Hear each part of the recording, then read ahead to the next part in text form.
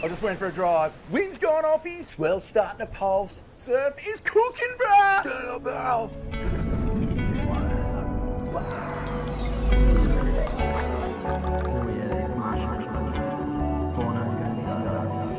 Smacking it! Absolutely cooking, bro! Cookie, bro?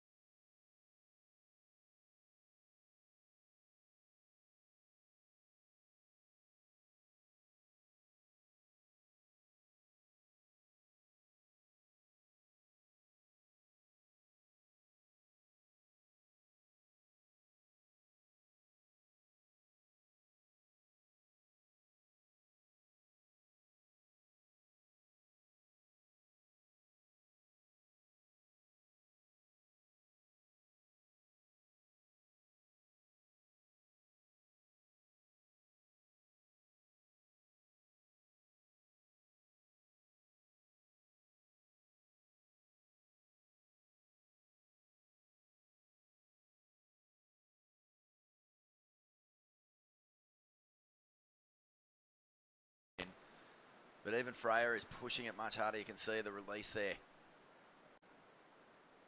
And she'll get it back up. Throws it up for a float. Something a little different. So some nice variety. But Izzy was on her way to a really solid score. And just, you know, that's the danger. There is a limit to how hard you can push it here. Like, if you're not in the exact perfect spot and you overcook it, there won't be much pushback on the board. So trying to pull it back in from those sorts of positions can be tricky. Yeah, you're right. You got to find that sweet spot. It's easy to overdo it. And there we have the score line right there. So it is Freya Prom currently in first with that 5.77 for her last one. Izzy Campbell, unfortunately, 3.60 for just that one turn, showing the potential that score could have had.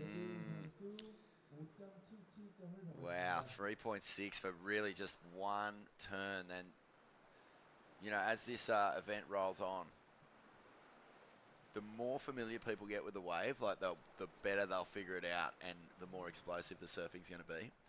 But good signs early. You know, we're already looking at 5.77 for Freya, and Izzy was, you know, solid on her first wave. Second wave looked like it was about to really get a good score. You got to let it go. But I mean, the good thing is, as we were saying, you know, she'll watch the replay, pay really close attention to what she did wrong and not make that mistake again. Because all these surfers are so used to watching tape now. And look at this, we have a Canadian surfer in the lineup, no doubt inspired by Erin Brooks, who is probably the most famous Canadian surfer. There we have our surfer from Canada, Kim. Nice first turn, sets it up for the second one. That was a little nicer in the pocket there. Beautiful. There she has a very relaxed style. She knows she's not rushing it. And right behind her, Suri. Good, solid first turn. This wave is already looking better. She's looking more confident. Unfortunately, that board, as we said, just kind of pushes it too hard and falls off. That was very unfortunate for Suri. But actually, talking to Kai yesterday and her mother, she is representing Canada, but I think she has lived here her whole life. Yeah. So is very used to this wave pool. There is Kai on your screen right now, our woman in green in this heat. Suri, unfortunately, a good first turn here, but falls off on that second one. Yeah, well, very similar to Izzy Campbell's wave. Feeling all electrified after nailing the first turn and then just overcooking the second one, but she'll get another chance. But Kim, yeah, we've seen competitors actually do that a little bit. I remember a couple of years ago we had a Korean competitor who actually spent a lot of time in America and had done the reverse, had come here, but with Korean heritage, and it was really cool because you're talking about Kanoa. That's right. Yeah. It was amazing.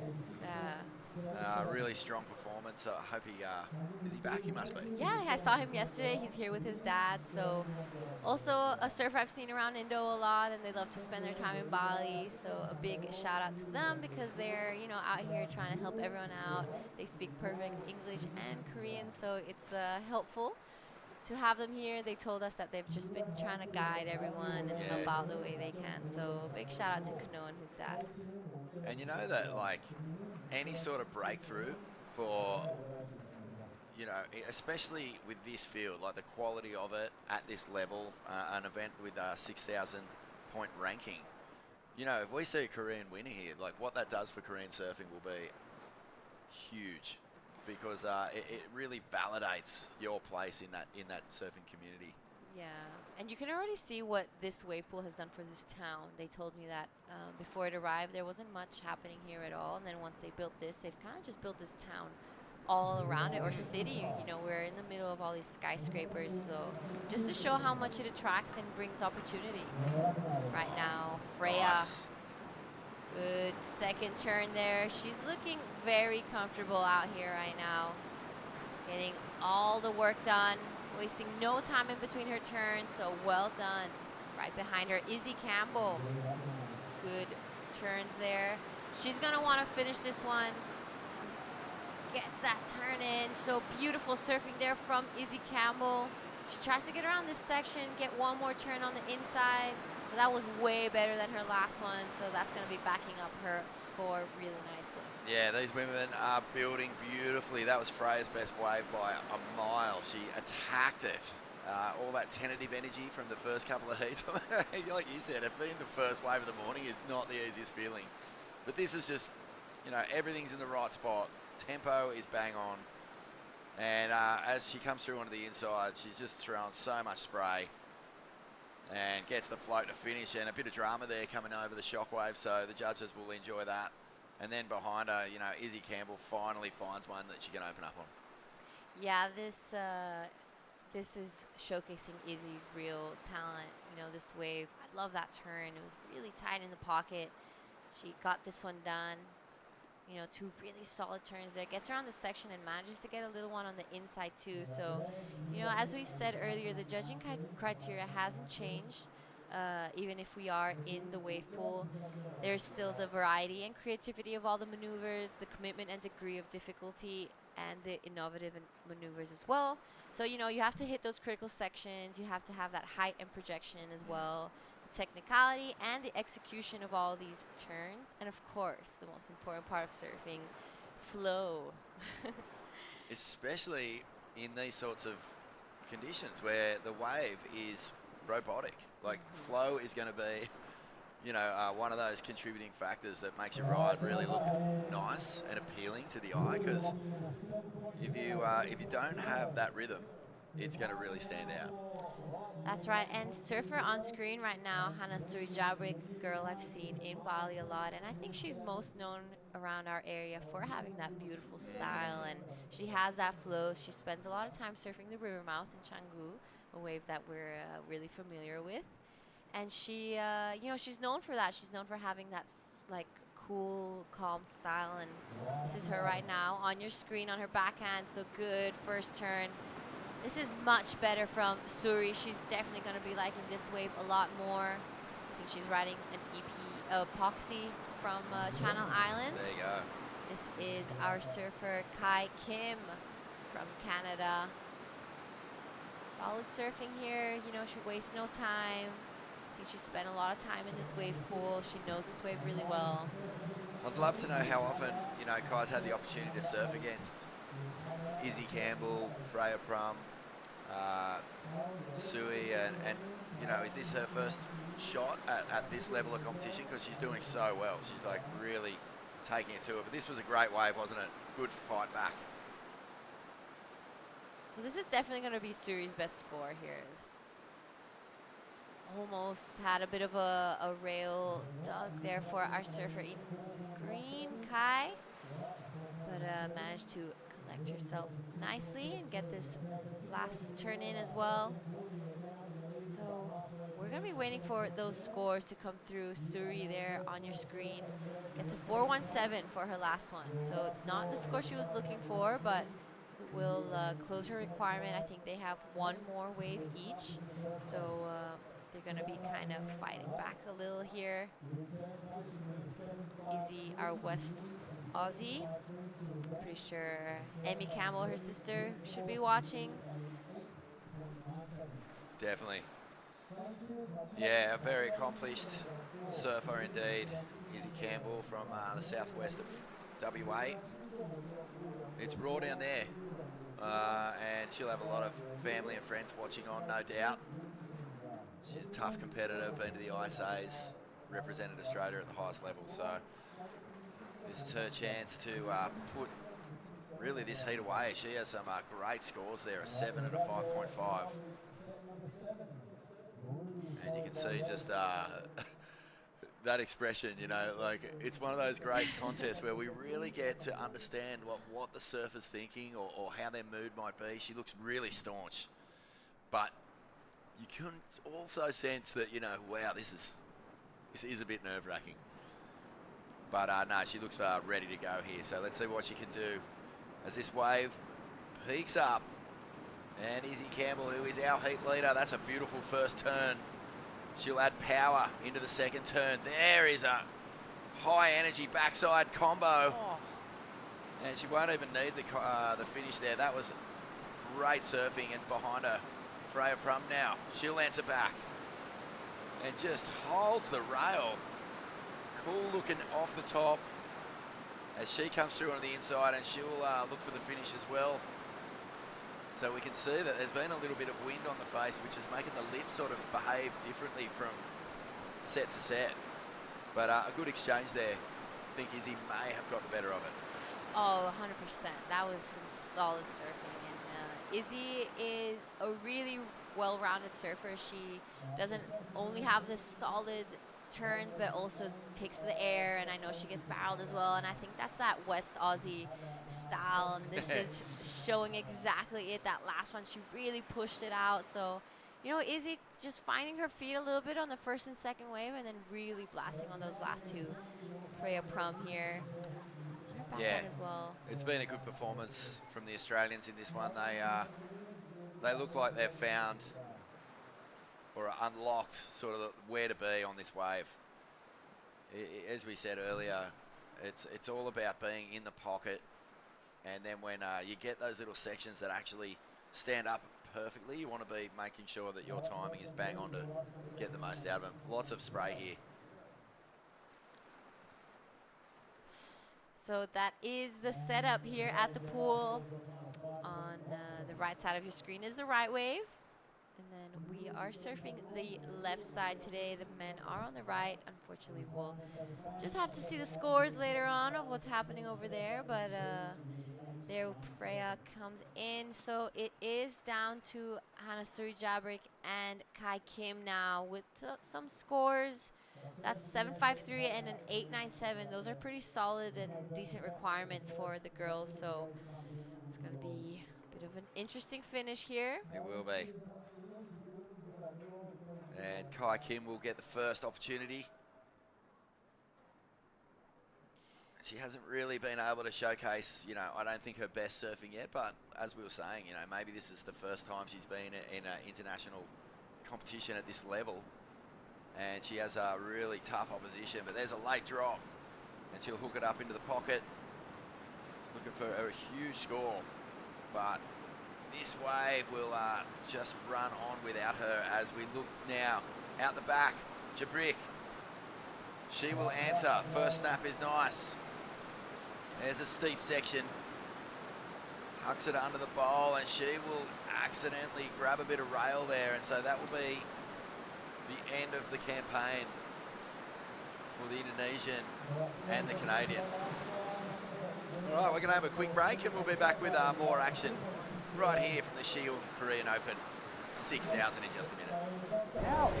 How? I was just went for a drive. Wind's gone off his, swell's starting to pulse. Surf is cooking, bruh!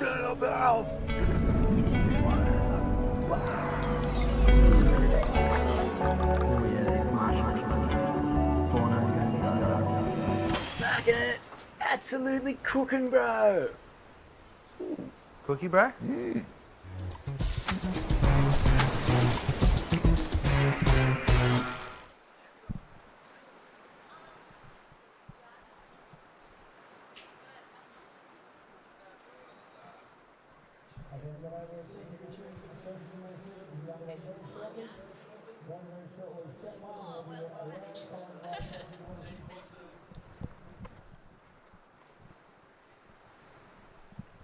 All right, guys, welcome back. This is the Siheung Korea Open QS 6000 in a wave pool. I'm Jada Legati. I want to welcome back Dai Wako to the booth. Good morning, Jada.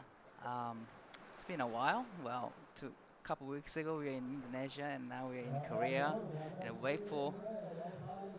Nice tour we have here. Exactly. Super exciting. And the contrast, how different, you know, we go from Krui and Nias, these waves that are just raw power, that left and that right, and just barreling. And now this wave pool, which is a completely different approach, and there's no rules to it really. So right now on your screen, the next heat 2 of the day, round of 48, we have Jasmine Studer in the red, Olive Hardy in blue, Arisa Ishii in the white, and we have Wayana Pitramel Sewell in the green. Wow, straight away. Nice couple turns in, and it gets to finish. And always getting nerves, come around on the first wave, especially at the wave pool. But nice turn from surfer Blue. Fortunately, it falls on the second turn.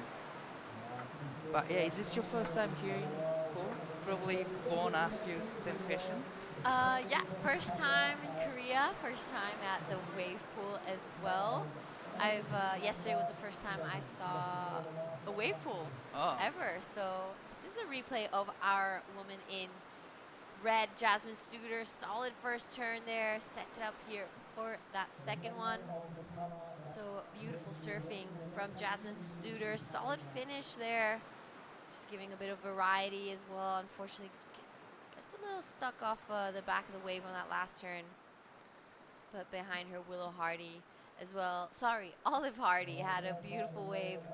Willow is her older sister, which unfortunately is not here right now due to an injury she sustained earlier on this year, but I'm sure she's watching and supporting her sister right now. But the Hardys are a huge surfing family and a big name in the Australian surf community, so big shout out to all of them. So yeah, the wave pool is, everyone definitely catches a wave. There's like, you take the factor of not finding your rhythm in the ocean away, and everyone has equal opportunity and equal amount of waves caught. So it's all about you, and I think it just creates a little bit more pressure. It creates a little bit more intensity. Because it's just, the waves comes in on the time, and then you have to go on that wave, and it's just you and you versus you, and just take the nerve down and do what you can do on the wave. But love the concept of having equal opportunities in the water. We don't really have that kind of opportunities in the real ocean, so nice to have one. But here is on the screen. Arisa Ishii from Japan. She's only 14 years of age, still young, upcoming surfer from Japan. 石井選手1本目のライディングになります。2発目、1発目、2発目と綺麗にターンを、これは落ち着いています。綺麗に決めてきて、最後のセクションもしっかりと決めてくるか。さあ、前に出てきました。Beautifully done there from our woman in white. I think coming up next we will have Wayana in green taking off on the next wave. So a couple scores already for our first two surfers. Jasmine Studer 4.67, Olive Hardy 3.33. So this is the replay of our woman in white, Arisa Ishii. Solid surfing, beautiful style. She doesn't rush it. She's kind of following the timing of the wave. Yeah, you just gotta time it right on those waves. Actually, if you miss time, then everything just falls off. So that's a great surfing from Arisa. Great first wave. So since we've gotten here to Korea, it's been non-stop rain. I don't think I've seen the sun yet. But, keeps the conditions glassy, hopefully. Right. There is a little bit of wind now, but, we'll see that come and go throughout the day. So that's pretty much the only thing that could change the conditions in a wave pool is the wind direction and how many knots of wind as well. So the girls out there, once that wind changes, you do have to change your surfing a little bit and adapt to the wave. It's part of that judging criteria. Like I said in the earlier heat, the judging criteria is still the same from the ocean, competitions. That hasn't changed, but yeah, adjustments in surfing sometimes when the wind comes up. On the screen, Olive Hardy is just waiting for the next one. She did a great surfing on the first wave. I was wondering what going through their mind while they're waiting for the wave. I mean, it's just so much adrenaline when you're just sitting there because it's all eyes on you. There's nothing else happening out here. It's just the wave pool, you know. So everyone's watching. Everyone has that attention, and this is right now Olive Hardy on her backhand. Solid first turn there. Sets it up again for this second one. Loving the approach from Olive Hardy. Strong, solid finish there from our woman in blue. Jasmine Studer now out the back, just kind of cuts it back there, gets back to that power source. Kind of fins out there. Nice surfing here from Jas Studer. Our surfer from Bali unfortunately falls off on that last part. But Jazz, you know, a lot of exciting things coming for our surfer in red. She did get an invitation to the Padang Cup, so she's going to be looking forward to that. So this is the Bonsoy replay now of our woman in blue, Olive Hardy. She is sitting on 3.33 right now, but definitely going to be backing up that score nicely. That was a great surfing from Surfer Blue. Allowed the first stand from Jasmine Studer. She did really great in Indonesian legs a couple weeks back. Now she's in the pool. Jasmine Studer sitting in the first place. Her first wave was 4.67, and definitely the last wave will be helping her to remain in the first place. Wow, the last of Olive Hardy comes in out of 5.60.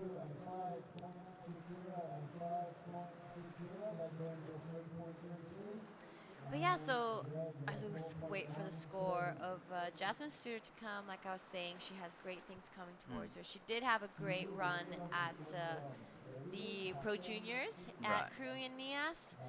Solid surfer. She's, you know, not afraid when it gets big.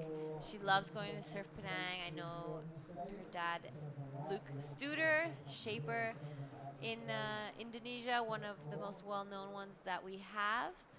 I'm not sure if he's here with her now. I'll have to ask her later, but Jazz is a young and up-and-coming Indonesian surfer. Definitely the bright future for her and for Indonesian surfing. Really, you know, loved her performance in the Indonesian leg, especially on her backhand. She has really powerful surfing.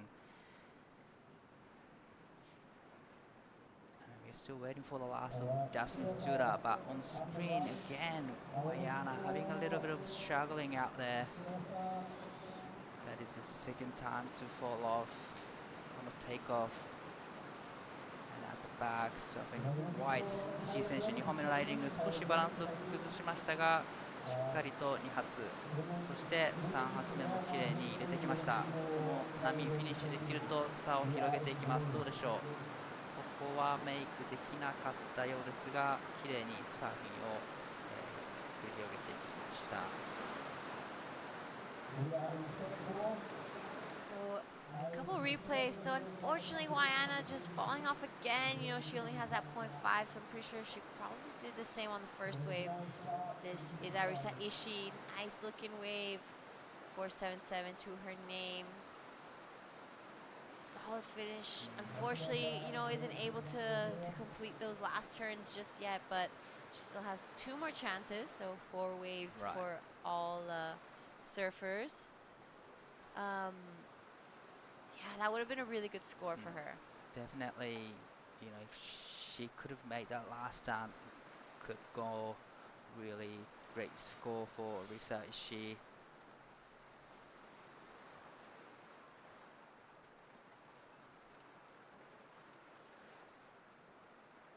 Yeah, all right, so it is now Olive Hardy in first. She has that 5.60 and a 3.33 to her name. Jasmine Studer, 4.67 and a 4.17. Arisa Ishii and Wayana with a little bit of catching up to do. Fortunate for Wayana, you know, hasn't really been able to find that rhythm to take off and get a couple turns in. She is a surfer from Byron Bay. I remember in Nias, she came up to us. She was like, you know what? I have nothing to do here, so please, like, if I can do anything to help you guys out, like, I would love to. And we were all there, like, well, I mean, yeah, you can come in the commentating booth. And she did call a couple heats with us, so it was really fun. She's only 18, first year on the QS full time. She is working, I think, part time while she's in Australia. Has a bit of a training routine. She used to compete in running professionally, if I'm not wrong, and then switched it up to surfing. She's like, it's way better. But this right now, Jasmine Studer. Up and riding, nice first turn, strong off the top and connecting nicely, and gets the finish clean right out of it. So this is going to be a really good score for Jasmine Studer. And at the back, Liv Hurdy is up and riding, nice off the turn, throwing a lot of sprays, and gets the finish as well. So definitely these two waves will be a good score for both Liv and Jasmine. So this is their third wave, and they get one more chance to surf in this heat.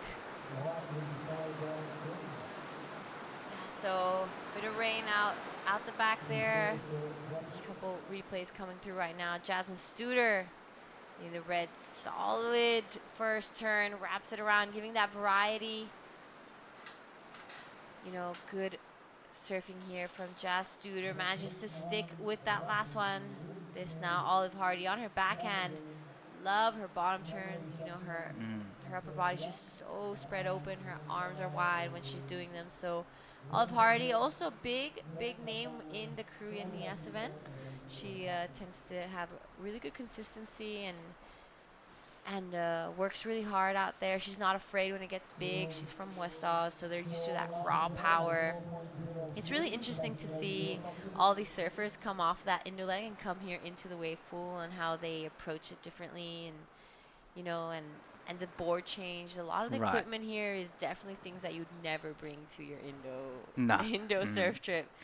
Definitely. So, yeah, it's great. Yeah, definitely we'll be seeing a lot of carbon surfboards today, because it's not as big as what we had in Indonesia legs, but we are in the same Asia region, but we have different, completely different kind of waves here compared to Indonesia, but still just a perfection. And it's nice to see everyone surfing different different type of waves, and it's just challenge for them to adapt in every condition. Yeah, and qualifying for the Challenger Series, that's what it's all about. Right. It's being able to adapt and change and give yourself the best chance. Unfortunate, therefore, Arisa Ishii just up and over on that wave. Wayana will be up next now. Hopefully gives herself a bit of a chance here. So this is Wayana's first wave. Good cut back there for her. Gets back to that power source of the wave. Solid second turn there. So this is going to be her best score for sure. It's going to be the first wave that she's actually managed to get a couple turns in and feel the wave out. She's going to have one more opportunity now. Yeah, nice to have four wave opportunities here, because definitely if I was in the heat, I'll be super nervous on the first and second waves.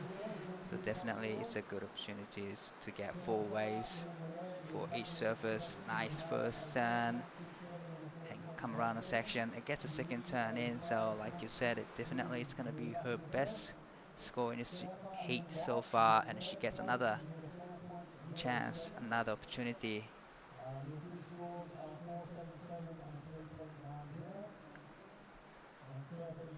Yep, so that is gonna be her first, her best score, 190. She's still looking for 694. Arisa Ishii now a 407 is her requirement. So one more chance for all 4 surfers in this heat. It is currently, though, Olive Hardy and Jasmine Studer in first. You can see it started raining pretty hard out there. We're gonna have these types of conditions throughout the next 3 days, so pack your raincoats, get your umbrellas out, because it's pretty solid out there. Last time I was here, it was snowing 2 years ago, so we have a lot of type of weather as well in the Asian region. There we have, you know, when you're out there, it's just you and yourself.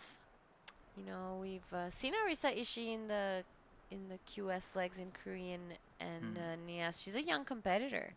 Only 14 years of age, so Yeah. definitely she's upcoming junior surfer from Japan, and I believe that she's selected for ISA surfing games as well. But here is on the screen, Liv Hardy. Nice first and second turn. She is in the lead, looking for wave to get rid of 3.33. Jasmine stood up and riding. Need a score to extend her lead. Nice second turn and get the third turn in. Unfortunately, couldn't finish the last turn, but still was a great first and second turn. Wow, I love this wave from Olive Hardy. Beautiful surfing there. Solid. Gets those first two turns and then starts to get a little tighter there. You saw those first ones were a little more arched open and then got really tight in the pocket for those last two. Jasmine Studer wraps around there on that first one. Sets it up for that second one again. So also nice surfing there from Jasmine Studer. Good turn there. I love that opening one. So solid stuff there, I think, Olive Hardy and Jasmine Studer. Olive probably getting a little bit, you know, the upper hand on that exchange, but beautiful surfing from both our women there. Now it is all eyes on Arisa Ishii and Wayana, looking for scores. They really need to, you know, kind of pull it together now and dig really deep within if they want to give themselves the best chance. Arisa Ishii 407 is not a huge requirement. Wow, it's not a huge requirement for Arisa. 4.07. It's their last chance to surf on this wave. Wayana needs 6.94, which is going to be a best heat score in this heat.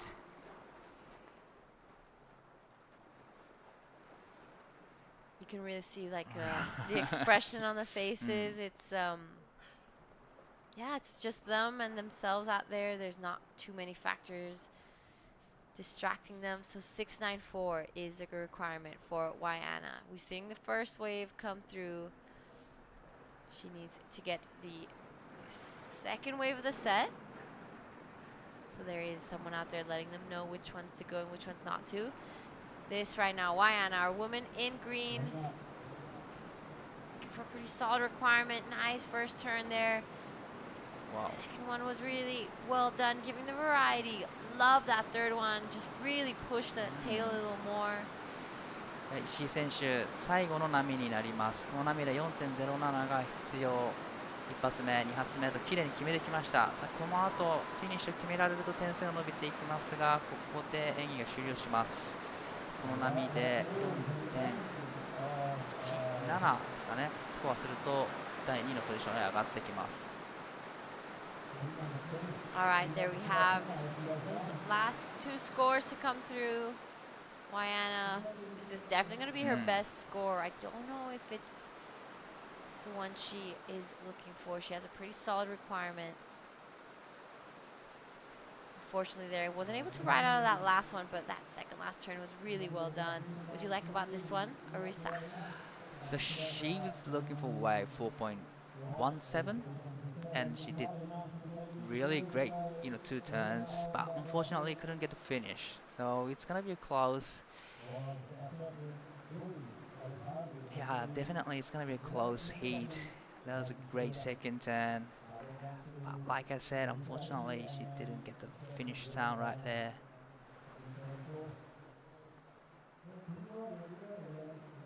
Yeah, so gonna wait for those scores to come through.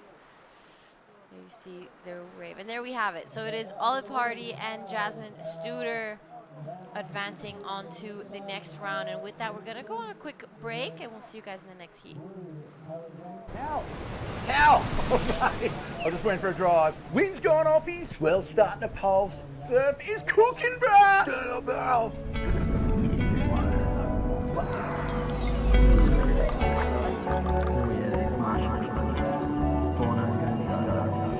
Smacking it! Absolutely cooking, bro! Cookie, bro?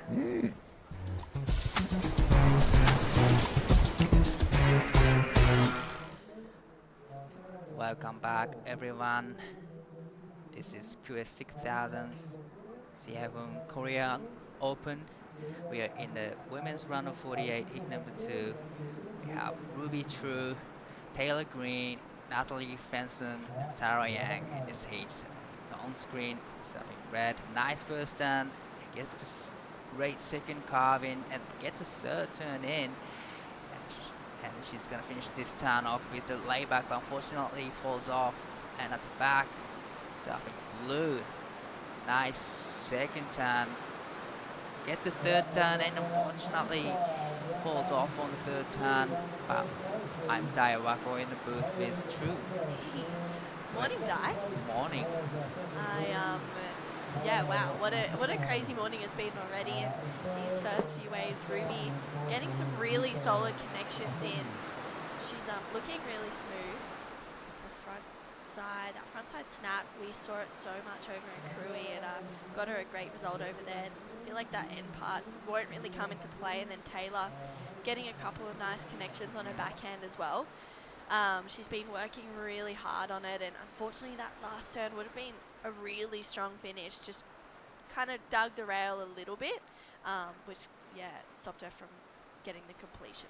Right, it's really important to to get the last turn in to get good scores in the pool actually, because every wave is pretty much the same. Yeah. So you need to have a different approach and bigger maneuvers, and especially on the last section, you need to get really huge finish to get good scores.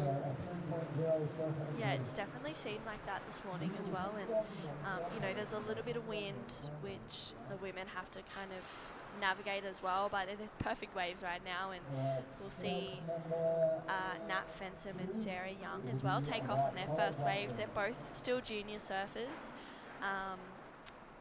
and they're kind of, this is their first proper year on the QS, their first time, competing, and probably their first time here. It's definitely their first time here for this event in Siheung, and I think for them it would be a little bit nerve-wracking, I'd say, because it's just up to you now. The wave's coming. Right, waves just coming at you, and you have to be ready for that. Yeah. Right, so definitely nerve-wracking moment for White up and riding. Nice first turn, and straight into second and third turn. Really love the combination from surfing White. That was great 4-turn combo from surfing White, and at the back, Sarah Yang. Nice strong first and second turn, and get the third turn in. Gets the finish. Wow, that was a great surfing from both White and Green. Yeah, Nat and Sarah just coming out really strong in this heat. Some really great backhand turns. Sarah just, heaps of flow in between those backhand turns. We'll have a look at this first one of Nat's though. You can see she just front arm. I love how she gets it right close to the wall, and you can see she's just up and into every section there. Everyone's had the opportunity to surf, and practice out here. That last turn for Nat was so smooth, and then this one of Sarah's, she actually got in late last night, so I wouldn't be surprised if this was maybe her first surf out here, and some really, really strong turns. I mean, that last turn timed it really well, not hitting it too late just so that she could get that completion. So this must be her first wave of the competition. I mean, of the whole surfing in Korea, and she gets. I mean, it wouldn't surfing. surprise me. I was on the same flight as me, and I didn't get in here until about 11 p.m. last night. So I don't think she would have had a surf. you know, I've heard some of the surfers like had a practice surfing at 11 last night. Really? Yes, so she Maybe. could have, you know, surfed for 2 or 3 days. But it's like we don't really get to surf in the nighttime usually, so No. definitely great opportunity to surf in the, Yeah. you know, in the dark.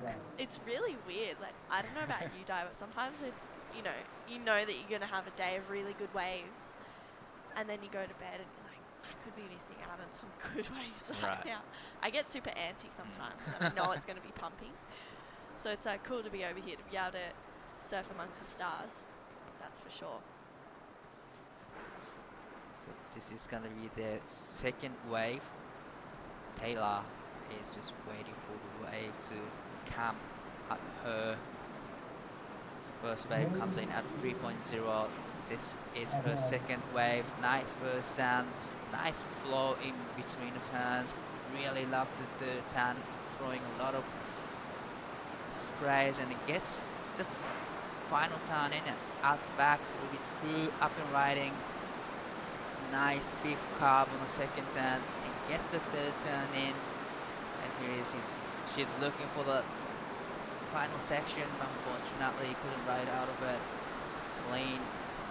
That's great surfing from Taylor Green. Yeah, Taylor. She is representing New Zealand. We know we saw her over in Korea and Nias, and a couple of really strong connections here for Taylor. That board is looking so responsive. That's a really nice, combo there for Taylor, getting that completion, and then Ruby out behind her. This is a really stacked heat. Ruby getting some really strong front hand turns, a lone goofy footer in this heat. So a little bit of a point of difference. Nice high line as she just tags it, but unfortunately just timing it a little bit off, and that first opening carve was so smooth for Ruby. She had some good results in Indo. She's coming into this event with, I guess, a lot of momentum. We saw Taylor get knocked out in the quarterfinals at the Nias Pro. She actually got knocked out by the event winner, Lucy Dara.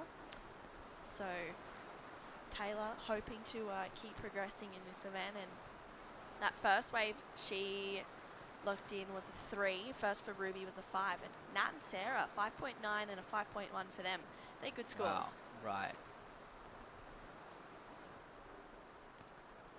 So we are still waiting for the Taylor Green's last wave to come in, but it's now Natalie and Sarah's second turn in the water.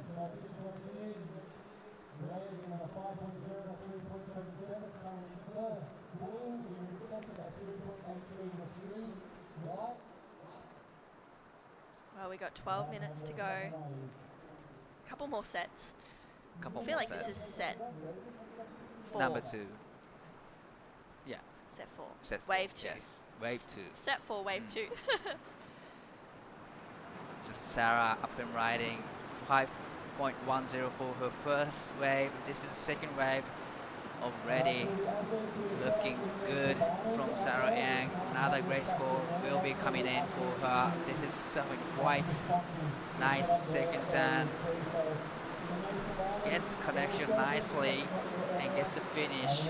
So again, another beautiful waves from surfing white and green. They're just really not putting a foot wrong right now. Let's take a quick look at this last one of Sarah's. Good first turn. Really strong connections. It's a little stuck, but she recovers so well. That turn was beautiful, just driving through some really, really nice combos. I mean, the flow off the bottom is just so smooth, and then Nat as well. You can see her just pushing a little bit extra on that second turn. Maybe stuff the timing a little bit, but she did so well. She's already locked in the best wave of the heat, that 5.9. This is going to be a really strong backup, and she's still got 2 more opportunities to better it as well. So I feel like Nat and Sarah are in real commanding heats in this, commanding leads in this heat. Definitely, you know, if you get good, like a mid-5s on the first wave, you can do anything on the second and third and fourth wave. So definitely they are in a good rhythm.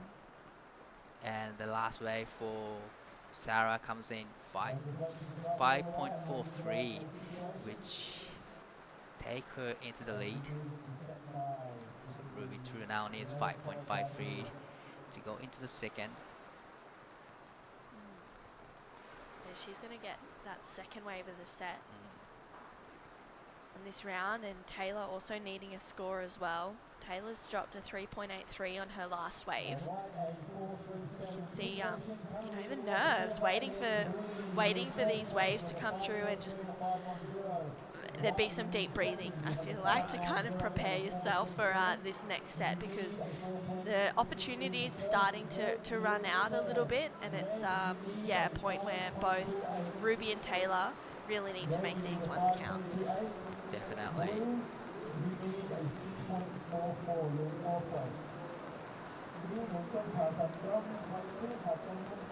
Well, Ruby up and riding, needing a good score. Nice first turn, tags it in the right place, and nice carve for the second turn, and get the third turn in, throwing a lot of sprays. And camera on the section, is she going to get the finish? She did, but fortunately it wasn't a big finish. But still, it was a great surfing from Ruby True, needing 5.03, I think. Yeah, wow. It's gonna be a really close to the requirement. 5.28 is what she needed. We saw Taylor go down on her first turn as well, so we'll have a look at what happened there. She needs a 6.44.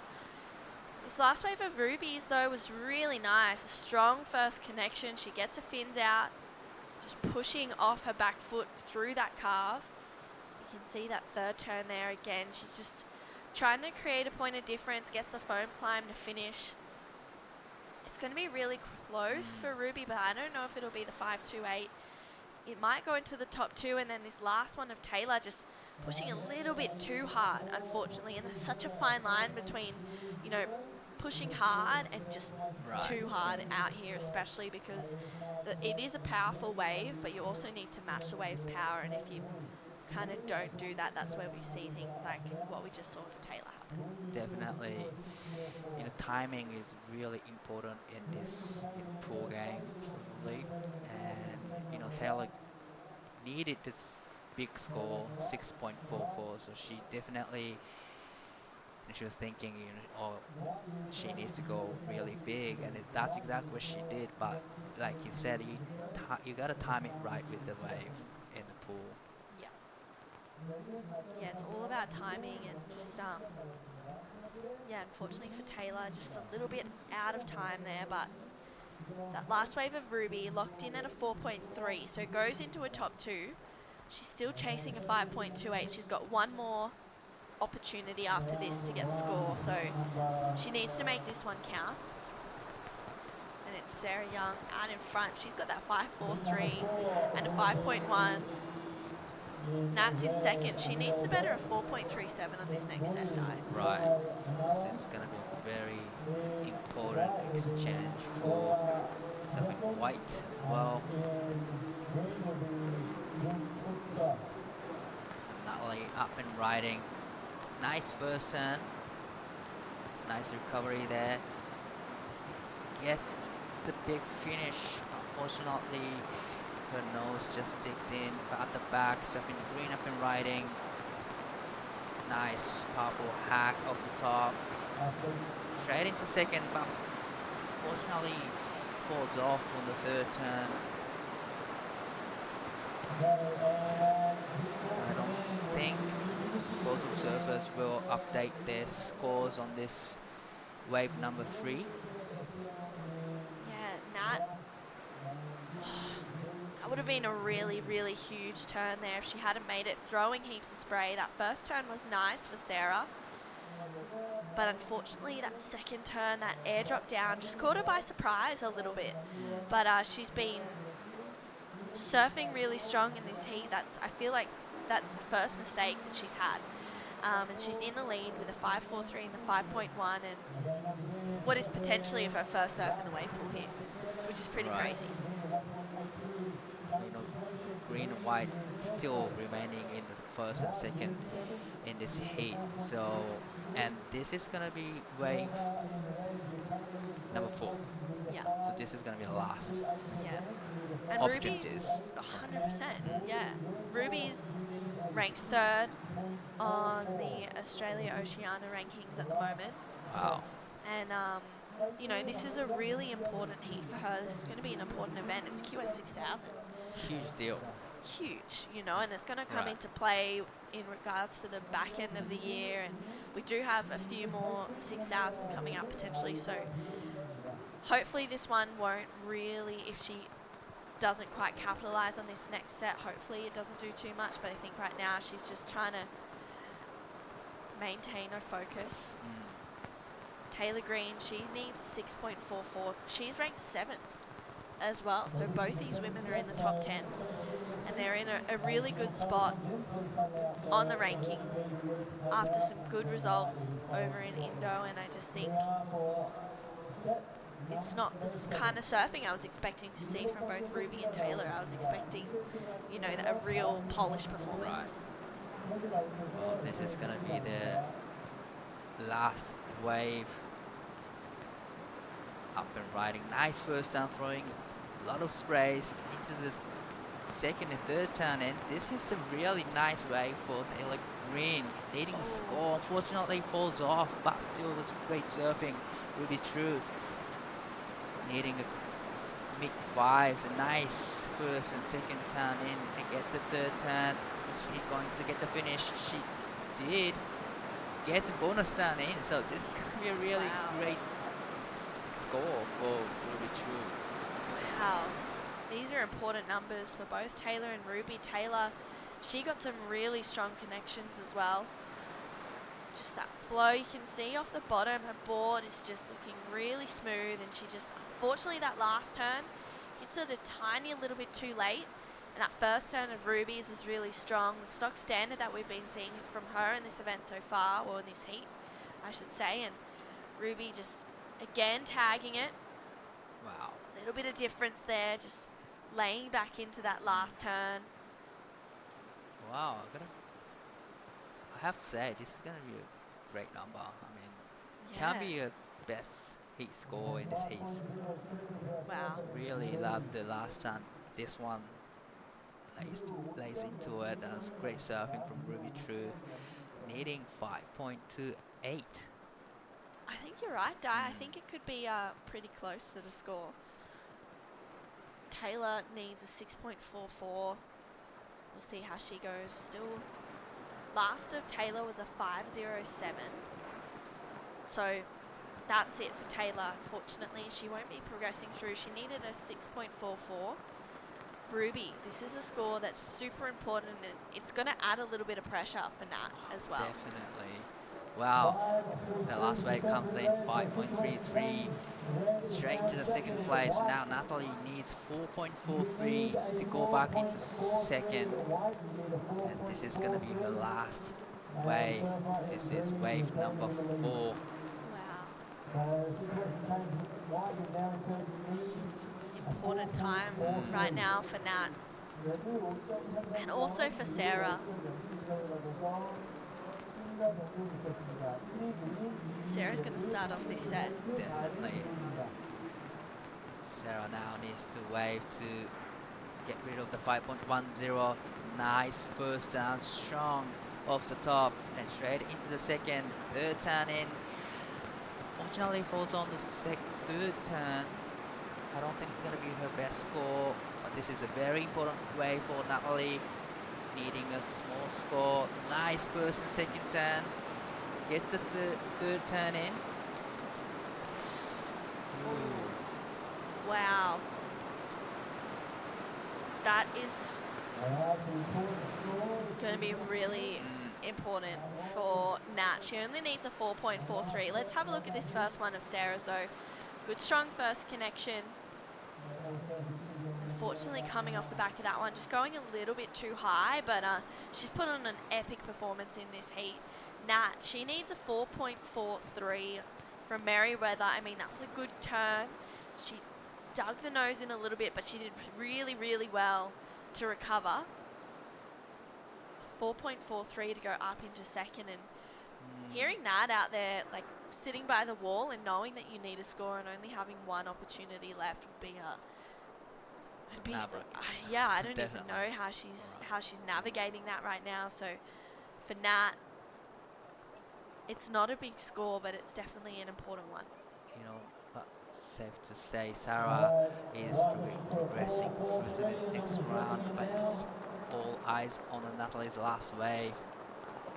Needing a really small score, 4.33. Wow.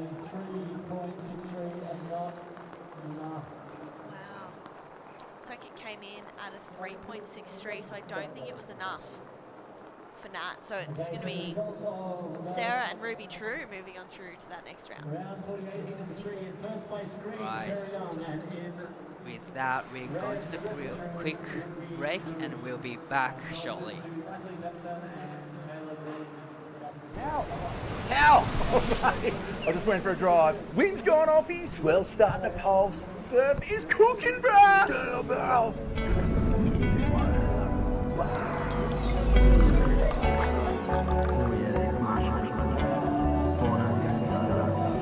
Smacking it! Absolutely cooking, bro! 10 seconds, he says. Cookie, bro?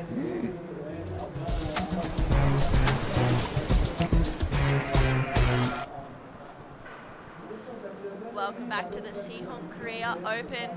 We're straight into heat number 4 for the round of 48 of the women. Emily Burke, this is her first wave from Newcastle, unfortunately comes unstuck, and then Sai Manua out behind. She's got a really strong backhand. Nice connection there for Sai. Driving off the bottom once again. She's just looking really sharp right now. I'm True Starling and joined in the booth with me to come through this one is Morton Blakey. Good morning. Oh, it's good to be back. Good to be back in South Korea. Yes. Siheung Wave Park, and this Korean Open, 6,000 points up for grabs, and already big seeds in these early rounds. Sai Manua is just such a good surfer, and we've seen how powerful she is. Who else is in this heat, True? Yeah, we've got Aura Zeflin or Alan out there, as well as Jun Uta from Japan. So this is a pretty stacked heat, and wow, Sai's just, yeah, she's looking really, really strong. She's got such a sharp backhand. I love watching her surf going left, and you know, we're going to see that, a fair bit of that for the next 3 days. Look at the power here. This is just real attack mode stuff. And you know, if you've been doing this Asian qualifying series for as long as we have, you've really seen these surfers develop. You know, I think when we first saw Sai, she was just tiny, like such a little, you know, young athlete with big dreams, and now she's like, you know, paddling out at these events as one of the favourites. She attacks it with so much power and conviction. Yeah. 5.17 to get going, and sort of the rhythm of the heat, True, as being a couple of tentative first waves, and then real get into the tempo of this wave and really tee off. Yeah, definitely. I think that first wave, it just gets rid of the jelly legs, so, you know, first wave jitters or whatever that is. And I think, you know, some people that we've just seen them come out with a really strong bang. We saw Sarah Young do that in that last heat. And for Sai, a 5.17 for her first wave, as you said. She's been such a powerhouse of a competitor on the Asia Series, and living on the Gold Coast, representing Japan. She's just, yeah, she's so awesome as well. She loves a joke and loves to have a laugh, but she's deadly serious when she needs to be. Yeah. Well, 6,000 points up for grabs. You know, there won't be too much fooling around in these heats. Zeflin now. And, oh, speedy off the top. The good thing is, you know, as we were saying earlier, as you're paddling back out, you can watch your replays and go, okay, yeah, see what I did there. Normally you can kind of sense what you did wrong, but getting the ability to kind of like roll tape as you're midway through a heat, as soon as you like make a mistake or you do something really good, understanding like what your body mechanics were and where you were on the wave is huge advantage. Yeah, definitely. And it's knowing as well, like, oh, this feels like a 5.17, that looks like a 5.17. Yeah. You don't get that anywhere else. No, yeah. Like in your head, you might be like, oh man, I ripped that thing. Where's my like excellent score? And then you watch your replay, and you're like, oh, okay, yeah, all right, maybe it was. I get it. Yeah, I get it now. I mean, wouldn't hurt recreational surfers to have video replays just to wind back the clock a little bit, or sorry, wind down the mayo. Yes. It's pretty crazy. Like paddling back out and seeing yourself surf, it's a bit trippy. Yeah, I super feel like. trippy. It's good though. Like it's definitely a part of it. What would your sort of, if you were paddling back out after you just got away and you looked up at the big screen and you saw yourself surfing, what would be your first reaction, do you think? Oh, I feel like I'd be like, oh no. Yeah, I think mine would be. I think my first reaction, I'd be like, oh. Mine would be, oh my God, have a go at this flapping bald kook. Oh no, it's me.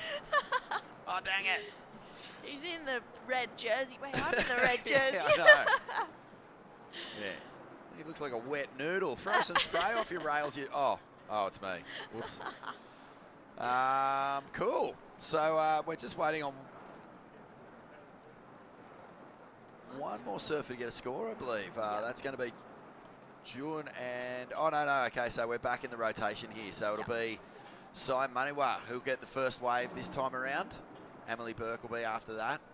Emily's been surfing extremely well over the past few years on the cube. Yeah. Newey? Yep, she's from Merriweather. Merriweather surfer, and doing a bit of judging on the side, I noticed. Yes. A few of the crew. Saw Mikey Clayton Brown doing some judging. And it's pretty awesome. it is cool. Gives you an understanding, doesn't it? So, backside attack here. And powerful surfing. And again, and that is just 4 hangers. Clean and powerful as Emily looks to the rail. So less into the lip and a little bit more of that board being pulled through the wave face, but it's working. And will she get a finishing turn? She will. So just finding rhythm. Only a 3.17 for her first. Yeah, 3.17. She had that little bit of a fumble, I guess, on that last turn. That was better surf wave for Emily there. Maybe not as vertical as we're used to seeing from her, but side, just wow, just coming out really strong once again. She's looking smooth. She's got that signature spray, and that finish was just so lethal. Yeah, open with a 5.17. I think she'll go better than that. Emily now. She's that first turn was nice. I put her in a good spot. The second turn almost looks like she just lost a little bit out through the top of the turn. Did get a finish. And we'll see here. Yeah, that was nicely done. Had a good space. That turn threw a bit more spray. Yeah, Emily just looking strong so far. It's not the not the kind of surfing that we're used to seeing from her. I feel like those first few waves is definitely a little bit of pressure, especially coming over here, and it's something different, it's something new, and then you're here experiencing the wave pool and you're like, you know, how do I navigate it? The wave's the same every time, but it's definitely not easy to surf. You know, you need to pre-prepare. You're watching the heats. Yeah. What do you think's the advantage out here?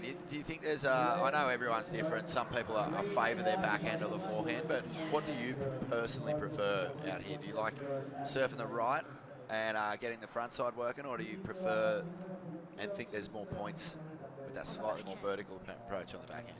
I think so far, I feel like it's the backhand approach at the moment is looking really good, but forehand you can kind of get a little bit funky with it.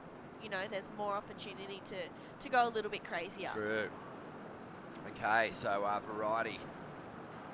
And speaking of that, here we are with Jude. That's a nice ride. There's been some good variety of turns in this one. You know, a couple of snaps, a couple of carves, and now Zeppelin at the back. Zeppelin, sorry. And she'll get a couple of snaps into the pocket. And we're seeing, you know, some competitors who have never been able to show what they're made of in a 6,000. So a huge opportunity. Yeah. Couple of surfers this morning, first ever QS, and it's this standard. Like that's a big ask, but a great experience as well. So good snap here from June. Yeah, that was a nice first turn. She missed that first wave in the set, and she on her very first set, so she's coming back really strong. And yeah, a couple of really great connections there for June, and then Aura or Alan, she's just looking really smooth as well. Sister of Dylan and Jaden Wilcoxon. Part of that Kandui crew, they're traveling together and really supporting each other. That was a strong connection there, that carve down. So she'll get her best score in as well. You could actually see exactly what you were just articulating in the difference between the Goofies and Sai. Sai's just relying on power and rhythm, whereas the Goofies are able to let it get a little bit more creative, you know, like they can swoop it back to the bowl, they can hit it through the lip, they can bring a different line. It's nice to see, isn't it?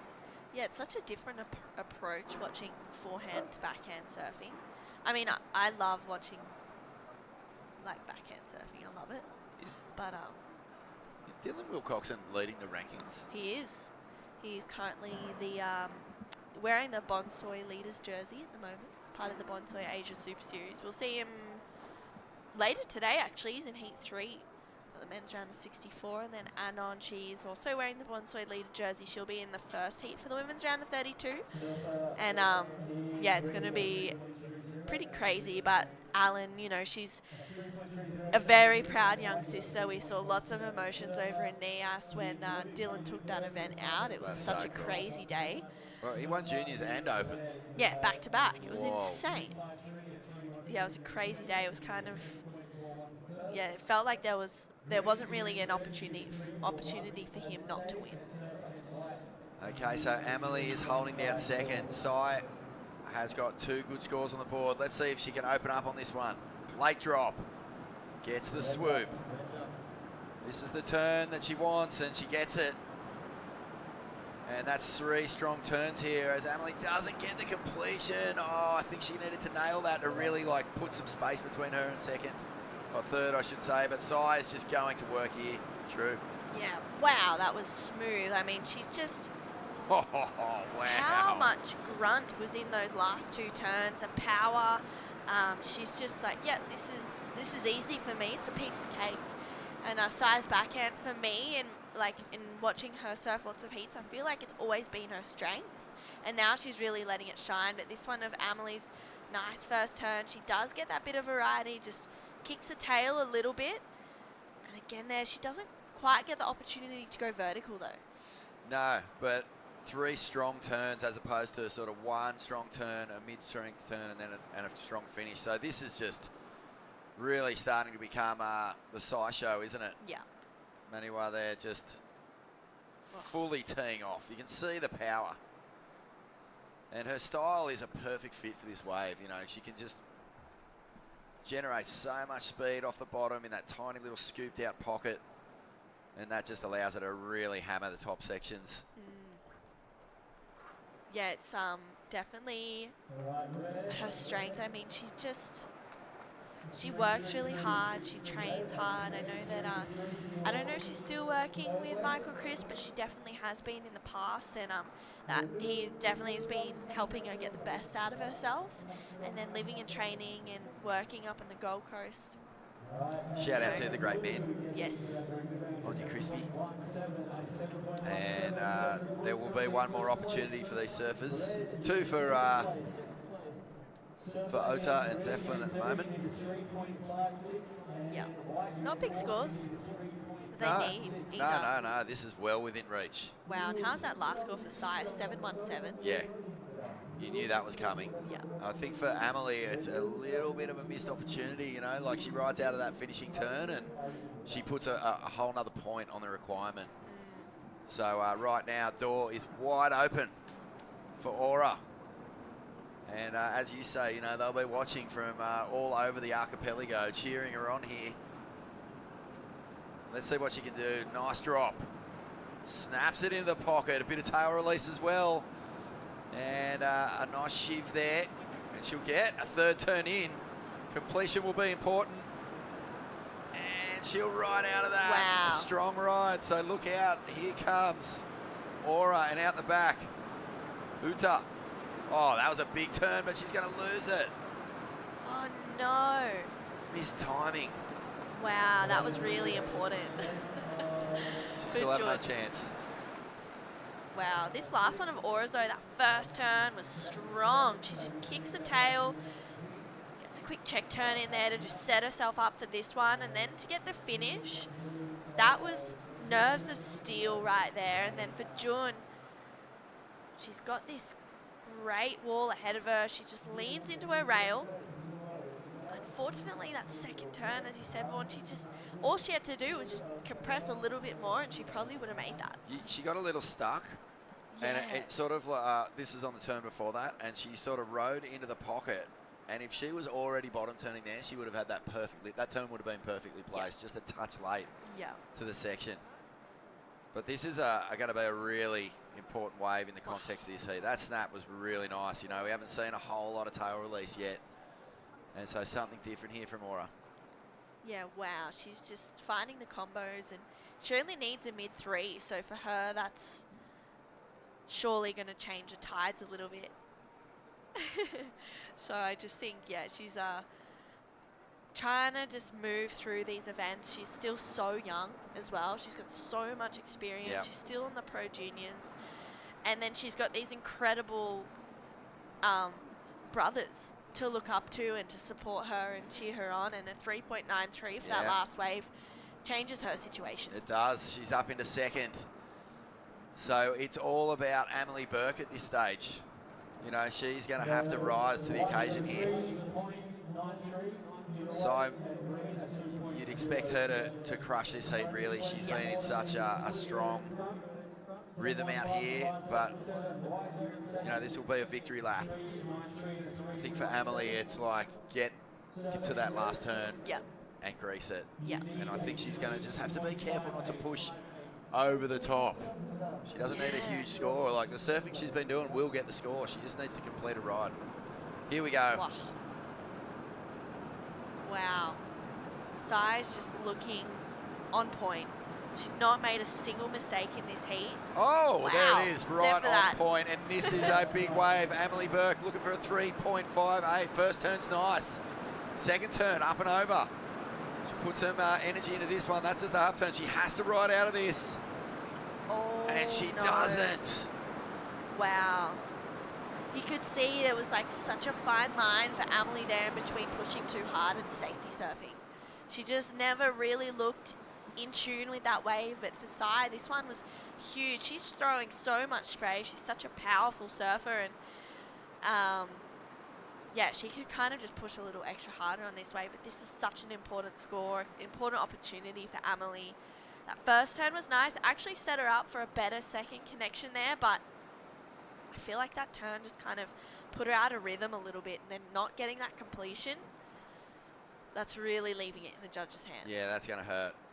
I thought the first turn into the second turn, that combo was really good. But, you know, so much wave left to attack. There's another combo there. You know, her third turn was a bit of a missed time, and then her last turn she didn't complete. So I think she'll be extremely lucky to get through this one. Yeah. The judges will be looking at the replays. Yeah, they will. It's not a big score, but still in the scheme of things, 3.58. The other thing is that, you know, both these surfers who are left with a wave, they're finding their rhythm. They're on the come up in this heat, so you know they can really put it to bed right here. Yeah, it's a dangerous position. It brings up, like, you know, being in a wave pool, and then you have to sit and watch the next two surfers catch their waves. It's great footage, isn't it? You know, we really get to bead in on the surfers' faces, sort of get a bit of I don't know, just a feel for what their demeanour is like and how they're approaching this sort of like nervous weight. Yeah. Wow. So Red did not get the score. Oh my goodness. 3.33. So that means Aura is in the box seat to get through this heat, but it'll be this woman on screen right now, Jun Uta. What can she do? Needs a 3.81. It will have to be her best ride. Late drop, catches the rail, and unfortunately, the pressure a little bit too much. So it looks like Aura will get the victory lap here. Wow. That is a huge win there for Aura.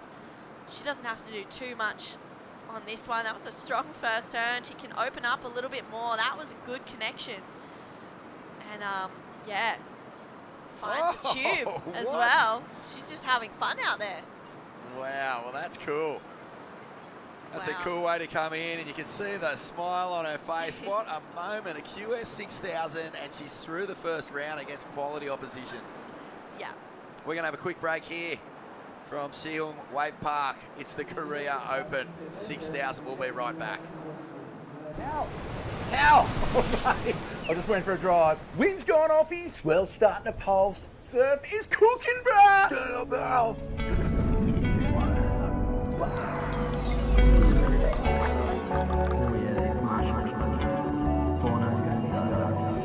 Smacking it. Absolutely cooking, bro. Cookie, bro?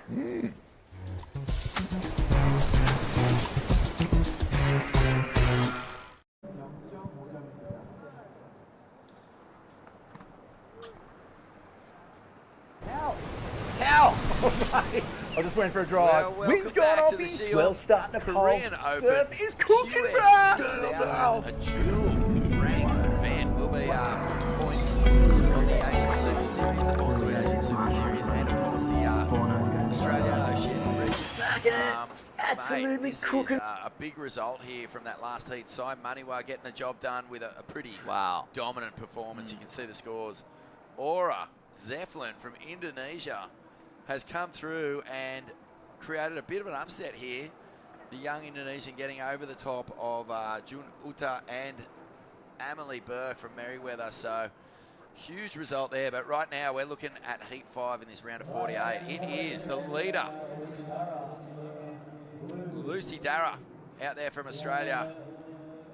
Yunano Shimizu out there in the Blue, and we have Minori Kawai in white and Lee Harin in green from Korea, Excellent. local surfer. Thank you very much, Di. Vaughan Blakey and Di Wacko commentating this heat as we see this phenomenal young talent who has been on a tear this year, starting to tee off. And that is a great opening ride first thing in the morning. 清水選手、1本目のライディング、素晴らしい1発目のライ、そして2発目も大きなスプレーを上げてきています。3発目、4発目入れられるか。ここはセクションを抜けて1発入れてきました。これはいいライディングになりました。That was a great surfing from It was. Shimizu Hinano. So actually her twin sister will be surfing next heat Oh, in classic. red. No way. So here's the replay of Lucy.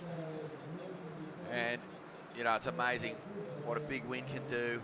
Took out Nias and just looking so lively. The last of blue really loved first and straight into the second, throwing a lot of sprays. Wow, her board looks really great in this pool wave. That was a great surfing from both red and blue. I think that, like, non-complete Right. won't really matter too much. Just sort of on a bit of a fluffy nothing section right on the inside of the pool. We've surfed this pool a few times, you and me, Di. Definitely 2 years ago, it was freezing, snowing It was condition, so but cold. we were frothing to get out. I know, man. You ran down, I'll never forget, you ran down. We were in November. The water temperature in the pool when we first went to surf, it was 4 degrees. Single degrees, yes. And you it didn't was- have booties on, No. and you ran into the water, you got about knee deep, and you just turned around and ran all the way back to get the boots. It was just way too cold for me, but it was great surfing and it was great opportunity. All right, so who have we got here, mate? So we have Minori Kawai from Japan. She is a really strong surfer and she just won one of the Japanese surf league last week. Wow, that's huge. So yeah, she builds a lot of confidence in her right now. And in green we have local surfer Lee Harin. One of the great things about this event, you know, the first time we came here was watching the Koreans, the crowd support for them, Right. and they had a couple of surfers go quite deep into the draw. Definitely on the particularly- men's side. and in the longboarding as well. Yeah. That was incredible. So, you know, wouldn't they love to make another big statement here. Well, here is on screen 河合選手1本目のライディングになります。さあレイトテイクオフからスプレーを大きく上げてきます。2発目もこれも大きなスプレーを上げてきています。3発目4発目と綺麗なサーフィンをしてきたのが河合選手。 Wow. Great combination from Minori, and on screen something very nice first turn, nice recovery there. Fortunately, he comes unstuck on the second turn, but great surfing from Minori. Oh, That's a huge impressive. surfing. She's got a real whiplash sort Right. of element, loaded up and then just really hook the body around the board, flings through her turns. Beautiful timing. Right. You know, smooth connection between turns. Everything was on point. Timed it right. It was great surfing. Yeah, and then just a little error here from Lee. I'd say she would have surfed this pool quite a bit, Right. but it's a whole different ball game when you're surfing in a QS 6000. It's a big deal. QS 6000 Well, is. what? It was 3000 last time we were here. Yes, and it wasn't a co-sanction even, so That's right. definitely it's a high-rated competition right now. But here's a reply of Minori's last wave. That's great surfing.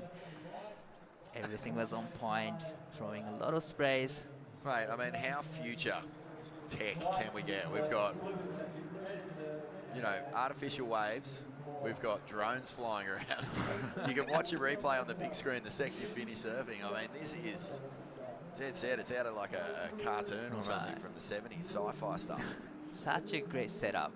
Straight after you finish your turn wave, and then you can see the replay, and you can see what's going on, and it's a great setup. And I feel like, you know, Minori's going to be really happy. She got the top score. She opened with the best of these exchanges. And look at that. Wow. Shimizu also. So the Japanese surfers have opened strongly here. Lucy Dara just a 3.67. The judges want to see more from her. And Lee with the mistake, just a 1.5. So all these surfers get 4 opportunities. Right. 4 waves. They'll have basically first and third waves of the sets are the best 2 waves. Then they swap them, and then they swap back, and then they swap them again, if that makes sense. It's basically you get 4 shots at it, 2 shots at the first wave, 2 shots at the third wave. So it's an equal opportunities, but on screen 清水選手2本目のライディングになります。1発目、2発目、これも綺麗にターンを重ねていっています。さあ3発目、これは大きなアクションになりました。フィニッシュもしっかり決めてきて前に出ました。Another great surfing. This is Lucy up and riding, needs a score. Nice first and second turn. Get the third turn in. That was a big, solid turn, and gets the completion. Oh, I don't think they'll give it. I can't say they're giving it, but that was the turn she needed. You know, that's been the standout moment of the heat. I think that the attack here is just so beautifully timed. You know, like every turn is in the right place. Right. You can see there, it's got the best tempo dive, but wow, there's a big difference between that final turn that Lucy just did. There's points in that. Definitely, you know, Lucy was on the way to the great score. That was great 2-turn combo, and gets the third turn in, and gets the final section, hits the lip really hard, but unfortunately couldn't stick to the last turn. That was really unfortunate for her. You can see here, wow, that has a lot of sting in it. It's a really punchy turn. That's a hard section to hit too. A lot of surfers tend to just tap that end section. But this was just beautiful surfing, and, you know, I think what we're going to see here really is that Hinano is going to get a really good backup score here. 河合選手1本目でこのヒートのベストスコアをスコアし、清水選手2本目のライディングで 5.77 をスコアしています。現在2名の日本人選手が1位、2位と、の順位になっています。プールでの試合となりますが、セットの2本目のセット、そして4本目のセットに各選手が乗っていく形となっています。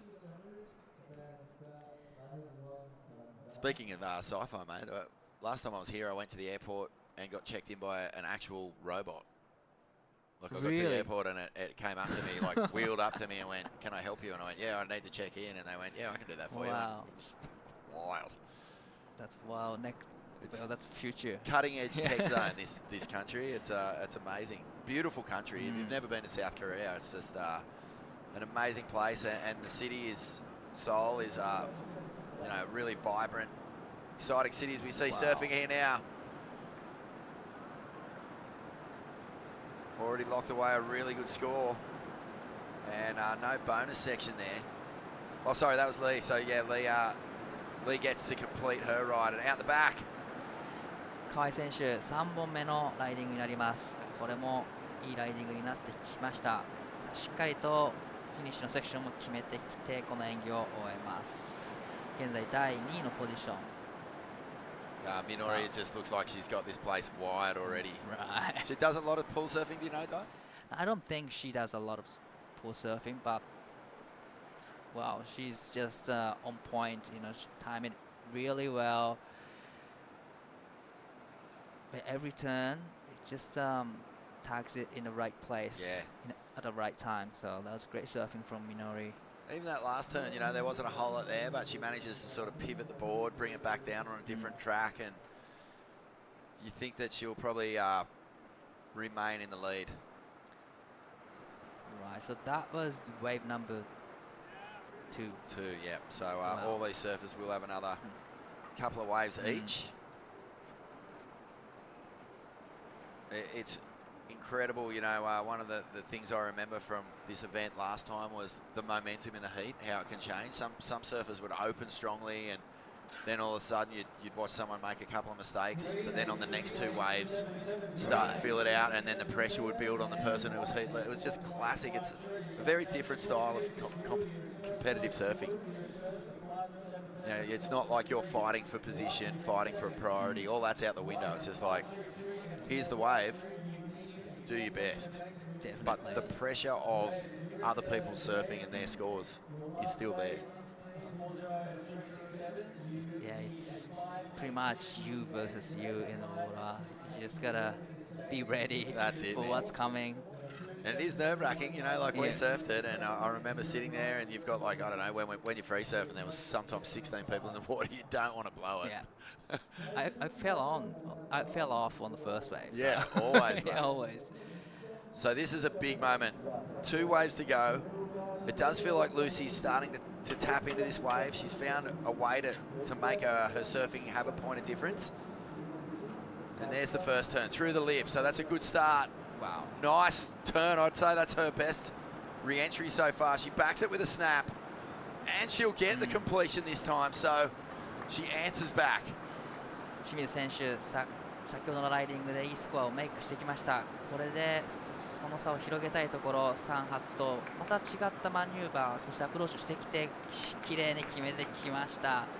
That was a great exchange from Lucy and Shimizu. Great surfing from the both of the surfers. Definitely Lucy did a great job. Stick to the last section. Yeah. Here's a replay. Really love the first one. That's a beautiful snap right there, and get the third turn in, and it gets a completion. So this is gonna be definitely her best score in this heat so far. And at the back, Shimizu up and riding. Nice first and second turn. It's a little fumble, but nice recovery there, and gets the finish.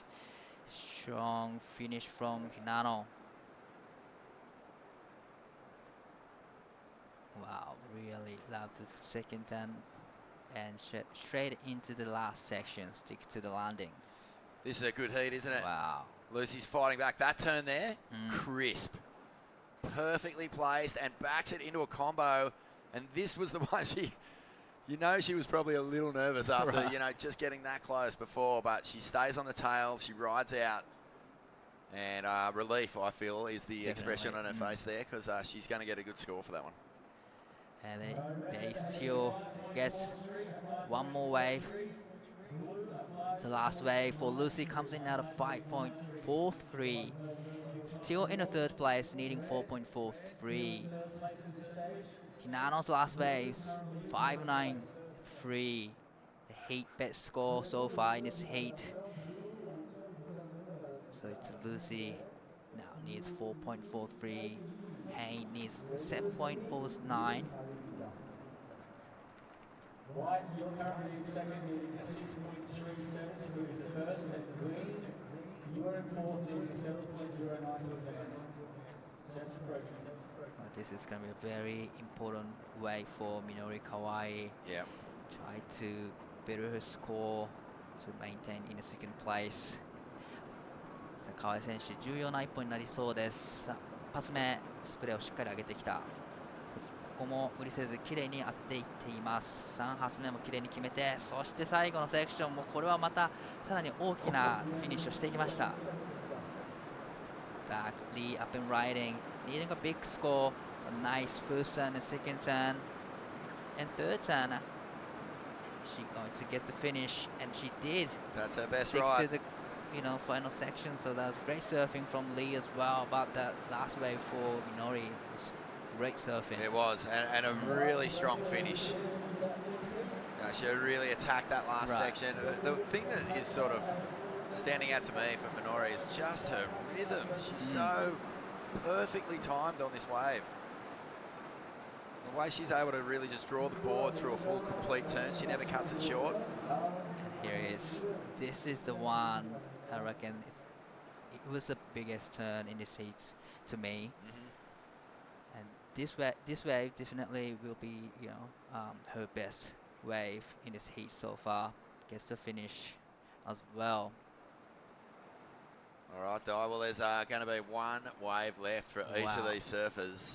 And because it is so close, I think we're going to see some pretty radical surfing here. It'll be high risk. I don't think that we'll be seeing, safety re-entries as much. We'll probably see someone trying to get the win. I mean, Lucy is definitely going to go all out. She felt like she probably surfed that last wave really well. But she's still going to need a score. Wow. Yeah, big snap on the inside. Yeah, I can tell that she likes that finishing turn. But the last wave for Minori comes in at 6.23, so she's extending her lead. Yeah. She's in the second place now. Lucy needing 6.14. 6.14. It's not the best wave of the heat, but it's not far off it. We know what that looks like. So a 6.14 for the Gerringong surfer to try and, get deeper into this draw. She's already got a lot of points under her belt, a big win at Nias, so this will be a huge exchange.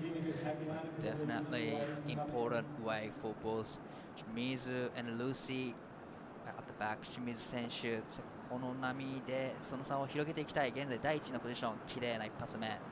2発目もスペルを上げてきました。3発目、さあここがフィニッシュのターン、しっかり決めると点数を上げてきます。決めてきました。Here we are. Lucy Dara, well, she's put some energy into this first turn. Second turn, releases the tail. Third turn, lets it slip. Wow, that's really unfortunate for Lucy. You could see that she was trying so hard, but her tempo definitely had a little bit of, it looked a little rushed. Wow. And it's just been such a powerful display here. That was a really strong finish from Hinano. Yeah. You can see there, just the effort going into that first turn. The second turn was nice. A little bobble on the face. It just, it kind of almost killed that section. And that's what can happen here. Right. It's a perfection, the perfect waves, but I don't think every wave is the same. No, definitely not. Slightly there's a difference. So you gotta adapt that, adjust the timing and everything. And even just, there's a little crosswind on it that gusts. So sometimes if you get a wave when there's a big gust, that'll have a different sort of effect on the lip line. So yeah, it's a big performance here from the Japanese surfers.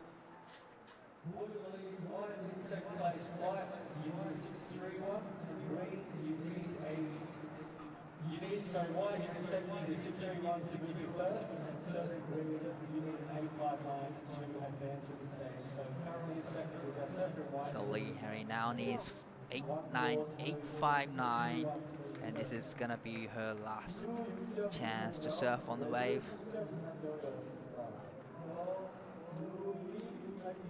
Well, she has represented her country with pride. You know, the first wave was nervous, but since then she's been slowly building. And this will be a chance for her. You know, it's a huge score. And realistically, probably out of touch. But, you know, for her, it's about being here, representing Korea. Right. And at the highest level. Like, this is the biggest event that Korea's ever seen, a 6,000 QS. Definitely. And she's up and riding. Well, nice first turn. It gets the second turn in, even better.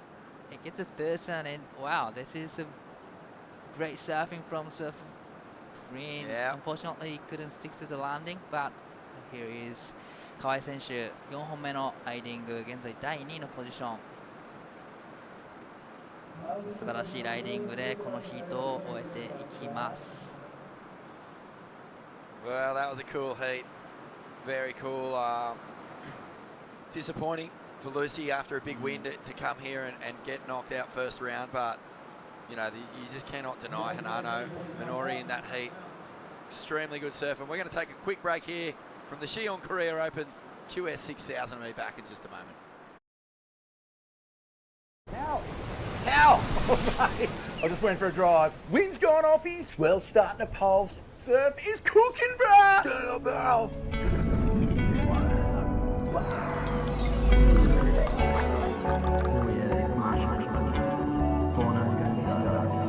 Smacking it! Absolutely cooking, bro! Cookie, bro?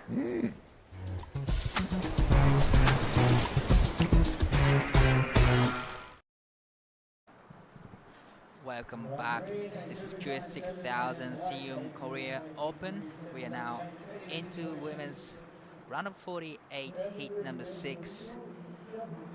We have Shimizu Hinata in red, Charlie Haas in blue, Giada Legati in white, and Nixie Ryan in green. I'm Daiwako in the booth with True. Welcome back.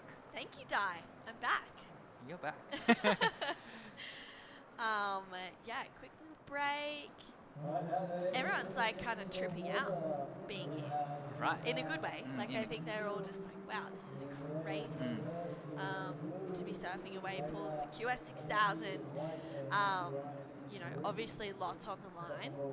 And yeah, talking to a few people, they're like, yeah, it's crazy to be here and to just be having waves just produced for us that is at such a great quality. Right. It's insane. Definitely, it's a great opportunity to surf. To have a surf, like a heat in a wave pool is not the usual thing that you can experience, right? Yeah. This is a sister of Hinano Shimizu who got first in the last heat. So Hinata having a great surfing on the first wave. And this is surf in blue. Nice first turn. Gets second turn in. Nice third turn. And gets the finish. Wow, unfortunately couldn't stick to the landing, but it was great surfing, both red and blue. Yeah. That was, yeah, really strong opening rides for Charlie and Hinata. Wow, seeing your sister win that last heat would definitely be giving you a lot of pep in your step. This one. Well, nice second turn. Throwing a lot of sprays and gets really good finish. Yeah, this is Charlie. Really nice opening carve. Gets that second one in there as well, and you can see she just double pumps at the bottom and just hitting that section a little bit too late. That's super unfortunate for Charlie because both her and Hinata started off really strong. The connection there was really nice. It's just this end turn she gets kind of obliterated, but had to do it. Right, you just gotta hit the hit the lip. But if it's just important to get the finishing turn in the pool. I think it just makes a big difference. Yeah. The first wave for Hinata comes in at a 5.0, but Charlie Haas without a last section 4.17. That is a good score. And on screen, you have Giada Legati waiting for her wave. I think she was feeling a little bit nervous Right. before. She's like, I don't know, and I'm like, you're gonna be fine. All you gotta do is just surf. The wave's Yeah. there. But I Wave's feel there, like that's the right. kind of most nerve-wracking part of it. It's like the wave's there. It's all on you. Yeah. But I guess it takes the uncertainty out of it for sure. All right.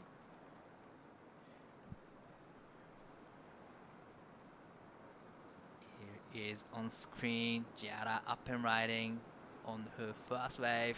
Nice opening curve to start with. Wow, that's a big solid second turn and gets third turn in. Didn't get the last section in, but still great combination from Giada. So Yeah. from green up and riding, nice first and second turn. Great combination and gets the finish and stick to it. Wow. Wow. She did really well to ride Mm. out of that for Nixie as well. She hit that last turn just a little bit late, and to get that completion, super strong. Wow, Nixie doing really well. Giada's first wave looking smooth. Nice first opening carve. That was a better connection there for Giada. And then getting this third one in also, that was a really good combination. And then Nixie out behind her on her backhand. Nice first turn. She gets that second one in. She throws so much spray, timing it really well. And then this last one just does so well to ride out of that. Just really great determination. Mm. Because a lot of people have been falling on that, especially Right. hitting it at that weird timing. So, yeah, doing really well to get that Wow. completion. Definitely, she did really well to hang on to the last section and gets the finish. Here's a replay of last of Giada. Really love the second turn, throwing a lot of sprays and gets a little bit stuck on the third turn, but still able to ride out of it. Yeah, waiting on these scores for Giada and Nixie, and yeah, hearing those on the paddle back out, you get them straight away. And then there's a big screen on your left side, and then you can watch the replay straight after your ride. So that is a great opportunities for all the competitors. It's kind of random. Well, a 3.67 for first of Nixie, and a 3.27 for Giada's first wave. So everyone's got a first score locked in. It's Hinata getting the best of it, trying to get the win alongside her sister Right, in that last definitely. heat. It's actually more nerve-wracking watching your sister compete. I think, than all your close friends than it is for yourself. Charlie Hurst up and riding. Nice opening carve. And strong second carve again. And third turn. And is she going to get a finish? Unfortunately, she didn't get a finish, but that was a great smooth surfing from Charlie Hurst. 清水選手、2本目のライディング、1発目、2発目と綺麗に出てきます。少しタイミングが遅れてしまったが、3発目、ここもしっかりと決めて前に出てきています。1本目のライディングで 5.0 をマークし、現在第1位のポジション、今のが2本目の波になります。Second waves are in. This is that last one of Charlie's. Nice first turn. That's a little bit better, a little bit more of an aggressive approach, and then just getting that third one in as well, driving through with heaps of speed, that board looking smooth. And then Hinata out on that fourth wave of the set, strong opening turn, gets that second one in, maybe caught a little bit, but she does really well to recover and get that completion. And I mean, her backhand is strong. Kind of like it dropped that section, but managed to get good recover and get the finishing turn. So that was a great surfing from Hinata. I really love the Charlie Hurst last wave. It was smooth surfing. Everything was connecting really smoothly. Yeah, it looks like she was just in a good flow. I feel like that first turn could have gone one of two ways. It could have maybe killed the flow a little bit, but she did really well to kind of turn up the heat and turn up that, I guess, that strength and that power through that second and third turn. So her scores have locked in as well. It's a 4.93 for her last wave. So without, both of the wave, she didn't get the finishing turn, and she gets 4.93 and 4.17. So imagine if she got, the last section in, then could have gone mid sixes, right? So that was a great surfing from Charlie. This is Nixie Ryan on screen. She's chasing a 5.4. This is going to be her second wave. Nixie is up and riding on her backhand. Nice first turn. Bigger second turn. That's a nice third turn, throwing a lot of spreads, and it gets the finish turn again. That was a great surfing. And this is Giada up and riding. Nice checking first turn. Unfortunately, it comes unstuck on the second turn for Giada. Wow, that was unlucky for Giada there. Kind of an important moment as well.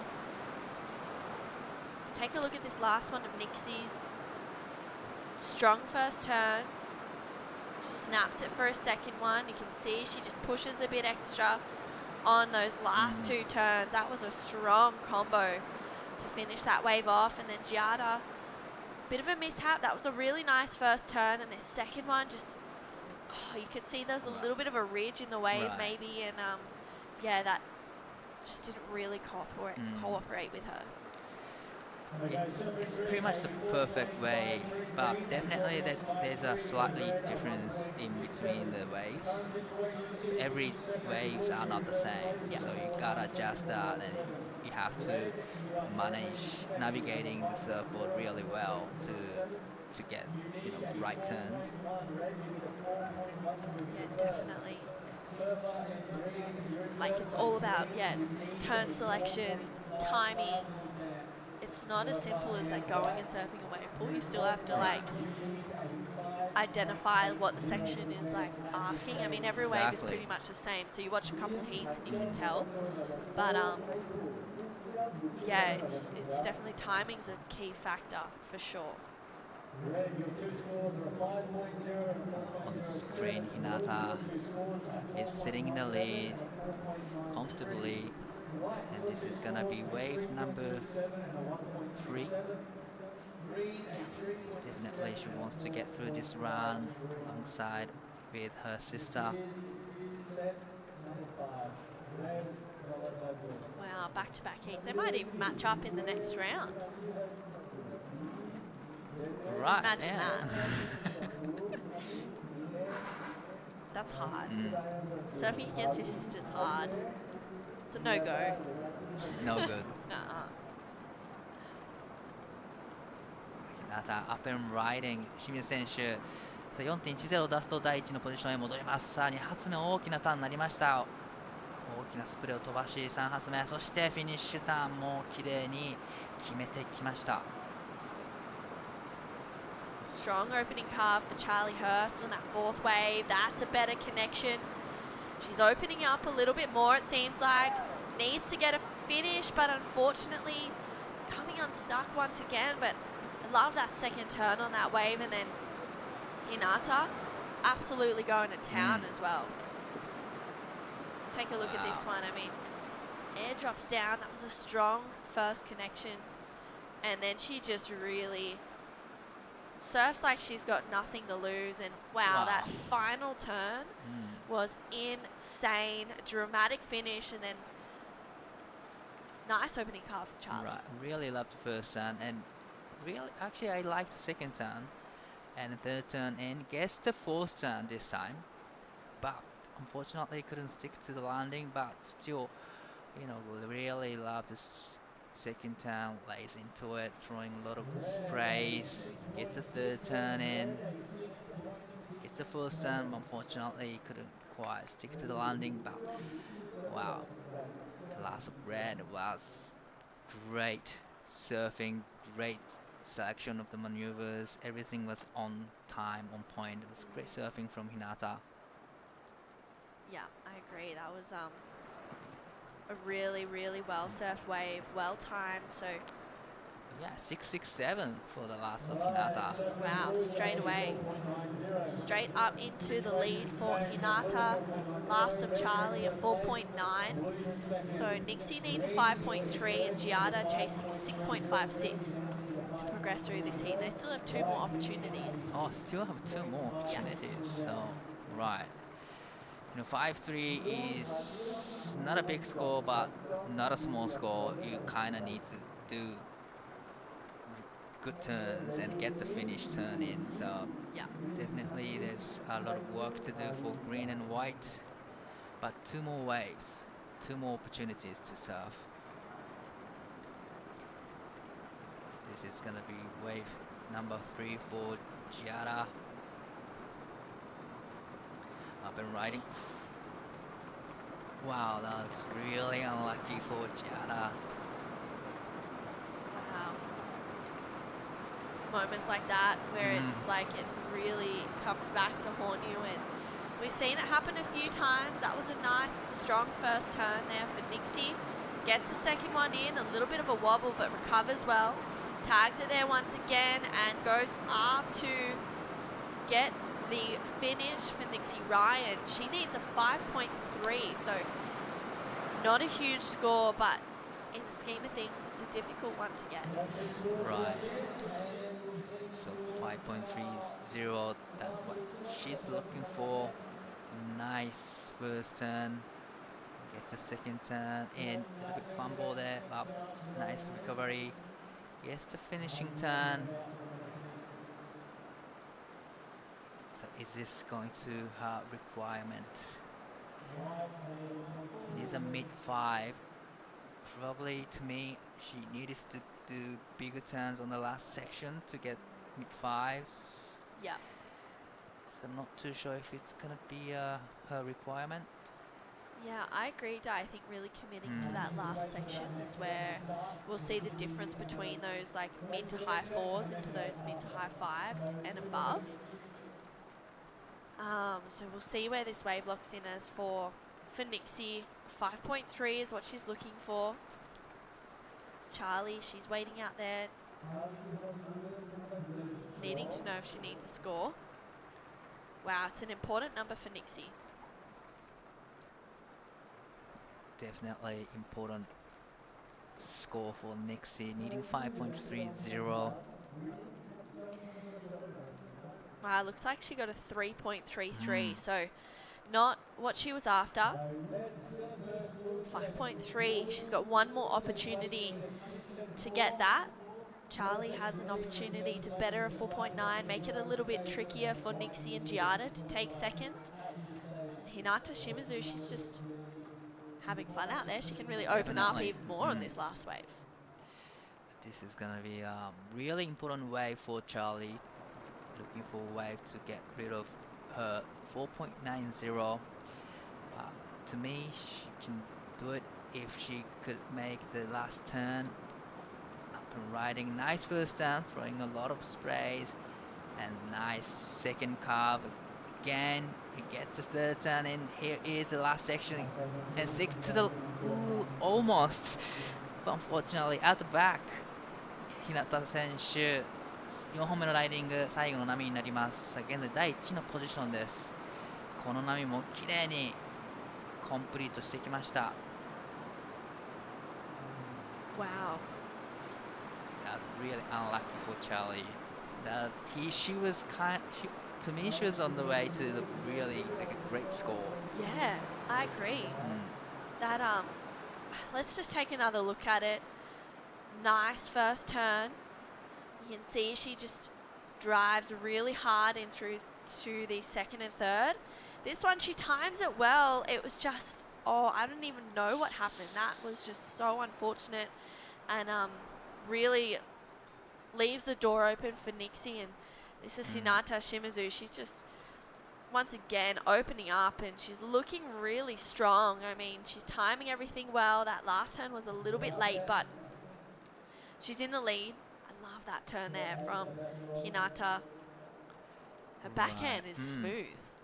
Just everything was on point, and her ball goes really good actually under her feet. So it's done for red and blue. So it's gonna be a really important wave for green and white. Yeah. Both of them needing a pretty good score, 5.30 and 6.56. Wow. So it looks like Charlie's last wave didn't go into the top two. Nixie 5.3, a 6.56 for Giada.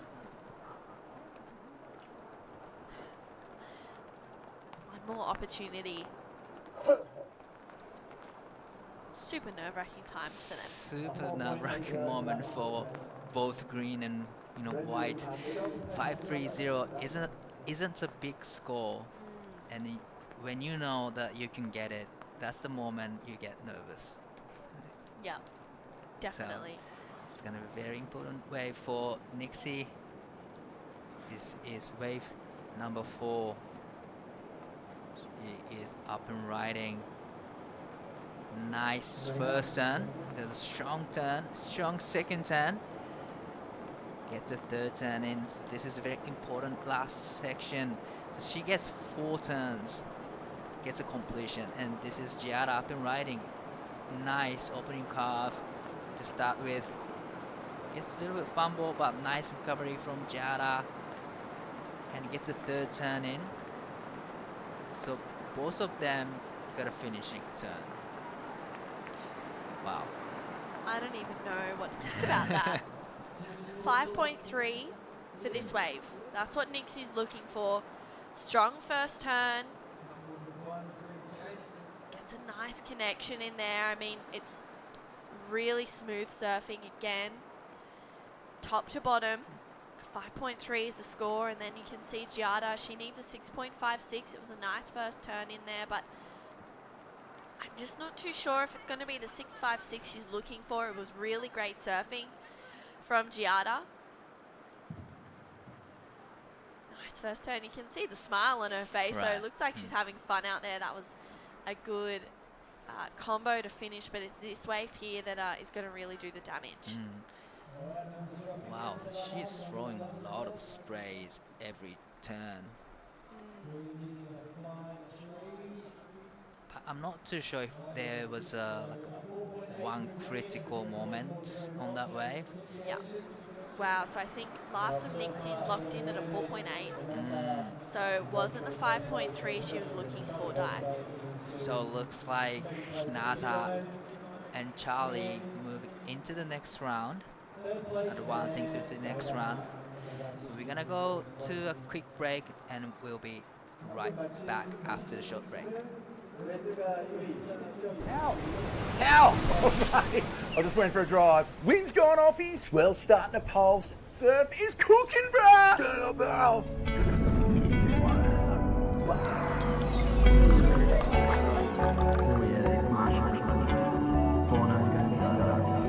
Smacking it! Absolutely cooking, bro! Cookie, bro?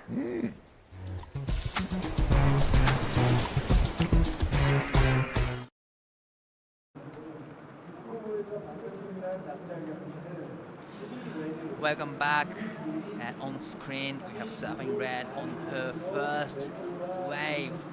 Wow, that is a big combination from Gia Lawrenston. Wow. And this 松山選手の1本目のライディングになります。1発目、2発目と綺麗に決めてきて、さあここ最後のターンもしっかりと決めてきました。もう1発入るか。さあコーナーセクションもしっかりと決めてこの演技を終えます。Wow, welcome back to It's a great surfing from Gia. Yeah, straight away, just powerhouse surfing from Gia Lorenzen. She's been here for a bit. She's already watched her brother Ben surf in the round of 96 on the right a little bit earlier today. He took out his heat. And yeah, Gia's got a really strong backhand. Let's have a look at this first wave. Wow, that first turn was huge. That board is looking really responsive, and she just throws so much spray straight up into the lip each and every time, and yeah, not wasting a second on that one. None at all. But this is Renon Matsuyama. That was a great surfing from Renon as well. Gets a little bonus section inside. Nice first turn. And straight into the second turn and throwing a lot of sprays, and gets a third turn in. That was a great combination from Renon as well. But yeah, like you said, the first wave of Gia, that was excellent surfing to me. Yeah, I agree. That was what a way to start the heat. She did like 5 turns or 6 turns, and I don't think I have seen that this morning. No, I don't think so either. Like that real quick top to bottom, no downtime, power, locks in at a 5. Wow. First of Renon, a 4.5, so that leaves Hein Hata and Saho Hirata out there. They're going to be on this next set that's about to come through. ではこのヒートには3名の日本人選手がクレジットされています。1本目のライディング、畑選手アップします。綺麗なファーストターン、そしてセカンドターンもカービングを入れてきました。このサードターンしっかりと軽量力強いアクションとなりました。フォースターン、フィニッシングターンでバランスを崩してしまいました。そして平田選手の1本目のライディングになります。大きなラウンドハウスカットバック、そしてトップターンに行きますが、ここでタイミングがずれてしまったようです。Great surfing from surfing White, Haine, Hata, and Saho Hirata. Haine, yeah. You could see the smiles just before, and strong first turn. She's just really nice flow. How's that bottom turn just drawing those lines? Unfortunately, that completion is going to cost her a little bit. And then for Saho, a couple of nice connections, but just catching a little bit of rail on this one. Right. Nice first turn. But unfortunately, probably she mistimed on the second turn. But really love the performance from Surfer White. Strong third turn and straight into the fourth turn, but unfortunately it comes unstuck. Oh. But still smiles on her face, having fun in the water. Yeah, wow. It's hard not to out there. Don't you think? Like it's so playful. There's so much opportunity. It's hard to not just go out there and have a bit of fun. You can see Renon maybe taking a minute there to just breathe and just maintain the nerve. Try to focus on the wave number 2. I get nervous just to surf there, like as a free surf. Me too. Add in a rashi and some heat pressure.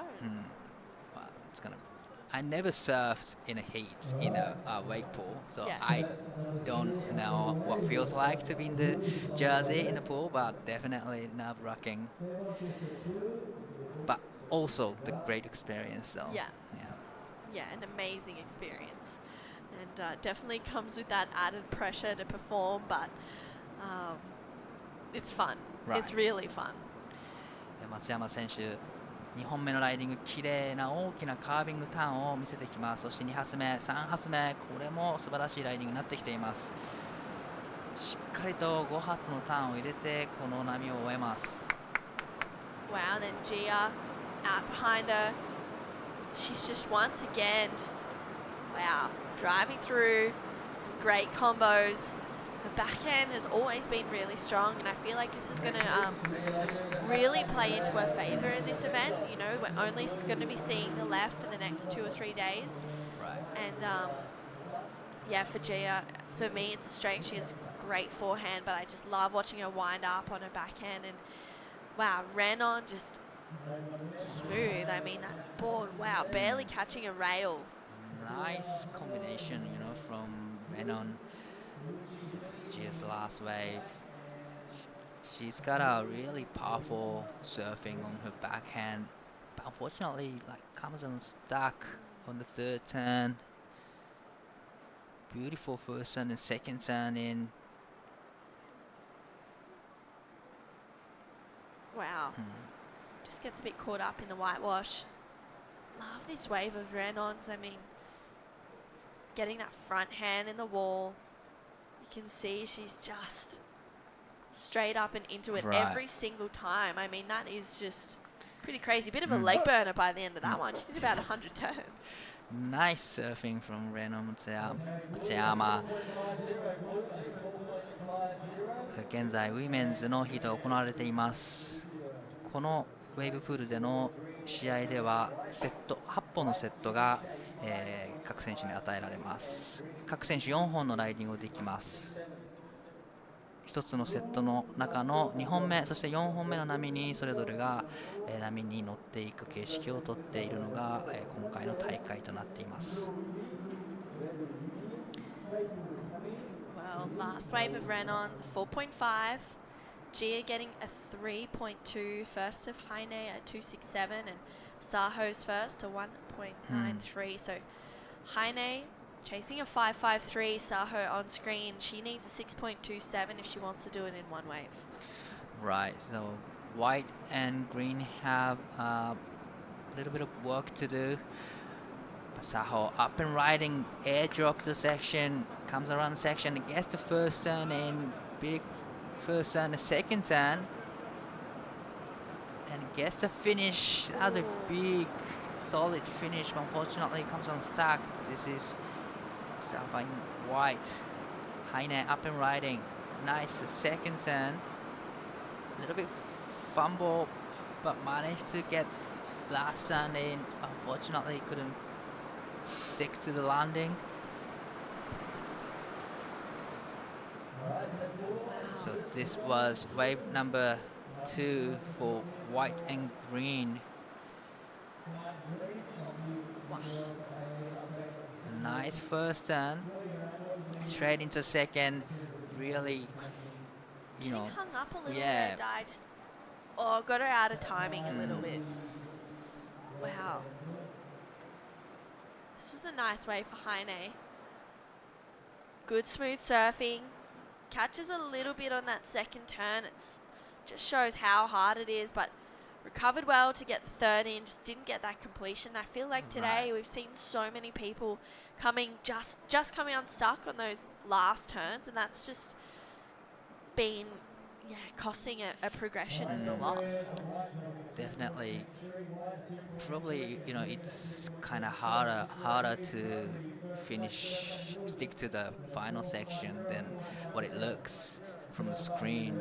But definitely, it's a really important moment, important section to finish. Yeah, definitely. So 2.67 and 2.77 for the last of white and green. They will get 2 more shots to get requirement 5.37 and 5.43. Now this is going to be wave number 3 for Gia and Renan. Would you prefer to be the surfers in that first rotation of the sets or the second? Probably the first wave. I think it has more like cleaner wall and cleaner face to work on, so definitely I'd rather be on the first wave. Yeah, I agree. Looks like it's a little bit steeper. Let's see what Gia can do on this one. Wow, that was a huge first down, throwing a lot of sprays, and wow, that was a huge third turn and fourth turn, and it gets the finish. And at the back, Renon up and riding. Unfortunately, comes on stuck. So, well, still the last of red. That was a great surfing from Gia. Yeah. So it's crazy how you can watch your replays In water. in the water, and wow, that first turn was smooth. These Wow. wow, that was a really strong connection, super whippy, and just loads up for that last one. I don't know about the actual full ride out, but we'll see. And then Renon just burying her rail, unfortunately. Probably, you can watch a replay in the water, and Renon now knows that she needs to do something big, because both of her previous waves comes in at a 4.50, and where she did several times, and so definitely she knew that she needed to go big, and that's exactly what she did. Yeah. But unfortunately, it comes unstuck. So, but she gets another shot. Yes. Yeah, exactly.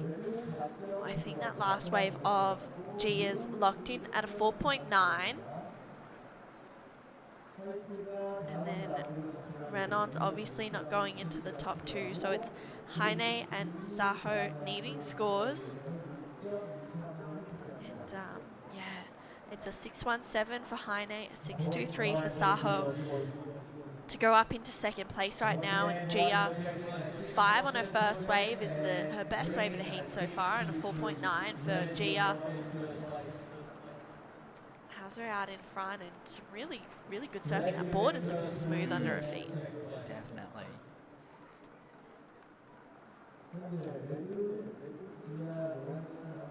So this is gonna be wave number 4, right? So this is gonna be a last shot. Wait. Oh, for Gia and Renon. Yes, But yes. for Heine and Saho, still have 2 ways to work on. さあ、畑選手、3本目のライディング、大きなスコアが必要ですが、1発目、綺麗なターンをしてきます。2発目で少し引っかかってしまいました。そしてその後ろから平田選手、テイクオフ、6.23 が必要。大きなカービング。2発目は縦へのアクションを入れてきますが、ここもまたレールが引っかかってしまいました。今のが3本目のライディングになります。4本目のライディングが最後の演技となるので、もう1本チャンスがあります。Basically carbon copy. Just then of Heine and Saho, they both just did the same thing pretty much. Wow. Right, nice first turn, but comes unstuck on the second turn, so unfortunate for both of them. But still, one more wave to surf on. I wonder what's going through their mind right now while waiting for the wave to come in at you. Yeah. Wow.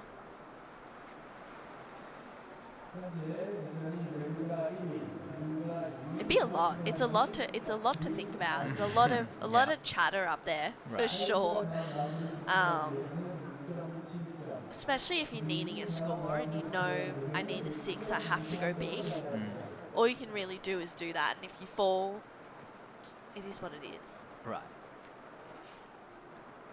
It's just part of the process, I guess. And like, you can't get a 6 surfing safe, You gotta go big, otherwise you don't get 5s and 6. Yeah. You're just stuck in the mid 3s and mid 4s range. So, well, that's for sure. You just gotta go big. So there's nothing to get nervous about. So it's pretty crazy. I mean, the last time we were here, it was snowing. And, right. It's a different kind of temperature right now. It's a little bit rainy, a little bit windy, but super warm. Super warm. The waves are still coming through. I mean, it's obviously very nice conditions out there. Definitely nice condition out there. Can't complain. Here is 松山選手。このライディングでその差を広げたい。1発目綺麗に入り、2発目もこれも深いところ当ててきましたが、3発目で少しボトムターンを深く取りすぎたようにも感じました。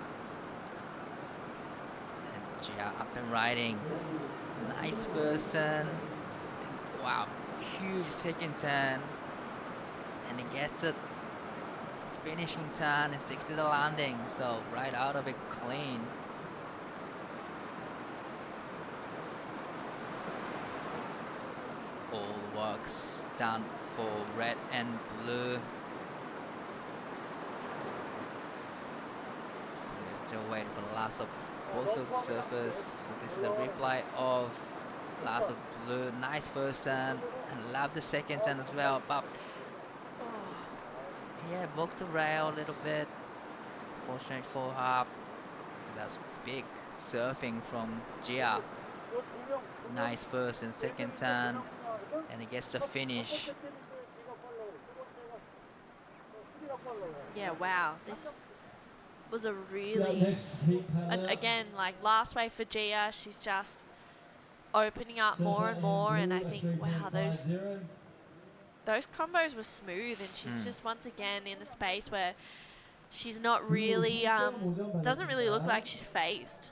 You know, she's like, yeah, I'm just, you know, it's all good. I'm sure there would be nerves associated with that, but she's not letting it show at all. But that last one of Renon, that could have potentially gone into a top 2. Definitely. It was just unfortunate, unlucky for Renon. You know, just spoke the rail on the bottom turn. She was on the way to the good score, that's for sure. Yeah. So now, white's green needs a good score to go into the second place. And this is going to be their last chance to surf on. Wow. Needing some mid-6s, a 6.23 for Saho. She needs to get it on this next wave. It's a decent score. Oh, yeah, it's mid-6. Definitely you need to put a couple of good turns in and getting a finish. That's the goal. A nice first turn to start with. It gets a second turn in. Is she going to get the finish and stick to the landing? Unfortunately comes unstuck, so at the back. Heine needing 6.17. Nice opening curve to start with. Nice second turn in. That was a better looking turn, but unfortunately again falls off on the third turn. Those incompletions are they're real make or break right now. I don't think these waves will be mid-6. No, I don't think so. A 6.17 and a 6.23. They need to be the best waves of the heat. Right. I just, as much as I want to, I just don't see it. Really strong surfing for Saho. She's got a real great whippy style. And then Heine, this last one, just rail surfing to start. And she starts to open up a little bit more here. She's getting a little bit more in the groove of it, but that incompletion again is just, yeah, not going to do any wonders for her. So it's Gia Lorenzen and Renon Matsuyama moving on through to the women's round of 32. With that, we're going to a quick break and we'll be right back shortly. That's a weird looking smoothie, Vorno. Tell him, son, this ain't no smoothie. This is as smooth as broth base for our bonsai ramen. How long should we wait, Master Ramen? Patience, young noodle. Wait, and top secret, I need a corn. Behold, bonsai ramen. Moon-san, this is Absolutely cooking.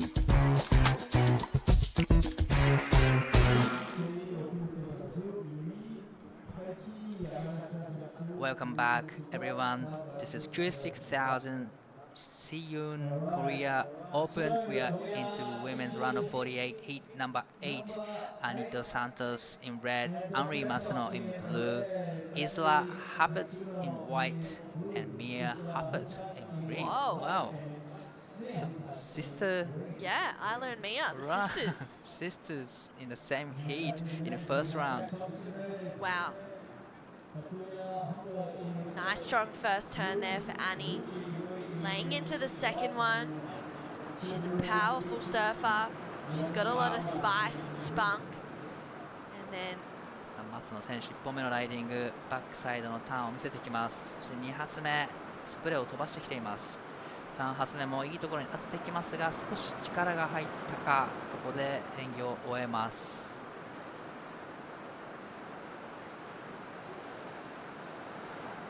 wow, good first waves. Annie looking sharp already. Right, nice first turn, and nice second turn as well, throwing a lot of sprays. And she gets the finish completion. So that was a great start. And here is the reply of Henri. Nice opening turn on her backhand. Nice second turn. The third turn, unfortunately, she got stuck. Comes unstuck on the third turn. That was a great two-turn combo from Henri. Yeah, it was really nice. Wow. Annie just pushing through these turns. She's just, yeah, looking really, really strong already to get that completion and, you know, ride out with such force. We were talking in that last heat dive, we've seen it like those incompletions really come into play. You don't think they Right. do, and they just, that extra 10% just matters so much. Definitely, completing the last section is crucial to get good scores. If you don't get the finishing turn, then you don't get fives. Pretty much like that. Yeah, it's pretty insane. So Annie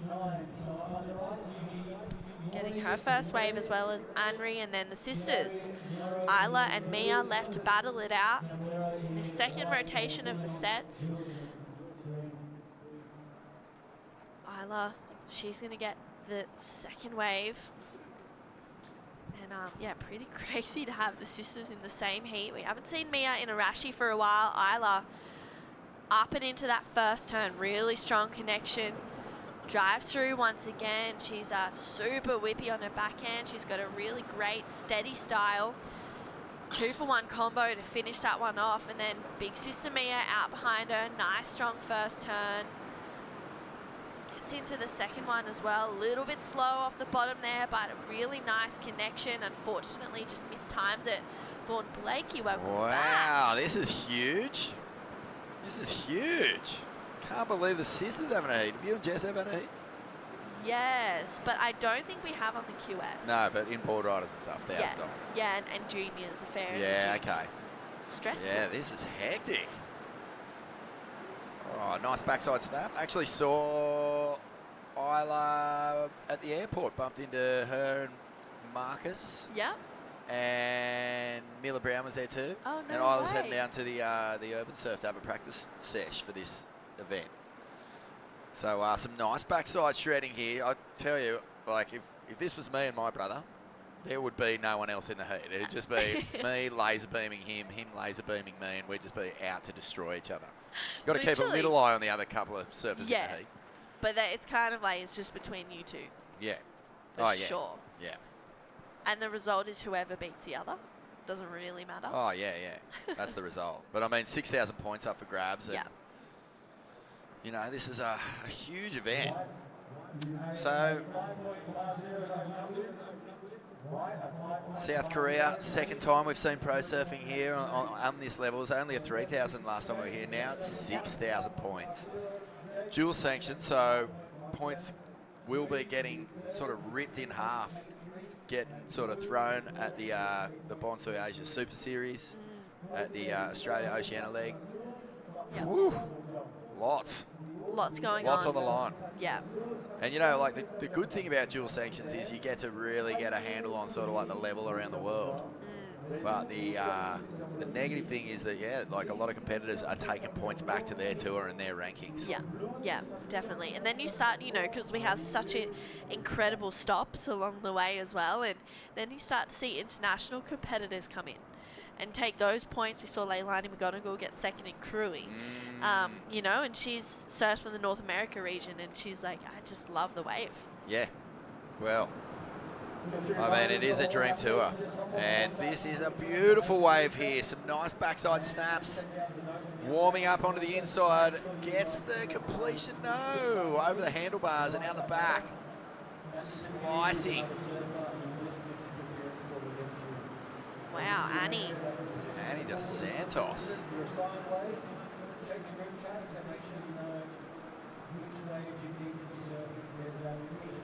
Yeah. Did Annie surf in the eddy? Or something crazy like that? I think she might have. Oh my goodness. She is a crazy charger. So this is a replay here, and Yeah, that's Anri. beautiful backside surfing.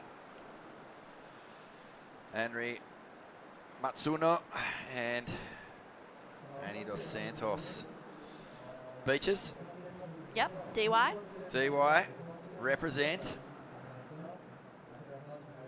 Part of the DY board riders crew. She's, yeah, big wave charger, as we said before. She's on the QS as well. She kind of wants to make a, like, living out of both, I guess, and kind of make a career out of both on the QS, and then also chasing and charging big waves and stacking clips. I mean, she's, yeah, kind of doing it all at the moment. Yeah. Yeah. Many strings to her bow as we see this replay. Just really solid surfing. This is a crazy heat. Yeah, I mean, wow. round one, we're talking stacked already. Yeah. Insane. It's And pretty then- crazy. Wow, we're already into round two. Yep. Yeah, that'll be the round of 32. So, big upset this morning, Lucy Dara. Knocked. Yep. Wow. So, I believe she was the current leader on the I think so, Australia yeah. Oceanic rankings. Yeah. So, door swings open. There's only been a few events, but there's lots more QS opportunity coming up. I know that there's been a Japanese 6-star just announced. Yep. Is that Jewel as well? Yes, it is. Wow. Yeah, the Billabong Tahara Pro. That's going to be the 16th to the 21st of September, which is it's going to come around pretty quick. It's pretty in about 2 months' time. Oh, look at these scores. Wow. Okay, so Annie Dos Santos has a 5.17, but Isla Hupperts has the top scoring rider of this heat so far, 5.5. As we see Mia. And she's fanging along this one. Can't quite get the completion. And here goes Isla out the back. Beautiful backside snap. She's got a good rhythm with this wave. And reps in the pool, they make a difference, but oh, she's overcooked it. Wow. That last turn is getting so many people. It really is. It's so tricky. Funnily enough, it felt like Lucy had sort of unlocked the secret to that end section. It was almost like a really hard tail jam, but then you don't ride out on your front foot. You almost stay on your tail. Yeah, and right. that just sort of keeps the nose out of the water. And unfortunately, she had one snap that she didn't quite make that would have been an excellent score. So, you know, they're the little differences. Yeah. It's those moments that are just, you know that you can make those turns. You just have to, those subtle adjustments can really catch you off guard. But, oh, yeah, you can see even going into it, maybe a little hesitation there for Isla, but her backhand is so strong. A 5.5 to start. This one will back it up nicely. Yeah. And a bummer she didn't make that last turn. Mia. It's a very different approach here.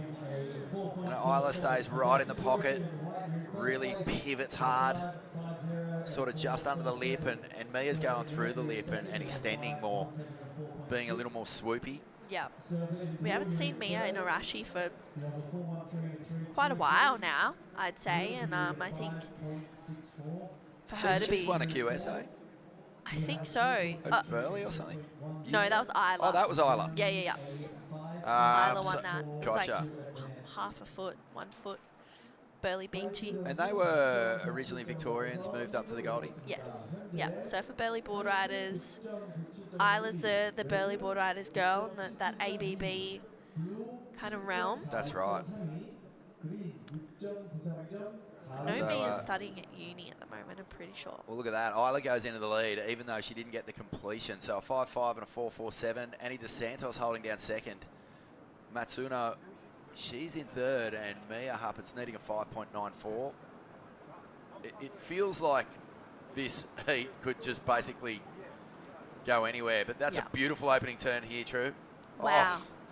That patience through that second one. Wow, she's just unleashing. I would hate to be that wave right now. That was really, really strong stuff from Annie Dos Santos. You could tell her rhythm wasn't bang on for the last one. Now we see Matsuno. Can she answer back? She won't get the completion again. Wow, that was so unlucky for Henry, but that last wave of Annie's, oh my goodness. I reckon that's one of the best we've seen. Yeah. That was just start to finish, perfect rhythm, and really attacking this section. Wow. Oh, I love just the patience before she whipped into that turn. You kind of put it up there and then pulled the board back down, so wasn't expecting too much out of the lip, actually used the power of the lip to draw that turn out. That first turn was really nice too. Wow. Good combo. Matsuno. Wow. Oh, if she got the finish there, that would have been a really solid score as well. That was insane surfing. She's just top to bottom. As you said, she's just timing it well, but this last one, that would have made such a difference at like kind of almost thought process if she had just gone straight up, but this one of Annie's, oh my That goodness. turn was a full Arcal sear down. Yeah. That was Ryan Callanan all day. Definitely, that was insane. He has that thing where he'll kind of fly up towards the lip, let the board just drift a bit, and then just hook it. Cool wave from Annie Dos Santos. Wow. Go straight up into the lead. Annie, she's just, yeah, she's surfing really strong. She's a woman of many talents. Can she play guitar? She can. Can she play violin? To be determined. Okay. Wouldn't surprise me though. Can she juggle? Probably. She's pretty determined. I reckon you'd give her an hour and I think she'd get it. Oh no, one I of those know, people. yeah. Good at everything. Oh. How much does that suck? Like people who surf really good are often really good at other stuff too. Yeah, You're like, so annoying. man, triple threat, quadruple threat, Yeah. quint threat me. Okay, so this is ball in the Huppert's court.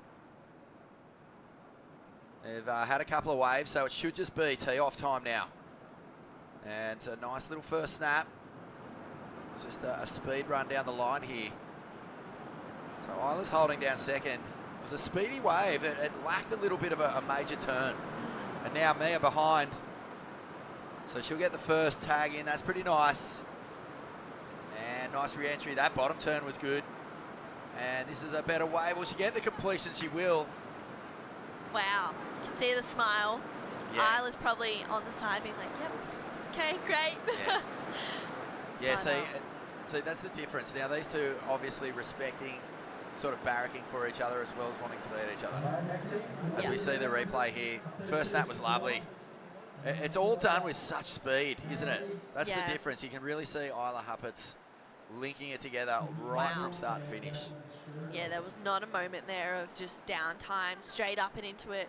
Then Mia on this one behind, she's looking really good. That was, as you mentioned, Vaughn, a good bottom turn, and she just draws that one out a little bit to get the completion. And she needed a score. She needed around a 6 zone, so that's going to go into the top 2 for sure, and she'll have another opportunity. Yeah, and that, you know, if you're not getting the big score and pulling it back, as long as you're bettering your position, then you can make things easy. Wow, actually, I take that back. That was a really nice, speedy power turn from Isla Harpert. So I was kind of expecting a little bit more fireworks out of the top, but Yeah. she's back in her process here.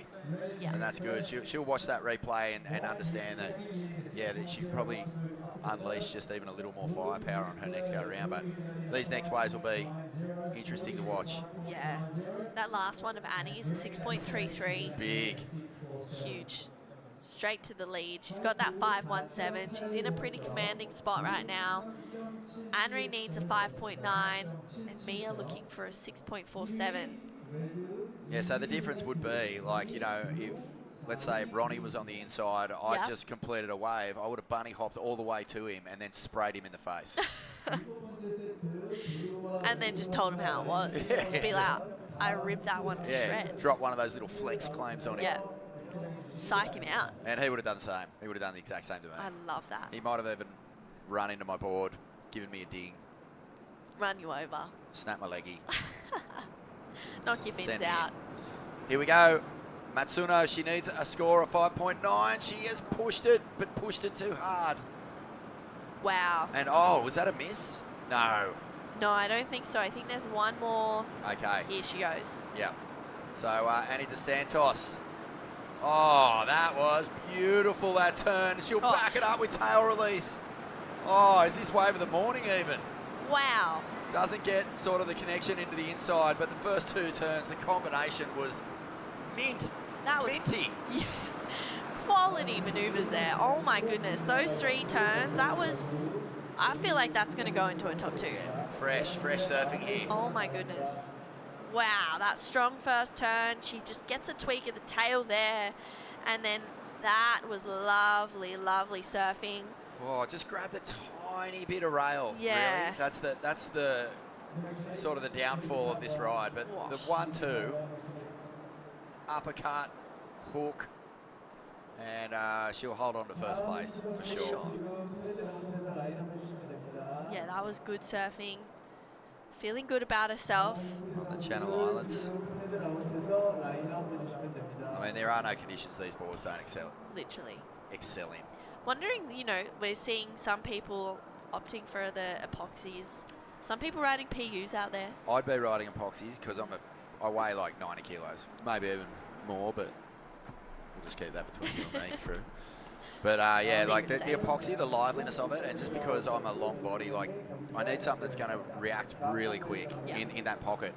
A lot of the sort of shorter statured surfers, they don't necessarily need to get on the epoxy because they can whip the board around so much faster. Okay, 6.47 is what's needed here for Mia Hupperts. And what's going through your mind here, True? You know, when you're sitting there, you know you need a score, you're going to get the opportunity.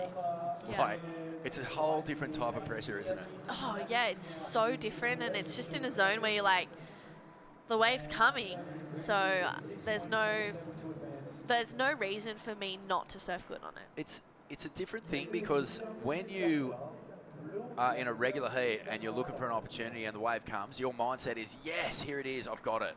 In this one, it's like, oh, you know, where's the line between I hope I don't blow it or I'm just going to go absolutely mad on this thing. It's a real tricky little seesaw that you're riding. Yeah, it's crazy. Here we go. Wow, Mia. Oh, no.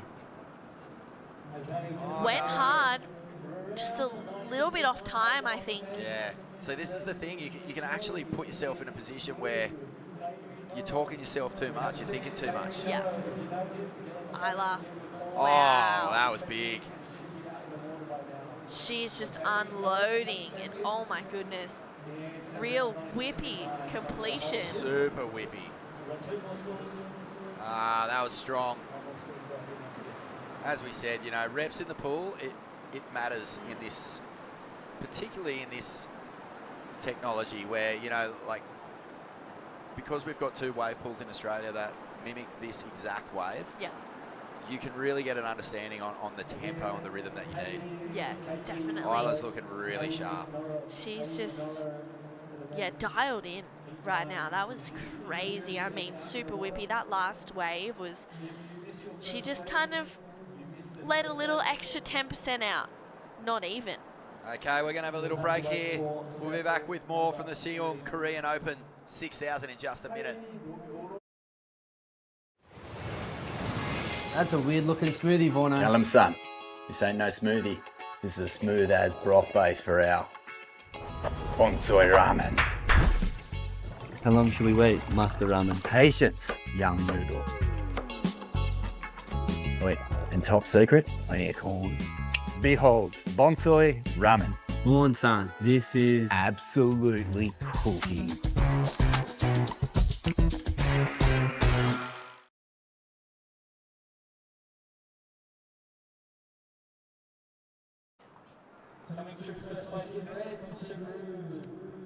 Welcome back, folks, to the Siheung Korean Open of Surfing. A QS 6000 that will basically boost big points into the bank accounts, the campaigns of these surfers in the water and everyone else who has made the journey. Hope you're having a wonderful morning. Vaughan, Jada, how are you? I'm good. How are you? Great to see you. Oh, bad luck. It's all right. It was fun. You It was surfed it? super fun. Did you have a fun time? Yeah, but I fell on 2 of 4 my waves. And this is your first time to a wave pool? Yeah, first time. How tricky is it? Give us a It bit is of an idea. so hard out there. But we'll get right back to it. She does not make it look hard. This is Anon Matsuoka on a tear right now. That third turn really jams it. Oh, what a finisher there. Anon Matsuoka. Yeah, and you'll notice that she's wearing a very special jersey. That's the yellow.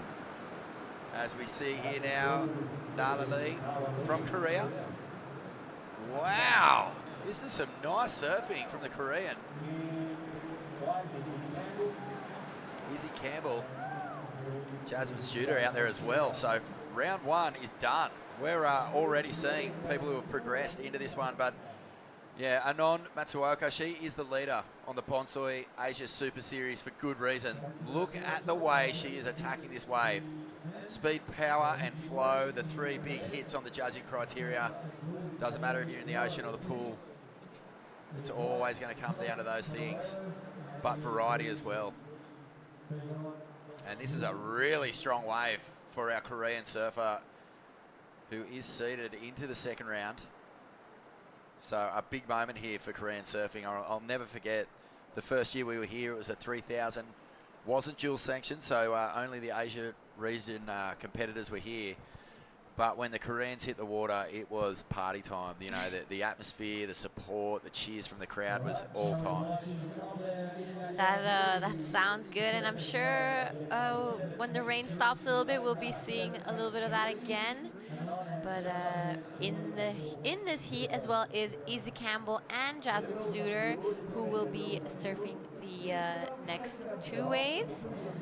Izzy Campbell and Jasmine had a couple heats, had a heat earlier on this morning in the round 1, and this is their second time surfing today. So you know, it gives them a bit more time and practice out there, which actually I think in a wave pool is probably the best way you can go at it because it's so repetitive. You just need to really learn how to read it and understand the wave. I'm so with you. The bummer is that Anon and Lee, who are both in this heat, have spent a lot of time in this pool. So, you know, when you're coming up against competitors who haven't had a go at this format or even surfed in a wave pool before, the advantage of understanding just how the wave works and how it breaks is huge. And like you were just saying, you just surfed a heat.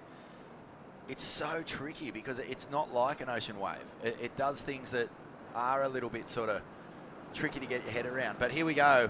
And this is a beautiful opening ride here.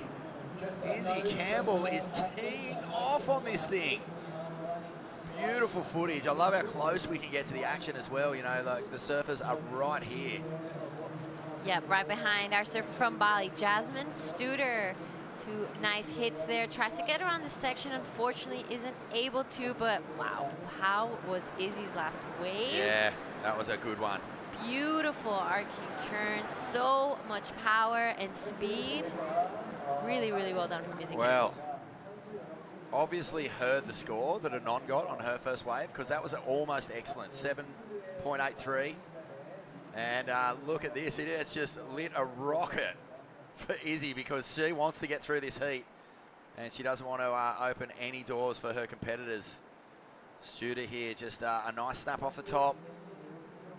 Gets a little sticky on that second turn. I wonder if we will see little head dips come into play. We did see one this morning. Oh, I missed it. But how this wave has, if it goes offshore here, I'm sure there's potential for a little bit of some shampoos, as we call it. Yeah, well, it's definitely shampoo. Well, this is a really strong answer back, wasn't it? Love this wave from Izzy Campbell. She will definitely be fighting back for after Anon's 783. You know, showing exactly why she has that Bonsoy yellow jersey. Here we have the girls waiting to get their next score. So the last of Izzy Campbell actually comes in at 5.67. So it goes straight to second. So what do you see as the primary difference? Because Izzy Campbell's wave was so well surfed, lots of power, but why did Anon get such a huge leap up from the judges, do you think? I think her turns probably just had a bit more, like, were just a bit more critical. They were just, her tail really, like, she really pushed her tail. She was tight in the pocket, and her timing was incredible through a lot of spray, and, you know, I haven't seen that too much yet in this pool. Yep. So I think that was probably the difference with Anon and Izzy, where Izzy's was a bit more like drawn out turns, not so tight and critical. So as we've said, the judging criteria is still the same. Yeah. And this is Lee. So Nala here for Korea. She has really got this place dialed. She hasn't put a foot wrong. You can see how comfortable she is. But Anon with a 7.83 already, pretty much locked the door with 2 waves still to surf. This one's a little out of tempo, and you can see this wave hasn't really opened up at all. So, you know, you will see that throughout the day. Pools as uniform as they can be. Every now and again, you know, like the wind will swing slightly or a bit of backwash might hit it differently, and it'll just shut down how you think it's going to go. But this is a good answer back here. Yeah, I love this wave from Nala. You know, she spends a lot of time here, finished it off. Anon, yeah, you're right. This wave was a little different. Bit flat, wasn't it? Yeah, and you can see her kind of struggling to, she really wants to go critical and hit the pocket, but the wave not really allowing her to, so. Well, this is why each surfer gets a first wave and a third wave. The third wave is prone to a little bit of wash. The first wave's usually clean, so they surf 2 wave 1s and 2 wave 3s in each set out of the 4 waves they surf, so they all get an equal opportunity. You can see there, Nala just getting the most out of that one. The Bonsoy replay. But yeah, that yellow jersey looks very comfortable on a non. I think it's going to be a big ask to try and rip that off her.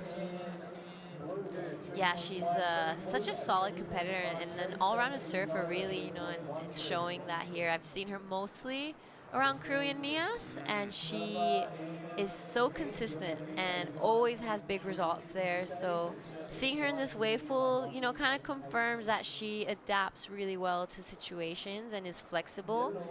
So I think that's probably the most important thing of, you know, trying to reach those top, those big leagues is being able to adapt quickly and change and you know, be flexible. It's incredible, isn't it? Because when we come to these qualifying series events, you know, this is tier 1 of the 3-tier pathway to the World Championship Tour. So we have the qualifying series, the Challenger series, and then the CT, obviously. But you see surfing on this tour, and you're like, that is CT standard. Like, don't even worry about the Changa. See you later. We'll get you straight on there. But then when you go to a Challenge Series event, you're like, oh my goodness, the standard is so high. And here we are with Jasmine Studer now. And beautiful hack. And Jazzy spends a lot of time in Indo. Yep, so Jazz Studer is a name that you will see in Indo quite a lot. So we'll get right back to that. This is Izzy Campbell finishing off another beautiful wave. She is looking pretty unstoppable right now. But yeah, Jazz Studer, half American, half Indonesian. Her dad is one of the first or most known shapers in Indonesia. Get right back to that. Izzy Campbell on her backhand. Solid surfing there from our regular footer, shuts this one down. Beautifully done from Izzy Campbell. Yeah. And the way you could see, like, correction mid-bottom turn there. She actually put her foot further back towards the tail. That just allows her to pivot harder when she hits the lip. Yeah, I think I saw Jazz charging Padang Padang last year. Like, Yep. charging. That's right. And And, this year again, she has an opportunity to surf in the Penang Cup. How cool. Yeah, she spends a lot of time out there. I see her and her dad go there a lot.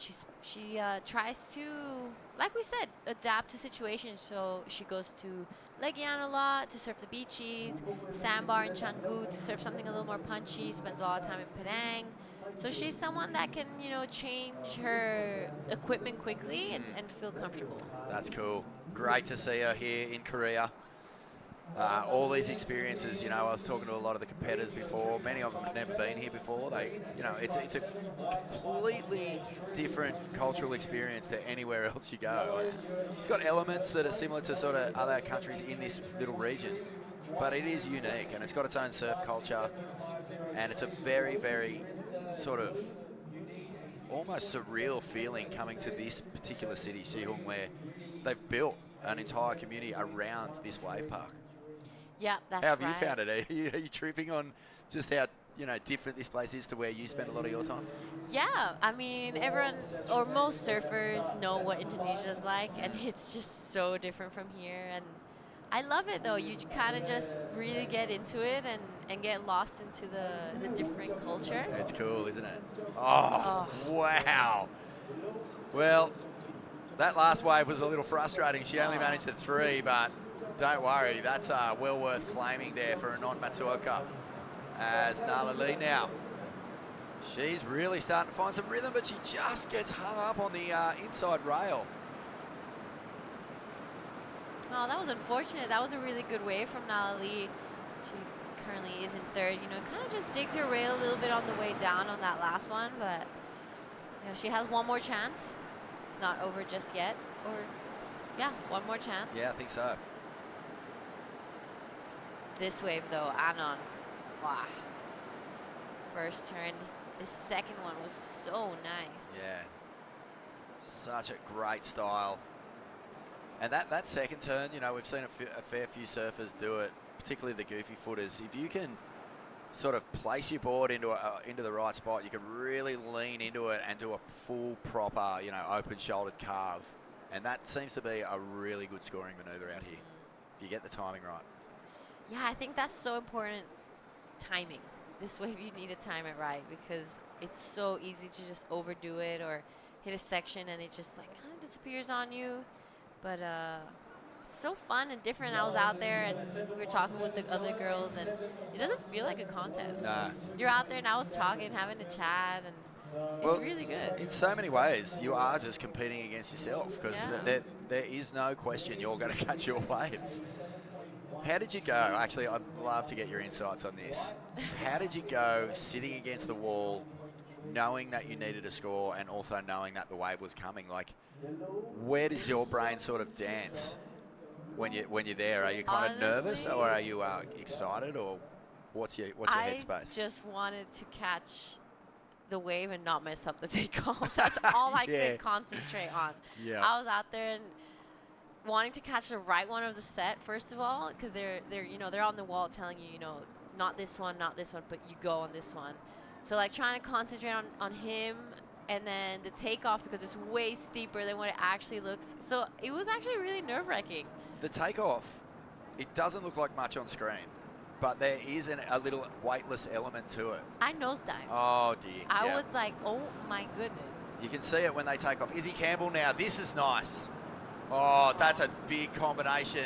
This is heading towards her best score off the bottom. She'll get a bonus section. Throws up the finish, doesn't get it. Oh, I really think she needed to nail that. This is now Jasmine Studer on her front handle. Unfortunately, just goes over the rail on that last one. She is playing a little bit of catch up now with one more chance left. Izzy Campbell, though, that last one was going to be a big score if she landed that. Well, as we've said many times already this morning, she'll be able to watch that on the replay just see what she did wrong, maybe a little late up to that turn. But she did so much work, and the reason why I said she needs to make that, not necessarily because of her position in this heat, but she's struggling to bust higher than a 5. She makes that turn, and it's easily going into the next realm, you know.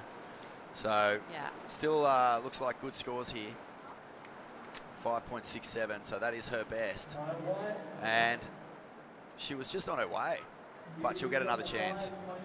I totally agree. That's the other thing that I was. Oh, it was only a 5.30, sorry. So, yeah, there you go. Points left on the table, but I loved the opening combo there. Being able to watch yourself Oh, right did after, you? yeah, I was like, it was so crazy. And it's like, it's not like you're watching yourself on your phone or, you know, No. like on a little screen. You're On on a this giant huge billboard. screen, paddling out, I was like, oh my goodness. The girl behind me was like, it's so embarrassing. I was like, How good's the banter? Normally, like, if you barely even look sideways at someone in a yeah, heat. no, now here you're like, it was like full chat. We Yeah. were having a good chat, so it was good. It's a fun did event. anyone say, hey, has anyone figured out how to turn on the lights in our hotel room yet? It's tricky. It's so tech here. The hotel we're in doesn't have a, like, it literally has no staff and no, it's all just automated. Yeah. But, which is awesome. Like, it's really like But a it's hard radical experience. to look for help. Well, I was looking for an extra towel and I don't know who to ask. man, I couldn't even find the light switches. I was just walking around in the dark. But, I had that experience. I was like pressing a button and realized Yeah. it had nothing to do with the lights. I was like, oh my god. But once you, once I figured it all out, it was incredible. I was like, wow, this is so cool. It honestly feels like you're living in a sci-fi film in the future. So Nala Lee needs a 6.97. And Korea watching on carefully here. That's a beautiful turn. And that's put her in a good spot for the combination. She will ride out of this one. Congrats as a nod now. Oh, big first turn there. Sets it up. Fin bust on that second one. This wave, you know, doing that. Oh. Oh, no. Oh. Yeah, the hillside rail bogs. That third wave is proven to be tricky this morning. 100%. That wave, it just has a different shape to it, and hard to really go critical compared to the first one. But this is Nala Lee. She needed a score here. You know, this was the wave that could have got her through. And she did everything she could, so we're looking to see if she can overtake Izzy Campbell. Meanwhile, Anon, like this wave, again, hasn't given her the clean face that really lets her unwind. But she just looks so strong. That last turn was pretty crazy if she landed that. Even that little bit of tail out the back, the variety that she's brought, I think that's another point of difference. And Anon has won QS 6000 in the past, so she's feeling comfortable. She knows what she has to do.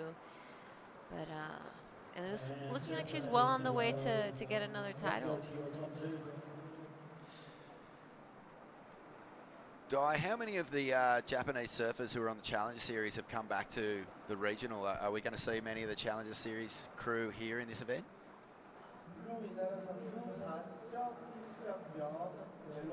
Quite a few, yeah. It was unreal, you know, having been commentating a couple of Challenger Series already this year, to see the crew that we saw here last year move up into that next realm and surf at places like Newcastle.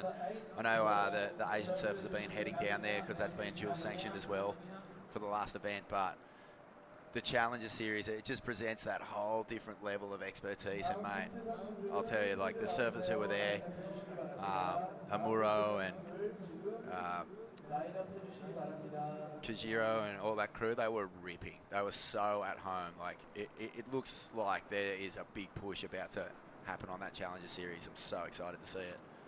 But that does open the door for a lot of other new talent to come through on this QS. I mean, that's what happened in Nias. A lot of the Challenger Series surfers Ooh. weren't there, so a lot of new names came up. Oh. Jazz. So needs a 7.4. First turn was beautiful. That's a nice carve back as well. What's she going to do here? Is she looking for the air? Oh, wow. Well, she threw everything at it, so props. Go hard. And now Izzy, this is going to be a victory lap by the looks of things. She's already done enough.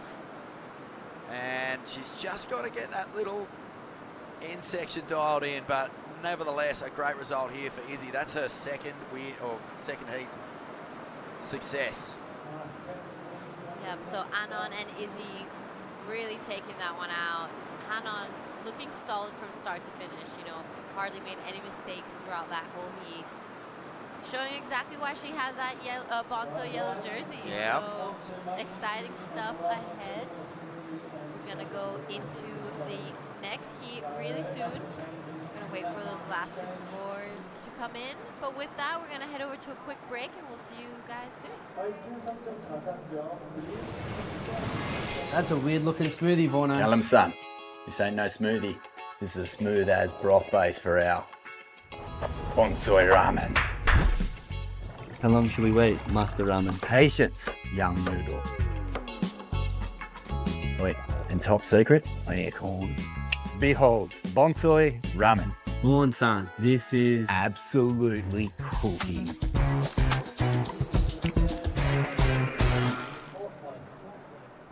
All right, guys, welcome back to the Siheung Korea Pro. This is a QS 6000 in the wave pool. I'm in the booth with Daiwako. Welcome back. Yep, I'm back.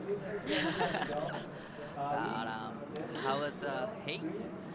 That last heat was, oh, my heat, you mean? Oh, my heat went real bad, but it's okay. I had a great time out there. It was so different to anything I've ever done before. First time surfing a wave pool, so it was an incredible, incredible experience. But the last heat, Ano Matsuoka just taking that one out, 7.83 and a 7. Wow, I'm not sure of the other one, but incredibly well done from Ano Matsuoka. Izzy Camel in second. In this heat now, though, Safi Betty in the red, Charlie Hatley in blue, Olive Hardy in the white, and Freya Prum in the green. This right now is Safi Betty, our surfer from New Zealand, has been an Olympian in the past. Beautiful surfing there from Safi Betty. Beautiful surfing on the first wave. This is Charlie Hatley on her first wave. Nice two-turn combo and get the third turn in. And gets the finish. Unfortunately, couldn't quite stick to the landing, but still beautiful combination from Charlie Hatley on her first wave. Yep, so Safi and Charlie, here are some of the replays. Safi's backhand is just so strong and solid. You know, I think she really relies on it and trusts her backhand surfing a lot. And, you know, this is exactly why. You see she's riding an epoxy. Something a little lighter and floats a little bit more. But this is the last of Charlie coming off second in NIAS. Right. The last QS 6000. Wow. Really well done there from Charlie Hatley. Beautiful surfing from the both of the surfers. Really like the connection in between turns. Really smooth connection from Safi. Beautiful surfing. These two waves will be a good number, that's for sure. So it comes in at a 5.33 and a 3.50. Yeah, so good stuff there from Safi Betty and Charlie Hatley. We saw Charlie getting second at the QS 6000 in NIAS. I think only 2 or 3 weeks ago, not too long ago. Right. She was against her best friend who took it out, but Charlie went straight to South Africa after that for the Challenger. So a super, super busy young woman on your screen right now. Just shows the dedication and how hard it is to really make it if you want to. You know, if you're not doing great in the Challenger, you're gonna have to make sure you're doing okay in the QS again, because if you want to, you know, keep that dream alive, you have to give it your all. Right, it's very hard work for, you know, Challenger Series surfers. You kind of want to focus on the Challenger Series, but also you kind of want to be in the qualification. So you have to surf in the QS as well. But here on the screen, this is surfing quite hardly. Nice two-turn combo and gets a third turn in. Nice finish from Lee again and back. Yep, so behind is Freya Prum. Good looking wave. She had the first heat and first wave of the morning. Good wave there. Unfortunately, kind of gets that outside rail stuck and goes over the handlebars. But yeah, imagine the nerves. First, not only first heat, but first wave of the entire event. So on the way here this morning, I had a conversation with her and she was like, you know, I don't know how I feel about that. I was like, you know, girl, I'm happy I'm not you. Good. Because you don't really know when the heat starts and when the heat finishes in the wake pool game. But this is a replay of last of leave. Nice first turn, strong second turn in, get the third turn in, actually gets the last section in and gets the completion. That's great surfing. And this Freya up and riding, nice second turn, and unfortunately comes unstuck on the last turn, but another great surfing from Freya. 4.50 for the last of Liv Hurdy and Freya.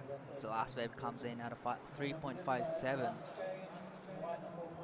Yeah, so like I've mentioned, the judging criteria is the same as the contest in the ocean. The variety and the creativity of the moves are super important, and giving that variety, I think, is a crucial part just to keep it interesting and get those higher points. The commitment and the degree of difficulty as well, how hard it is to land that turn that you're getting. We have the critical sections, height, and the projections, and of course, the most important for me is flow. So all super important points, and that doesn't change either if we're in the wave pool or in the ocean. So yeah, just a bit of an idea of what the judges are looking for and what you need to get those bigger scores. This is wave number 2 for Charlie Haitley. Nice opening curve to start with. A strong second turn, a lot of spray. It gets the first turn. And that's a great surfing from Charlie Haitley again. At the back, surfing up and riding. Air drop to section. Get the second turn in. A little bit fumble there. Yeah, that was unfortunate for Safi that she was gonna back up that 5.33 really nicely, and I feel like today 5.33s are actually really solid scores. That's definitely a keeper. True, totally agree with that. This is the last of blue. Really love the flow in between turns. She's not in rush. A smooth transition in between turns.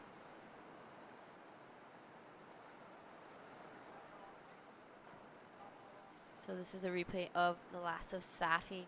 A little bit of a setup turn there. Goes for this one. Good turn. Unfortunately, just on the way down, kind of goes over the falls there. But still 2 waves left. Right. So each surfer gets 4 waves each. They rotate twice. So you get the second wave of the set and the fourth one, and then on your second turn it's like vice versa. You get, if you got the second on the first one, you get the fourth on the second one.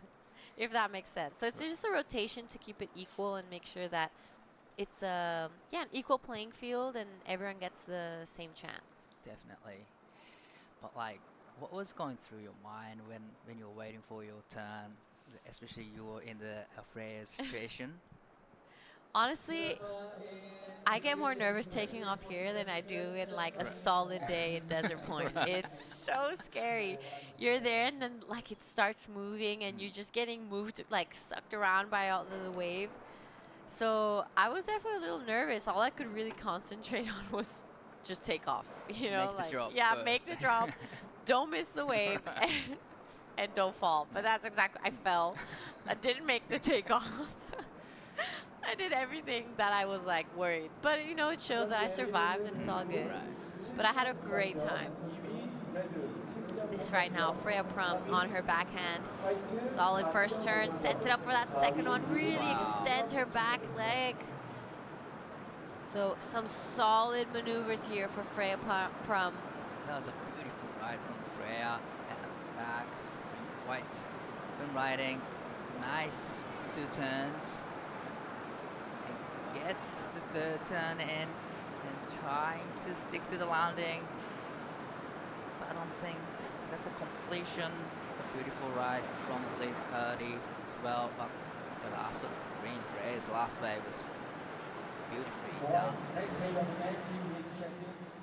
Yeah, this wave from Freya Prum was so solid. This turn, she really pushed her back leg out.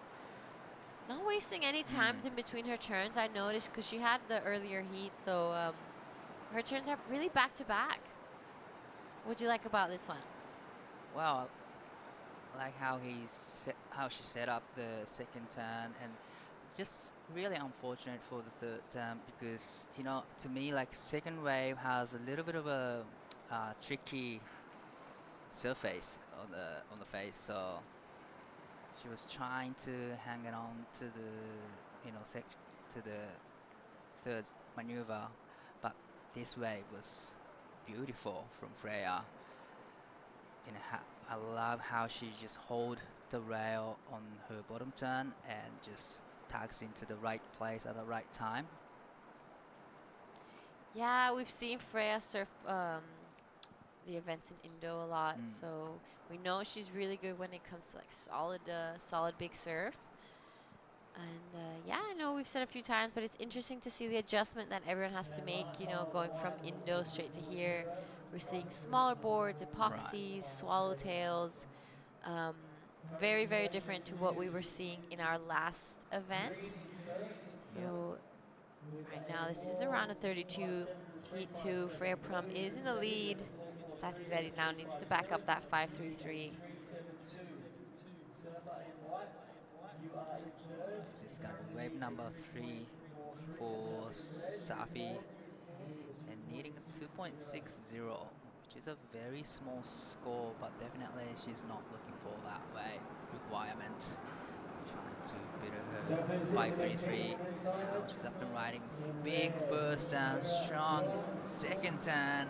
Little bit of fin release there, and gets the turn in, and gets the finish. That was a beautiful surfing from Safi. Right behind her, Charlie Hatley now. Good first turn. Oh, gets a little stuck on the rail in that 2nd one, but I love how she pushed the tail on that 3rd one. So it's looking like Safi Vedi is definitely going to be going into an advancing position after that last one. That was some solid surfing there from our woman from New Zealand. Here is the replay. Wow, it wasted no time from the takeoff to that first turn. Love Safi's backhand. She is such a strong surfer. Beautiful style as well. Charlie Hatley, really well done here, but gets a little bit stuck there on the way down. I know she, and I think she knows too. She's got a bit more in her. You see her body language is a little not convinced. She did a great job to recover from the stumble on her 2nd turn. But this next turn, I really love how she went really tags into it and a little bit of fin release, and it gets 2 turned after that. It's gonna be a really healthy number for Safi. And there we have it, 7.30 for Safi Vedi, going to town on that last wave. Beautifully done. Now we're gonna see the reply from Freya Prum and Olive Hardy. So it's interesting. It's literally like a fight back, because it's like everyone gets the same amount of turns, everyone gets the same amount of waves. So it's all down to you and how you're feeling that day, how you're surfing, how good your equipment is, how much you trust it. So it's completely different setup.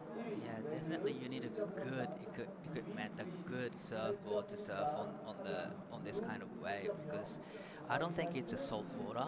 It's just pure water, so different feel in the water. So definitely surfboard will do a lot of work here. Olive Hardy up and riding, needing 3.65 to go into second. Nice big curve to start with this wave. Nice second turn and gets third turn in, and she managed to stick to the last turn. So this is Freya up and riding. Nice first and second combination straight into the third and gets the finish. Little bit of fin release there. It's a great surfing from both Freya and Hardy. Yeah, so really, really nicely done there. I think that will definitely be Olive's best score. For now, she surfed that really well. Here is the replay. Love how close we can get to the surfers in this wave pool. Nicely done here. And managed to stick this one through, gets that finishing section. Freya Prum right behind. Nice turn there. So a lot smoother. I'm liking this wave from Freya. I'm not sure if it's gonna go in her top two, but Freya looking pretty solid out there. She told me she's already been here for a couple days, so she's feeling and looking pretty comfortable in this wave pool. Right. Her surfing is really smooth in between turns. There's no rush. There's no any extra bumps. Beautiful surfing from Freya Pram. And Olive Hardy's last wave. Really strong, powerful surfing from Olive. Throwing a lot of sprays through the turns, and it managed to get the last section to finish with. All right, so one more wave for all four surfers in this heat. Currently Safi in first place with that 7 and that 5.33. You know, it's definitely not easy to get those high scores out there. This wave is just so different to what most surfers that surf in the ocean are used to. And you really have to adjust and change and read this wave well, because it's not easy at all. Looks perfect, but it's just really hard to And you're surf on, right, yeah. The fact that it's not salt water, you float a lot less. That's why a lot of these athletes have decided to go onto the epoxy side, just because it has that extra bit of flotation. So this right now, Charlie Hatley looking for a score. 4.57 is what she needs. Two solid looking waves. Oh, love this surfing from Charlie Hatley. Right behind Safi Vet. Nice first turn, powerful backhand snap, tucks into it, second turn and third turn. And wow, she was on the way to the good score, but unfortunately couldn't quite get a last turn in. Beautiful surfing from Charlie Hatley. So she is currently in fourth. Doesn't need a huge score to advance. This is some really, really good stuff. I love that first turn from Charlie. You know, really pushes the tail. You can see she's not holding back on this wave. You know, she knows she needs a score. This is her last chance. She knows it. So she pushed really hard. Nice first turn and second turn, and just tags into the right place. But unfortunately, couldn't get a last turn in for Safi. Loved it. Second turn with a lot of spray through the turns. Yeah, and just good, kind of flying out the back. That first turn from Charlie was really, really well done. Wow. You know, she didn't waste any time in between these turns, and she just gave it her all, showing how much she really wants it. She already has a good result in the QS. Let's see, so the last comes in at 5.40, so Charlie does go into second. So it's all eyes now on Freya Prum and Olive Hardy. Wow, Will they get the scores? It's gonna be a last chance for green and white, needing mid 5.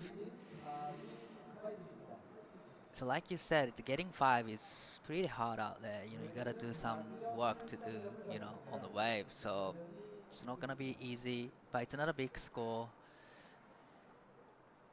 So a lot of pressures now on Freya Pram and Olive Hardy. This will be the wave number 4, needing 5 to 7 to advance. All right, here we have it now. Freya Prum, 527. Good first turn here. Sets it up. Liking the second one. She needs to go pretty solid. Nice surfing here from Freya Prum. Wants to get around this section, get a couple more turns on the inside, and she makes it. Does she get the score she needs? Oh, Olive Hardy now. 534 is her requirement. Oh, unfortunately, just goes over on that last one. We'll have to see what she did out the back, but Wow, Freya's last wave, it's gonna be really close. oh, it is so close. You know, it's a 523. That's what she needs. Nice first turn and nice second turn as well, but really love the third turn. Tags into the right place and get first turn and actually getting the 2 bonus turns in. So she needs 5.24, I think. And this is the last of white. Nice first turn and gets the second turn in, and this is where she tried to hold on to it but couldn't quite ride out of it. All right, a bit of a nail-biting finish there. You know, it's funny in the wave pool. You can see your competitors what they need, and you see their waves. So it's everyone's watching right now.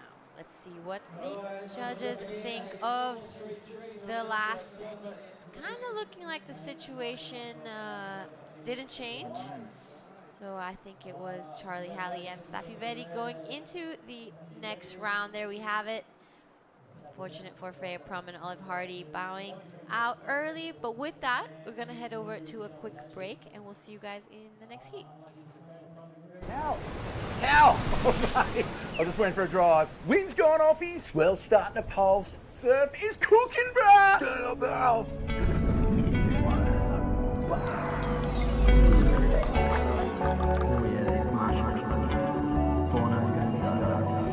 Smacking it.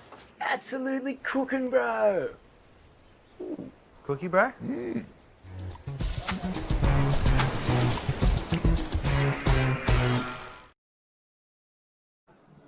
Welcome back.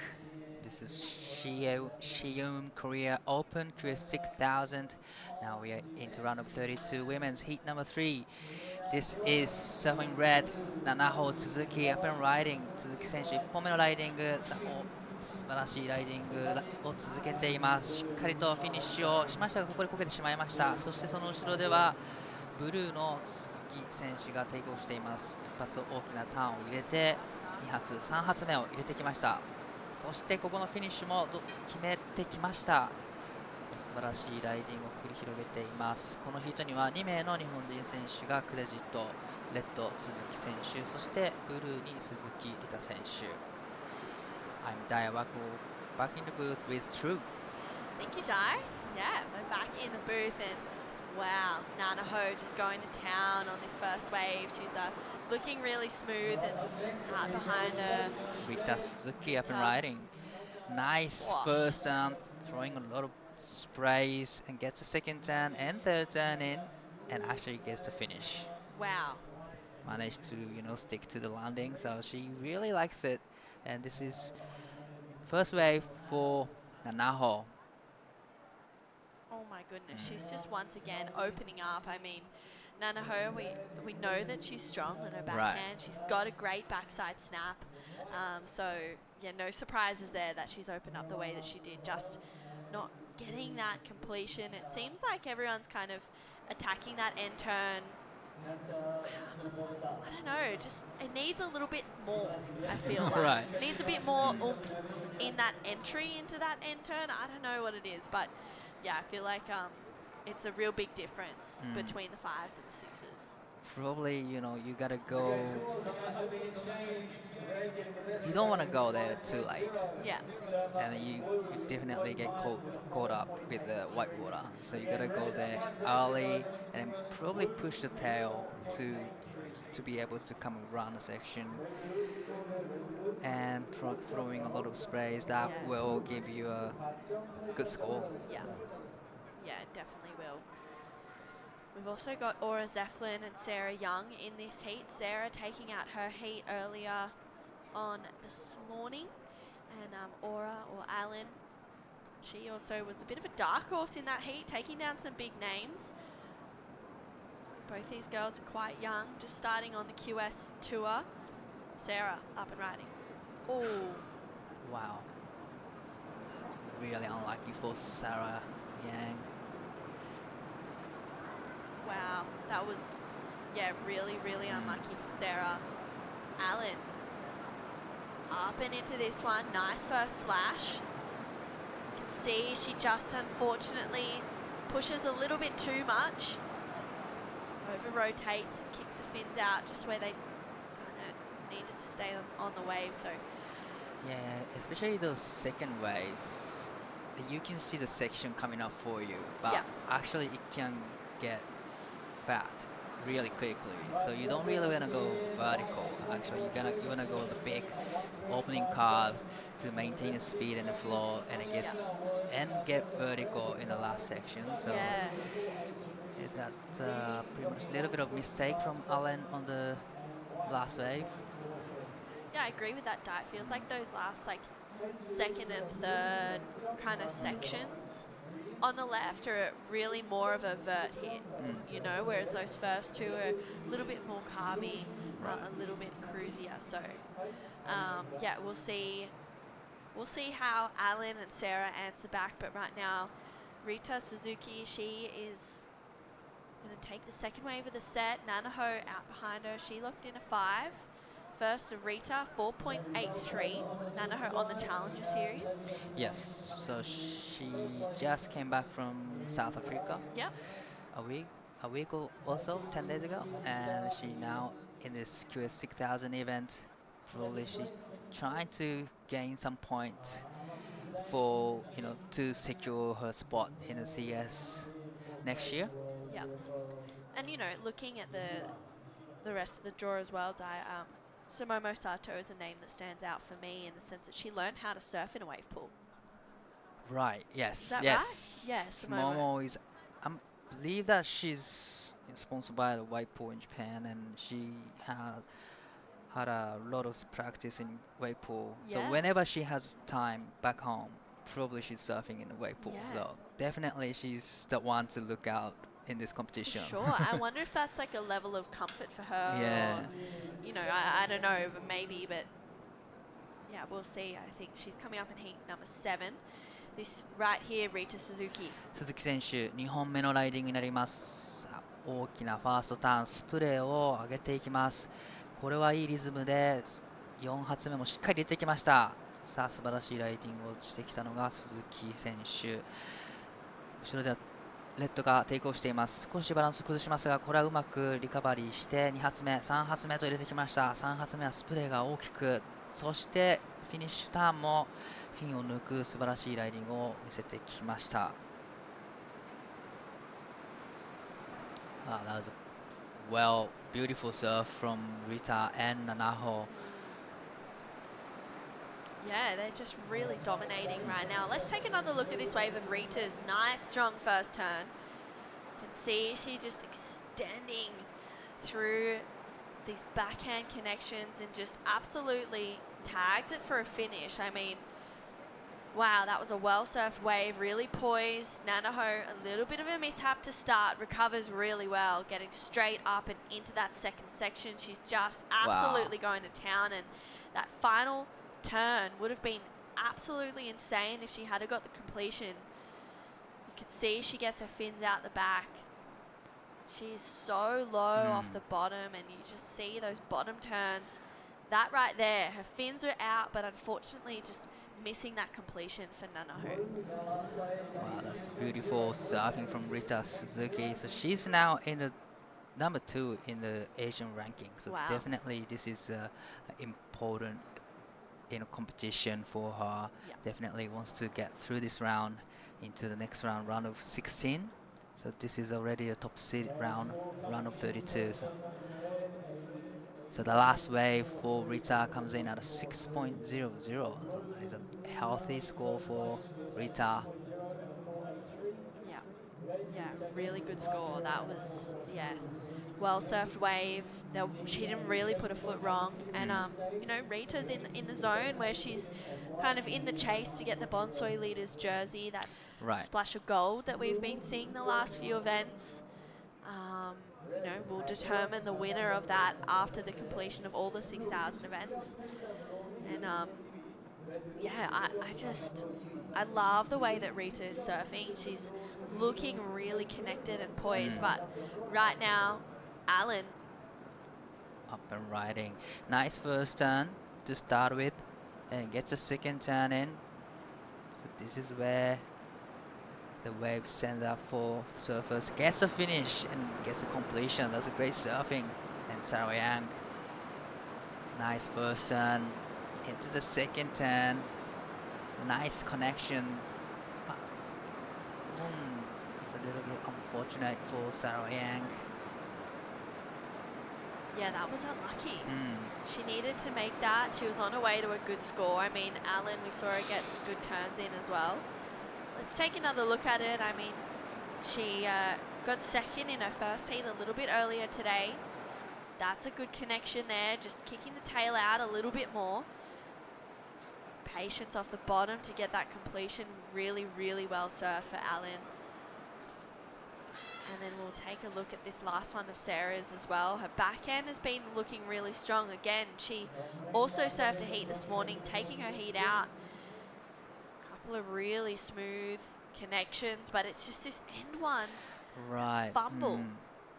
I think she just went a little bit too high, you know, and it pushes too much, so fin released and lost the momentum and speed to recover from the stumble. But for this wave, this is definitely going to be her best score. She gets a couple turns in it and gets the last section. Beautiful surfing from green. Yeah, really strong. I liked it. I liked that end turn. She timed it really well. Right. To get that finish. Yeah, that was a 3.33 for the last of green. Probably she builds a lot of confidence from that last wave. So, Yeah. and she gets two more waves to perform, and definitely on the next one she will be, you know, just trying really hard to get scores. Yeah. Yeah, we kind of saw that. Yeah, she's a momentum surfer for sure. She just builds more and more. She needs a 6.1 right now. Let's see if Nanaho betters a 4.43. さあレッドアップしました。ファーストターン大きなスプレーを上げてきます。2発目もこれも綺麗に入ってきました。3発目これはスピードとパワーがある。そして4発目これも大きなターンを見せてきています。後ろではブルーがアップしています。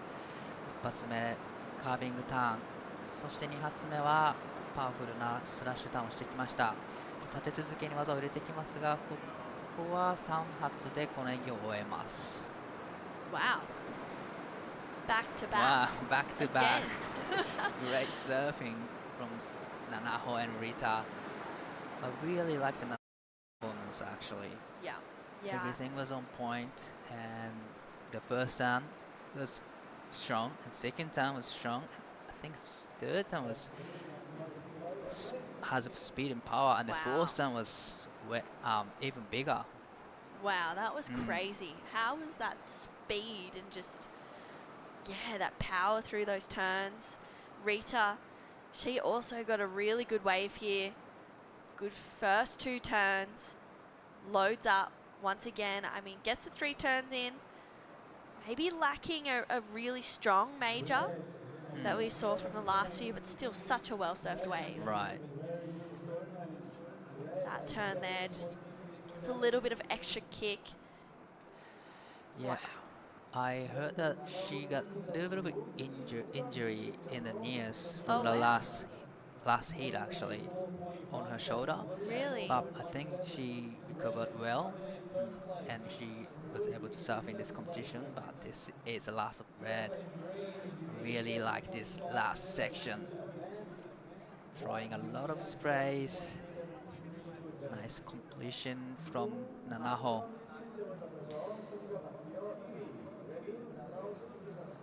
Yeah, she really showing that Challenger Series Right. confidence right now, isn't she? Such a, like, it's, you know, you see people go from the QS onto the Challenger Series, and then we see them come back here, and it's just like the level's lifted. Right. You know, and it has to, because the quality of surfers get better, but you see them come back to the QS, they do a couple of events here and there, and you just, they're such standout Right. performers. And it feels like that's what Nanaho is right now. And I think she gains a lot of more confidence in her surfing. Yeah, for sure. Nice first turn for Sarah Young. Snaps it there. She needs to get a good completion. That's a better connection. Unfortunately, her front foot just slipping back a little bit, and then Allen out behind her, tweaking the tail. She needs a big score, and also just bogging a little bit there on that second turn. So turn selection really coming into play for Allen right now, and unfortunately for Sarah, her foot just slipping, it looked like. That's it's just going to keep applying pressure. Right. It was a great surfing. I really liked the first and second turn in. Oh. And this is the last of rain, like the first sun. She knew that she needed to go big, and that, I think that's exactly what she was trying to do. But unfortunately, it comes unstuck for the second section. Yeah. But one more wave to go, right? Yeah, one more wave for Nanaho and Rita, and also for Allen and Sarah. Sarah needs a 7.03, and Allen looking for a 7.5. That last one of Nanaho's though, a 7.67. Huge score for Nanaho's last wave. 7.67 is, it's not easy to get in the No. pool, actually. Definitely huge number for Nanaho Tsuzuki. Now she's in the lead comfortably with 7.67 and 5.0. Wow. Thank you very much. Right. Really.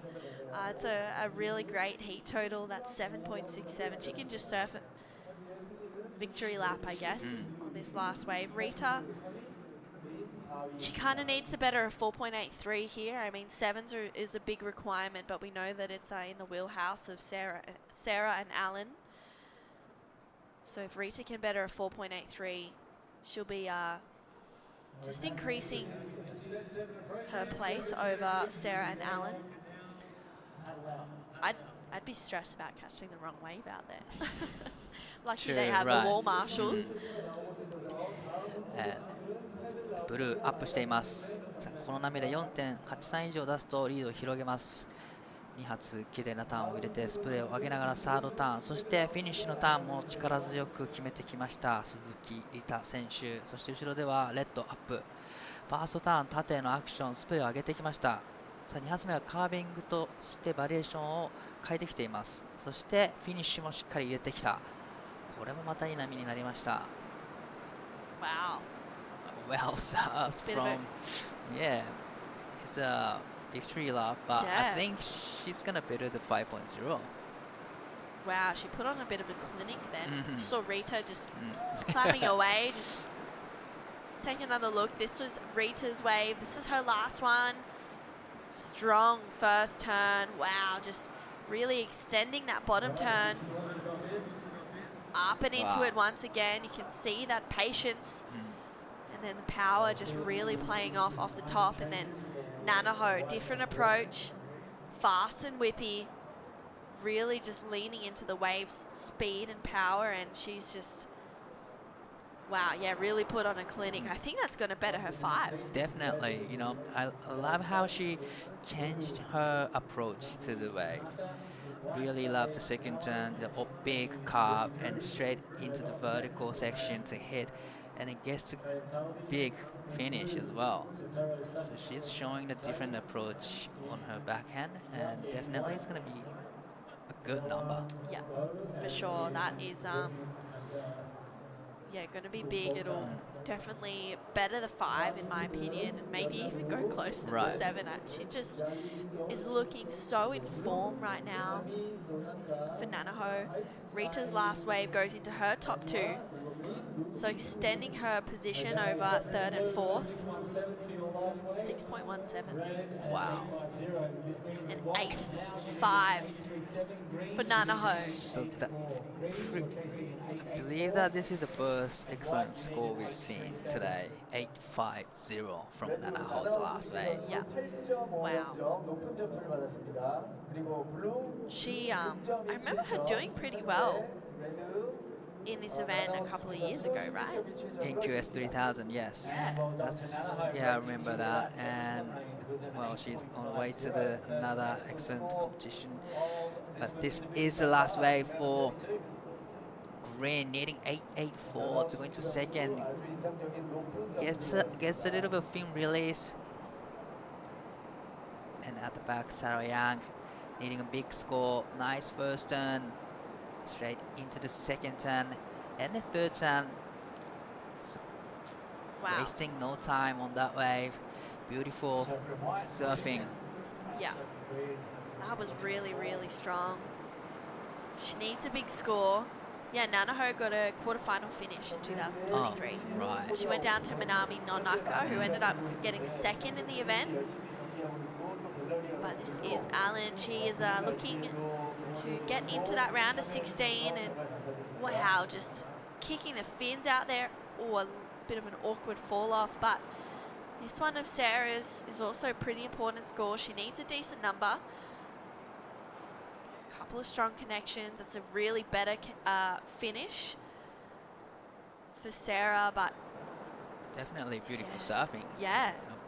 Her backhand is really smooth. It looks really good, but it's a 4.6, so not the score that she was looking for.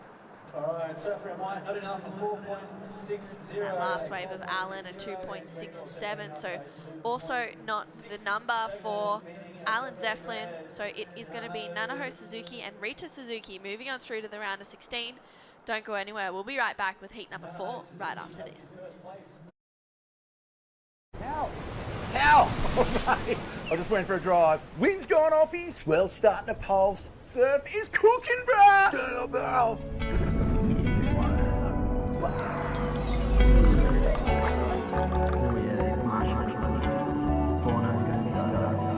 Smacking it. Absolutely cooking, bro.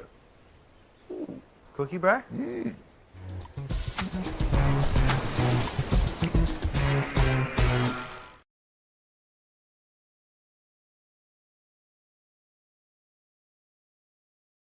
Welcome back to the Siheung Korea Open QS 6000. We have rolled straight into heat number 4. Charlie Stokes, Minami Nonaka, Sai Maniwa, and Ruby True. We saw Minami get second in the event in 2023 to Amuro Suzuki, so I'm sure she's coming into this with a bit more comfort. Charlie Stokes, though, on the Challenger Series, good first turn. Wow, really opens up. Leaning into the rail, gets a strong third turn connection in to complete it. Great wave there for Charlie Stokes. Minami. 田中選手1本目のライディングになります。1発、2発と綺麗に決めていきました。そして3発目、ここのフィニッシュは決めていきたいところですが、しっかりと決めていきました。What a start from Charlie Stokes. That was a beautiful surfing from Charlie Stokes. Yeah, wow, that was strong, and she was just in fine form. Really. Right. Edge up the section, nice first turn, a nice carve, and it gets the vertical lip and gets the finish. That's a nice combination from Charlie Stokes. And Minami's last wave on her backhand.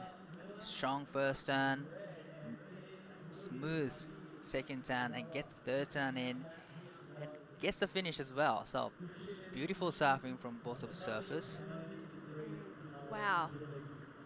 Minami, you can see the face of determination. She's just really, you can see those bottom turns. She's eyeing each section right as she needs to, and her timing is just on point. And then, wow, love that turn of Jarley's. Just extending her rail, releasing that bottom turn a little bit later, and it's just really working for her. That wave was so well surfed. Yeah, loved those connections for Jarley. Minami has a score to lock in as well. So next we'll see Sai Manua and Ruby True.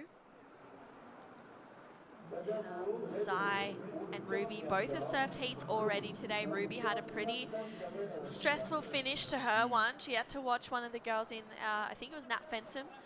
Nat was in that second rotation of waves and ended up actually getting getting the opportunity, but just not getting the score. It was pretty, would have been a really stressful moment for Ruby.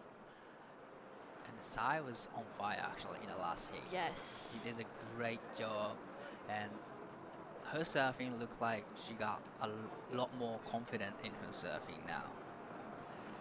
This is gonna be an interesting exchange. This is wave number 1 for Ruby True and Sai Manua。マニュア選手、1本目のライディング。さあ、パワフルなファーストターン、セカンドターンもスプレーを大きく上げてきます。そしてサードターンもさらにスプレーを上げ、しっかりとフィニッシュも決めてきました。At the back, Ruby up and riding. Nice first turn. And get the third turn in. Is she going to get to finish? Yes, she just sticks to the landing. So that's great surfing again from Sai and Ruby True. Wow, how Sai? There was no mistake in surfing. No. On the last wave. None. She was just, up and into every section, finding the completion. She's looking so in form. That first turn was smooth. It's his I think it's his next one here. Wow, love that. Whippy, really in form, and that last turn connection as well. It's gonna be a good score. Yeah, she's picked up where she left off. Ruby just leaning into the rail. That was a good connection there, and she does really well to get up and over that section. Also for Ruby True, dual athlete. She's also went to the 2024 Olympics for skating. Oh, yeah. She is an X Games medalist as well. There's lots of layers to Ruby True, that's for sure. And now she's navigating the surf scene. That is a huge thing.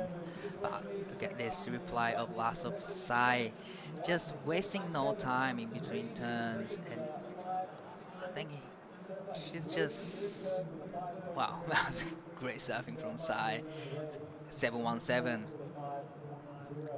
Wow. Best score in this heat so far. Huge score.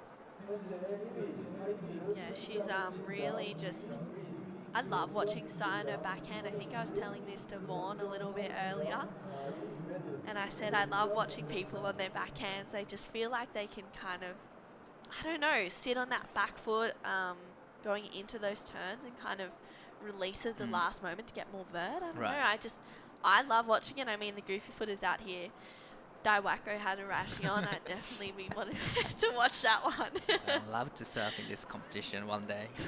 Yeah, definitely. But here is 野中選手、2本目のライディングになります。これは綺麗に縦のアクション、そして2発目もスプレーを大きく上げてくる。そして3つ目のターン、フィニッシュのターンも綺麗に決めてきました。これは素晴らしいライディングになってきています。Charlie Stokes up and riding. Nice vertical off the lip. Straight into the second. And gets the third turn in. And it gets a bonus. So that was a great surfing from Charlie Stokes as well. Really interesting exchange between Minami and Jolie. Wow.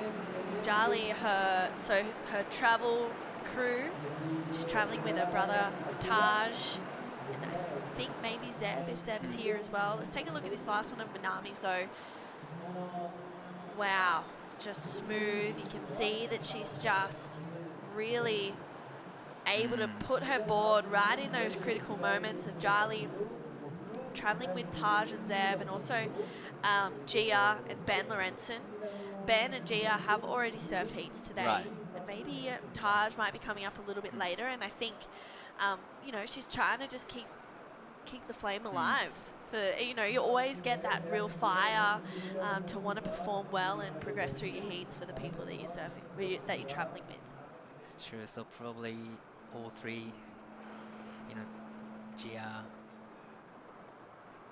everyone else just watching her heat now. This was a great surfing, and this is a replay of last of Minami.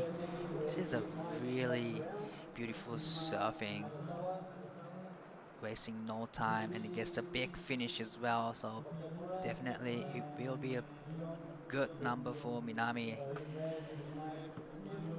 So 5.83 for the last of Minami Nonaka. Yeah, wow. She really, I wonder if she, you know, it's been 2 years since we've been here, right? Right. I wonder if Minami is like, hey, I feel comfortable and confident here off the back of that good result a couple of years ago, or if it's like, I'm just going to do my job. Little bit of both, I think. Yeah. And now she's, you know, competing in the CS as well, so she's definitely building up a lot of confidence in her surfing. So, wow, this is really true. Up and riding, important way for her. Nice first and second turn. Get the third vertical turn in. Gets the layback to finish off this wave. That's a beautiful surfing. And at the back, マニュア選手 7.17 をスコアして1本目、2本目のライディングはどうなるか。綺麗につなげてきていますが、ここでワイプアウト。Wow. That was unlucky for Sai. I know Ruby spends a lot of time at the Urban Surf in Sydney as well. She goes there quite a fair bit. I'm pretty sure Manny Cattle does a bit of stuff with her there. So, you know, she'd be feeling comfortable in the wave pool. I'm sure she had a couple of practice sessions before coming over here. And you can kind of practice how you want to surf the wave. That was a strong first turn for Ruby. Gets a carve to snap combo. And then just lays into it. Love that turn there for Ruby. That point of difference. And then Sai, this was super unlucky. She was looking like she was on her way to another good score, and then unfortunately just, I don't know, it looks like she just got a little bit caught up and unfortunately coming unstuck. Well, really unlucky for her, but definitely, you know, she has already locked in 717, so she doesn't need a big score to go into this first place. The last wave comes in at a 3.23, so she is in a second at the moment. Jolly Stokes now. So this is a last reply of last of green. Nice first turn. Wow, that was nice. Ruby, she's looking in form right now. She's got that score to lock in. Jali, she's going to get the next opportunity. She needs a 6.16 to go up into second. She's currently sitting in fourth right now. That last wave of Ruby True is 6.23. So Ruby goes to first. Minami down in second. Needs a 608 to go back to the lead.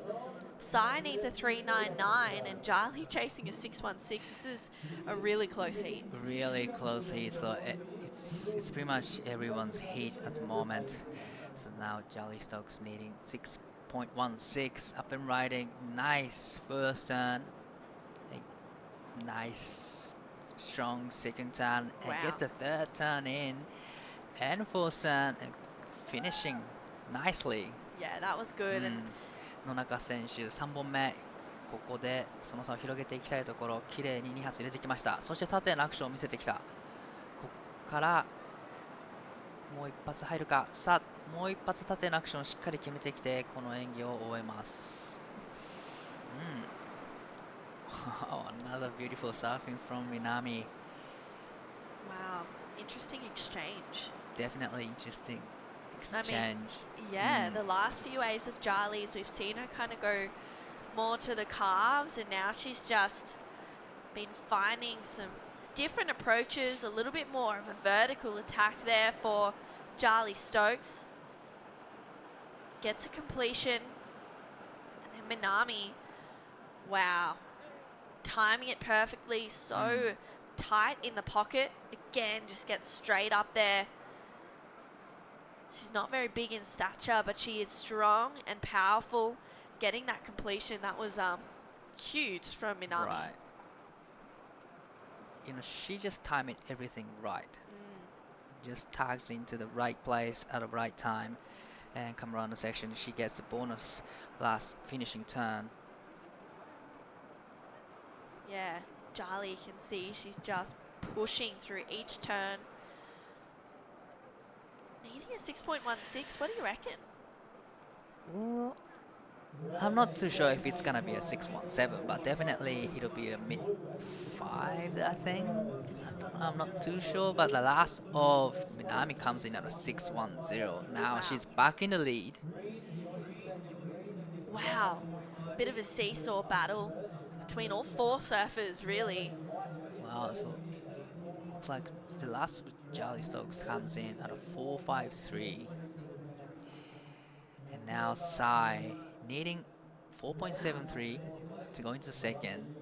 Is a small score, but definitely you need to finish that wave nicely. Yeah. You don't want to get the fall off. No, not at all. That's okay. Well, here we go. Sai 473 is what she's looking for. 一発目綺麗に大きなターンを入れてきました。4.73 で2位のポジションに上がります。これはしっかりとフィニッシュまで決めてきました。素晴らしいライディングです。At the back will be true up and riding. Nice first turn, nice opening curve, and it gets a third turn in. And then again, finishing turn. Try to hold on to it. Not too sure if it was a completion, but beautiful ride from Ruby True and Sai Maniwa. It's gonna be an interesting exchange. And to me, I think Sai got a requirement here. The great first section, a lot of sprays, second and third turn, and it gets finished right here. Oh. Yeah, that's a score. Even just off the back of that first to second turn combo, Ruby goes a bit under for that first turn, but recovers super well. Gets a good snap in there for Ruby True. And then really, really great dedication to complete it.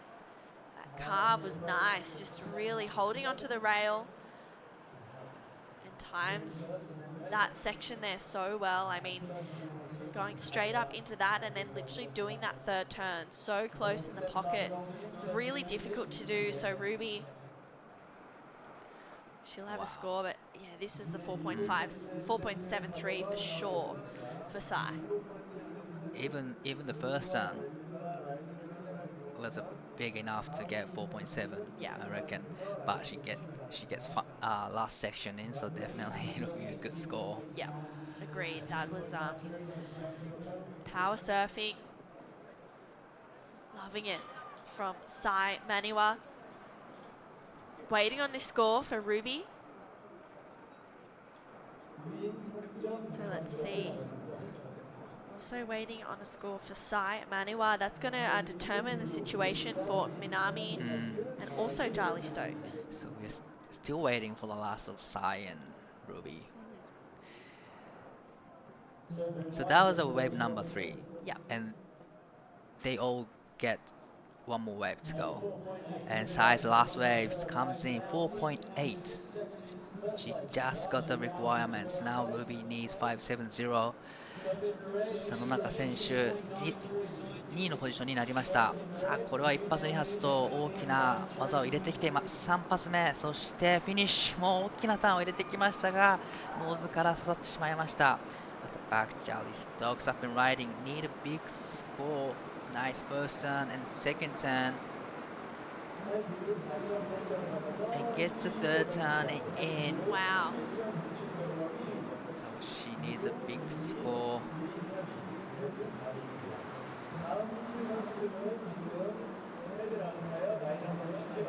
So Charlie Stokes now needs 693 from that last wave. This is a replay of last Minami Nonaka. Nice first turn, and second turn even bigger, and it gets a third turn. And this last section unfortunately comes unstuck. And this is the last of red.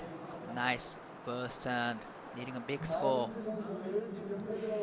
Nice second carve, and it gets the third turn in, but unfortunately he didn't get the finish turn. So is this wave going to be her requirement? 697. Wow. 6.97.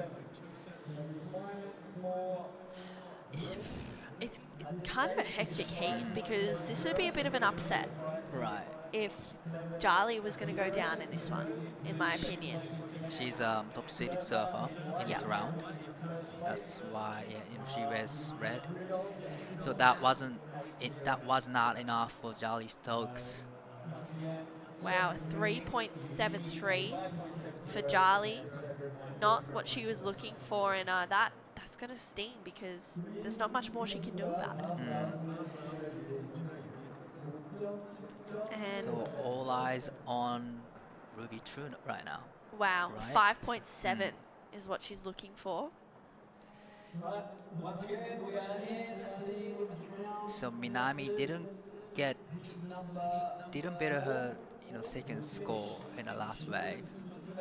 She is in the second. Ruby True now needs 5.70. Wow. Nervous times for both Ruby and Right. Minami. Crucial moment. Here we go, Ruby True. Good first turn. Really, really leaning into the rail. Gets that second connection in there. And a fourth to complete it. She needs a 5.7. Sai Manua, she wants to just defend first place right now. No one's really going to challenge her for it though. She's just put on an absolute clinic in this Wow. heat. My goodness, Sai. Well, definitely she's advancing through to the next round. Yeah. But it's just all eyes on the last of Rubies. Really like the first turn. Gets a vertical. And nice carve for the second turn. And they get third turn in. And it gets a finish as well. So, it's gonna be a really close. Needing 5.70. Wow, this is going to be really, really tight. Sai definitely getting the win. She was just killing it out there, just tagging every section. You can see Ruby, she knows she needs a score. It's an important number. Can she get another buzzer beater? It was a 4.50, so it was not the score for Ruby True. Charlie Stokes unfortunately bowing out as well, so we'll see Sai Manua and Minami Nonaka later on in the event. Don't go anywhere. We'll be right back for heat number 5. More surfing to come. How? Oh, mate. I was just went for a drive. Wind's gone off, swell's starting to pulse. Surf is cooking, bruh! Stand up, barrel.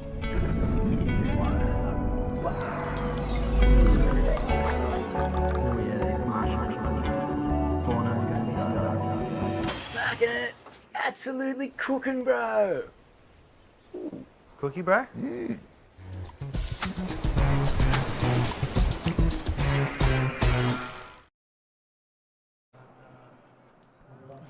And we are back with heat number 5 of the Siheung Korea Open QS 6000. We saw a bit of an upset in that last heat. Charlie Stokes unfortunately bowing out, but we saw Minami Nonaka and Sai Manua move on through. Mariah Akita is out there with Im Soo-jung, Hinano Shimizu, and Charlie Hurst. So this is going to be a big heat. Im or Sue, she's learned to surf here. This is her home, and this lady right here, Mirai Akita, really strong backhand surfing. She's a pocket rocket, bit of a powerhouse, that's for sure, and just laying down some big backhand turns, and Sue just out behind, a little bit more patience, straight up into that first turn. You can see she's got a leggy wrapped around her toes, it looks like a little bit, flying down the line, driving through a good backhand carve, and she's going to kick out of that one. I'm True Starling. Joined in the booth with me to call through this heat is Giada Legati. Hello, True. I'm happy to see you. Yes. Wow, Girl what power. a heat. Mirai Akita, we know her backhand is deadly. So this is her exactly showing. I didn't recognize her with her new haircut.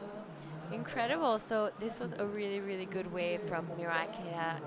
It's a super strong start. Our woman in blue as well, you're right, with that leggy just wrapped around her toes. But nice surfing here. You know, that could be super distracting when you're on a wave, so really well done. Yeah.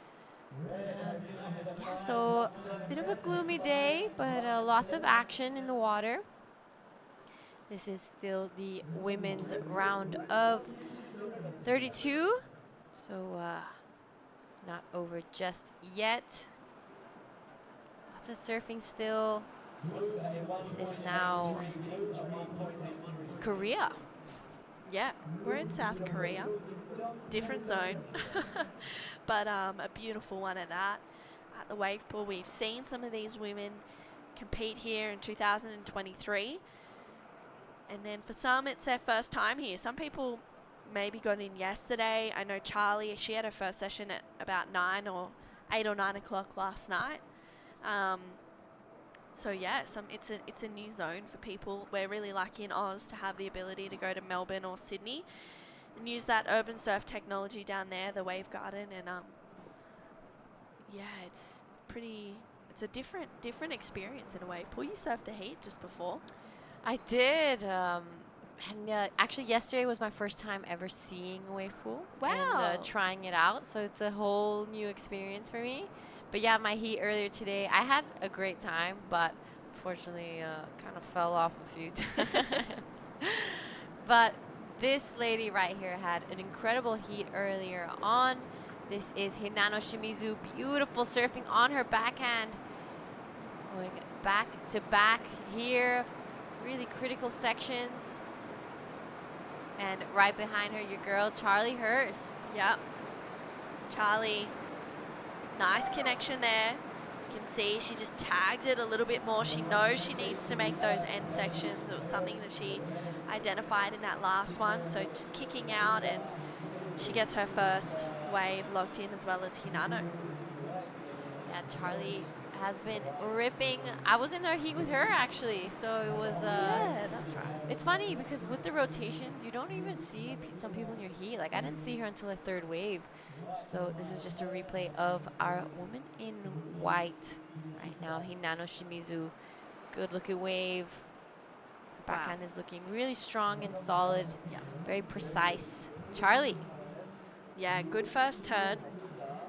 Love that load up into the second one. Really strong connections, low off the bottom, straight up into the lip. Tapping the water and yeah, doing really well to make the most of the connections. And I just love that wave of Hinano. She was looking really spicy.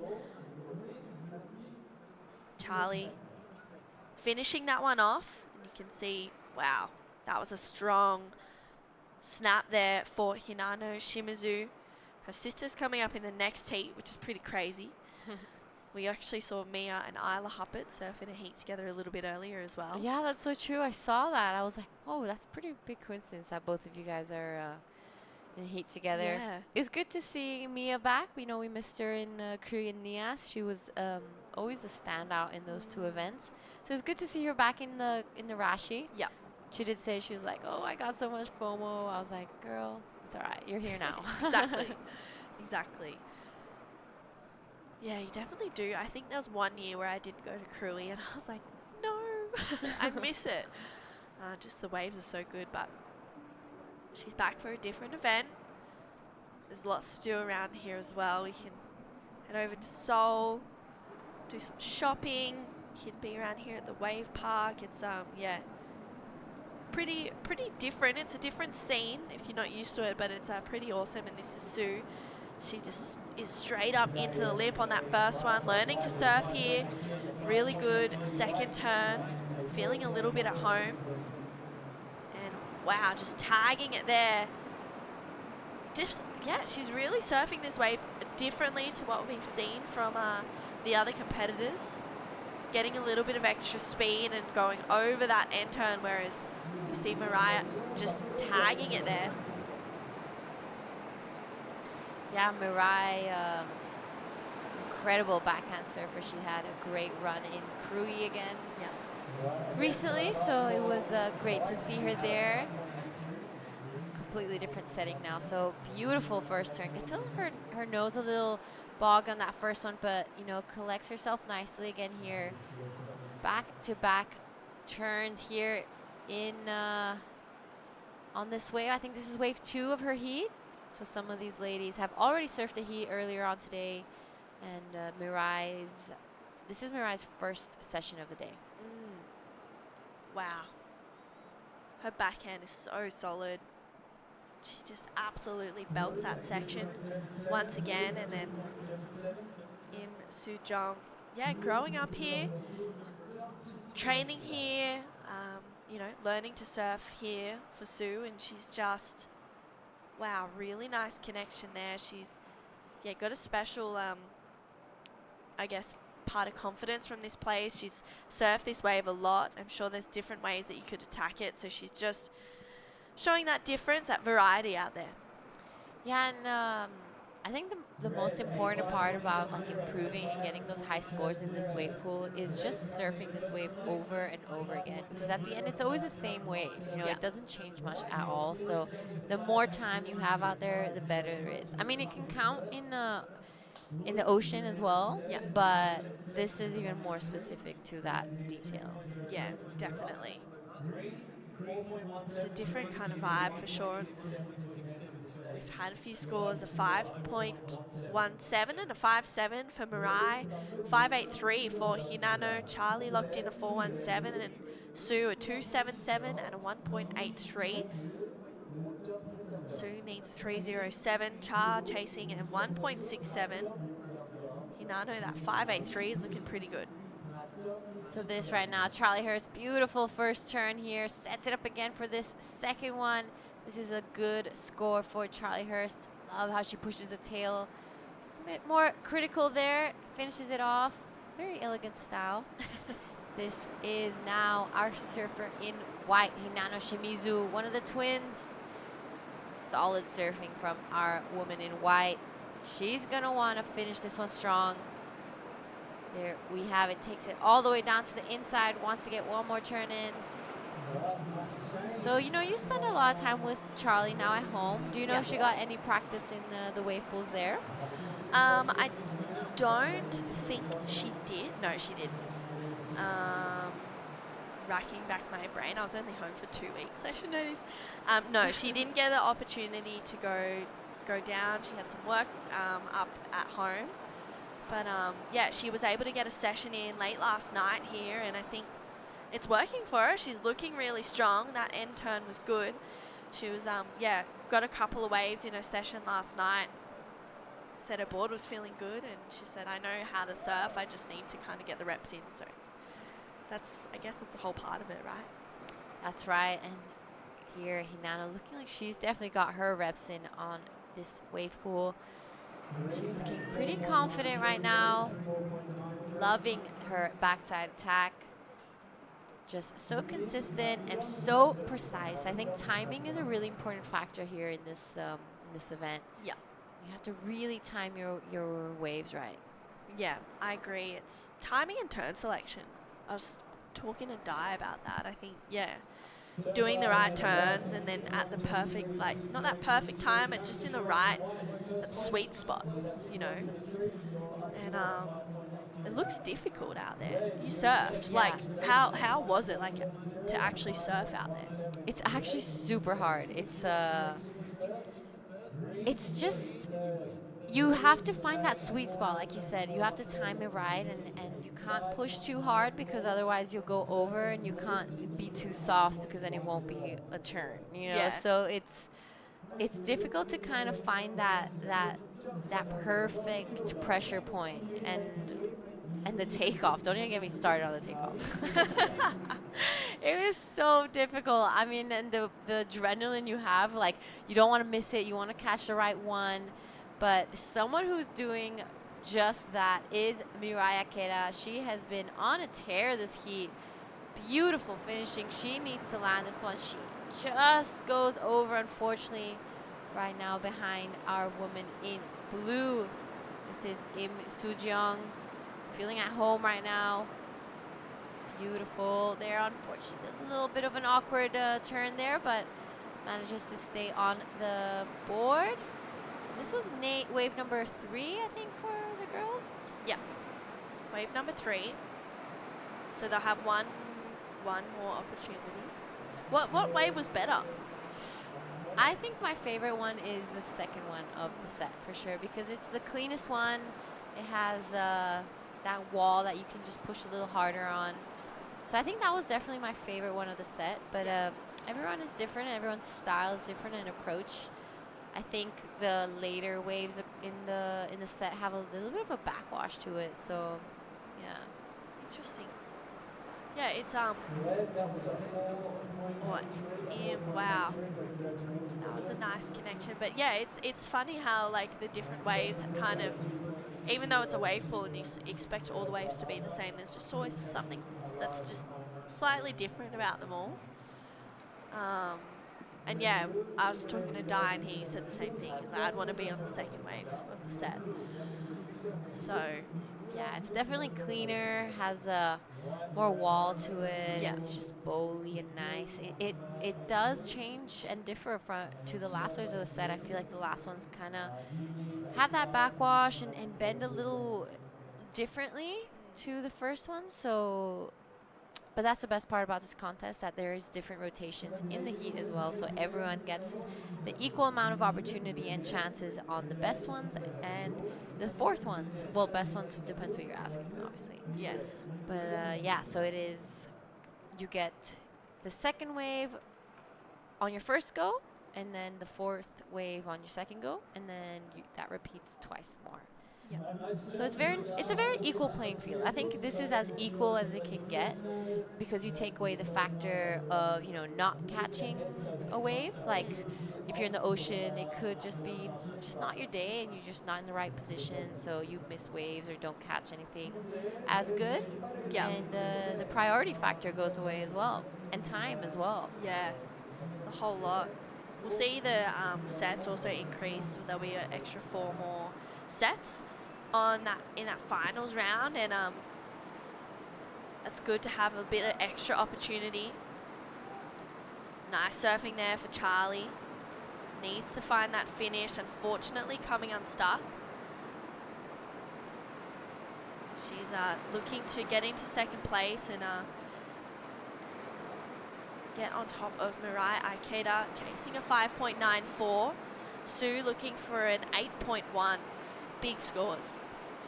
Yep, those are some solid scores out there. So this is the current heat leader, our woman in white, Hinano Shimizu, looking solid and comfortable in this wave pool. It was a pretty solid finishing. Your girl Char. Yeah, nice opening carve. This was a good turn, just gets her fins out a little bit. Tags it once again, but unfortunately not getting the finish for Charlie. That's going to cost her, I think, a little bit. She needed a 5.8, and really strong surfing though to get that second turn in. That's really quick transitioning. Hinano, she's looking so smooth on her backhand. I love watching her surf. Really similar style to her sister Hinata, who's going to be coming up in the next heat. So 5.94 for Charlie and an 8.1 for Sue. She's going to have an opportunity at it now. Yeah, wow, those are some solid and decent scores. Shimizu looking super comfortable, 6.23 and a 5.83. Mirai Akeda close behind. Still looking for a 6.8, 6.36 though. So, you know, those are pretty solid requirements out there. It's not easy, and this wave pool just, like we said over and over, it looks perfect, but it's not as easy as it looks. Yeah, it's not. You need to, yeah, as we said, have that good timing. Be doing the right turns as well. So we've got 3.5 to go. And right now it is Sue. She's having a look. She needs a big score, and unfortunately goes down for Sue. So, wow, that was really, really unlucky. I think she may have even lost her leg rope on that wave as well. And then out behind her, Mirai Akeda. She's looking to defend second place. Big second turn in there for Mirai. Really strong connections. Wow, timing that so well to get the completion. That was a well-surfed wave. Yeah, I loved that second turn from Mirai. That was beautifully done. Super strong. She wants to stay in that second place. She's coming in, so now it is all eyes on third and fourth to see if they get the scores that they're looking for. Beautiful second turn there from Mirai Akeda, showing just how powerful and sharp her backhand surfing is. So she'll be feeling pretty comfortable after that one, solidifying her second spot. Wow, that was a well-served wave. Really well done, Mirai Akeda. I love her backhand. It's smooth, it's powerful. Yeah, I get excited to watch her surf because it's just, really effortless to watch, honestly. Yeah, okay, so here's the interesting part. So once you finish your session, Yeah. you get to watch your competitors get their last chance as well. So, like, it's not like in surfing where maybe you're paddling back out or still at the back. Like, you're up there seeing exactly what they're about to do, and you can practically tell if you've passed or not by the time they finish those waves. Yeah, yeah, literally. It's pretty crazy. It's 7.13 for Charlie. She's the only one that can, you know, make a difference in this heat unless Hinano can get that 6.31 to go to first. It's tense times. Charlie on the second wave of the set. Hinano, she needs to better her score and make it harder for Charlie. I mean, a 7.13. Let's see where it goes. Yeah, Charlie's looking for the best wave of the heat right now. So we'll see what she does.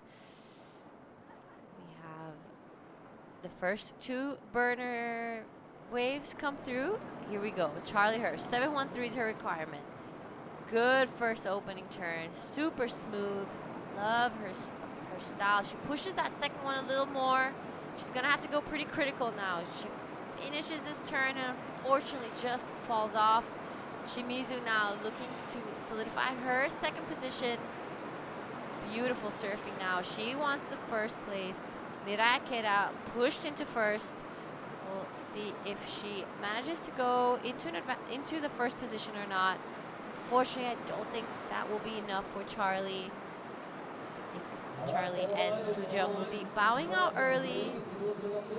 Beautiful run though. They surfed incredibly well. Love this wave of Charlie Hurst. Beautiful style to look at. I think she has a bright future of surfing ahead of her. And Shimizu staying into an advancing position. Yeah. So well done to these girls. Yeah, really strong surfing from Hinano. Getting second place.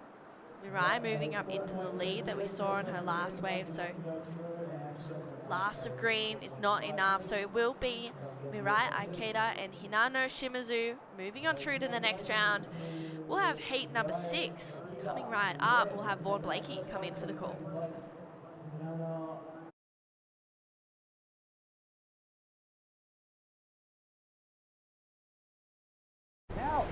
How? I was just waiting for a drive. Wind's gone off his, swell starting to pulse. Surf is cooking, bruh! Stand up,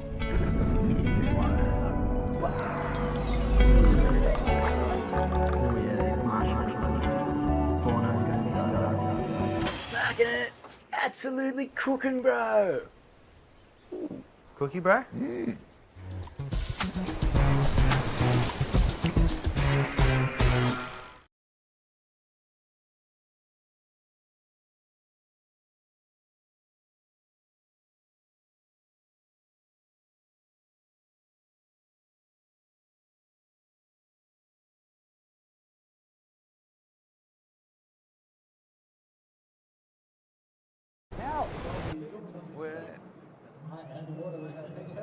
Okay, well, welcome back, folks, to the Siheung Korean Open. 6,000 points up for grabs on the Bonsoi Asia Super Series, the Australia Oceanic region. We've got competitors from all over the place competing in this one.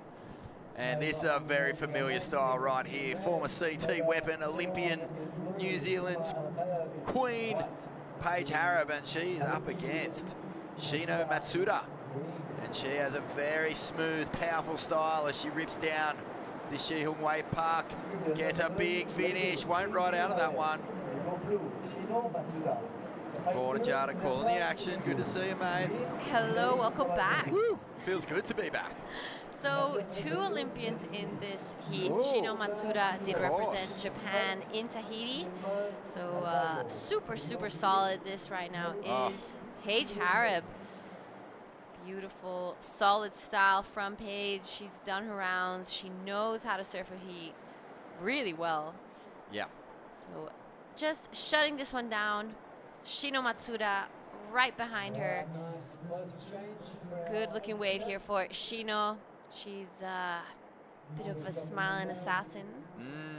She's very sweet and kind outside, but you don't want to have her in a heat. Buttery style. Looking really good on that one. So opening rides here from our competitors. And Hanada Shimizu is out there as well. And Minori Kawai, who we've already seen. So this is round 2. We are fanging through this event. Yeah, we're already into round 2 of this QS 6000. It's only a 3-day event, so it's all compressed into 3 days. You know what the good thing is? Tell me. There's kind of no clock. I mean, there is a clock, but not really, because every surfer gets 4 waves. Yeah. And the other thing is we probably won't have later. The surf's going to be pumping no matter what. Yeah. So that's cool. And right now, sort of happening at the exact same time, we've got the men's round 1 happening over on the right-hand side of the pool. We're only bringing you the lefts on the broadcast today, but then the whole event will transfer onto the lefts. The lefts is a superior wave, and the men are going to get their work done on the right. So a couple of early rounds, we'll let you know some results, but you can always check those out on the WSL website as well. But we're sticking with the left. We're sticking with the women. Always superior. Yeah. Oh, spoken like a true goof. Here we go. Okay, this right now is our woman in white. Hinata Shimizu, we recently saw her twin take second. Beautiful surfing now from Shimizu. Just shutting that one down. Minori Kawai right behind her. Really good surfing here from our woman in green. Minori, also a surfer that has been around the QSs for a long time now, so also knows how to surf a heat. But this wave pool event is not like any other. It's pretty unique. It is, and we're going to see a lot of really high performance surfing, particularly as we get into that, day 2, day 3. Everyone's just finding their feet. There's a lot of competitors who have never surfed this pool before, so this looks like a really classy approach here. And big turns, placing them beautifully. And then the answer back out the very back here. Kawai getting it done. Yeah, I feel like the bigger scores are done by the women who really are precise and have good timing. Yeah, that's a good point. This pool, it's funny. It's a little bit like a really perfect little point break, because the wave will just keep delivering a pretty similar platform. And so once your timing's on and you can place your board in the exact right moment, you can really start to open up. So we'll see that just get better and better as the event goes on. Yeah, the wave pool just takes away a lot of factors that we are used to seeing. Like you said, the time, priority, and priority interferences and all that. But then it does apply pressure in, you competing with yourself, and there's no one else to really blame. You know what else it takes away? It takes away sea lice, blue bottles. Sharks. Yep, big time. There's priority. Oh, sorry, did I say that? Yeah, priority obviously isn't really a factor. Each surfer will just take their pick of their two waves. Or at least they'll ride the first wave of the set and the third wave of the set, I believe, the two good ones. And they swap it around, so surfers will both get 2 shots at the first wave, 2 shots at the third, and here we go. Matsuda driving into that turn. And a lovely combination. She'll look for the finish. She gets it. So it's pretty close here at the moment as Paige Harrod now open with a 4. She'll put the rail to work, back into the pocket. Jams that section, and now she's looking for a finish. A little caught behind. No bonus section. And thought the opening to that was strong, but you saw her just hesitate slightly and miss that finishing turn. Yeah, 2 different approaches. Paige's first wave, she started super strong. She, was looking a little safe, but on this second wave, she, really is pushing it, finding her feet, feeling comfortable out there. Whereas Paige, vice versa, started strong and then went a little safer on this one. But it could be the change in wave, how she catches the 4th wave instead of the second one in this one, and it does have a little bit of a different shape, so it could be a factor. Yeah, it definitely seems like the best scores are coming on the first wave of the set. There's just a little bit more warble through the lineup as things sort of bounce off different points of the pool, but still plenty of scoring opportunity, and we have seen surfers make the most of that, even on the third wave, but that first one's just so clean. And I think that finishing turn, it's pretty crucial. If you don't get it, you kind of do leave points on the table, so that's something that the competitors will be keeping in mind. Yeah, 100%, and the judging criteria doesn't change in the pool like it does, like we see in the ocean. So it all stays the same, and the idea is similar. It's just you have to change, I guess, your equipment and some approaches to it. I would say it's more mental approaches because it's just visually different and the sensation as well. So it's a couple factors that change. But yeah, in the middle of Korea, we're in what looks like a city surrounded by skyscrapers. Yeah, radical place. What unlike other places, instead of free surfing, people go eating, shopping, and sightseeing. That's right. And it's still in construction. There's a lot of this region. You can see hotels still being built as we stay now with Kauai, who's really finding rhythm. And she'll get the completion there, so that's nice stuff. You can see that drop. It's not as simple as you think. Big push through this first turn. Gets a second. Shimizu, and she opened with a really good score, so if she gets the completion here, which she doesn't, I was going to say she'll be backing up with a solid number. All right, so we are halfway through this heat. All surfers now have surfed 2 waves each. So it's kind of crunch time now. They've all had 2 chances, and these next 2 waves are going to be pretty crucial for all 4 surfers.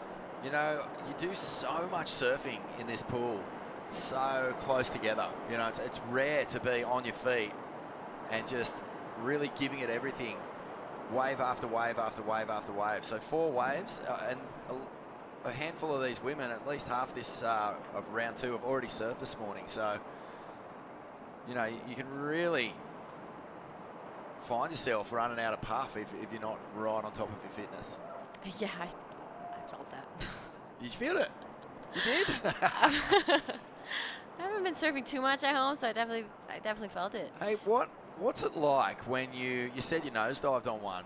What's it like getting rolled by this set, like on the very back there where the wave is at its most powerful? Honestly, the first thought I had was, I don't want to be in the next girl's wave. Yeah. Like, because you're falling right where they take off. So you're like, you come out and the second wave is coming straight after, so you don't have enough time to really get on the board and catch it. So that was the first thought. But then it's not as strong as in the ocean, so it's okay. It's just a little bit of a, it's a strange feeling, but it's not too bad. Yeah, cool. Well, I know that what you're saying, you know, the inclination, the feeling you get is like, oh, I've got to get to the channel, but actually that'll just put you right in the worst spot, especially for your competitor. So you kind of have to just roll in on the whitewash. You've got plenty of time to get back out there, so that's not really a factor, but it goes against your instincts to not sort of like get to that clear water. It goes against your instinct because you have to go towards the wall as well. You're like, in the ocean, the last thing I want to be is with a wave and a wall, you know? So you're like... True that. Paige Harrop looking for a 5.51. It's a super late drop, and that really cruels her opportunity to get the first turn off. Deep bottom turn. That section didn't offer a whole lot. That's better. Looks for a little closeout pit. Won't ride out, so a bit of a missed opportunity as we see now. Matsuda holding down second place. And she's found good scoring opportunity on this wave. And she will ride out. So that will turn the screws on Paige. Yeah, Paige now needing to find her feet a little bit. You're right, her last one, a bit of a late takeoff. Maybe mistimed the rest of the wave. Oh, that's the worst because it's such a high impact little zone there. So getting speed and getting around that, it's kind of hard to do. You can't really just lean into a nice drawn out bottom turn. You've got to stay close to the pocket. Yeah, and those first turns are crucial.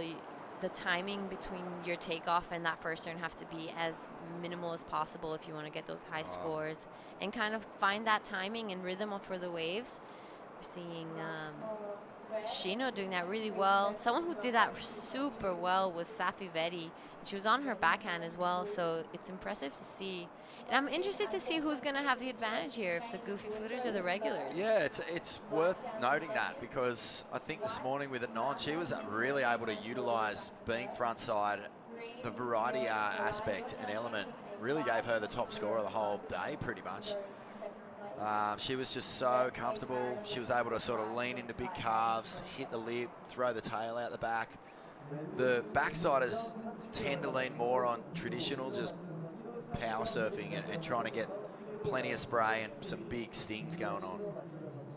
So yeah, it will be interesting because you know, will variety sort of factor into it, or is it just going to be that flow and just getting the power and getting the hits in?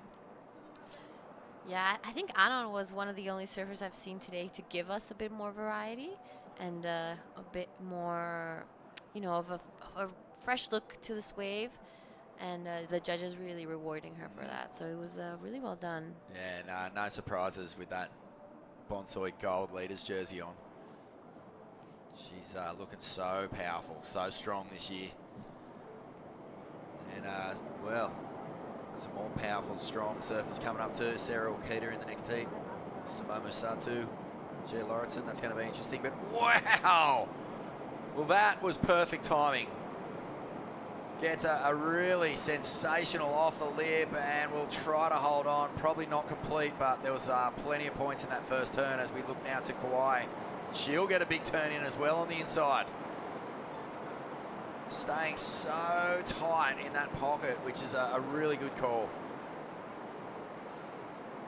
Wow, really done there. Really well done there from Shimizu, kind of following her twin sister's footsteps from the earlier heat. They have been on fire. They're looking sharp and precise in this wave pool. They are not wasting any time in between turns. Yeah, it was really lucky she got that big blast in because the first turn was a little sticky. But the judges will definitely remember that turn. So here's the replay too. Wow, that's a beautiful hack out of the lip. Yeah, matching the power of the wave, particularly on those really soft sections. It's really about board placement. Really nicely done there from Minori. That little pivot you know, that's really well done because it doesn't look sticky. It doesn't look like it's lacking any speed or power. But that section's really tricky. Yeah, you're right. There are some big names coming up in Heat 8. Ando Santos had a really good heat earlier on. Kia Hewer will be hitting the water for the first time. She did an incredible performance in NIAS semifinal, only 16 years old. And she was, in my opinion, the only surfer on the women's side getting properly tubed down there. Oh, wow. Yeah, and she's straight out of Mentawai, so she's comfortable in those conditions.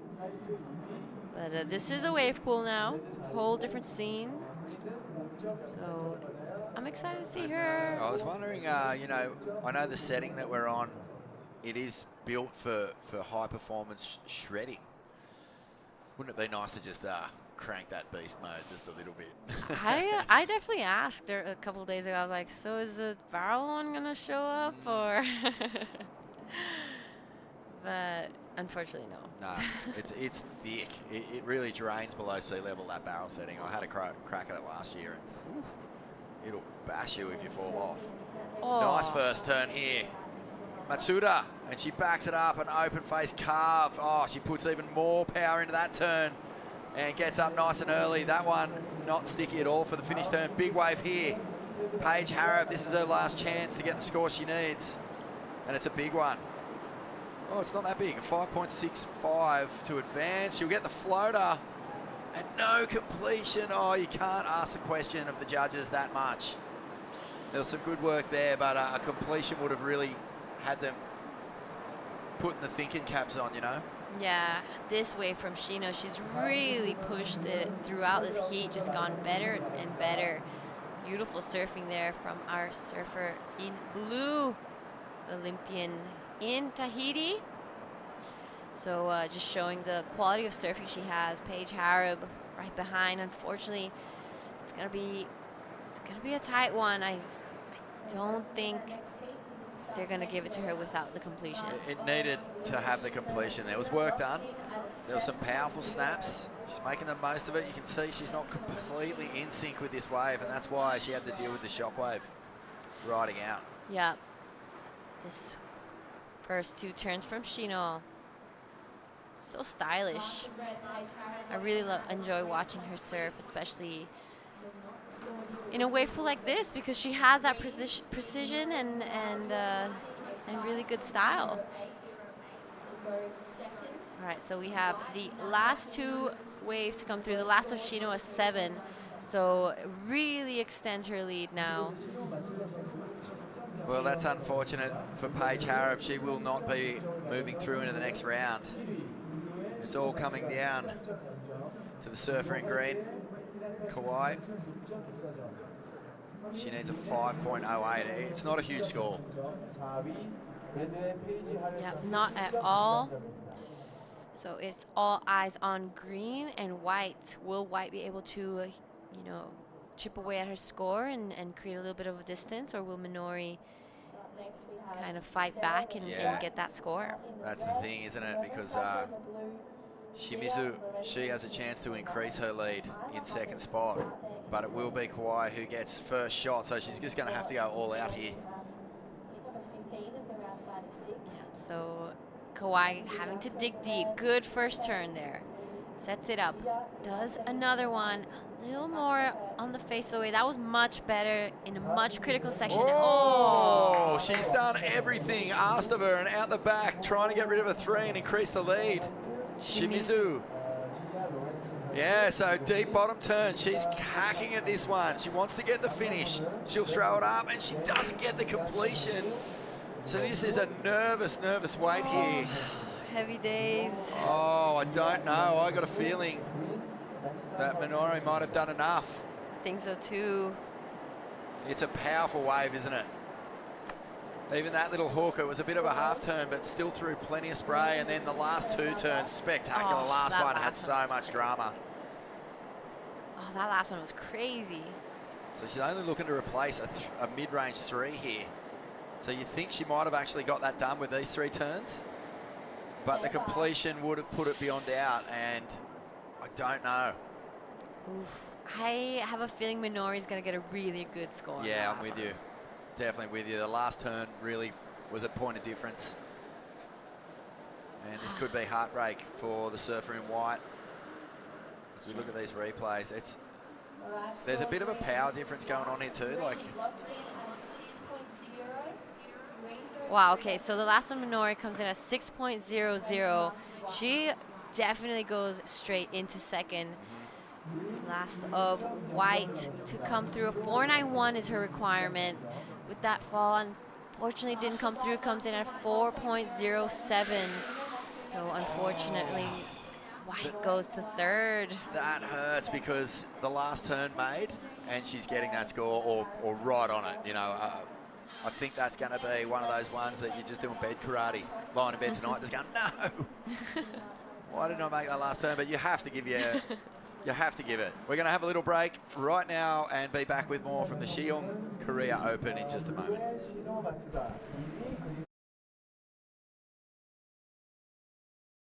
This is the smoothie I've been waiting all day for. I'm going to start with a couple bananas and then mixed berry frozen blend, my favourite. Bonsoy almond milk and heaps of peanut butter. Nice little bit of coconut to finish off. Get that in ya. How? I was just went for a drive. Wind's gone off his, swell starting to pulse. Surf is cooking, bruh!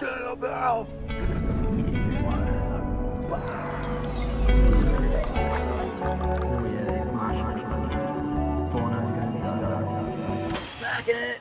Absolutely cooking, bro! Cookie, bro?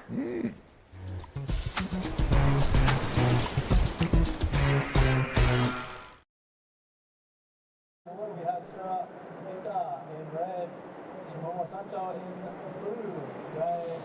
Welcome back. This is the Siheung Korean Open, and we have just seen the first two waves of Heat 7 in the round of 32. Sarah Wakita and Samumu Sato lighting it up. The Wave Park. Gia Lauritsen from Australia is out there. Isla Huppets as well. And take us through this one, Di. This is a fantastic start right through the lip.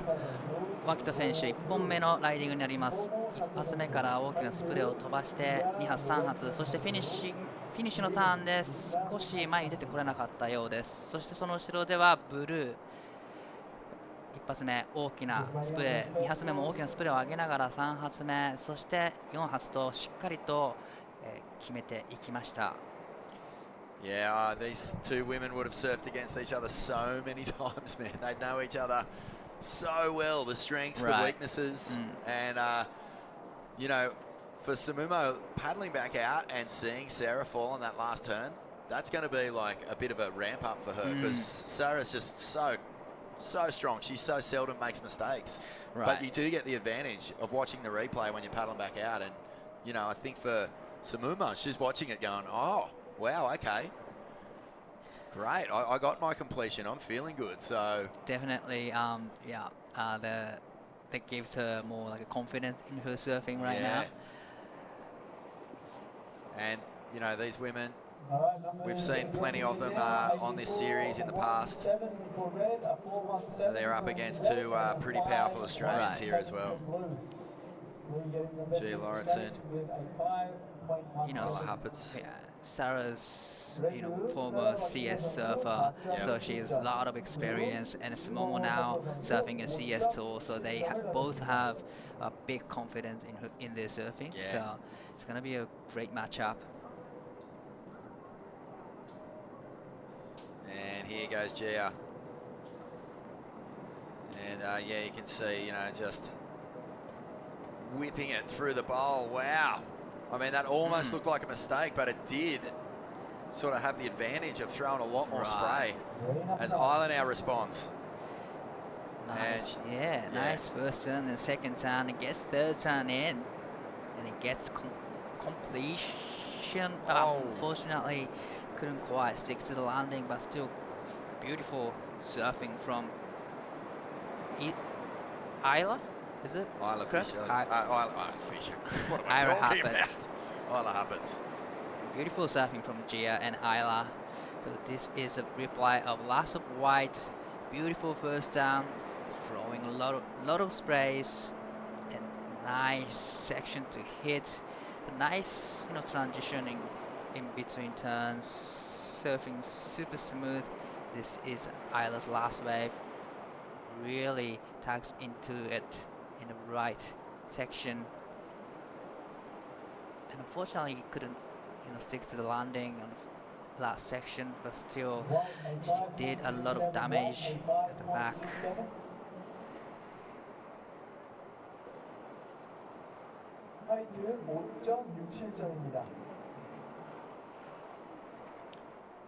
Wow. Yeah, big turns. Gia from the sunny coast.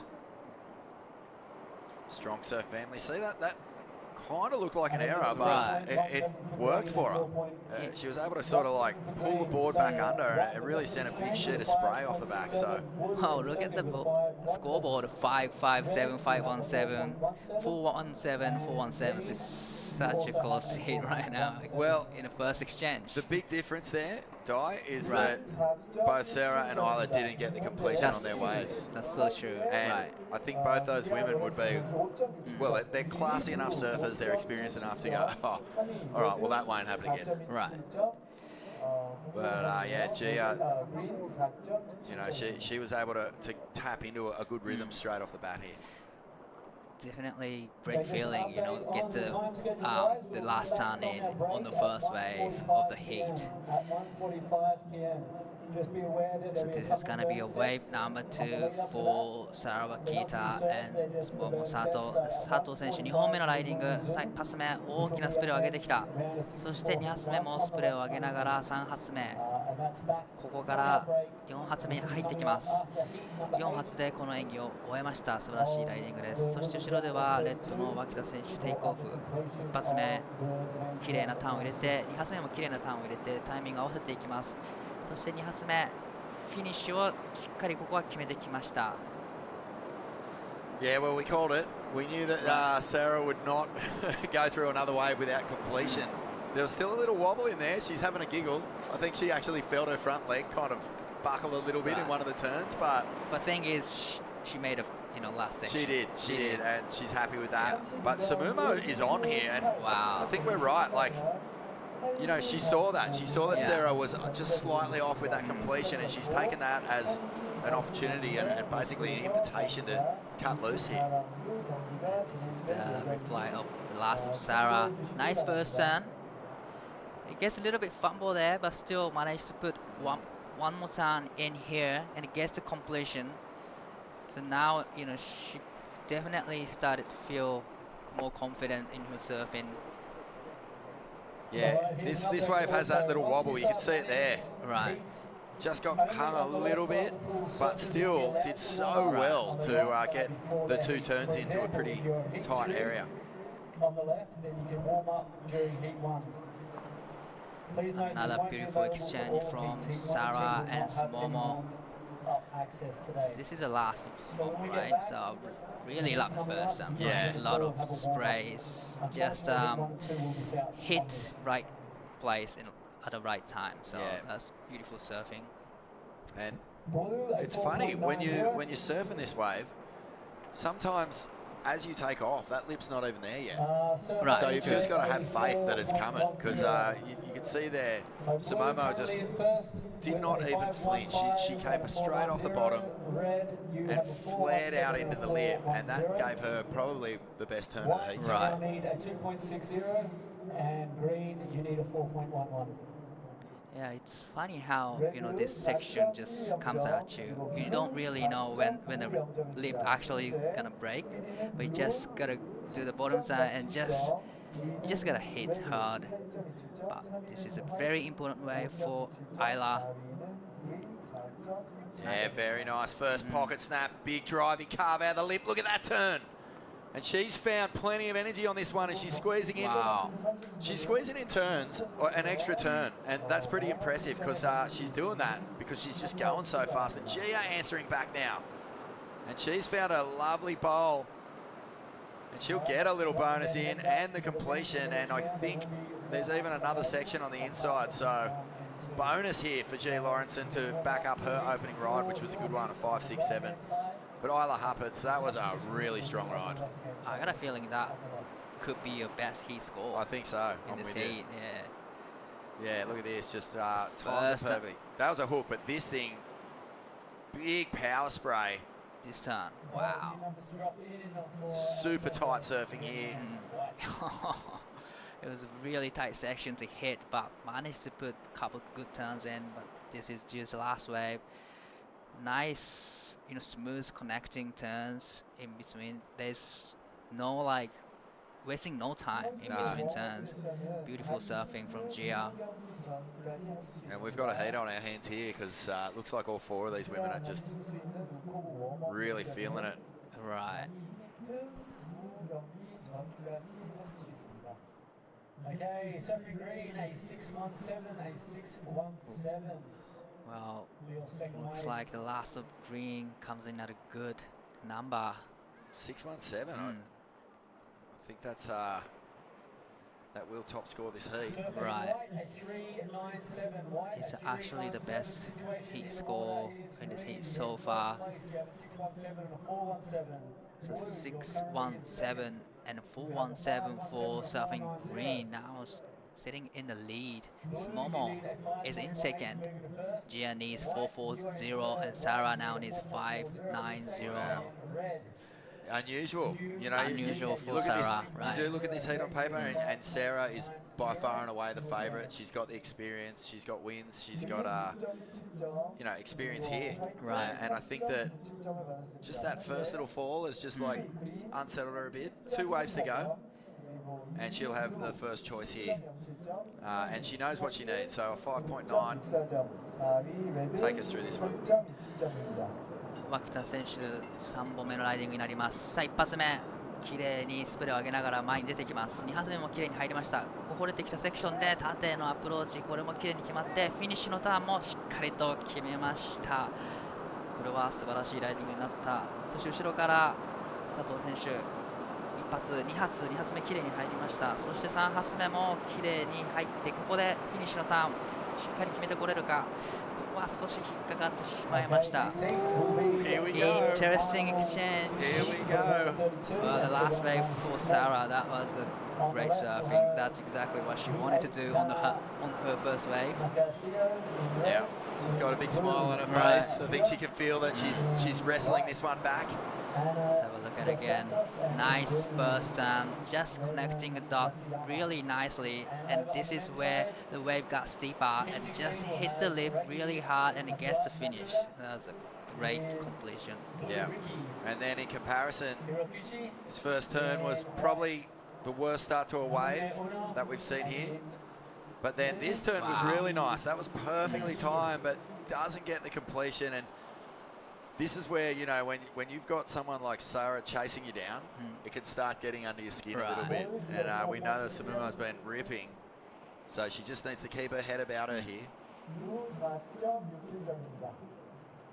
She'll get another chance. First turn, she didn't push too hard on her tail, just go with the flow, and once the wave just steep up, she just hit the lip really hard and it gets to finish here too. So it was a great surfing. Red, a 6.60. Red, you are now in first place. 6.60. So we have a new best wave of this heat. Green, you need a 4.61. You're in second place.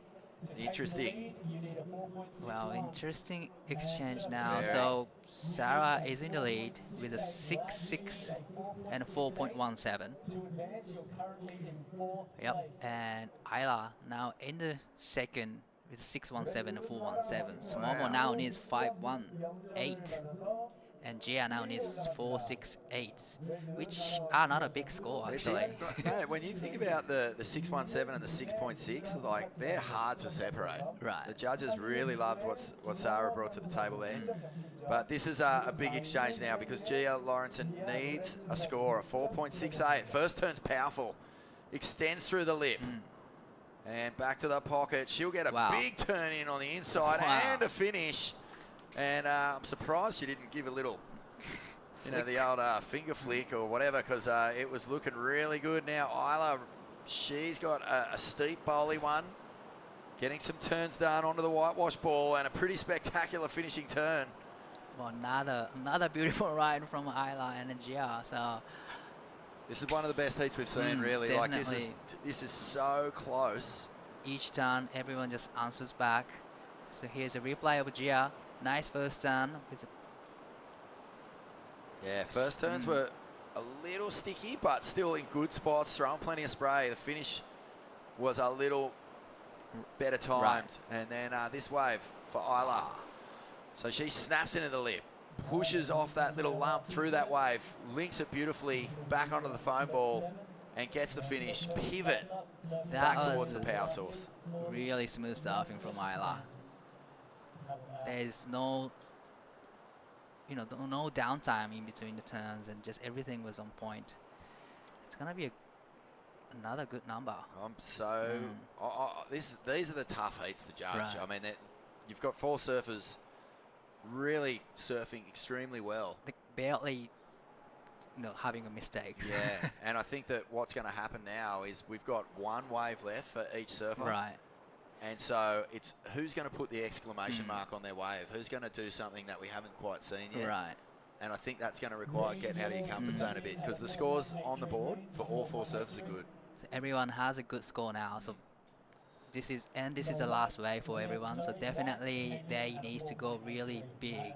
So Sarah now is in the lead. So Gia now is in second. So Isla now needs 5.83 for the last of Isla happens. Now she's in first place. Sarah is in second. Gia now needs 5.11, and Smomo now needs 5.61 to go into second. Wow. Well, Isla is going to have the advantage here because she'll get to surf last. Right. So it's really like, it's what can these women do to put pressure on her.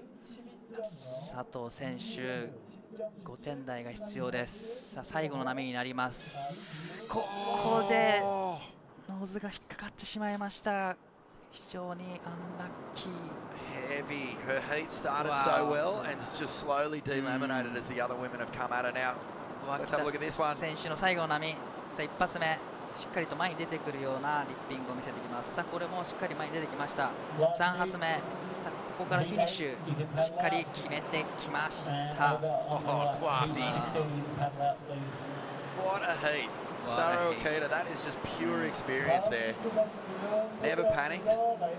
Has she done enough to boost her score is the question. 417 is her lowest score. So I think so. If she can better that, then definitely she's going to put more pressure on Gia. Gia, yeah. She did a really good job to navigating all the way through to the inside, and it gets a finish. Surfed this wave really well, made sure to finish. And Sumomo must be so rattled because she started this heat so strong. Really unlucky for Sumomo. You can tell by her, face expression. So this score will be big because if Sarah can jump into the lead, she does. So it's Isla Huppert who's in trouble now. Gia Lawrenson only needs to get a 6.33, but Isla will have a last rider reply as well. So this is crazy. Wakita doing enough to jump into first is a massive, massive moment in this heat. So this is like a battle for the second. It is. In between 2 Australians. Well, both these women can get the scores and take 1 and 2, but Sarah's done everything perfectly. But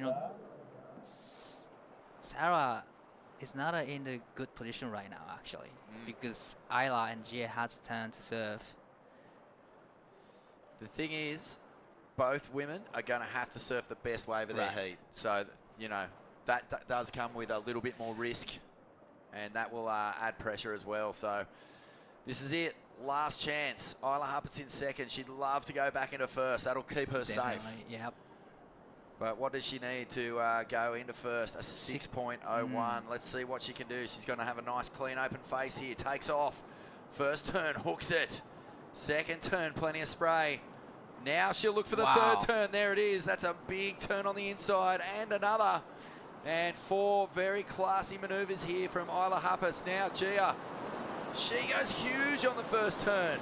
Backs it up with the second, a little sticky.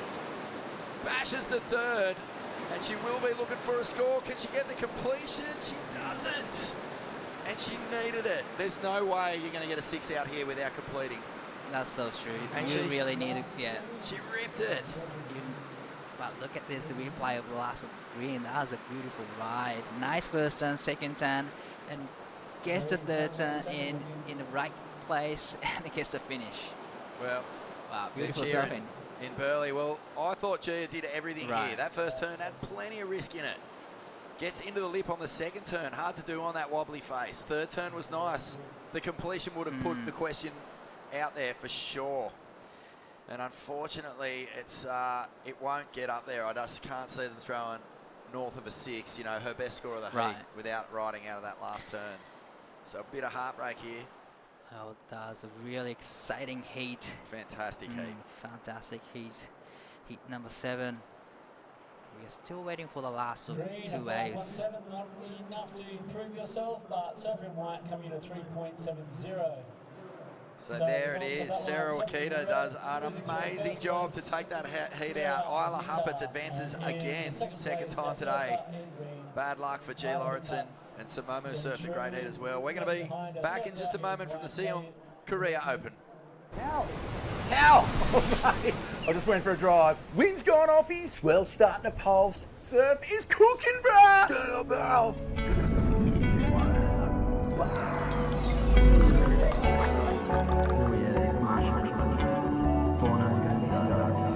Smacking it. Absolutely cooking, bro. Cookie, bro?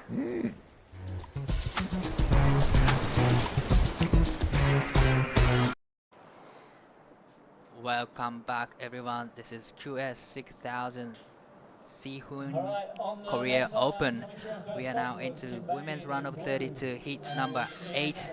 We have Kananaka Shio in red, Kia Hyo in blue, Ani Dos Santos in white, and Reno Matsuyama in green. On screen, we have Kananaka Shio on her first wave. Beautiful couple of turns, and it gets the finish. Strong finish. I'm Dai Wako in the booth with True. Hi, Di. Hi. Wow, Kia. She's going to town on this one. We saw her get an equal third at Nias. Unfortunately goes down on her first wave there for Kia, but she's looking really strong. We also saw Ani Dos Santos and Renon Matsuyama a little bit earlier in the day, and far out. Annie was in fine form. She was, looking really strong. Had a great kind of, approach to the waves, a really good attack. So I'm excited to see her in this heat. So this is a replay of last of Kananaka Shio. Big first down with a lot of sprays, and second down into third, and it gets to big finish right here. It was a great surfing from Kananaka Shio. This is the last of blue. Nice first turn, and it gets second turn in and try to come around the section, and it gets to finish, but unfortunately she fall off on that one. Yeah, that was unlucky for Kia. But for Kana, 6.5 straight away. Straight away, 6.5. What a way to start. Start your heat, 6.5 on the first wave. Yeah. Good way to start the heat. Good way to start the event so far for Kana Nakashio. It's the first time we've seen her out here at the Wave Park, and I know that she's probably feeling excited about it. Right. There's so much going on, and to have her here is great. I love watching Kana on her backhand. Very strong backhand surfing, Kana Nakashio. She's been competing. This year is actually her first year on the CS tour, so she's mainly focusing on the Challenger Series, but she's back in QS trying to secure her spot for the next year's CS. Yeah, she got second at World Juniors over in La Union at the start of the year. This is Ani Dos Santos, so good first turn. Wow. driving through that second one. She's got a beautiful pace and flow. Tags it there for Annie. Wow, that was strong surfing. And then 松山選手、1歩目のライディングです。1発、2発と綺麗に出てきますが、2発目、ボトムに行くときに少し引っかかってしまったようです。Wow, that was unlucky for Renon, but beautiful surfing from Annie. Yeah. Let's have a look at the last of white. Nice first sun. I really love the second big curve. And straight into the third, and it gets a big finish to finish off. Great surfing. Renon Seama. Nice first turn and gets a second turn in. Unfortunately, nose just digged. Yeah, wow, that's super unlucky for Renon there. She was looking really, really strong in that last heat that she had. It was exciting to watch her surf on her backhand, so let's see what she can do throughout the rest of this heat. And then Annie Dos Santos, her and Kana right now just starting off really well. Just 6.6. Big. Straight away. Another great score. Annie locks in 6.60, so great exchange. Yeah, really good surfing from Annie. Just picking up where she left off in that first heat. Getting a 6.6, best wave of this heat so far. Kia locked in a 2.5, first of Renon a 1.93, so Kia needs to capitalize on this next opportunity. Kana, her first wave, that 6.5 was a good score, and you said she's on the Challenger Series. She would have just been over in South Africa, yeah? South Africa, came back from South Africa, and I think she went straight to Hokkaido in Japan doing Japanese circuit. Wow. And she was back in where she lives about like 2 or 3 days ago. Wow. And she's now in Korea. So busy. Busy. Busy bee. That is pretty crazy.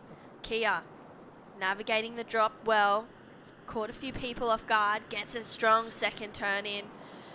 Driving through a third. Opens up once again. Just a little bit too late. Goes over. 中潮選手2本目しっかりとレールを使ったターンを見せてきています。1発2発そして3発と入れてきた。ここでフィニッシュのターンになります。さあ大きなフィニッシュを入れてきました。しっかりとメイクしてその差を広げていきたい。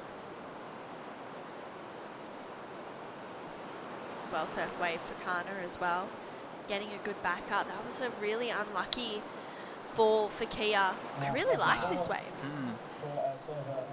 She did really great job to recover from the takeoff, late takeoff, and she did a couple of good turns. Unfortunately, she lost speed on her last section, but this is a replay of last of Kana.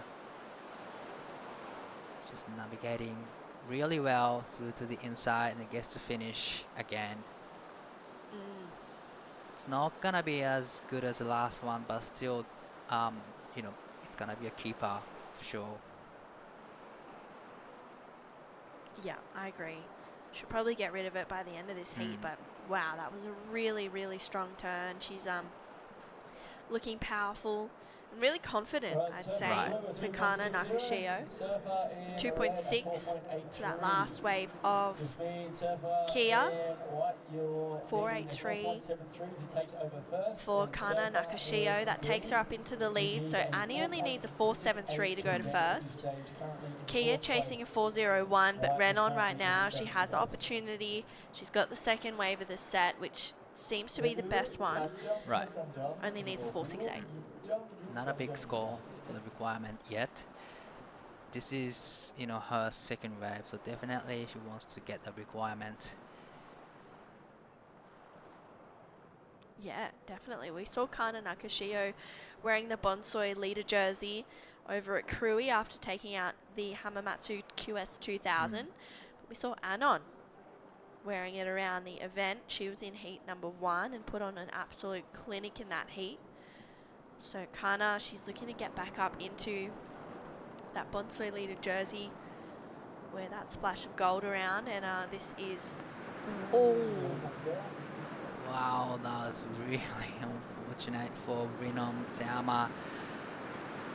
You know, the first wave of the set is always good and steep, so wow, that was really unlucky. But this is Annie up and riding, needing 4.73 to go into the lead. Nice first and second turn. Well, that's good surfing. That's nice surfing from Annie Dos Santos. Definitely, it's going to be a good backup score. Yeah. Yeah, I agree. Let's have a look. I liked this first turn. Really smooth. You can see that she just leans into that second one. And I feel like it's like obviously incredible surfing from Annie, but I feel like that turn there kind of created a little fumble in the flow, maybe. I mean, she recovered really well, but I feel like she could kind of tell. She was like, okay, you know, that's a good wave, it's a good backup, but that's not how I want to perform on the next one. And I also like got a feeling that she surfed safe, really, just trying to get back up first. And always the first wave of the set is good, so it's gonna be her turn next. Yeah. So definitely, to me, like she's gonna do really big on her next set. Yeah, I agree. Everyone's had 2 waves in this heat so far. They've got 2 more opportunities. This will be the 3rd wave for both Kana and Kia. Kia looking for a 7.67. Kana is in the lead. She has a 6.5 and a 4.83. These 2 ladies just waiting for their turn. Kana's saying, it's my turn first. Just that communication. It's different, you know, being allocated the waves to surf. Right. You got to know what rotation you're in. Otherwise, you get interference. So yeah, it's totally different game, right? Yeah. Waves look like they're starting to roll through. The machine's coming back to life.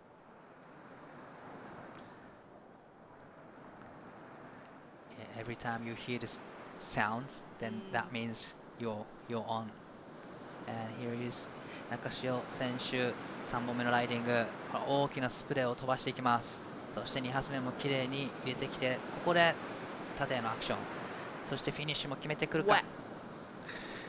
ここはフィニッシュは決められなかった。Kia up and riding, needing a good score. Oh, unfortunately comes unstuck. It was unlucky for both of the surfers, especially, you know, Kana. She was on the way to the big score for sure. Yeah. Wow, that last turn would have been incredible. Had she have made that, the scores would have been insane. What really good flow. Let's take another look at it. Good first turn. See, she's just holding onto the wall there, leading into each and every turn she's got. And this one here, just giving it a little extra juice, but just not getting that completion, unfortunately. And then Kia, really good connection there. She's got a strong backhand, and unfortunately also catches that rail. Wow, that was really unlucky. Right. But, you know, they both will get another shot at it.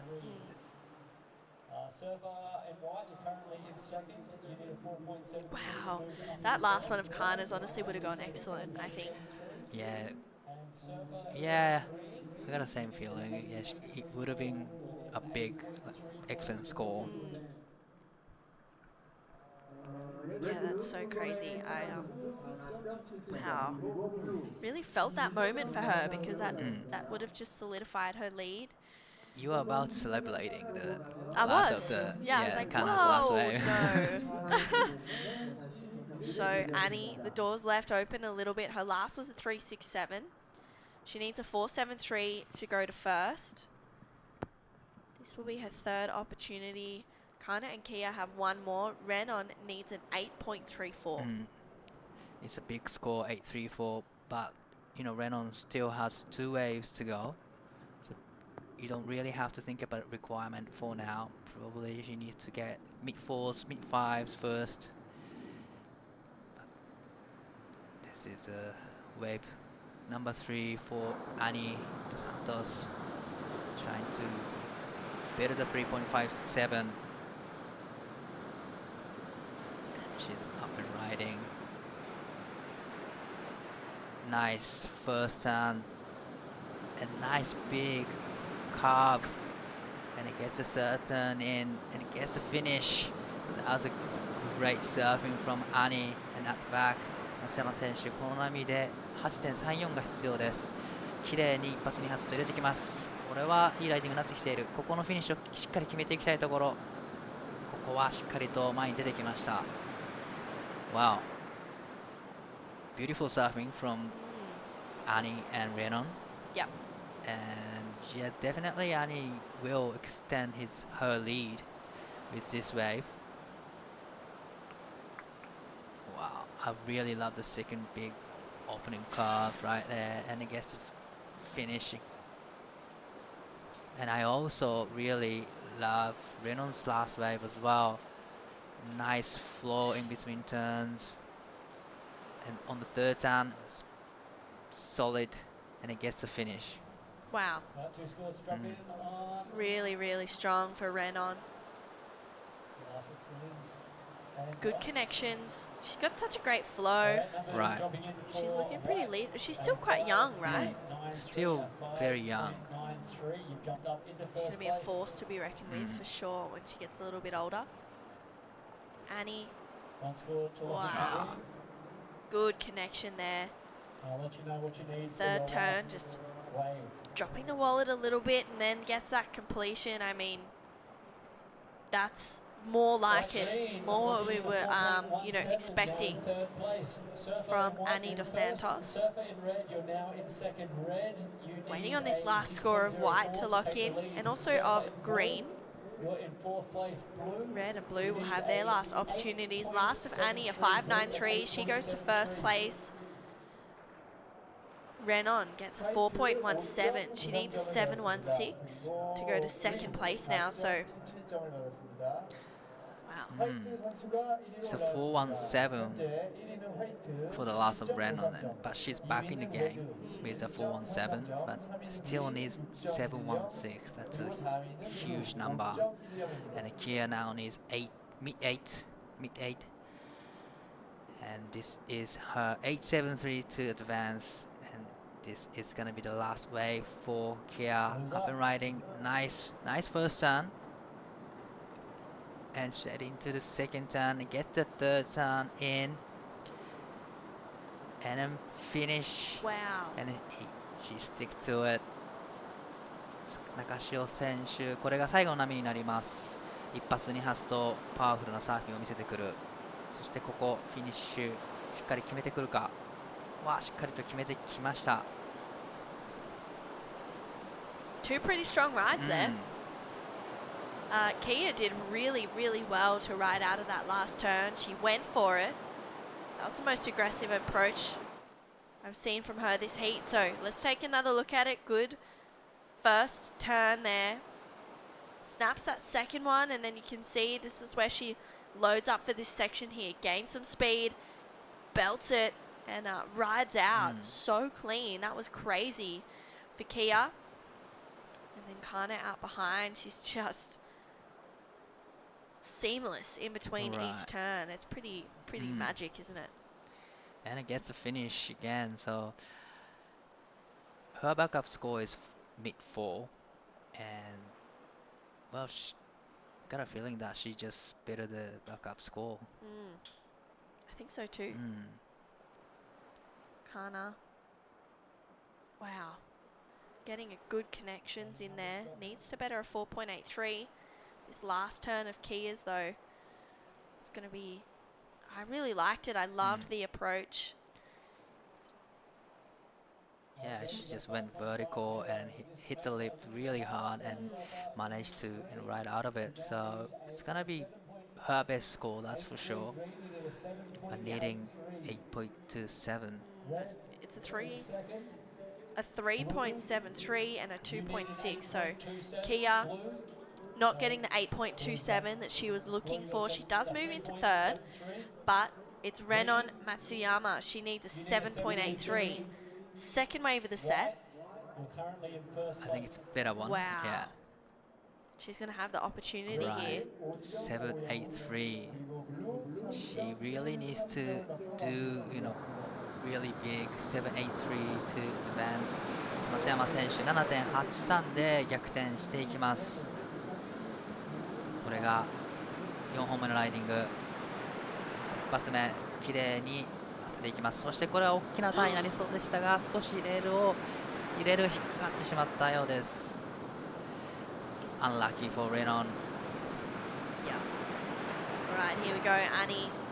Good opening carve. Lets her fins out for the second one and then just coming unstuck as well. Annie was in the lead. That was just more of an opportunity to see if she could increase it a little bit. So unfortunately, Renon not getting the score she needed. It was a 7.13. So it's Annie Dos Santos and Kana Nakashio moving into the round of 16. Stay tuned for the Siheung Korea Open QS 6000. We'll be right back. How? I was just waiting for a drive. Wind's gone off his, swell starting to pulse. Surf is cooking, bruh! Stand up, barrel.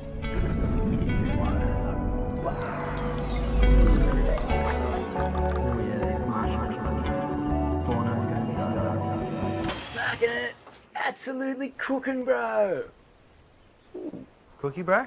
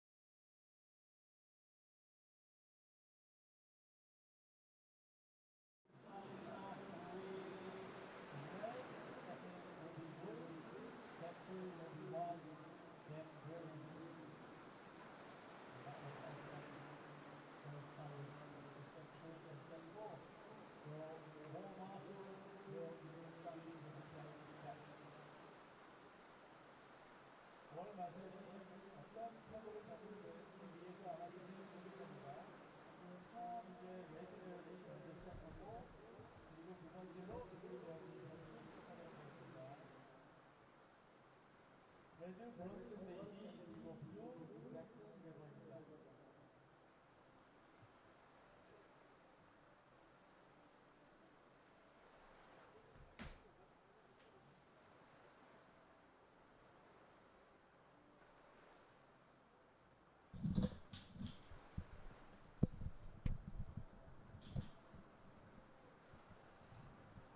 Sam?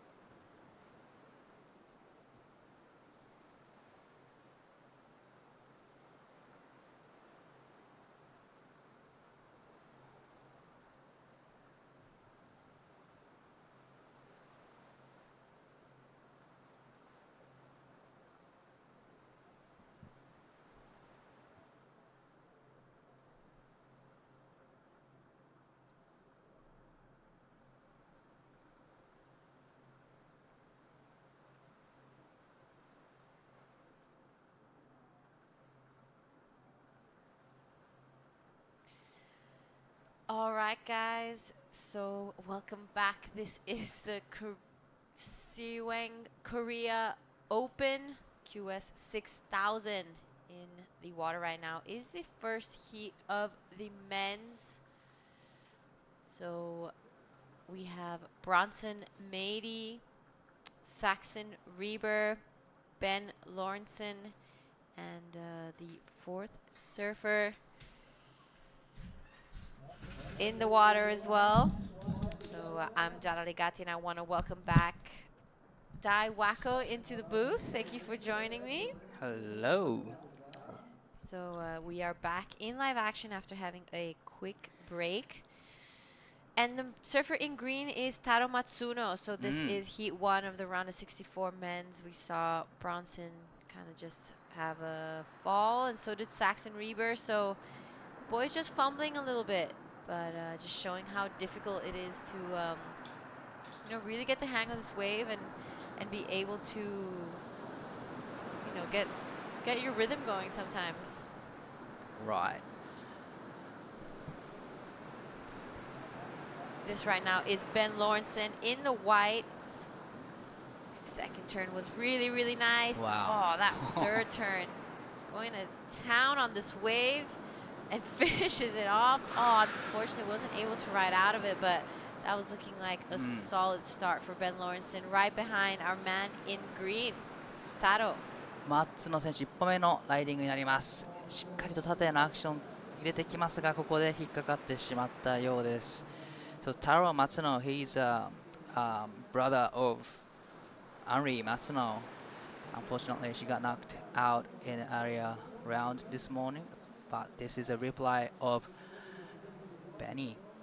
Nice first turn, and straight into the second big carve, and wow, that's beautiful combination from surfer White and gets in the air. Unfortunately, couldn't quite ride out of it. Still great surfing from Benny Lawrenston. Yep, so these are still the first waves. That was pretty unfortunate for our man in green, Taro Matsuno. That was a good looking wave. So it's going to be a big day of competition here with Ben Lawrence's last one, a 5.67. So a great start for our man in white. Imagine if he finished that last turn. That would have been really impressive. Right, 5.67 without the last turn. He could be huge score if he made that last air reverse attempt. Yeah, so some big names coming up. This is the round of 64. We are going to be seeing a lot of seated surfers come up. This morning we had the women's on the left and the men's on the right side, the first round of the men's, but now we have fully done and switched it all just to the left side of the contest area. So we're just going to be using the left now. Saxon Reber coming up next. This is going to be exciting day of competition. What do you think? Some of them already surfed this morning, right? But we haven't seen men's action on live. But this is Saxon Reber. I've been riding his second wave, nice off the top, and straight into the second power slash curve, third turn, and gets the finish with a strong performance. Saxon Reber, that was a great surfing. Back, Bronson Matey is up and riding. Nice first down to start with. Wow, a little bit of fin relays from Bronson. And gets a rotation to finish off. Wow. That was really, really nicely done from Bronson Matey. So, you know, they fell off their first turns, both of them, but, you know, they managed to kind of come back, and this is much, much better. I love that turn from Saxon Reber, really pushing the tail, kind of pushing it all the way around. That last one finishing strong, so well done Saxon Reber. This right now, Bronson Matey on his backhand, two really solid turns out the back. He also pushed his tail around, bit of a check turn here, and then kind of did this reverse, which was very, very nicely done. So the boys getting their names back into this heat. Here we have some cheering on the beach. That's a Kiyoshiro Suda. He's going to be surfing in heat number 10. Probably won't be surfing today, but first thing in the morning tomorrow. We have some. All right, some scores to come through. Those were some incredible rides. You're right. We haven't seen the men just yet, so this is the first we see of them today. Beautiful finish there for Bronson. Coming off the confidence, he is the current World Junior Champion. He had some great performances in Krui, but wasn't able to join us in Nias as he had to go to the Challenger in South Africa. So beautifully done there from Bronson. Now here is on screen Taro Matsuno is just waiting for the wave, second wave in this heat.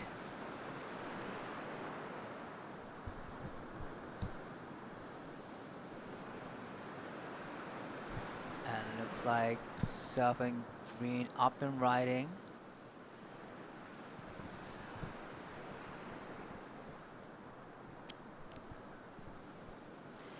All right, so tell us a little bit about Taro Matsuno. You know, we haven't seen him too much around Korean Nias. Probably this is the very first event for him to participate in a QS 6000, like a bigger QS event. But he's very like strong competitor. He's still yet really young, 14 years of age, and he's lives in Chiba. His sister is Matsuno Anri Matsuno, who was surfing in the earlier round women's side, and he spent a lot of time in USA actually competing NSSA, and yeah, he's very strong upcoming youngster. Were you? Yeah, we hadn't seen him around in Korean NES No. too much, right? Okay, I thought so. Hmm. It wasn't. It's not a name I've really seen before. So, just to take a look through the heat draw, I'm seeing a couple really big names like Dylan Wilcoxon is in Heat 3. I Wow. was saying earlier that, you know, he's so comfortable in those big barrels and Right. perfect Indo wave because he's from Mentawai, so it's going to be so interesting to see him surfing this wave pool. I know they came here a couple days earlier, so it's exciting stuff. Right. And that's what I really like is kind of seeing how everyone adapts and how they change to, you know, to this condition, and it's so different. And I'm seeing a lot of epoxies, a lot of swallowtails, so it's going to be a great contrast to what we recently have been seeing. Definitely, we were in perfect waves in Indonesia a couple weeks ago, and now in the wave pool, another type of perfect wave, but definitely different condition. Another couple big names that I'm seeing in the heat draw is Tully Wiley, seeing Marlon Harrison, Alistair Reginato, Ruaru Ito. Oh. That's going to be a really, really fun one. Roy Kanazawa, Jarvis Earl, John Mark Takong. I'm seeing Kobe Clements, Iko Watanabe, Xavier Huxtable. You know, it's a huge, huge heat draw right now. And there are seated surfers out here that have been waiting days to, you know, start performing. And this is a QS 6000, so it's big points up for grabs. Definitely, it's a big deal event for all the surfers to qualify for the CS Tour next year. This is the third 6000 event this year so far, and we're gonna have one in Japan and one in Taiwan. So definitely everyone wants to get a good point here to go into the last half of the QS 6000 Tour.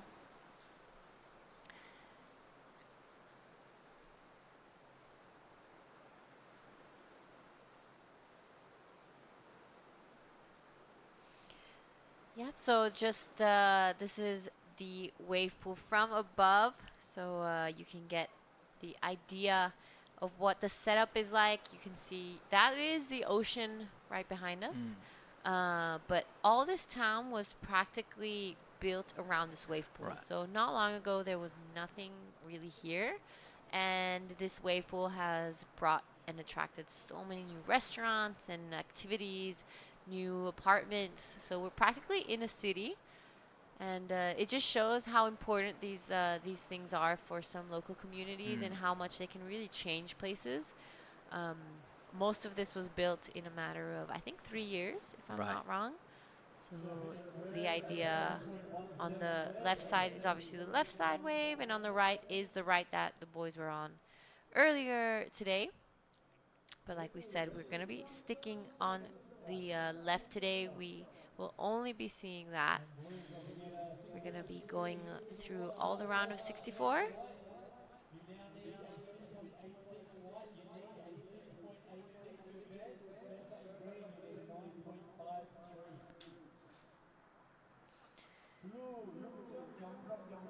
So yeah, this is Siheung, Korea. Yeah, it's pretty important, facility for the local surfers as well. Get to surf on the perfect wave, to practice the perfect machine wave.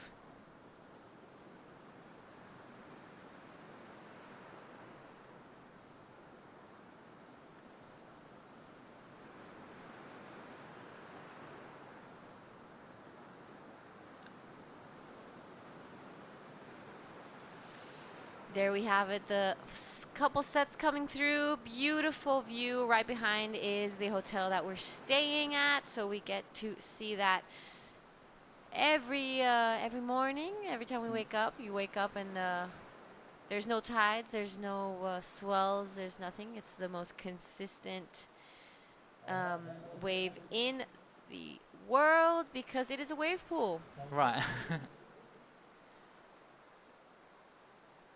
So we are back in a live action. Men's round of 64, heat number 1.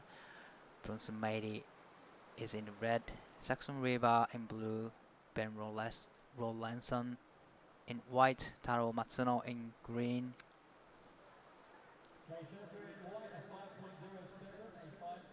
All right, there we have it. The current heat in the water. Bronson Matey, the current World Junior Champion in the water right now, already had a great start. We saw his second wave finishing, giving that variety. The judging criteria doesn't change in the wave pool. It does remain the same as when we're in the ocean. So it is now Saxon Reber. 658 is what he needs to go into an advancing position. On your screen is the man I was just talking about, Bronson Matey. One of the most all-rounded surfers I know. He's leading with just a 0.54 difference. There we have him. You know, when we were out there, we were just mentioning that it doesn't feel like a heat.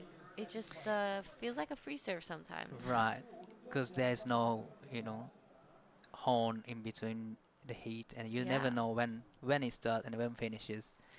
Yeah, and you're just there, you're sitting, and it's just such a different environment when you're out there. You're looking around, and there's like skyscrapers and apartments around you, so you're just there like, what's really happening out here? So there we have it. The leaderboard, Bronson Matey is in red and first, Saxon Reber second, Ben Lawrenson is in third, and our man in green, Taro Matsuno. Saxon Reber up and riding, nice first turn, and straight into the big carb, and he gets his third strong turn and finishing with strong maneuver. But that was his fourth wave, I believe, third wave, and this is Bronson Matey up and riding. He is in the lead comfortably. Wow, throwing the tail really high.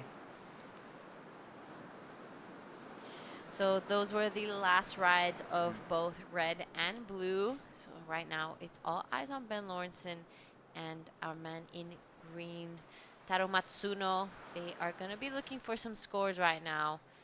This is the last of Saxon Reber. Really beautiful shot from the sky. Loving this angle. Wow, that's a nice big carb from Saxon River. This is going to be another great score for him, finishing with a big, strong maneuver. Yep, so Bronson unfortunately falling off on this one, but he is currently in first. Saxon's last wave could potentially fight for first place. That was really, really well done from Saxon Reber. But like we said, it is all eyes now on Ben Lawrenson and Taro Matsuno. They are both playing catch up. There you have the scores. 686 and 750 are the requirements for white and green. So those are big, big scores. But with the talent they have, it's always possible. I love how close you can get to the surfers and you can see the intensity. So 750 to advance. 松野選手、現在第4位のポジションです。7.50 をスコアすると第2のポジションへ上がっていきます。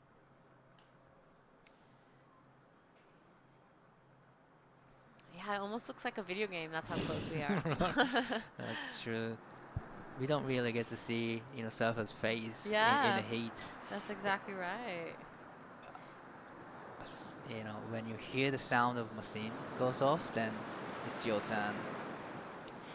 松野選手、これが最後の波になります。縦へのアクション、しっかり決めてきた。そして2発目も綺麗に決めていきます。そして3発目。フィニッシュもしっかり決めてきました。これはいいライディングになった。いいスコアが必要なのが松野太郎選手。Back wide up and riding, needing a good score. Nice tail slide into the second run and into the air. But unfortunately, couldn't quite stick to the land. Oh, that was so unfortunate. Ben Lawrenson just showing that frustration. You know how important this is. QS 6000. Round of 64 is a pretty early bow out, so he'll definitely be feeling the frustration. Just came off his best result when we were in the S. So I'm sure he was coming in full of confidence and a little unexpected from him. And for him, this was really well surfed as well for Taro Matsuno. Big future. He's such a young kid, so he's going to be taking away a lot of experience from this. He's only 1 or 2 heats, but I'm sure he's learned so much already. This is a replay of the last of white. Unfortunately, wasn't able to really stick the landing on that one, but really well done nonetheless. We have him, you know, showing signs of frustration. He knows it's probably not going to be the score that he's looking for. The last and finishing turn is crucial for this event. So unfortunate there for Ben Lawrenson. Going to be waiting for those scores to come through. There we have it. So it is Bronson Mady and Saxon Reber going into the next round. Unfortunate for Ben Lawrenson and Taro Matsuno will be bowing out. With that, we're going to head on to a quick break, and we'll see you guys in the next heat.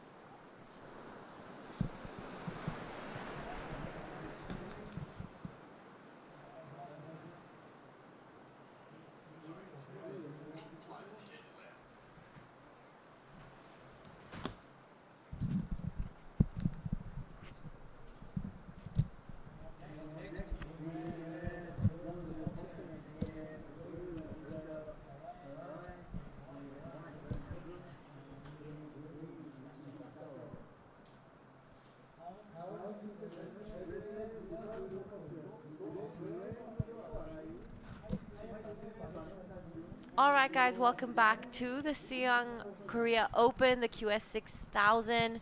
We are into Heat 2 of the round of 64.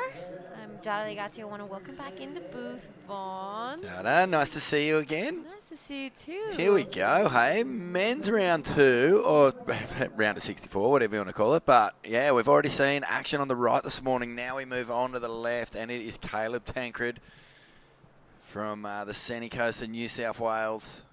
He's a big unit, he's a powerhouse, and he is explosive. So he's in the mix here, along with Rafael Castro. So these two will be trading blows with Jin Suzuki and Taj Stokes. Oh, okay. Yeah, so exciting days ahead. I'm excited to watch the heat because Rafa Castro is actually a dear friend of mine. Is he? Yeah, we first time I met him, we were like 13. I was 13 years old. He must have been like 10 or 9, and we went on a surf trip to Mentawai together. Oh, and we were all like a bunch of kids. Like this TV show called us up, and we were all there for like 2 weeks. So it was fun. Oh, well, let's see what Raf can do in this heat, because it's a big one, as we see Caleb punches through the first section, and just so much power. Like, this guy is, you can see there, not scared to really let it all hang out. Big finish there, and here goes Raf. All right, this is Rafa now on his backhand. Good first turn. Sets it up for this second one. Finding the rhythm in this wave. He was killing it yesterday. Wants to close this one out because you're right, he has a huge heat in his hands. That was really well done. There we have Kia Hewer and Jazz Studer on screen. Probably out there supporting their man Rafa. Beautiful wave here from Caleb Tancred. Places that first turn, and then he'll start throwing some spray around. There's a little bit of a speed difference between Raf and Caleb here. Caleb's like really leaning into the power. So massive turns on the inside. He just got stronger and stronger. And Raf, meanwhile, he was just live wire. Really zippy. And squeezes 2 turns in there where a lot of serves have been lucky to get one in. And some good reactions here as the crew watch on. Yeah, it's funny. Raf is he's a unit. Is he? He's a solid unit. So it's great to see how much speed he has when he's surfing. He lives in Uluwatu area, and last year spent almost the entire year surf guiding at Kandui Villas. So he was Kia Hewer's caddy throughout NIAS, and that's how she got all the way down to semis in the QS 6000 there.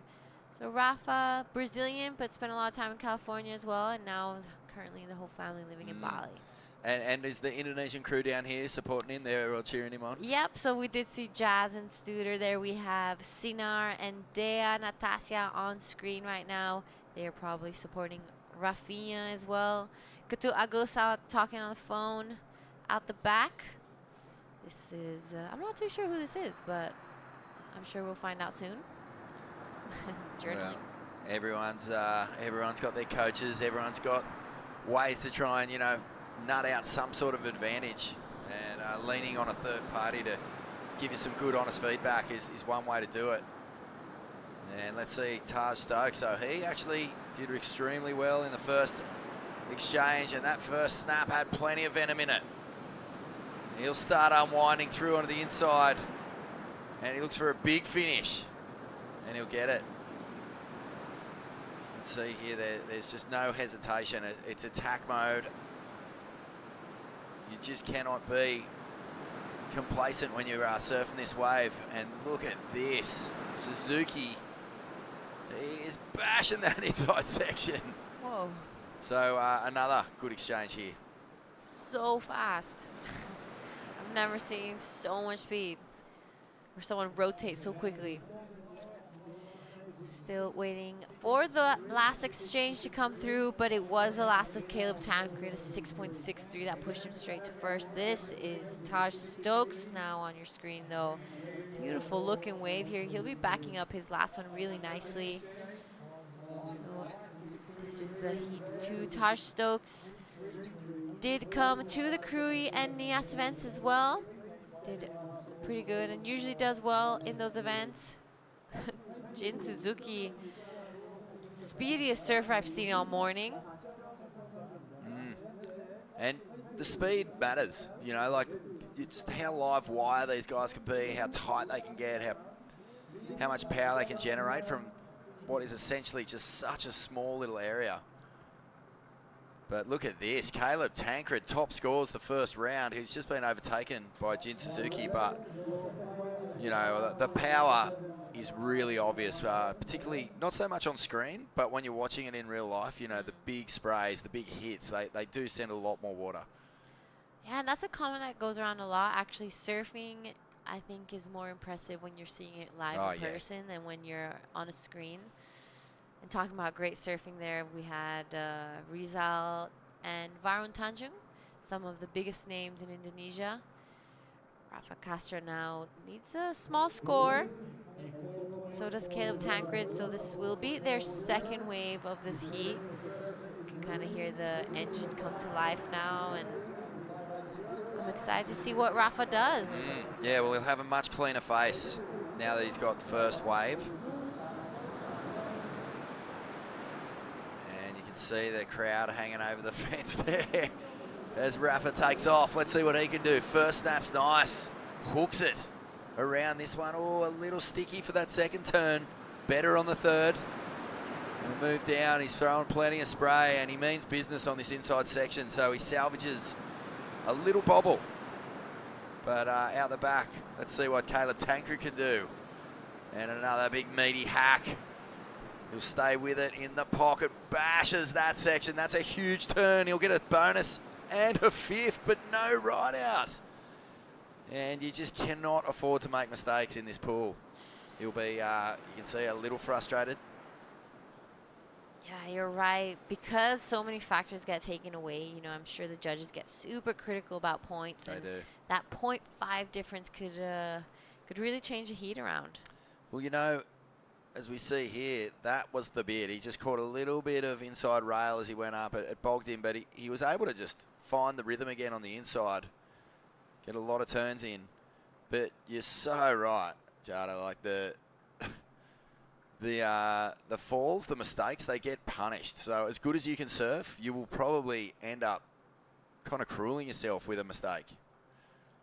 You know, yeah, they will reward the surfing that you've done, but they want to see completion. There's no room for error. Oh yeah, 100%, especially in this pool. So beautifully done from Caleb. Has the highest score of the heat for now, but he has 2 more chances to back it up.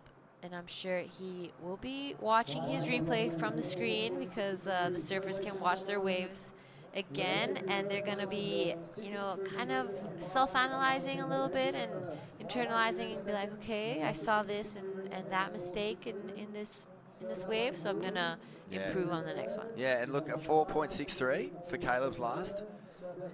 That was heading way, way north of that. If he didn't fall, that would have been, I would say, in the 6s for sure. So, yeah, you've got to get the completion.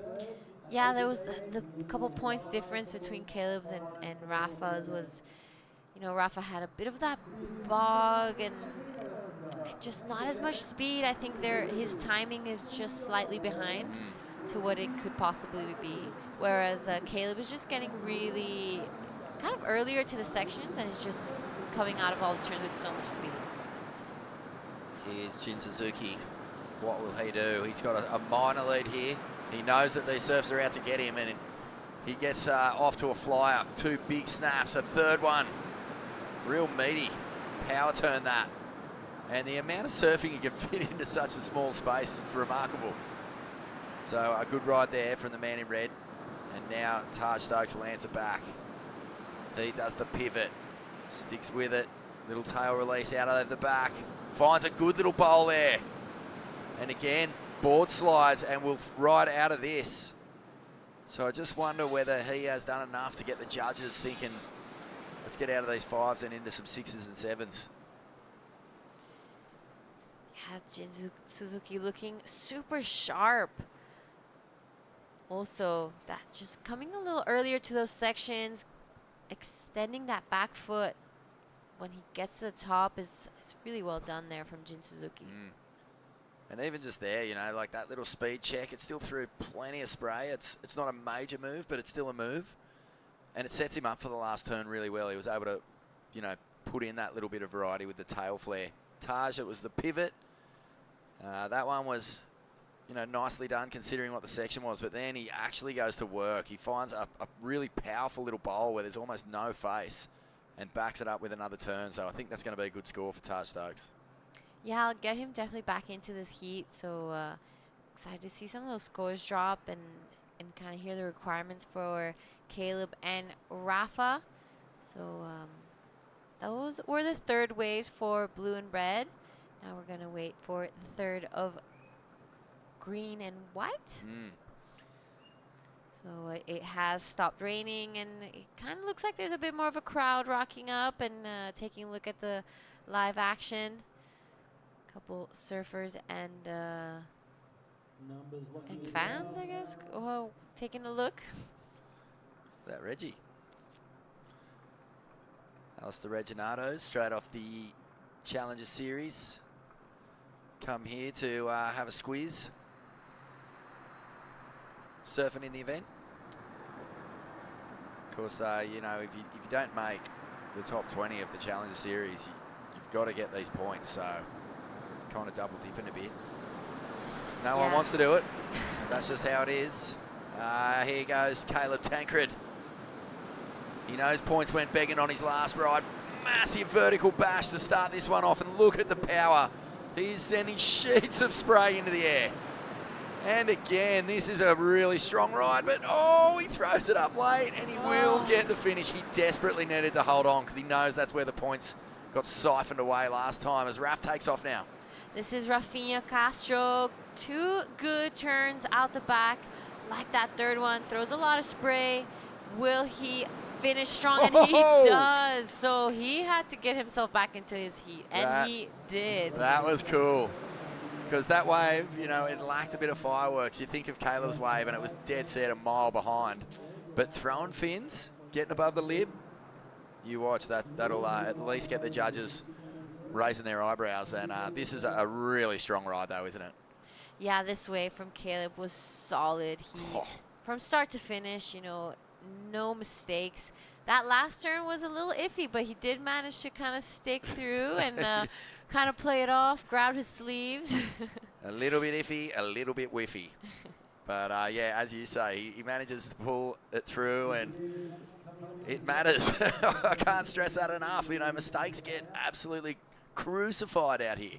Look at that, though. That's a big high-risk turn, and I love the way that he actually didn't chop hop it. He fully nose picks and blows the tail. And, you know, like his friends and fans and countrymen on the beach, they're applauding that because they know that that was a turn that needed to be done to get him back into scoring range. Yeah, that was Pajar. They're clapping on for Rafa. They just had an epic contest in Afulu, North Nias. So I'm sure they had a great time out there. The waves were absolutely firing. Well, this is the best thing is, you know, after last year's Super Series, the Asian Super Series, everyone was just going, can we get on that tour? Swear there was crew on the CT going, I want a piece of Nias. I want a piece of the Philippines.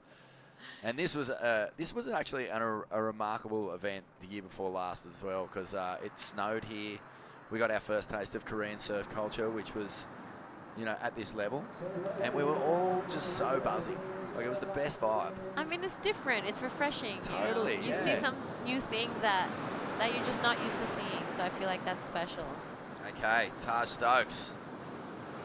He's going to take off super deep. I mean, almost rail touching the wall. First turn's nice. Slides the board. That's more like it. And he'll get a jam in as well. Doesn't lose one bit of speed. Sets him up for this end section beautifully. And that's the one he's been waiting for. I think that was a much cleaner wave. He had a lot more push in some of those turns. Jin Suzuki, super quick surfer. Can barely even see him do the turn. It's just a speed blur. The bottom turn is incredible. He is so low, and you see his arms spread out, and yet it almost looks overhead. Yeah, for him. It's insane. His bottom, you're right, he's so compressed, and even when he's at the top of the wave, he doesn't extend so much, so he just comes out with so much speed. Yeah, it's like a punch, isn't it? Yeah. A bit of sky view here. This is the last of Taj Stokes. Really pushed his tail on that last one, so beautiful angle here. Kind of get an idea of what the pool looks like. It's kind of perfect. See, this was cool. He had to do something just a little different. Let the judges know he's actually busting his hump to get scores. And he gets a really strong finish, and he'll claim because he knows that that felt like his best ride. So waiting on scores here. He does need one. I think the other surfers in the lineup will get a chance to catch him if he gets what he needs. We'll see. The other he's checking his wave. Yeah, he's checking out. He needs a 607, so it's a pretty solid score today. I mean, my gut feel is it's there. It was a really strong ride. Mind you, we are watching just like you guys. We're calling off the screen. We're here at the pool. Yeah. You can see it in the background, but we've got to call what you guys see as well. And so sometimes you just you lose a little bit of the speed and sort of the size of the turns. But for me, I thought it was right there. I think it'll be either right there or just under. Ooh, not feeling it. I don't know. Okay. Seen some pretty impressive stuff. Oh, I was completely wrong. Looking like it could be right there. But yeah, it's just such a tough call at this pool because it's just about the 0.5 difference. It was heading towards the score. Don't know if it's locked in yet. So here we go, Raf. And he will blast his first turn. Oh, nice answer back here. Oh. Wow. Loose out of the top. Super speedy. And again, oh no, he's lost the tail. I was just about to say he's done his best surfing on this final wave. And now Caleb Tancred, who is in the lead. Taj Stokes has gone to the lead. So Caleb, I think, I think he's going to be okay. Yeah, unfortunate there for Rafa Castro. You're right. That was the best wave he was going to catch. So the last of Taj Stokes comes in at 6.3, goes straight to first. Now it's eyes on Caleb Tancred and Rafa Castro. Caught their last two rides. Unfortunate for Rafa, wasn't able to ride out of that last one because Caleb would have been in a bit of a difficult situation there. Oh, this is an amazing heat. Look how close those scores are. 12.3, 12.16, 12.06. Less than a point between first, second, and third. And I think that Rafa could feel pretty, well, he'll be disappointed that he didn't make that last turn because his best ride was certainly on that last one. Really unfortunate here for Jin Suzuki because he surfed such a strong heat, but Taj Stokes, he pulled it out when he needed to, so a great result there. Yeah, and really on that last wave and under pressure was able to just pull through, so that was really well done from Taj Stokes. Nerves of steel right there. That's difficult to accomplish. So looking like we're just waiting for the last scores to come through. And there we have it on the screen. It is Taj Stokes and Caleb Tancred passing that heat. Unfortunate for Rafa Castro and Jin Suzuki bowing out pretty early, but with that, we're gonna head over to a quick break and we'll see you guys in the next heat.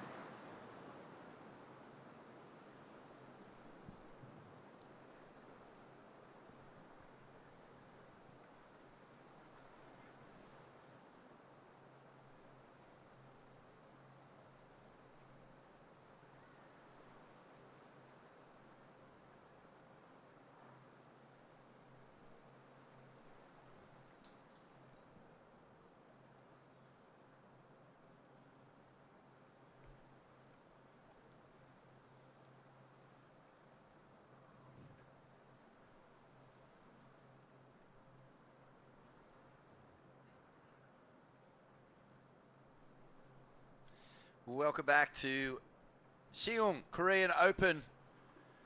And this is a massive heat because we have got the man of the moment. He's in the Bonsoi yellow jersey. He's the current heat leader in the Bonsoi Asia Super Series. It's Dylan Wilcoxon after a huge win at Nias, not just in the 6,000, but also in the juniors, if you don't mind. And he'll be up against Hiroto Arai, Varun Tanjung, and Riki Sato. So another big heat coming up here. Vaughan Blakey, True Starling. G'day, True. Oh, hi, Vaughno. Nice to be back. Lovely to be back, always. It's always good to have a chat to you, talk about surfing. Oh, I love it. Love it. So Dylan has kicked off this heat, and it was a pretty awesome looking wave. I mean, when you're on, and he looks absolutely on fire at the moment. Yeah, he was definitely a force to be reckoned with over in Nias. It was, yeah, pretty magical day, honestly. A 4.67 for his first one here, a 4.33 for Hiroto. Varun's going to kick off his campaign as well. Well, such a talented surfer. And he's got a lot of compatriots here. First turn's a ripper. Full fan off the back. Backs it up with a nice couple of snaps. He's going to load up onto this inside. And he'll bash that, not get the completion. And so there is Varun's first wave. And now Riki, oh no, he's caught his heel. The Japanese surfer. So each surfer will have 4 opportunities to lock a score. And look, just a bit of warming up going on here, True. Yeah, a little bit of just getting themselves into the heat. That first, you know, I feel like you're allowed to have one wave where it's maybe not the best or there's a mistake sort of, but Varun, that was a great first turn for him. We know how good he is on his backhand. Really smooth, gets up and over that section there. He's just gliding through these turns, and then you can see he identifies this section and absolutely tags it there. But that incompletion, I heard you saying it in the last heat, Vaughn, they're so important. Yeah, they are, and that's a mistake there. But as you say, you know, 1 wave, sure. 2 waves, Yeah. You don't want to do anything wrong on 3 waves because your campaign's over. Literally. Yeah, it's a limited, you know, you're limited with the opportunities, but then you're guaranteed them as well at the same time. That's right, yeah. So there's no sneaking back out and getting onto another wave. You get 4 waves. As soon as you get to your feet, you're ticking one of those waves off. So the waves, excuse me, are designated. And so each surfer will have 2 goes at the first wave of the set and 2 goes at the third or fourth wave of the set. I can't remember. The fourth, yeah. So, you know, it's fair. Everyone gets the same opportunities, and right now it will be Hiroto looking to do better than a 4.33. Yeah. So he's felt out the tempo of the wave. He's understood sort of what it does off the takeoff, what it does through that midsection, and just how sort of drainy and dumpy that end section is. Once you've identified all that stuff, you can go to work. Yeah, literally. And then it's just about building a recipe. Really, you can surf the same way. What sort of recipe are we? What are we thinking, food-wise? Honestly, it really depends what you're feeling. We could do Little some hot pot? noodles, yes, Little barbecue? a bit of Korean barbecue, whatever you want. It's on the menu.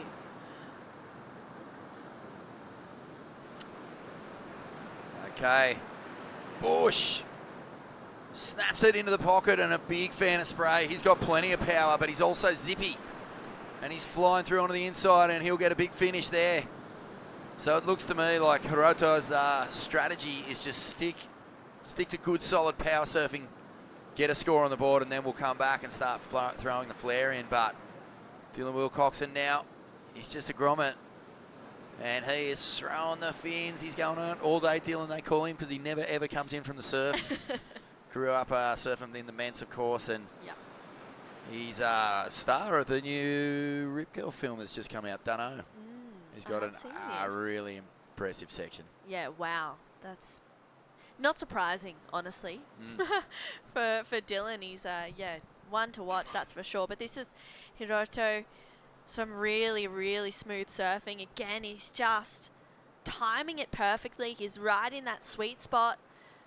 Kicks off his back foot there and, putting together a really well-surfed wave. That board is looking spicy, and then Dylan still got his hair dry on this one. He's just hasn't made a mistake just yet. That's the ultimate mic drop on your competitors, isn't it? Just paddling out with dry hair and then paddling in with dry hair. Literally. But look, he really did. What I love about Dill is even though he doesn't complete, is that sort of width he's got in his surfing. So he doesn't really have to do these really deep bottom turns. He can do quite a shallow bottom turn, but he's so good at just whipping his body around that it'll throw a big spray, it'll release the tail. Yeah, definitely. I think I've seen a major improvement in his surfing just in the last, like, I would honestly say since he won Mayas. Yeah, he's just like, I don't know, he's got this newfound confidence. It's, yeah, pretty incredible to see from Dylan, you know, and the support that he had in Nias and everyone that was around him, that was such a big thing for him as well, to have his family there, all of the Kandui crew, and pretty much everyone there supporting him to just make sure he gets the best out of himself was so special. Yeah, so no surprises that he's coming into this event. And you got to watch it when you've got that confidence, because yes, you can tap into it and you can use it to your advantage to get a really big chunk of momentum going for a campaign. But you can also kind of just lose sight of the details. Like, yeah, sometimes the ego takes over. Well, it's just also like, you know, you think it's all going to come easy and you forget to just one little thing. Yeah. But this guy is answering back right now. Sato upside down. Good finish. Yeah. Really strong ride, and that's exactly what he needs, because he fell off on his first wave. Now Varun on the next wave. Shout out to all the crew back in Bali and Indonesia watching as Varun goes to work. He'll get a good finish here too. Wow. Well, both those surfers needed scores. Like, have a squeeze at some of the rides that have been coming through already. 3.5 for Varun's first wave. He would not be happy with that. So this is a good answer back by both competitors. Oh, absolutely. This is Ricky, and he's just top to bottom surfing. Smooth.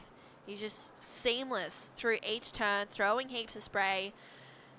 He is such a, you know, a grounded surfer. He's got that beautiful style. Looks like he's got, you know, when you get water stuck in your weddy? Oh. Looked like he had that stuck in the bottom of his weddy. I was like, what's going on there? But Varun, yeah, not happy with the 3.5 that he started off with. So he's just giving himself a little bit more room to just push the limits a little bit on these waves. And Varun is just absolutely feeling comfortable out there, I'm sure. From Bali, he's got a great support team. That's a 2023 winner of the event. That's the champ. Keijiro Nishi. Defending champ, right? We haven't had him in here since then. Yeah, defending champ. He's on the Challenger Series as well. Yep. And we'll see his brother, Yuji Nishi, in the next team. Oh, really? Excellent. So I've seen you watch Jess surf, and I've seen Jess watch you surf, and honestly, it's like... the worst thing in the world. Oh, you just both stress out so heavily. It's classic. It's Yeah, like it's so I bet you gnarly. anything Keijiro would rather like surf his own heat than have to watch his brother Yeah, surf a heat. definitely. It's the worst feeling in the world. Oh, It's great, but it's the nerves, you know. Oh, there was a good little answer back there from Varun, 4.33. So he was happy. I don't know if Hiroto's that stoked on. Oh no, okay, yeah, he's just listening to the last score. So he's in the lead. He is happy. You're always Stoked. happy if you're in the lead. Yeah, absolutely. You're happy if you're in the lead and the heat finishes, for sure. I feel like this heat is, the lead's not safe. You're Nah. stoked for a moment and then you get another wave. Yeah, look, Varun's put himself right back in the mix, so that's good to see as Dylan takes off, licking the paint off the wall. He was that close to it. And here he goes. He's going to start to unleash. I love that. The bottom turn was super deep. Just after I said he doesn't have to do that, well, guess what? He just buries the rail and just flies up the face, hooks it. And that'll be an interesting score as well as now. Wow, Hiroto just absolutely answering back. That was a huge turn, just throwing buckets of spray. Wow, gets a finish. That was... Is that's wave of the heat? That was it would just have to be. mongreled out. Yeah, that was crazy. Bronson and Jay. Oh, look out. So cute. Love them. Great Saw guys. Jay before. I was like, how you going, Jay? He's like, yeah, surfing 2 hours and frothing. Yeah, that's a good team. Yeah. So this is Dylan's wave. I love this turn out of this. You ready? Down into the bottom, lays it over, hooks it. And this was a pretty nice wave in the end for Will Coxon. He'll slide the tail, get the completion. But I think this next wave is just pure thuggery here. He just goes so hard at this thing. Yeah. And Hiroto, well, given the hometown crew or his compatriots here, plenty to cheer on, because this was a really strong ride for the Japanese surfer. That was just blow for blow surfing for Hiroto. It just felt like each turn he got better and better. Yeah. How far is Japan from here, do you know? 2 hours, so close. So it's quicker to get to Japan from Korea than it is to get from Brisbane to Melbourne. Yeah, literally. Yeah. That's crazy. Oh, unless you're driving, because Yeah. I don't know if you can drive from here to Japan, can you? You can, on a car ferry or something. Yeah. Wow. Too far. Big drive, too far. Look at this, 5.33 and a 4.33. Feel like we are waiting on scores. Surely. Yeah, definitely we are. So, meanwhile, we'll stick with Varun Tanjung here. Getting the go-ahead from the wall marshal there. So we've got a bit of a Japan versus Indo situation happening in this heat. And Varun, can he open up? He'll tag that inside section. And this wave just felt a little off, didn't it? It never really synced up with his backside surfing, but let's see what Ricky can do. Wow, good first to second turn combination. Ricky is driving with speed, or tries to go for something different, but unfortunately just doesn't really pay off. The problem with that turn was that as he came off the bottom, he thought, I'll try and fling the tail, and when the tail stuck, it got away from him. So unfortunate, but there's another shot. We're not done yet. And it's really hard to combo people in this pool. Like you're always in with a chance. If you've got a wave left, you can pretty much guarantee you've got yourself, you know, an opportunity at least to get through these heats. It's just how you deal with the pressure. Yeah, seriously. It's crazy, you know, like a lot of the competitors who came to this event in 2023, they would have surfed a fair few wave pool events before, and in Oz we've had the Urban Surf in Melbourne wave pool QS event as well. So the Aussies, they know how to do that too, and it's just about, I guess, who does it best, who's the most confident in themselves and their ability. I totally agree. I do feel like the Japanese surfers are going to be the favourites in this event, just based on the fact that that event last year saw such a high standard of surfing. Yeah. They have this pool dialed in. Yeah. And even if you've done reps in other pools, this pool has its own little flavour, its own unique qualities. And I think, you know, I just think back to who was in the final? Kajiro and Kai and Yang.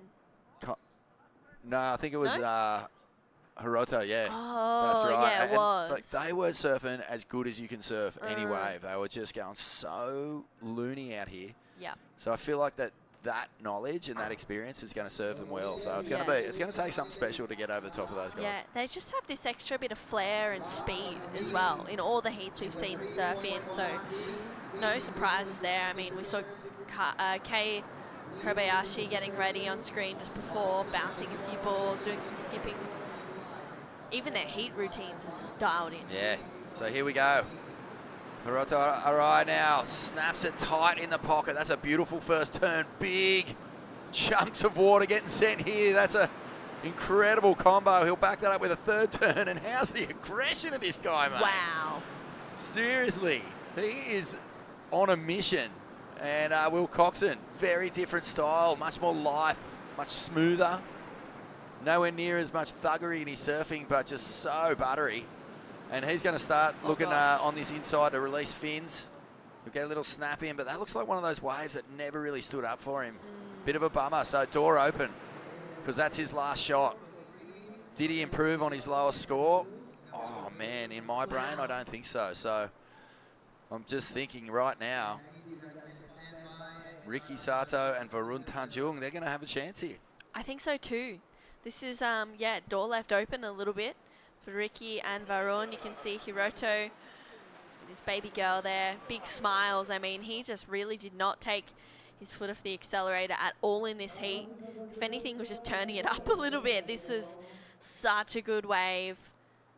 He throws so much spray. I mean, his timing is just so on point out there right now. That turn was huge, and then just this next couple of combos, I couldn't, he just is, there's something about it right now. Well, what it reminded me of is like, you know, when you see like different weight fighters. Yeah. And you see the light guys get on the speed bag and they just start, you know, sort of punching away, and you see the big dudes on the heavy bag. Yeah. It looked like the heavyweight on the speed bag then. He's just so at it constantly. And that wave was a little bit disappointing for Dylan. You could see that, but no fault of his own, really.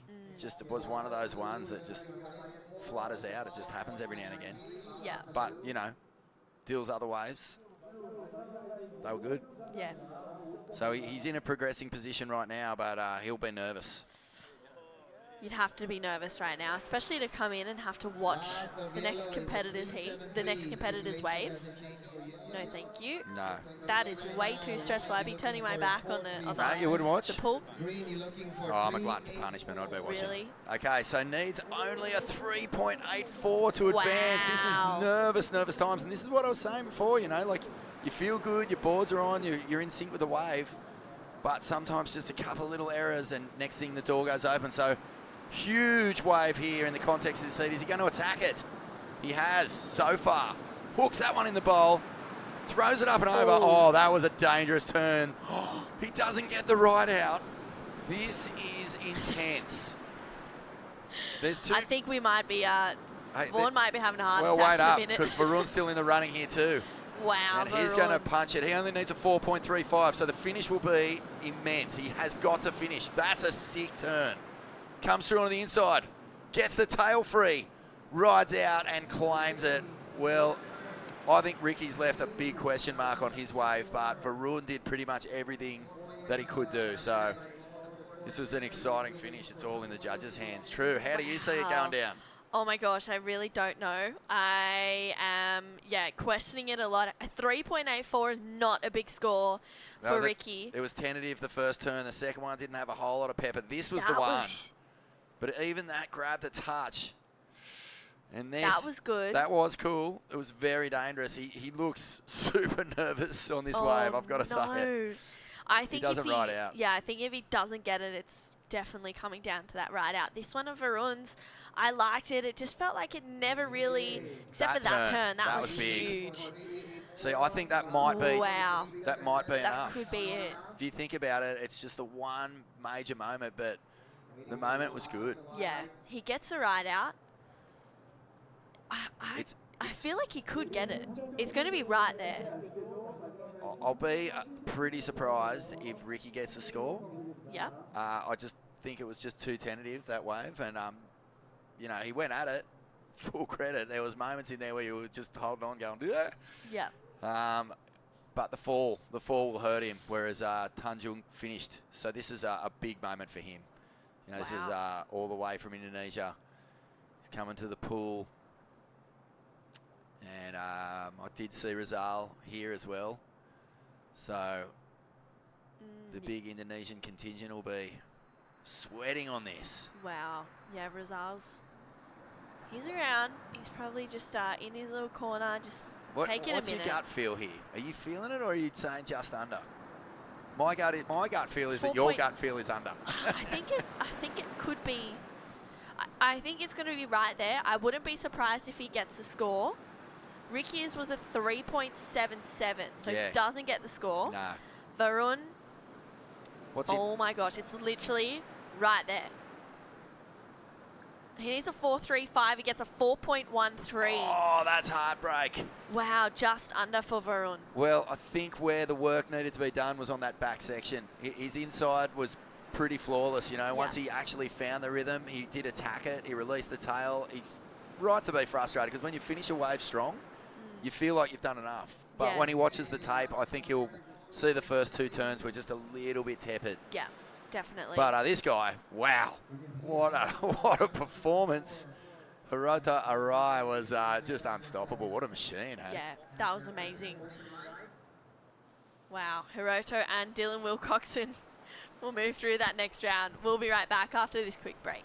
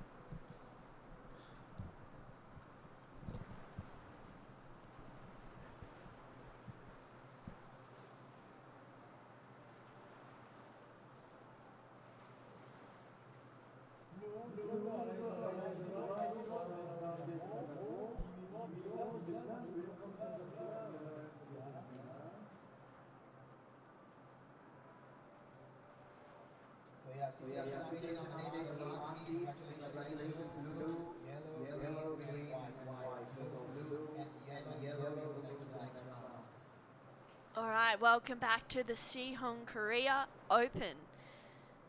This is a QS 6000. And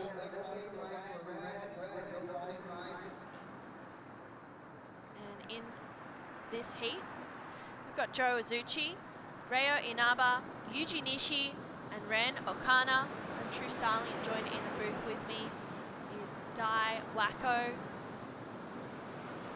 Dai, we've got some good surfing. Right, the last heat was exciting ending. It was Really insane. close heat, that was insane.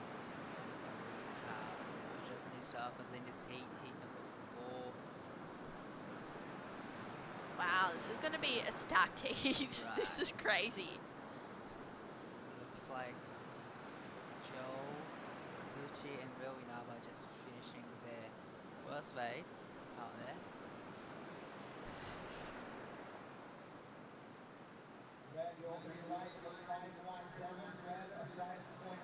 is the reigning champion, Keijiro Nishi, cheering on his brother. I'm sure he'd be feeling a little bit nervous. I certainly would. And yeah, an all Japanese heat die. This is pretty crazy. 現在メンズのラウンドオブ64ヒート4が行われています。こちらのヒート、レッドにジョー・アズチ選手、ブルー、稲葉レオ選手、ホワイト、西裕二選手、グリーンに岡野蓮選手、4名の日本人選手がクレジットされています。まずレッド、ブルーが1歩目のライディングを終えていて、レッド 5.17、そしてブルーが 4.50 をスコアしています。So 517 for the Joe Azuchi's first wave, and 4-5 for first of Reo Inaba. Good scores locked in. We've got these scores to come through for Yuji Nishi and Ren Okana. I haven't seen too much of Ren Okana's name in events. But he's been in the QS Tour since a couple years back, but he's still 16, 17 years of age, so Oh, wow. still young, next, young coming up generation. So yeah, he's a very strong competitor, but he just hasn't showing, his skill. Yeah. So definitely he is the one to look. First of Yuji Nishi locks in at a 5.23. First of Ren Okana was a 3. It looks like Reo Inaba is going to have an opportunity. He's going to be taking this wave. 2本目のライディングにテイクオフしていきます。一発目、綺麗なオフザリップ、そしてそこから大きなカービングスプレーを上げていきます。そしてもう一度縦のアクションスプレーを今度は縦に上げていき、そして3発、4発と綺麗につなげてコンビネーションを見せていきます。そしてその後ろ、レッドアップ。ここ少し引っかかってしまってファーストセクション逃してしまいましたが、ここから1発、2発と綺麗に入れてきました。そして最後のセクションもきっちりと決めてくるか、少しバランスを崩してしまった。Well, some good waves there for Reo Joe Azuchi. Let's take another look at this last wave of Rio's. He's looking so smooth on his forehand. He's got that great style. Good first turn. You can see he just really, I love that back knee, how he drops it to the board, stays nice and low. He's such a powerful surfer, using all of his strength and yeah, flowing through those turns. Beautiful surfing, and unfortunate for Joe Azuchi, just stumble there and loses some momentum, but still managed to get a couple turns in, but comes unstuck on the last section. That's really unlucky for Joe Azuchi. Yeah, Joe, that was an uncharacteristic mistake, it feels like, for Joe. Right. We don't see him do that very often. No, I don't see him making mistakes in the heat, so a little bit of a nerve-wracking moment for Joe Azuchi. But the second wave for Rio comes in at 4-5. He's in the lead, and 2.97 for last of Joe Azuchi. Yeah. Joe, that was really unlucky for Joe. I mean, it is what it is. He'll have two more opportunities. He's halfway through the ride. We'll see Yuji and Ren taking these next waves. Ren, Okana. He'll get the second wave of the set, so the first wave we'll see written in this one. グリーン2本目のライディングになります。テイクオフして縦へのアクションきれいに入っていきました。ここは合わせるようなターンを2発目で行い、3発目は縦へしっかりとアクションを入れて、4発目遅れながらもしっかり前へと出るような素晴らしいサーフィンを見せてきました。そしてホワイト、テールを抜きながら前へ出ていきます。そしてもう一度テールをしっかりと蹴り込んでテールスライドを見せていきます。3発目、そしてフィニッシュのターンもメイクできるか。ここでノーズが少し刺さってしまったようです。Wow, that was really unfortunate for Yuji Nishi, but beautiful surfing from Ren Okano. Yeah, Ren, he's got a really cool style. Really relaxed style from Ren Okano. Nice off the top. A nice check turn right there, and straight into the third turn. Gets the vertical lip. A little bit of fin release. A nice finish there from Ren Okano. Really love the first and second turn from Yuji. Just little bit of tail release right there, first and second turn. Managed to get third turn in, but here is the last section. Fortunately, it comes unstuck. Yeah, that was really unlucky, and you can see the Indo squad there, Rizal and Varun, unfortunately getting knocked out just before. Bronson was there too. We did see Dylan progressing through that last heat. Hiroto Arai taking the win though. It was yeah, full pedal to the metal surfing for Hiroto. It was great to watch. 2本目のライディングを終えたところで、現在第1位がブルー、第2位にホワイト、レッド、必要なスコアが 4.27 になっています。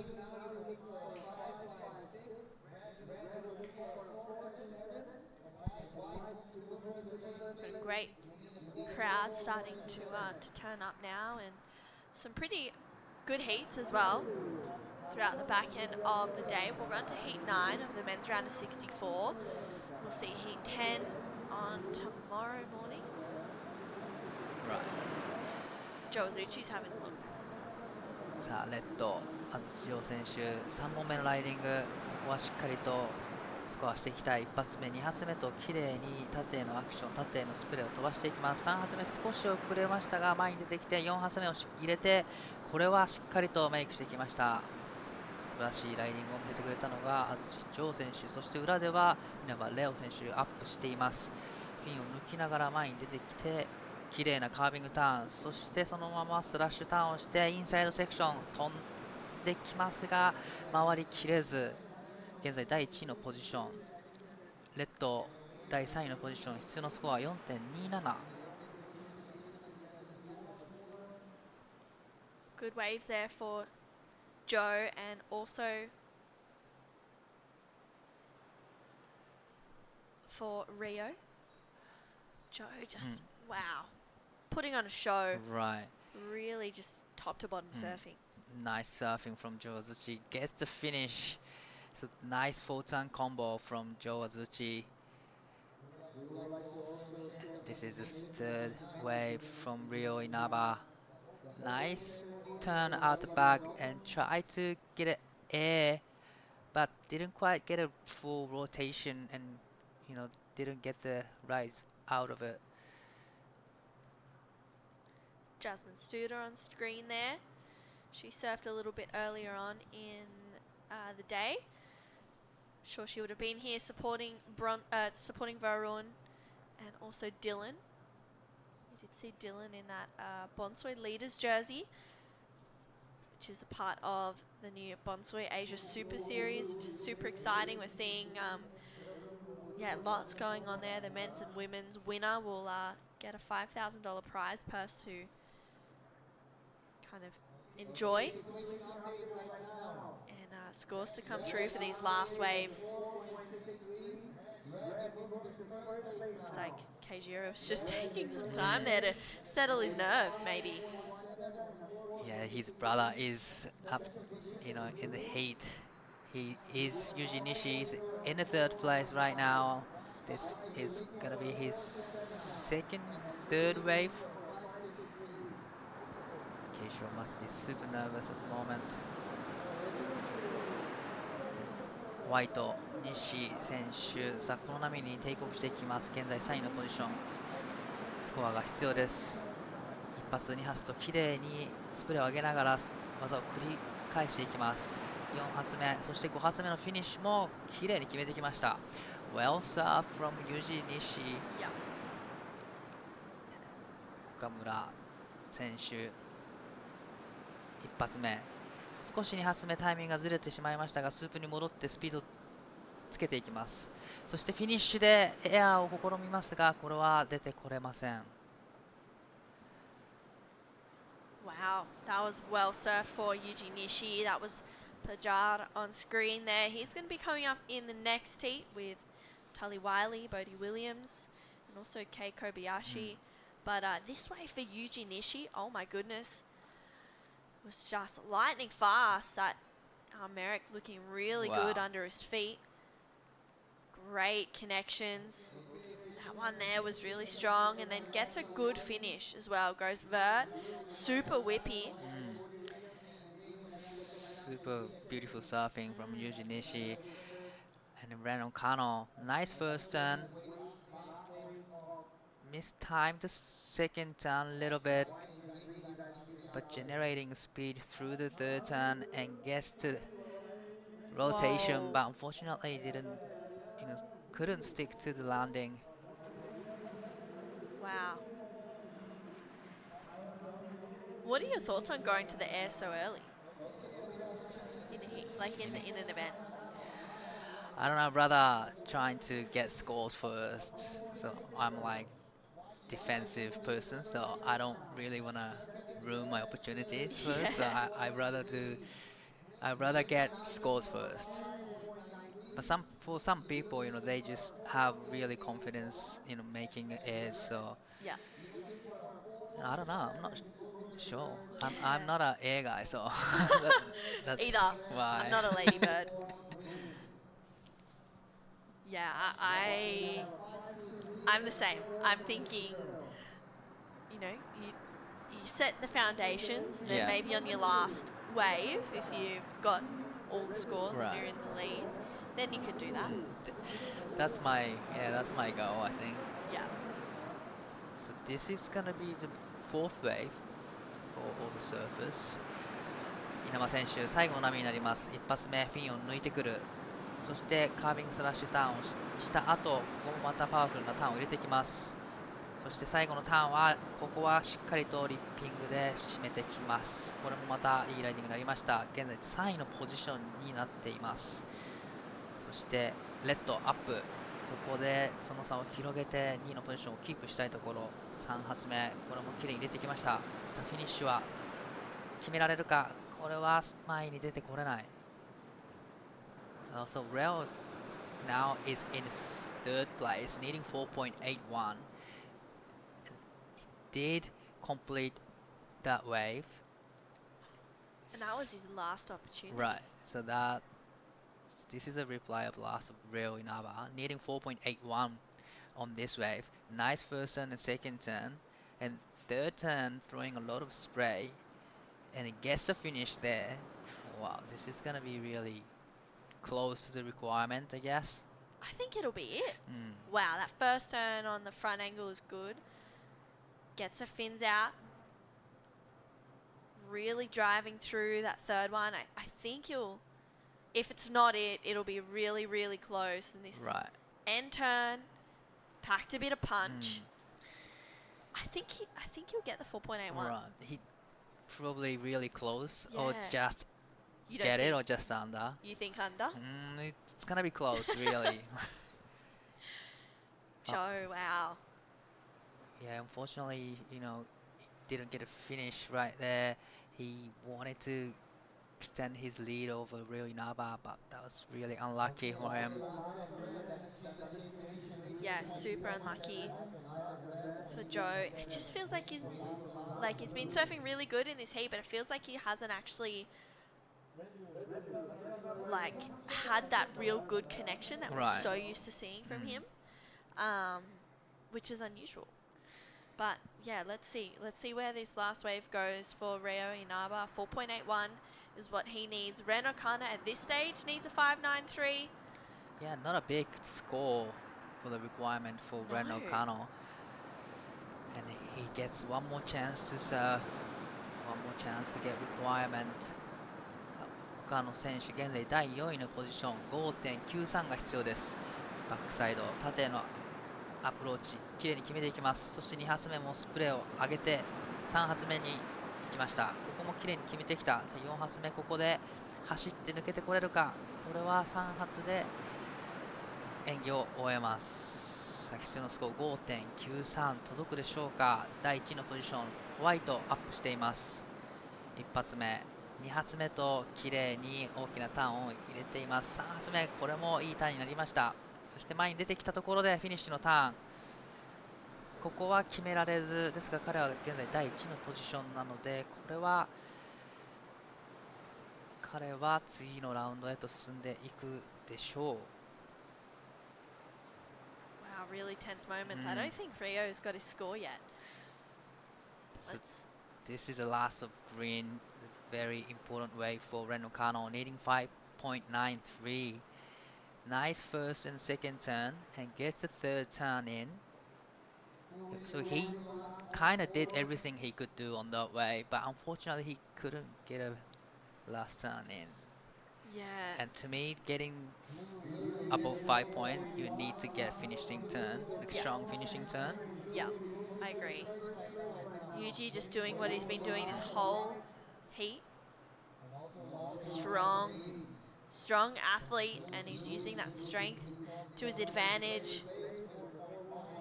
Doesn't get that completion, but he did well. And looks like Reo Inaba Wow. gets a score, goes to first place. Yuji Nishi down in second. It's Ren Okana that needs a 5.96 right now. Wow, straight into the first.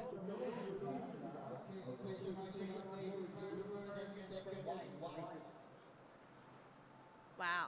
So it looks like it is Reo Inaba and Yuji Nishi. They'll move on through to the next round. Don't go anywhere. We're going to go to a quick break. We'll be right back with heat number 6 right after this.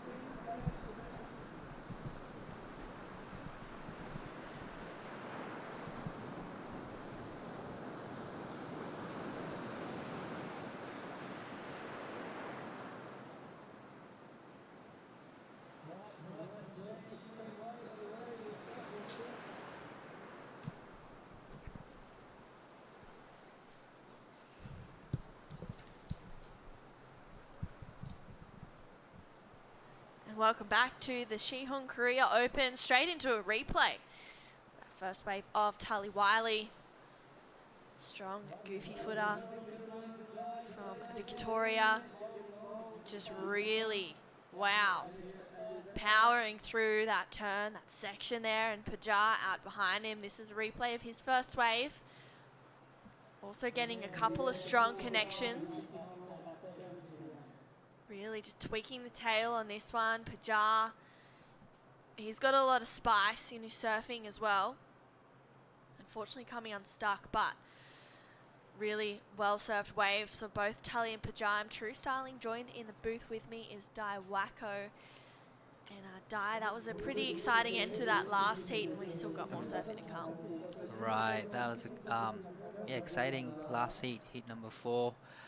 Rio Inaba just in the last moment got into the first, and congratulations to Rio and Yuji moving through to the next round. But we are in heat 5, and we're gonna be finishing off heat number 9 of the round of 64 men's today. It is a big day today, first day. Yep. We've done a lot of heat, a lot of actions. Yes, lots of surfing. You see Kei Kobayashi. He's there in the green, Bodie Williams in the right. They're about to take their first waves of this event so far. Right, this is flying wide, up and riding. Nice first turn off the top, throwing a lot of sprays straight into the second and third turn. And is he going to get finish? Unfortunately, he didn't get a big finish, but still a lot of damage out the back. And this is Kei Kobayashi up and riding. 小林選手1本目のライディング、さあ大きなターンから溜めて縦のアクション、そして3発目4発目と、これは素晴らしいライディングになっていきました。Oh, welcome back, Jara. I'm excited to be back. This is exciting heat in our hands. I'm excited to see Pajar, a name that I'm sure Taina is probably watching. So what did I miss while I was away on my break? Right, just everyone got a first wave, and nice scores locked in for all the surfers, I guess. We are still waiting for the last of white and green. So this is the last of white, the first wave. Nice couple of turns, and unfortunately didn't get it in the last section. But still a lot of damage out the back. And this is the fast wave of Kei Kobayashi. Nice first turn, straight into the strong second turn, and he gets the third turn in, and he gets the completion here. So that was a beautiful ride from Kei Kobayashi. Unfortunately, he couldn't quite ride out of it. All right, so first wave for all 4 surfers already ridden. We do have a situation there. We have Team Indonesia hanging off the rail. So it's exciting to see. Everyone's starting to slowly come together now. We're going deeper into this draw, round of 64. So everyone's going to start showing up and hang out down here. There's only this wave around, so there's not too much happening outside. No free serves happening. Right. Everyone is down here to support their man Pajar from Serangan. I'm sure everyone in Bali as well has tuned in. So starting off with 367. This is going to be his second ride right now. Our goofy footer from Serangan. Good first turn there. His, you know, kind of star moves that he always does. Such a powerhouse. Bit of a check there. Gets around the section and lays it back into that last one. Smiles to his friends. And right behind him, Tully Wiley. Big first turn there. Sets it up again. Both of them really pushing their tail on all their turns. You can really tell how much power is going through all of them. Gets around that section, decides to pull off, so All right, exciting stuff. That was a great exchange from red and white.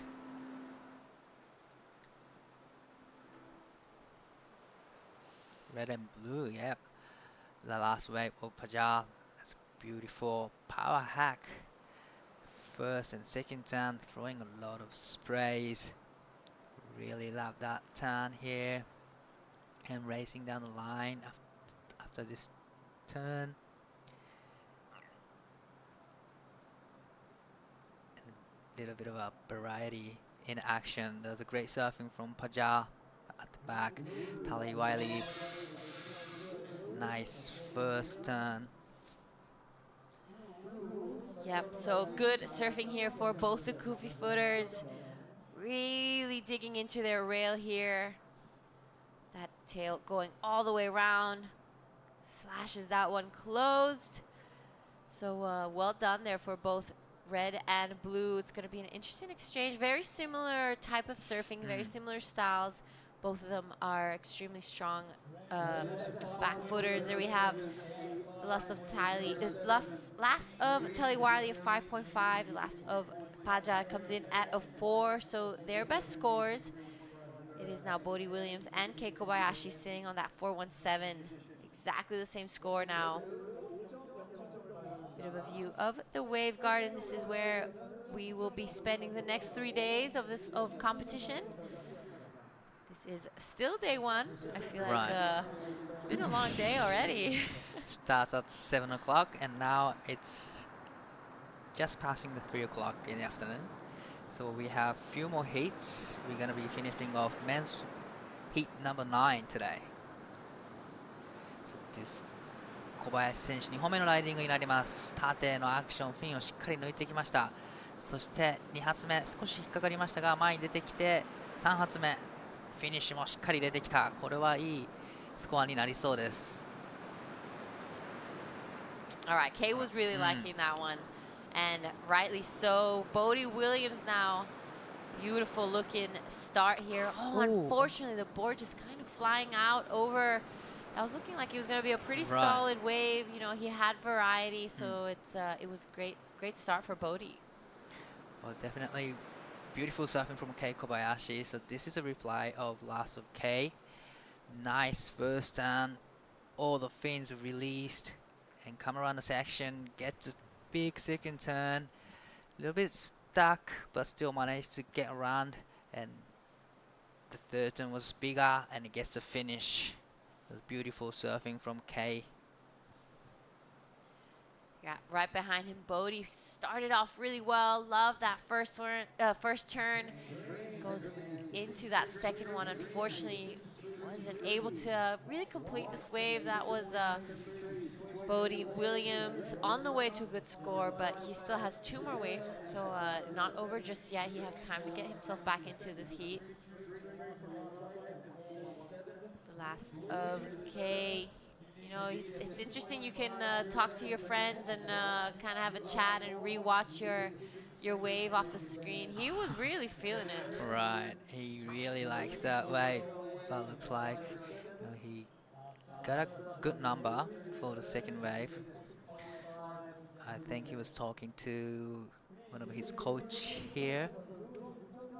So last wave for K comes in at 6.33, best heat score so far in this heat. Now he's in the second place. Pajal now needs 6.5. Bodhi Williams needing 6.33. All right, so wave number 3 coming up for all the surfers. It is now Pajar and Bodhi Williams with some work to do, 6.5 and 6.33 to get themselves into an advancing position. They know what they need to do. They have the surfing to do it, so it's all down to them right now. But right now, Tully Wiley. Wow, up and riding. Big first turn, strong off the top, straight into the strong carve, and put another one in, and come around the section, and lace into it for the last section. That was another great surfing from Tali Wiley. Pajal is up and riding. Oh, beautiful hack there for Pajar. Our surfer from Serangan, nice 2 turns, get around that section, snaps that one again.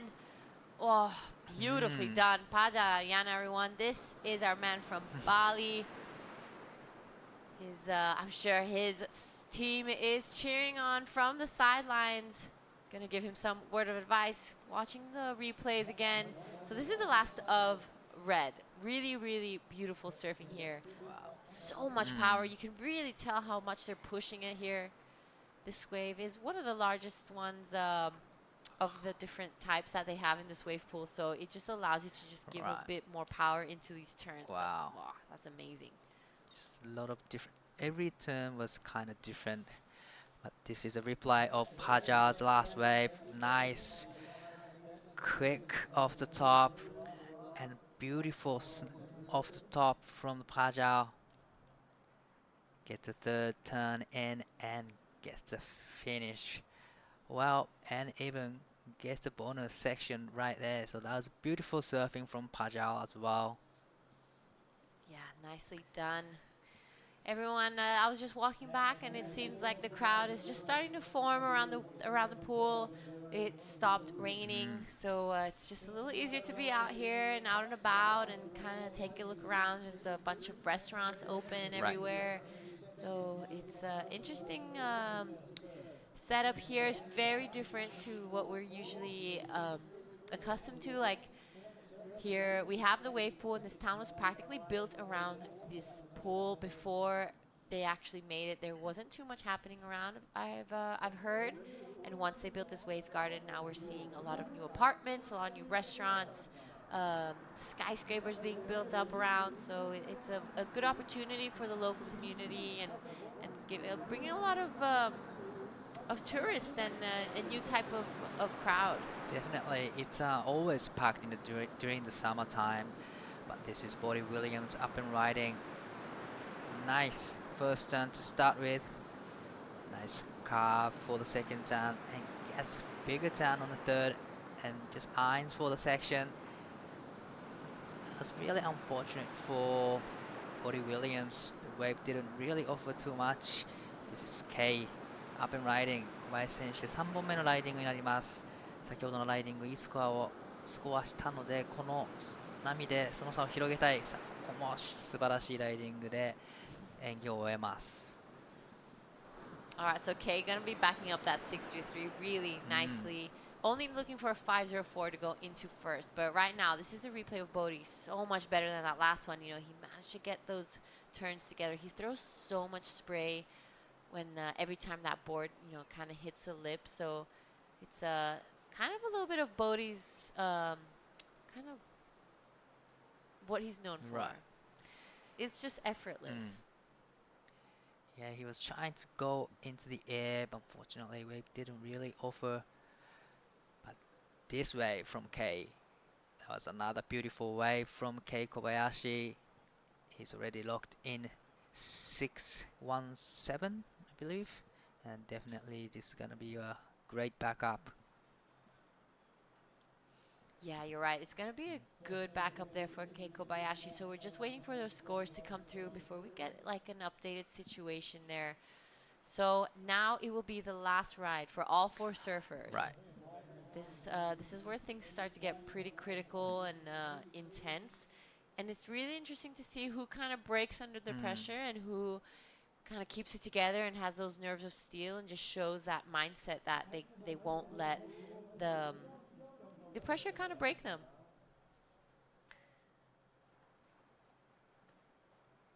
Right, so we are still waiting for the last of green and white as well. Well, last wave for K comes in at a 6.5. Now he's in the lead with a 6.33 and a 6.5. All right, so yeah, Kei Kobayashi goes straight into the first. It is now Pajar and Bodie Williams with a bit of work to do. Pajar Yana's last wave. What will he do? Wow. Big first hack there. Wraps it around for that second one. Good third one. He's eyeing down that last section. Takes to the air. Pulls through, and he's feeling it. Well done, Pajar. Yeah, talking about nerves of steel, Right. he kept it together so nicely. Right behind Tully Wiley. 2 big hacks there. He's currently in second, but looking like in a bit of a dangerous spot now with Pajar's last one. Gets around this section, unfortunately wasn't really able to get around it. Wow, that Ooh. first turn from Pajar was huge, and the last turn was huge, so it's gonna be a really good number. So let's have a look. The big Wow. first turn, and second turn, nice. Third turn, nice again, and eyes on the last section, and get a rotation. Wow, that's great surfing from Pajar. Yeah, I love this wave from Pajar. That first turn, you're right. It's what he's known for. That's his signature move. And this last one as well, giving that flair, that excitement to the judges. Looking at his friends Right. like, yeah, staunching a little bit. That was a really, really good wave from Pajar. And right behind him, Tully Wiley. Really well done, but looking like he's in a little bit of a hot seat situation right now. Love that turn though, so much speed and power. Wasn't able to really get a finishing there, but it's all down to the judges now. And I was saying earlier to Vaughn that it's just, in this wave pool, it's all about those little details, you know. It's Right. so specific, so tight. Having a bit of a discussion there with his coach. We're just waiting for the last scores to come through for blue and red. Pajar there, not looking super convinced. His requirement is not huge. What do you think? Well, I think the last wave comes in at 5.43, is it? For Pajar?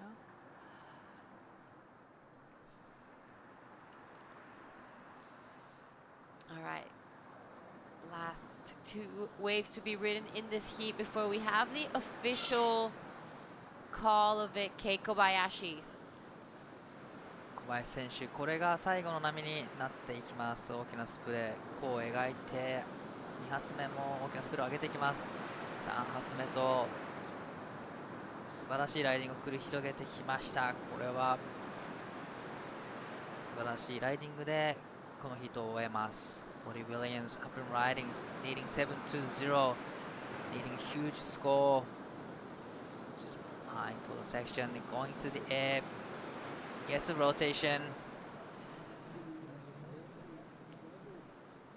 All right, so we're waiting for those last 2 scores to come through. I think it's pretty safe to say that Kei is going to be staying in first. Waiting for the last. It's kind of looking like they haven't dropped the score down for blue, so it's going to be a really, really exciting finish. A couple of replays to come through. This is the last of green. Been absolutely killing it. So precise. Second turn was so powerful. So it was kind of the regular footer against the 3 goofy footers.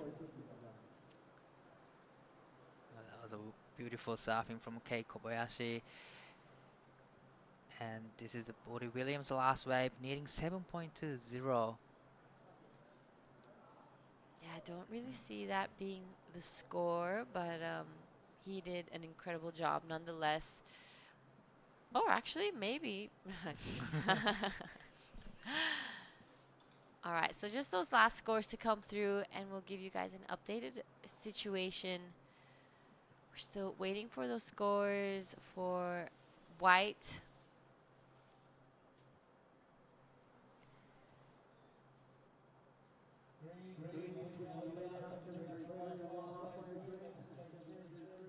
All right, and there we have just the last scores to come through.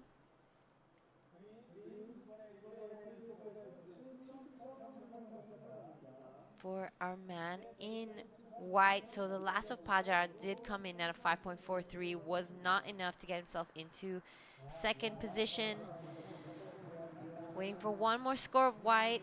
And once we have that, we can update the situation. He's looking for a pretty decent score. 7.5 is a requirement. So, Right, so we're still waiting for the last of Woody Williams. all right. Comes in at 4.80, was not enough. So with that, I'm gonna be calling you off on this one, and we'll see you guys in this heat on screen.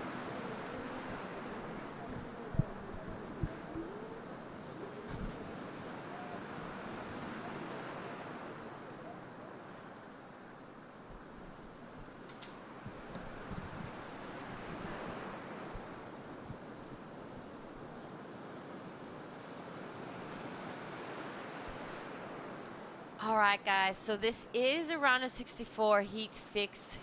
On your screen was Alistair Reginato and Marlon Harrison on the first 2 waves of this set. I'm Jada Legati. I want to welcome back Vaughn Blakey to the booth.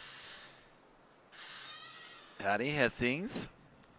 It's good. Excellent. It's good, it's good. Friendly fire in this one. It's 4 Aussies going at it. And Alistair Reginato from the North Shore Board Riders on the sunny coast. He tees off in typical powerhouse fashion for his first ride. You can see that the Challenger Series serving him well. He just gets out there and it's just get to work time. And Marlon Harrison. So this guy, he's a talented young surfer as well.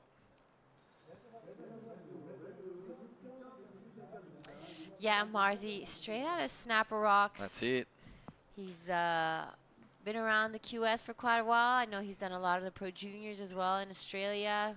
Had a great run at the first QS. Wasn't 6,000 anymore. It was, I'm going blank. But he had a great NIAS Pro event. He came off. Oh, it was not even a 10,000. Yeah, I'm blanking. You know what? Doesn't matter. He went well. Yeah, he did really good, and he won it. So it was great. There you go.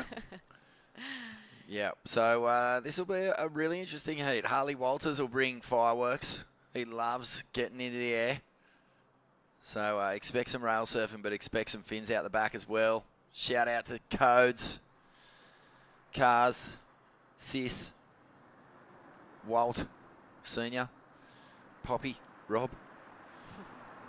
Yeah, this will be a really interesting heat. And Hasso, he is a live wire as well. This kid, he doesn't mind taking to the air either, but I'm expecting some big snaps to get going here.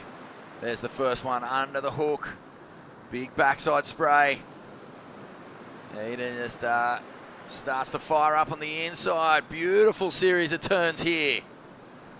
Whoa, that was really impressive there from Eden Hassan, right behind Harley Walters now. Good first turn, really flares it at the top. Love that second one as well. So much speed in between these turns. He's really wasting no time. Gets around this section. He's going to finish it off strongly. So beautiful start there for Harley Walters. Yeah, good little warm-up way for Harles. And, you know, I think that really all 4 surfers, you could say, were just warming up with those opening rides.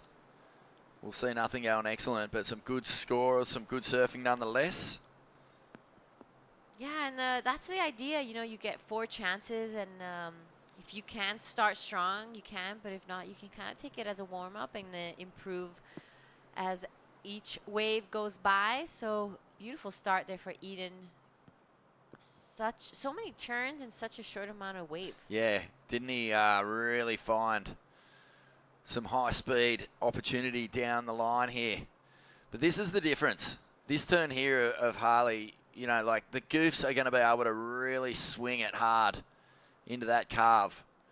The natural footers are going to pivot much more in the pocket. Yeah, it's a great comparison. We actually just had that last heat. It was one goofy footer against, it was one regular footer against the 3 goofy footers, and the regular footer came on top just because he was able to get really tight into that pocket and really critical, which was actually something that we would see in a wave like Nias as well, that the goofy footers just had the advantage because they could kind of just twist and open up in that bottom turn and get really critical. Marzi Harrison up next. This is going to be his second wave. Marlon from Snapper Rocks. I'm giving a big shout out to his sister, Piper Harrison. I'm sure she is watching this heat as well. Great character to be around, always happy, always stoked. So, yeah, I'm I'm excited to watch this heat, and it's just getting so stacked. There have been some crazy heats today. Eden representing Port Stephens, and he'll have a lot of friends and family back home watching now as Marlon, his first turn's a nice one. Big power hack for his second and a third. So he's really appreciating the clean face of this first ride. First set wave, I should say. And out the back, Alistair Reginato. Well, let's see how he matches that powerful expression as we see just vertical punchy turns here. And he'll let that one slide out from under him. So 6.67, he does get the best of the opening exchanges. Reginato. Sunny Coast, you know, it's not famous for, like, you know, heavy water. It does have its moments, don't get me wrong. When there's a big cyclone, you can surf some pretty brutal waves up there. But for the most of the year, it's pretty crumbly gutless surf. And so that'll serve Reginato well. Like, this is kind of bread and butter, like afternoons. You know, you finish school, you ride your pushy down, you're surfing little waves that are nowhere near this quality. So, like, this would be a fun day at home. I know Noosa Heads is around that area. It is. A lot of longboarding. I know there's a lot of longboarding around there. But I've spent some time in Alex Heads. Yep. So, yep. Yeah, you're right. It is a bit of a crumbly area. Well, that's basically the zone. There's a lot of board riders clubs in that little stretch of the Sunshine Coast. Mikey Clayton Brown there, Dane Henry. So there's a lot of talent here. These guys have been, you know, getting their QS campaigns really rolling in the last few years. You know, it's really fun to watch junior surfers start to feel that next space, that step up from the junior circuit. It's a little bit of a humbling experience when you first come out. You're winning everything, and then you get to the queue and you're surfing against crew from other countries who you've never heard of, and you're just getting put in your place. But, you know, it all leads to good experience, and it teaches you not to underestimate anyone, right? That's the big one. 100%. But for this heat, you know, every one of these guys knows what the other one's capable of, so there's no mystery here. Reginato is by far and away the favourite, even though it's small, and you've got some real wizards here, Hassan and Walters in particular. In this smaller stuff. You know, Harrison and Reginato are the big power units, but you expect to see Harley release the tail. But that's a nice first stab. Punches it through the lip, jams that little carve down. There's the tail release we were talking about. And again, that is much better. So he puts his foot on the pedal, and Harley Walters will be much happier with that. First wave was a little bit sticky by his standards. This one, he really gets to feel the freedom. And you know when Harley's on, when that tail starts whipping around. Hassan now. And he's just finding so much space to move on these little cupped out sections. And he's doing really well. It looks like he's enjoying what this little wave, the wave park, is throwing up. Yeah, they're really starting to push it a little more now. That's second wave for most of the surfers already. Some replays. I love this wave from Harley Walters, specifically the last two turns.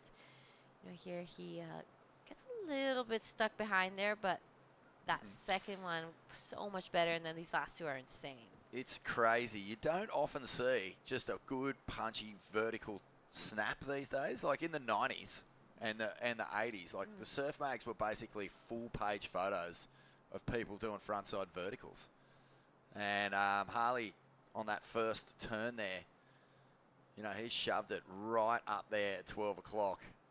Hassan, this is his ride, and I think really what's impressive is just how much work he gets done in just such a small space. You know, every time he comes off the bottom, he's not waiting around. He's just putting it straight back through the roof. So a strong ride here from the young.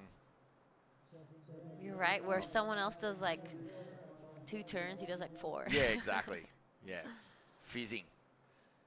And he'd be absolutely relishing the opportunity to take on some big dogs in this heat.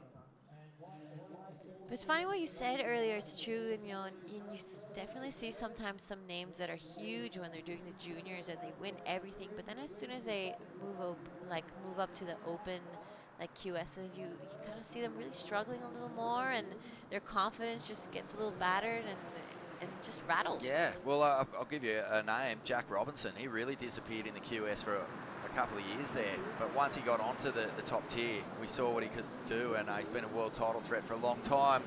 And this is Reggie fully opening up now, and he is dead set, looking agitated on that one, releasing a little bit of frustration. I mean, you could really see the sting in those top turns, and now Marzi answers back, and he's cutting back. He's found another gear. Look at the speed as he generates through his turn. He's actually fanging down the face faster than he's going up. So this is a really interesting battle. Lots of scores in the same zone.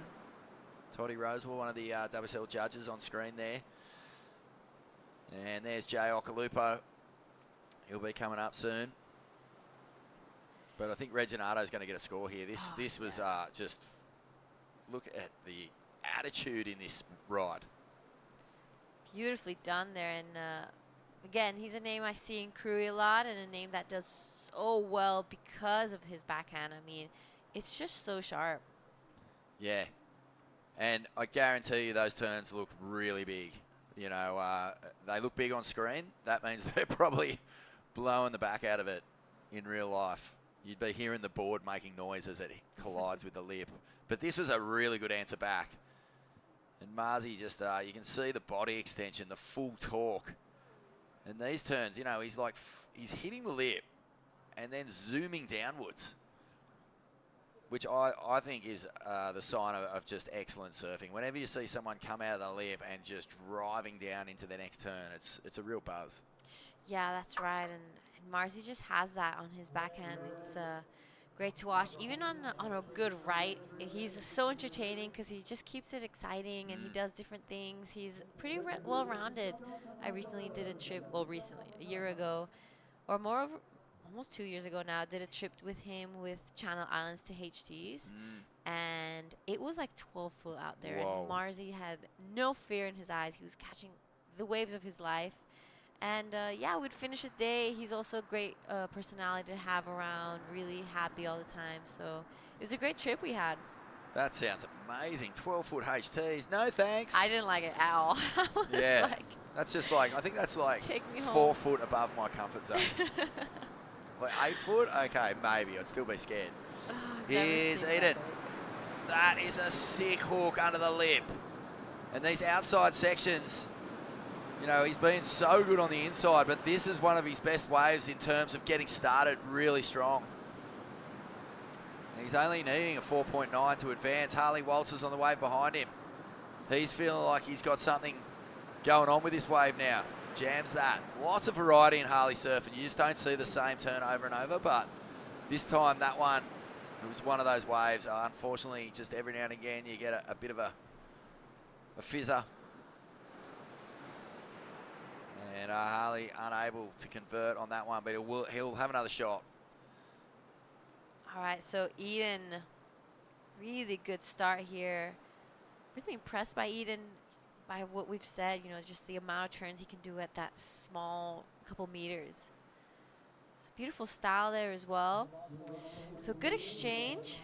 Unfortunately, Harley wasn't able to really ride out of that last one. Nah. Really nice flow state surfing, isn't it? You know, he's actually just in such synchronicity with the speed of this wave. He keeps coming around the corner. This one, you know, Harley did well, really, to make the most of those first couple of sections.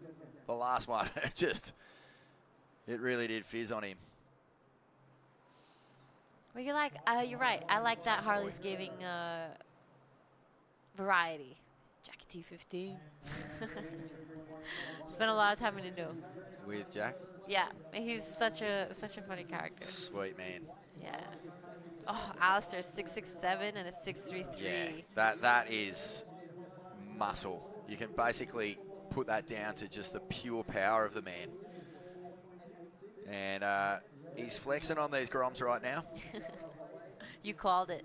Yeah, well, I think when you do come back to the QS after doing, you know, a few heats surfing against, you're surfing against CT surfers who have just been knocked off the cut. He's done a couple of years on that now, so, you know, you come here and you want to make a statement straight away. You don't want to show any nerves. You want to make sure that you're surfing your own game and not getting sucked into what anyone else is doing. So Reggie is setting the pace. He's dictating terms here.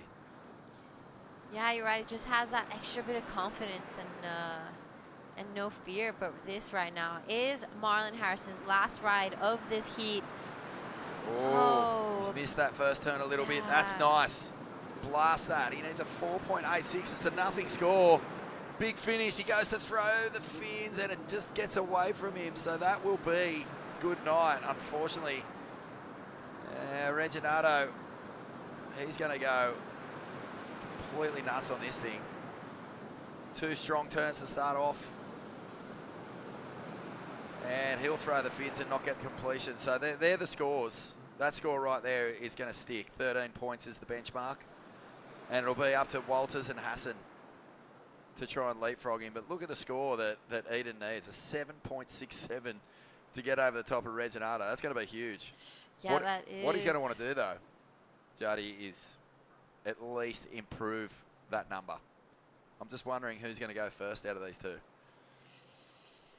Unfortunate here for Marzi. You know, that first turn was wasn't perfect, but this one was much better, and he knew he had to get a decent score, nothing crazy. And unfortunately, this last one just kind of pushes a little too hard and isn't able to stick with it. But Alistair is, I think, comfortably in first place. Oh, yeah. I mean, I'm trying to think to how many, you know, 7+ scores we've seen.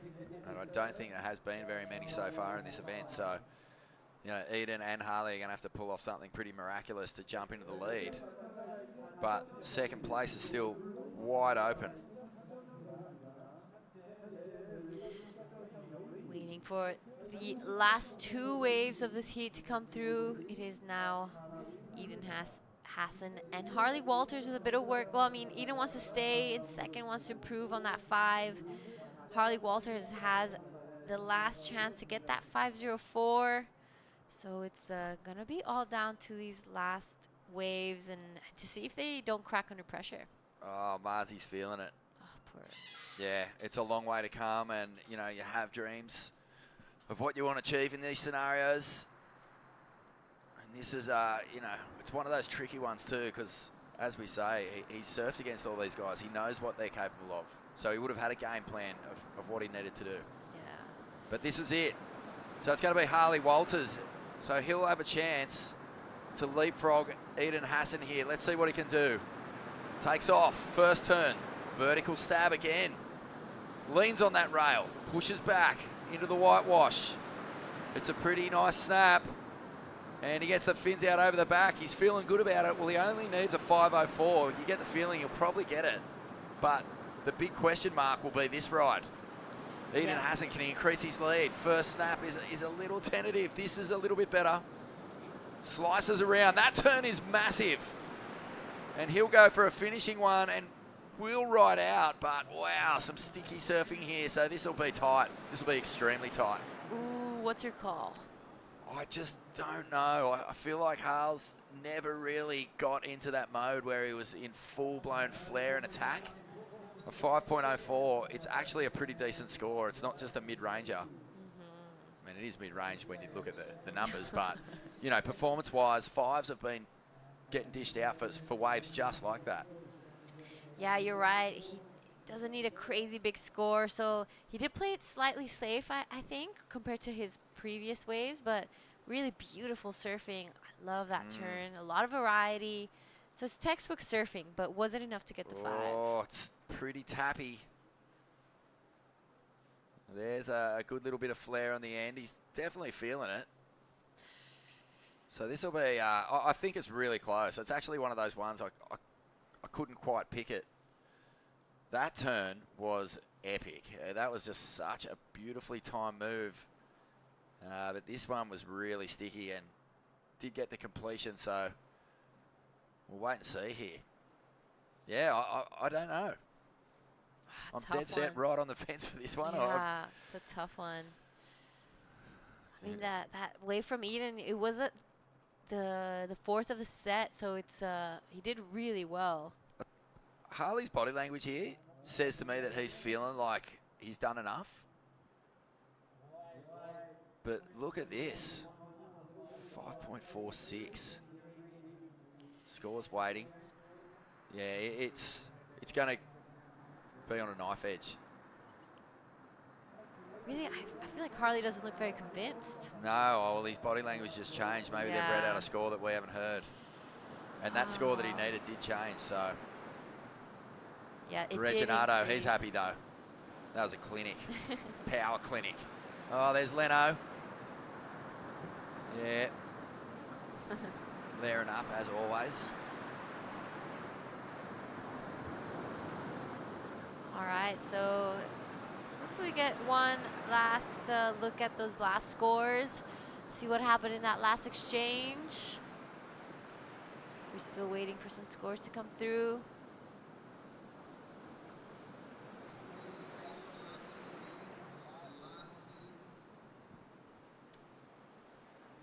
Interesting. Well, it felt to me like Harley got the score. You know, like didn't get the score he needed, but actually heard the score and didn't look too happy. His body language changed. Yeah. So we're just waiting in here to see what the official results are. I was still waiting for the last green, I think. So it's tight, and they're having a good look at it. I think maybe Eden did increase his scoreline a little bit. I think Harley was now looking for a 5-6. He wasn't looking for a massive number to increase his lead, and that one turn he did was the best turn in the final exchanges. So if he did enough to just get a little bit more, that would have asked, you know, a bigger question and demanded a better response from Harley Walters.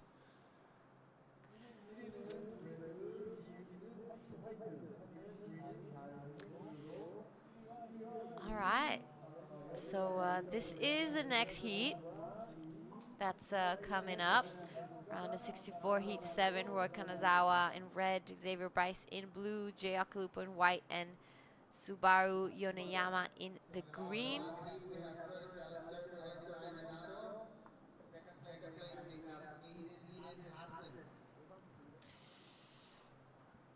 All right, and just waiting for the last scores, and I think we're just gonna go on to a quick break and update you guys in a second.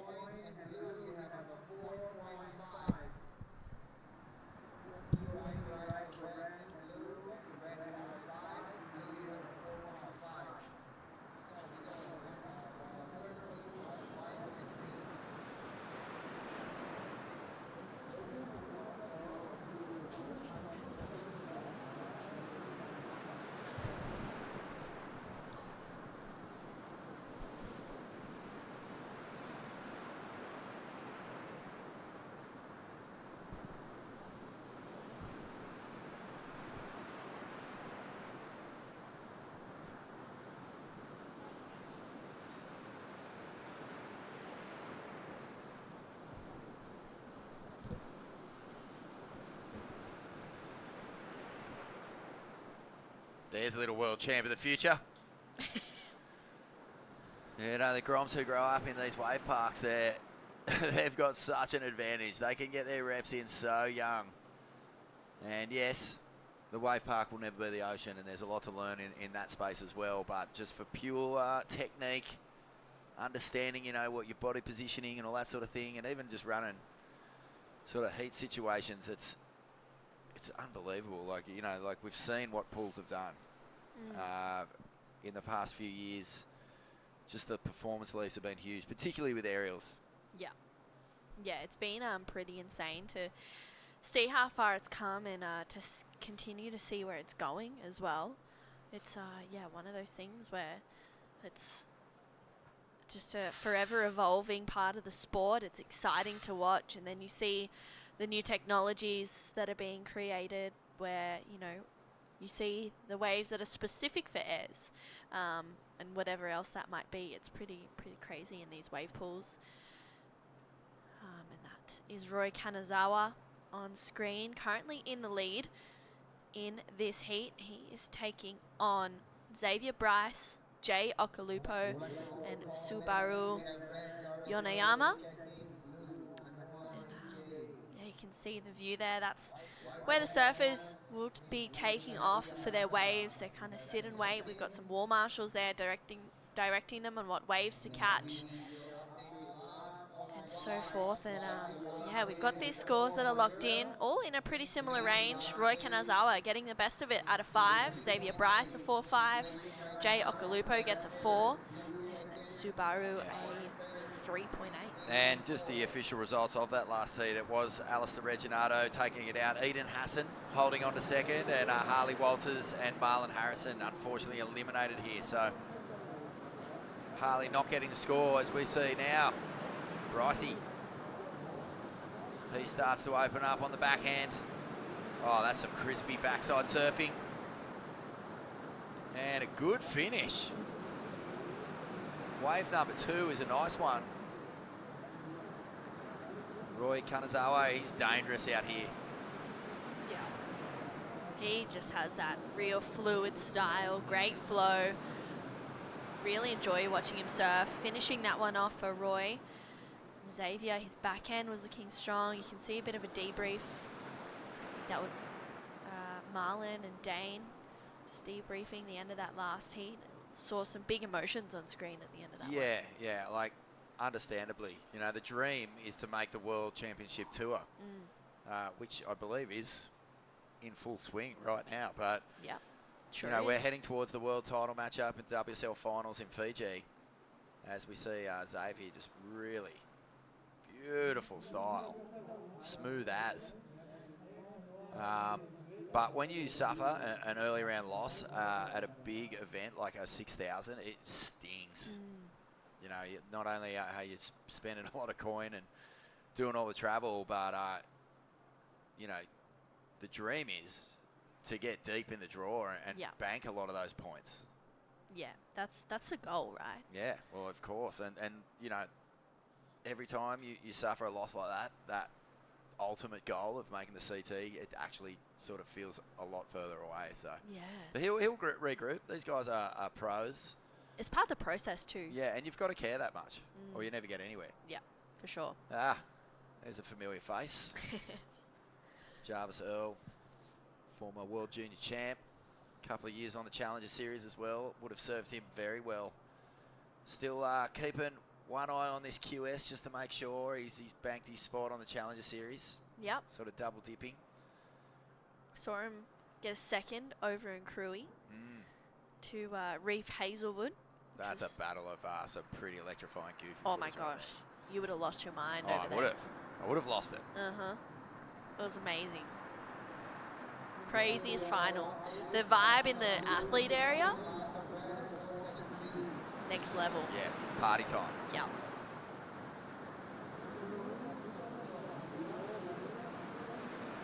All right, this is Subaru Yonayama. Good forehand surfing. Small stature, but he's absolutely belting this one. That's going to feel good.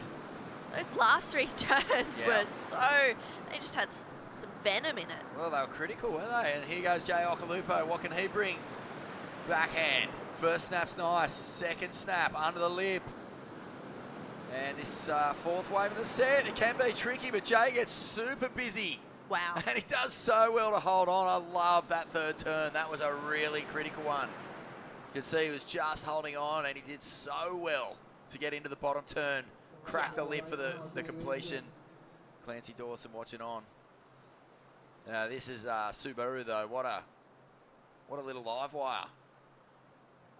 First turn, just a nice sort of placement turn, really. This one, he gets some fins out over the back.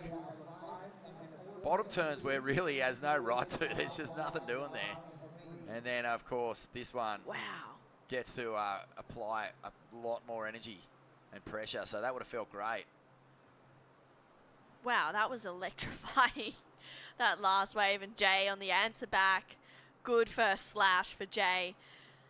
Gets his second one in as well. It's this end part of the wave. That was a really nice connection there. And this turn here, he hit that so late, he really had no right to make it and just did what he had to do and made it happen. We've seen that section slap the board just straight out from undersurfers today. You know, like holding on to that is super difficult. Whether the judges will reward it just because he was a bit late to get there. So that sort of hints at timing being off slightly, but he did so well. Yeah, that was pretty spot on there for Jay Okulupo. Xavier's last wave though locks in at a 6, so that's his best. 4.73 for that last of Roy Kanazawa. 6.27 though, best wave of the heat so far for Subaru. Waiting for this last wave of Jay Okulupo as well. So we see Roy. This is going to be his third wave. Third wave. So we're back at the top of the order. Everyone's going to get the second half of this heat to show what they're made of. And Roy Kanazawa would probably be a little bit miffed that he's in third at the moment. He'd be backing himself to take this heat out. So let's see what he can do. Beautiful hook to get going. That's just effortless surfing here. Now he applies some back foot pressure. That's 2, 3 good snaps on the inside, and all of a sudden, you know, he decides to get moving. He does. Xavier Bryce behind him. Matching board to the Rashi, and he's just going to town on this wave, throwing heaps of spray. Xavier, wow. Yeah, there's a big difference here. The intent in Xavier Bryce just then was a step up even on what Roy brought. Yeah. Roy was smooth, as you said, fluid, linking it together beautifully. But there's no question there was just more aggression in Xavier's wave. Yeah, I love that word, that intent. You could see his intention was to just belt it. And yeah, that difference. I mean, Roy has that beautiful style. He's draws a really nice line.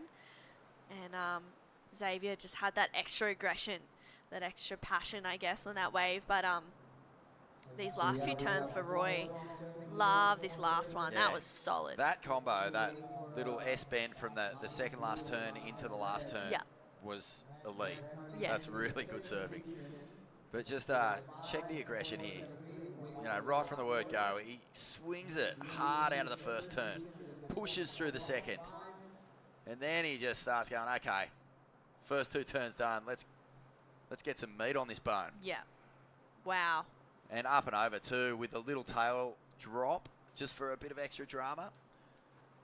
Is there a question mark over that ride out? That's what I was thinking. Is it? It would actually really be a missed opportunity if the judges say, no, you lost your balance. Yeah. You need to have that couple of seconds with your board sort of clean out in front of the whitewash. Yeah. That's, those moments make or break heats. Oh, they really do. We've seen it happen too much today for it to be a coincidence. We saw Kobe Clements and Saxon Reba just giving a couple of little golf claps to Xavier Bryce on his last wave. We're still waiting on that score, I think. Couple little golf claps. So they weren't stomping their feet, lighting a match. I know. They're very humble. Okay, big moment for Jay Okulupo. Needs a 7.23 to advance, so he's got to tee off here. Bottom turn looks nice. First hook is really nice. And he'll cut back towards the source, and he needs a section here. He throws the fins. Gets it up and over, and lets that one go. I do believe he's got another ride up his sleeve. But this heat is starting to sneak away from him as we see Subaru now down into third. Wow, really needs to do something. He needs a 507. Tags that section there. He's got that real sprightly energy. Yeah, doesn't he? But this wave didn't give him anywhere near the same opportunity as the last one. No. So we see Xavier Bryce has gone up into first place. So Subaru needs a 507. Jay chasing a 723. Lennox Smith, Caleb Tancred, and Tully Wiley all on screen just now. Yeah, Tully Wiley did so well to get through his heat too. Yeah. The big fella. And Jay Okulupo, well, the first turn, it had some power. Just one was, you know, a little sticky as he rode out of that turn, and he went to go for the board slide. Didn't quite release, and then the finishing turn was incomplete. So I think we'll scratch that one for Jay Okalupo. There's a nice little Larry, the readjustment, and that's where things went a little pear-shaped for Subaru on this one. Good little snap, as you said, sprightly surfing. Yeah. His ability to get up and above and over the lip and then still ride out through it with speed is pretty nice, but It's like he's just had a couple Red Bulls. yeah, he definitely missed the chance there. Couple more Aussies sitting together. Yeah, Kobe and Saxon. They're cheering on Xavier Bryce in this heat. They're part of that Northern Beaches crew. They're a good bunch of surfers, bunch of guys that are just yeah, really supportive. Who's Zave surf for? Long range. Longy, yeah, that's what I thought. Yeah, Zave. Yeah, Longy as well as Kobe, and then Saxon is North Stain or Queens Cliff, one of the two. Oh, careful. I know. Careful, True. Oh, I think it's Queens. I'm not. Maybe it's North Stain. I don't know. I think you are taking big risks just throwing that out so there too. willy-nilly. Here we go, Xavier Bryce. So the heat leader, and he is in outstanding form here. Siheung Wave Park. And he throws a big finner into a reverse, and I love that because it was not one of those sort of half thought out last-second options. He went into that section, hucks it round, and that's a good finish. And Roy Kanazawa is going to fight back here. And he actually looks like he's got a bit more pep in his step as well. Up and over, some good variety. And a powerful finish. Will he get out of this one? It looks like he will, and that is an extremely well-surfed wave. Wow. For the Japanese surf. So life starting to get pretty tricky here for third and fourth. But they will have another bite at the cherry. And that man on screen has just lit this joint up. Yeah. What a great heat. That was crazy surfing. This last wave of Xavier Bryce did not put a foot wrong. First turn was really smooth. Had that power, had that drive. Oh, he's just looking really, really solid right now. And then, yeah, that intention, once again, you can see it. Chucks a fins, gets a reverse, and rides out. Making it look easy, really. Definitely getting that heat win. Says a good job to Roy Kanazawa. Roy, this wave was really smooth. He's got such a great style. Love watching him surf.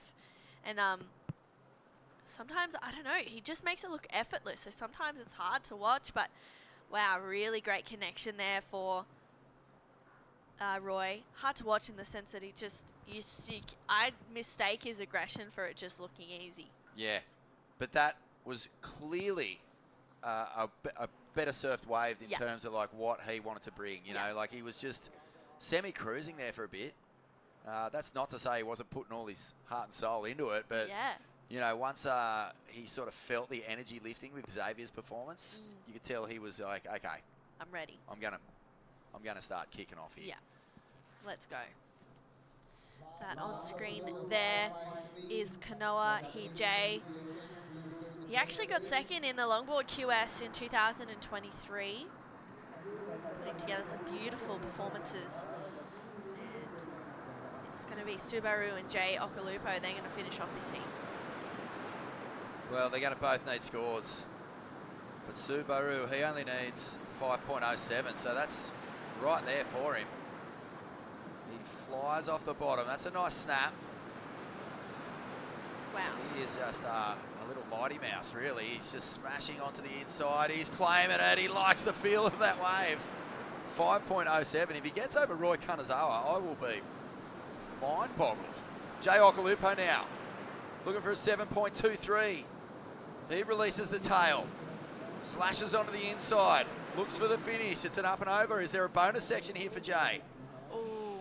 He can't find it. 7.23 seems like a big, big score for what we just witnessed. Yeah, I don't think it's going to be the score for Jay. He had some great moments on that wave. 5.07. Let's have a look. Good Talk us first through turn. it, True. I liked the first It turn. was placement though. It wasn't a really aggressive one. Yeah. Lacking that real raw energy. That is a little bit better there for Subaru. And then, it's going to be really close. I can't see think it's going to that. be just under. I can't see it getting over the top. If you think about Roy's best 2 waves and you think about Subaru's, he had that one really exciting left. Yeah. But, I mean, it would be pretty remarkable. Yeah. Here we go. So Jay Okalupo on the replay. You know, what I loved is that he was bringing variety to this wave. He knew he had to go big to get a huge score. But in the end, it was just not sitting up for him enough to bring his most powerful weapon. Yeah. Which is that sort of vertical tail blow. So we're looking here. Oh, so Kanazawa hadn't even had a score in there. I thought something was amiss. Wow, that's crazy. So it looks like that last wave of Subaru was not the score. And also last of Jade. I think it might have taken him up into third. But Roy and Xavier moving on through. Well, there you go. It is Roy Kanazawa who finally just got a bit eggy with Xavier Bryce just having his own way out there. And he's taken the lead on his last wave. But congrats to Xavier as well. Strong performance. And for Jay Okalupo and Subaru, bad luck. It's been fun watching you surf. But yeah, plenty more where this one came from. The Asia Super Series, the Australasia Oceanic region. The QE is on fire, True. Yeah, it sure is. Well, we'll be right back. Jarvis Earl, he's going to entertain us through the break.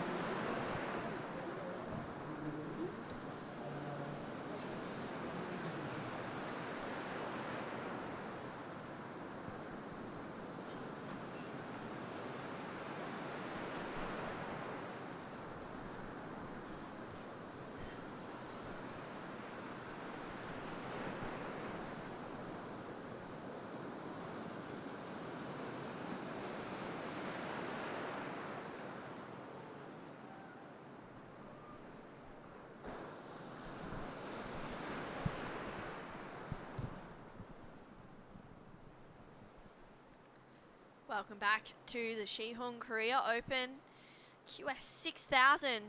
Straight into a replay. Jarvis Earl, the smiling assassin. Nice opening carve. I'm True Styling joined in the booth with Dai Wacko and Dai. This was an electric wave. Wow. Jarvis Earl just showing his skill in Indonesian perfection as well as here in the pool.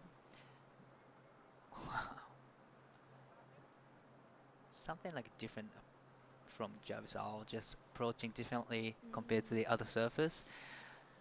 Wow, this is surfing blue canoa from Korea. That was a nice first turn. Strong surfing and gets to finish. Wow. Thing released and that was a great surfing from canoa. Wow, he really attacked that last section. See, he's just taking a minute. It's a lot. I feel like, I don't know, I feel like you notice the legs burning a little bit more by the end of it, of the waves in these heats. But first of Jarvis, 5-6-7. First of Kanoa locks in at a 5. We saw a pretty exciting heat in that last one. Roy Kanazawa taking the win. And Xavier Bryce coming in second. That on screen is Jack Thomas. We'll see him in his first wave very shortly, as well as Kaiki Yamanaka. Right. He's waiting patiently. There's a fair few people letting him know which wave is the one to go. He's checking it, and he's going to be scratching into this one. This is the second wave of the set. Jack Thomas, the goofy footer from WA. Nice opening carve. Patient off the bottom, driving through another one, gets that pump in, really attacking it, and then releases the fins. Just a bit of pressure on the front foot to get that whip around. Kaiki on the one behind. 山中選手、1本目のライディングになります。さあ大きなターンを入れてきてスプレーを飛ばしてくる。2発目、きれいに前に出てきます。少し引っかかりながらもうまくリカバリー。そして最後のセクション、フローターでこの波を終えます。Well served from Kaiki Yamanaka. Jack Thomas's last wave, that was beautiful surfing. solid, beautiful surfing from Jack Thomas. Replay of last of white after first turn. And straight into another solid carve, and love that turn as well. Little bit of fin release, but with a lot of sprays, and it gets a little bit of tail release in the last section. And here is the replay of Kaiki, the last wave. Nice first turn to start with. Nice setting up turn, and gets a little caught up, unfortunately. Yeah, it was nice wave for Kaiki Yamanaka, but unfortunately he timed it a little bit late. Yeah. Yeah, timing was just a little bit off. See, capturing the magic. What is the Siheung Korea Open, the locals here, and anyone else. I know that a few of the surfers are documenting what's going on as well, and just giving a little bit of insight into the life of what is professional surfing on the Australia QS Tour. And it's exciting. Well, I'm excited to see Kanoa, Hee-Jae, Korean surfer, Yeah, and Arashi. he might be surfing in the longboard division as well, right? Amazing. I'm not too sure, but here is Kanoa. This is the wave number 2. It's already locked in 5.00.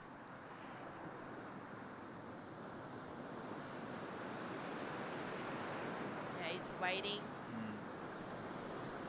Surfed here many times. I'm sure he's feeling pretty at home. Wow. Wow, big whippy first turn. Really driving through the second one. He's got a bit of extra pep in his step, and what's he got? Goes to the air, but oh my gosh, he was so close to that completion. That was really close to the completion, but this is Jarvis Al. Nice first turns and second turn. And beautiful carve on the third turn. And trying to get a finish, and he did. It was great surfing from Jarvis Earl. Wow, Jarvis getting another good wave. I can't believe that wave of Kanoa's. That first turn was crazy, and then to go for that air rev. Wow. This is like a textbook surfing in a pool.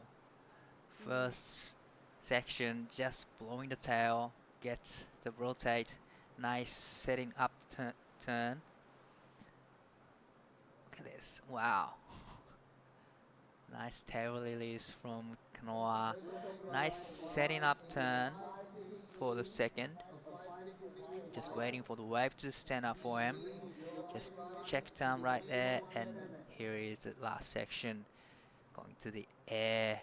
That was one of the biggest maneuver today. Almost stick to the landing, but this is a replay of last of red. Nice first turn, and straight into the second. Really love this third turn, throwing a lot of sprays, and come around the section, gets the finish there. So great surfing from Jarvis Earl. Yeah, Jarvi just getting his second wave in. They're halfway through their heat, pretty much. And then we'll see Jack, his first, 5.63, locks in. First of Kaiki, a 317. Last of Jarvis, a 4.43. Last of Kanoa, a 3.93. So Jack needs a 3.3, and Kaiki chasing a 5.76. Let's see what Kaiki can do on this one. 山中選手2本目のライディング 5.76 で2位のポジションに上がります。1発目綺麗なオフザリップ、そして2発目もスプレーを大きく上げていきます。3発目も綺麗に決めてきて、ここの最後のセクション決めていきたい。さあここはしっかりと綺麗に決めていきました。 5.76 を出すと2位のポジションへ上がってきます。 Back Jack Thomas up and riding, needing 3.30 to go into second. Nice first and second turn, gets the third turn in, and completion. Again, that was a great surfing from Jack Thomas. Yeah.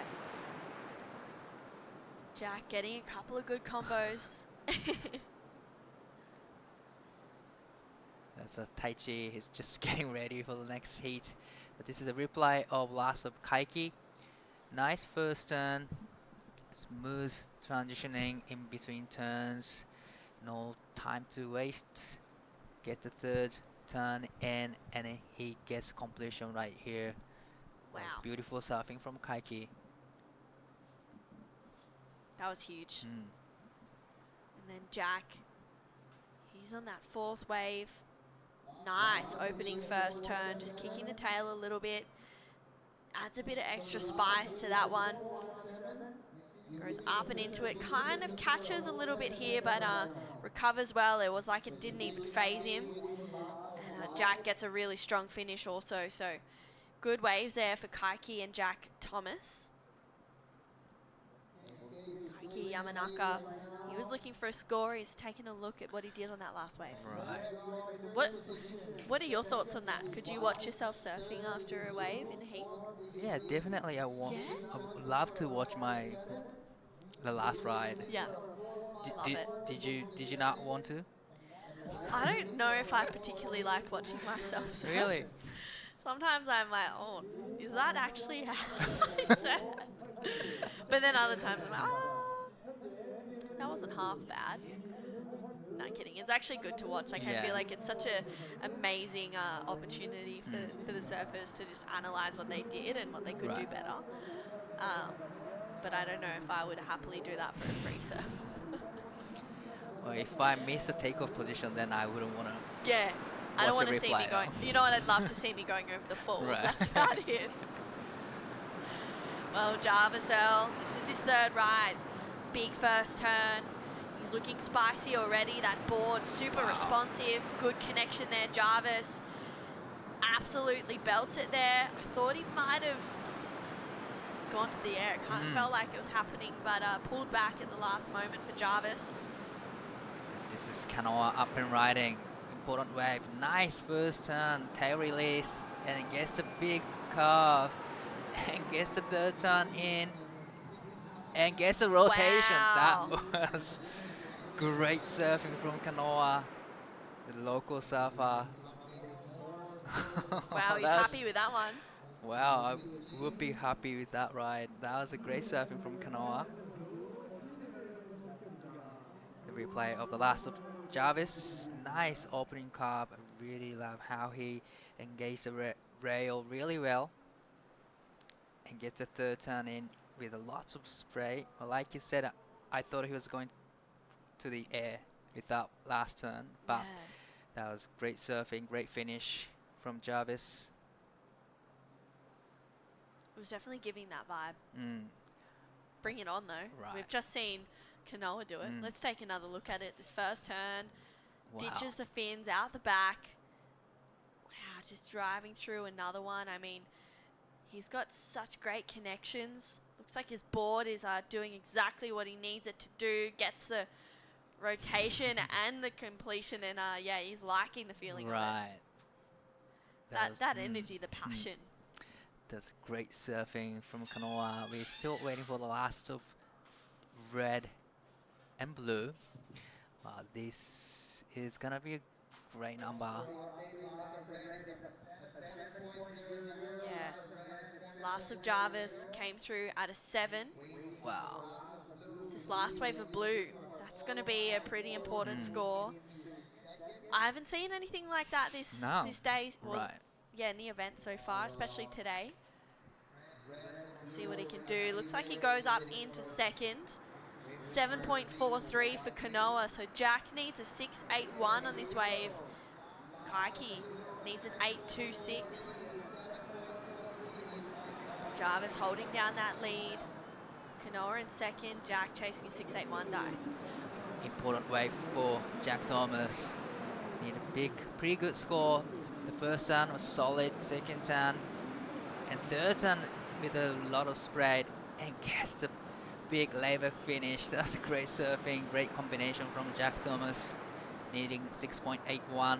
山中選手、この波でエクセレントスコアが必要。1発、2発ときっちりと技を入れてきますが、3発目、少しセクションと技が合わなかったように感じました。Unlucky for Kaiki, needing 8 to 6. So, you know, he needed to go big, but unfortunately it comes unstuck. But this is crucial way for Jack Thomas, needing 6.81. Yeah, good first turn for Jack. Gets his second one in, just really leaning into the rail. Once again, tagging it perfectly, that timing, and he just really pushes through that finishing turn. It's something different. I liked it. He needs a 6.81. We'll see where it goes. And then Kaiki, his last one. Good, strong first turn. Really tight in the pocket. He's really patient, you can see.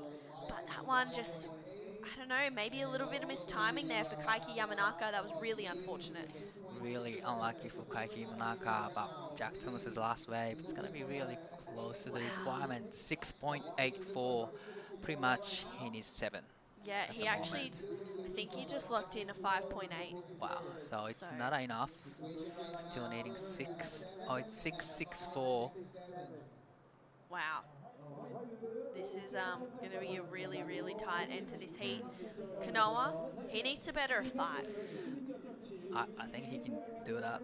You know, if he can do the same combination as the previous wave, then he'll definitely moving up to first place. So this is going to be his last wave, right? Yeah. It's a very important wave for Kanoa as well. He wants to get rid of the 5.0 to extend his lead. Now the last wave is approaching. Crucial moments for Kanoa, needing to better a 5 in this wave. Up and riding. Again, nice first turn to start with, and it gets a big, strong carve, and gets a third turn in, but unfortunately it comes unstuck, so I don't think it's gonna be a better 5.0. This is Jarvis up and riding. Nice second turn. Being released on the third turn, it gets third and fourth turn and gets a rotation. Wow. I knew he was gonna do that on the last wave. We're waiting for it. Yeah. I feel like for Kanoa's wave, he really didn't have to do that on that third turn. Right. He just needed to just finish it. Yeah, that's right. He just needed to just finish the wave.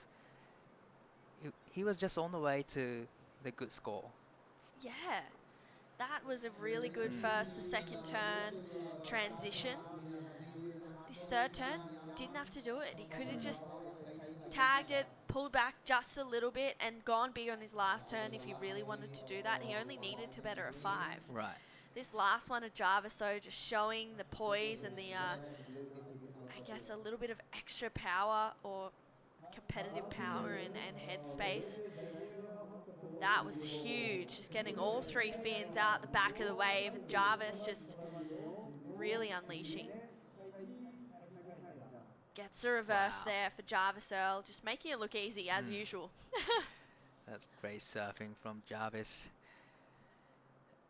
And it's safe to say Jarvis is in the lead comfortably, and now all eyes on green and white. You can see Kanoa just giving a little bit of support for Kai and Yang. He's coming up in the next heat, getting a semi-final finish in 2023. But it is right now Kaiki Yamanaka. He needs a score. So does Jack Thomas. Kaiki chasing an 8.26. Jack looking for a 6.67. Sorry, 6.64. Not a huge score. No. But it's a decent score, so both of them have to finish that wave. Yeah. Have to get a good end section. 山中選手、8.26 が必要。一発目、綺麗なターンを入れてきます。そして2発目、これは大きなスピードを上げてきました。3発目もしっかりターンを決めてきて、ここで回ってきますがメイクできません。8.26 が必要です。 Jack Thomas, this is an important wave. Good opening carve. Surfing with lots of speed. Covers well there. What's he got? Looking to go big, but unfortunately just doesn't capitalize on the finish for Jack Thomas. So he's going to bow out. And a bit of frustration there. Jarvis Earl locked in a 7 on his last wave. But yeah, looks like it'll be Jarvis Earl and Kanoa Hije. They'll move on through to that next round. Let's take another look at this one of Kaiki Yamanaka. So he needs an 8.26. It won't be that, but great first turn for Kaiki. Another really good second connection. He's just throwing heaps of spray. A little bit of a fumble there, just catching a bit of rail. Had to go big. He had to do it. He had to do it, and he did it. Unfortunately, couldn't ride out of it. Well served from Kaiki Yamanaka. So this is the last of white. Nice first turn. And I think this moment he kind of lost the momentum on that wave, but recovered really well and tried to go into the air, but I think a little bit mistimed there from Jack Thomas again. A bit of frustrating moment for Jack Thomas. But a happy moment for this guy on screen, Kanoa, moving on through to the next round. Wow, Jarvis Earl taking the win though. A pair of 7s, don't go anywhere. We'll be right back. Heat number 9 is going to be the last heat of the day. Giada Lagarde is going to come in for the call.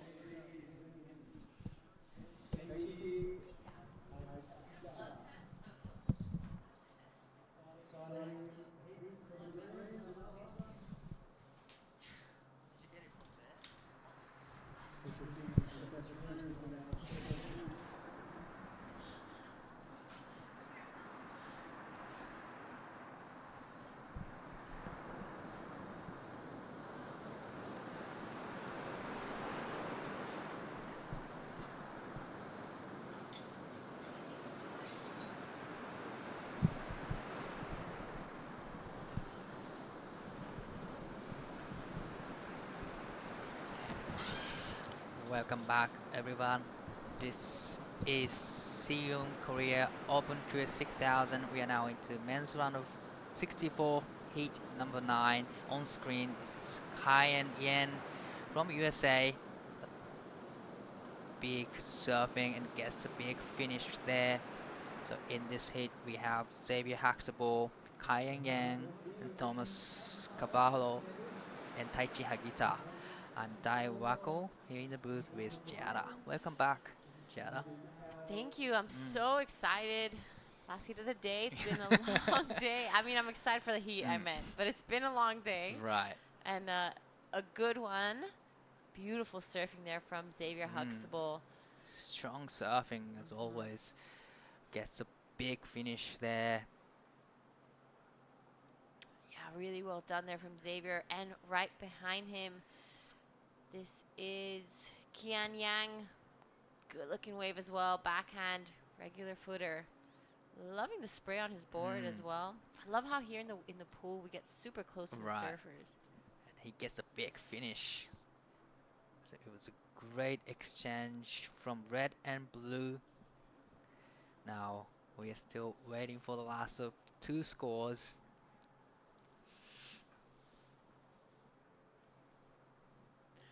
All right, so now it is Thomas Carvalho looking to get into an advancing position. This will be his first wave of this heat.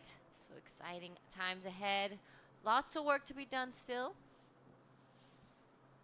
We will be starting bright and early tomorrow with Heat 10.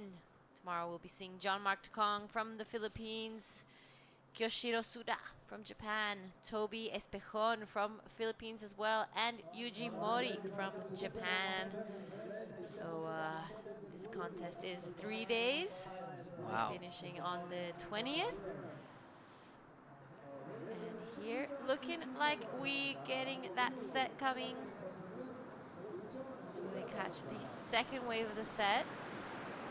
And our man in green will catch the fourth. So there we go. Thomas Carvalho now on his backhand. Good looking wave. Big first Burns, turn. big turn. Wow.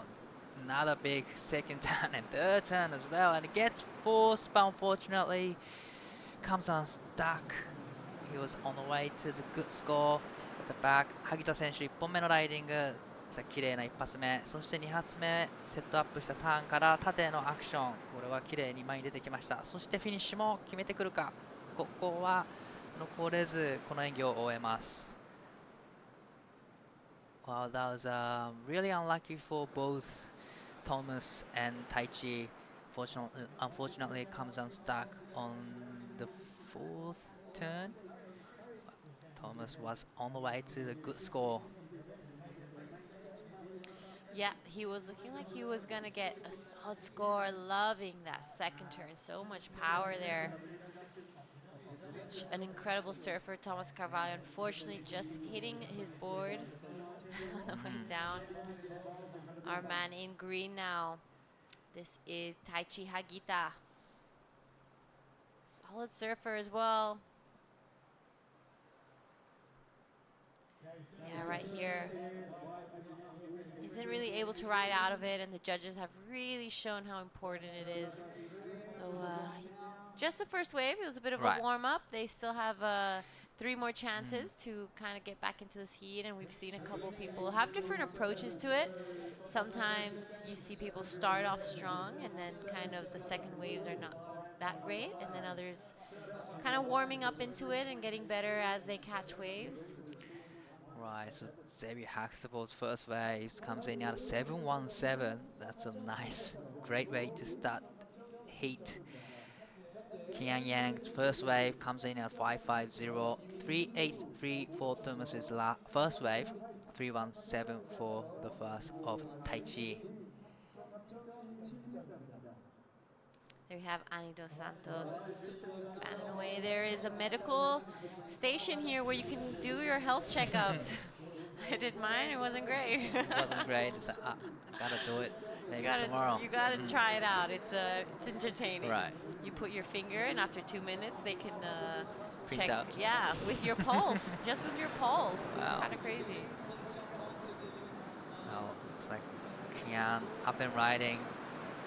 Nice first turn, and gets the second turn, tucks into it. Wow, with a lot of sprays, and gets the last turn as well. That was a huge finishing turn there from Kian Yang. Another great surfing from Surfing Blue, and this is Xavier Huxtable up and riding. Nice vertical off the lip and big curves. And it gets the third turn in, and it gets the great finish there from Xavier Huxtable. He's already locked in a 717. Strong start from Xavier Huxtable. Yeah, beautiful waves there from blue and red. Love this one from our man in blue, Kian Yang. Solid surfing. A lot of speed throughout all the waves. Did a really good job here, not really bogging any rails and just keeping it pretty solid and backing up that score quickly, because at the end, you know, this is a contest and you need to kind of build your house. Right, but really love the last turn there. A little bit of tail released in the end. Great surfing. You're right. I loved it. Xavier Huxtable right behind. Critical section there. Starts off super strong. He's wasting no time in between any of his turns. Really sharp surfer.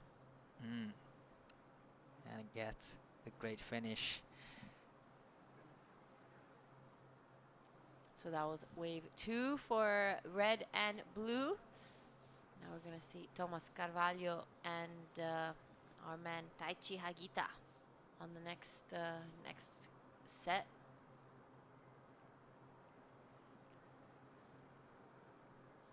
So, you know, it seems like this town where we are at kind of really comes to life during the night.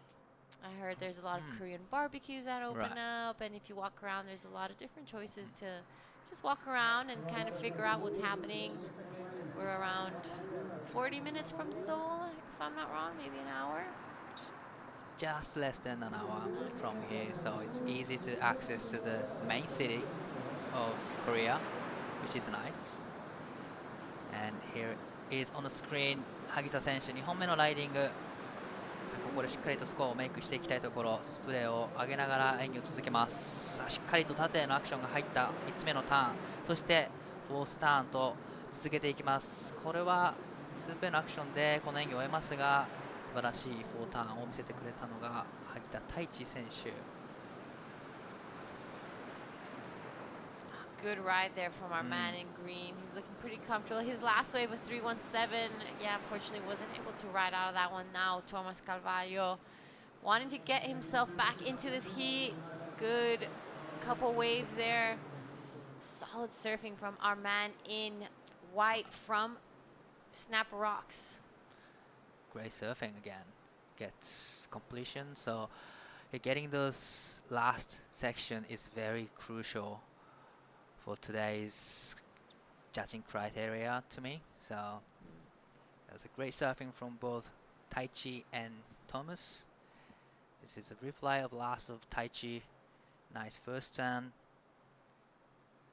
and second turn as well, and even third turn.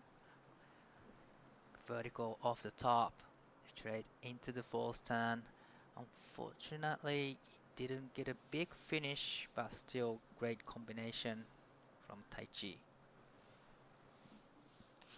Yeah, I love this wave. This was much better from Thomas Carvalho getting a completion here. As you said, super critical part of the judging criteria, especially in this wave pool. I've mentioned a bit before that, you know, you take away so many of the factors, like the wave choice and time and a lot of things. So I think the judging just becomes so much more specific. Look at that little dumpling on this.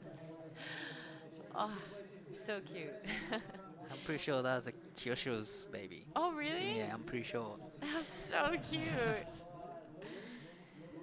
Oh, there we have it. Xavier Huxtable's last wave was 717 and a 633. So he's looking pretty comfortable right now. Kian Yang 610 and a 55. So it's a time for Thomas Carvalho and Taichi Hagita. A little bit of catching up to do right now. Right.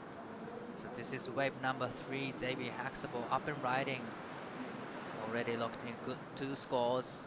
Trying to get better score. But that was a huge third turn. Unfortunately, it comes unstuck. Right behind Kian Yang.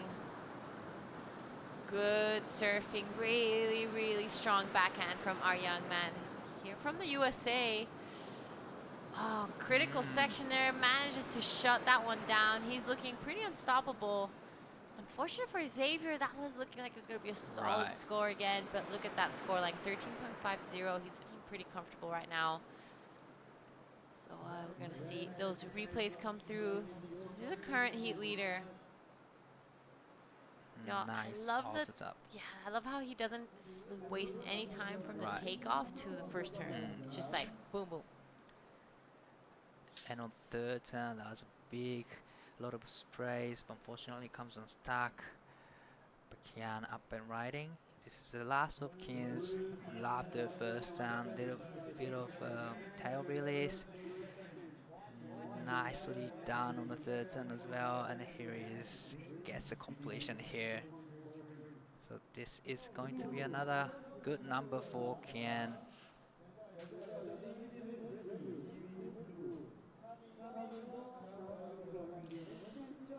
Yep, so that is 3 waves ridden. I think it's gonna be an exciting finish. Xavier Huxtable looking pretty comfortable right now. I think it's time for Thomas Carvalho and Taichi Hagita's third wave to come through right now. Bit of a view of what the wave park looks like. We've had a huge day of competition here. non-stop action, Non-stop action. just back-to-back surfing. You know, we don't have the tides, we don't have the winds, we don't have a swell factor here. It's just constant and every day. Right. And we don't have any restart today, so No just, restarts. just on time every heat. But here is the wave number 2, 3 for Thomas. He needs a big score, 717 to go into the second. Nice first turn. Gets the good second turn. Unfortunately, it comes out stuck. Couldn't get right out of it. Yeah, that was unfortunate for Thomas. He was looking for a score. He does have one more chance. This right now, though, is Taichi Hagita on his backhand. 萩田選手、この波で7点台が必要です。しっかりとフィニッシュはここは決めていきたい。しっかりと前に出てきました。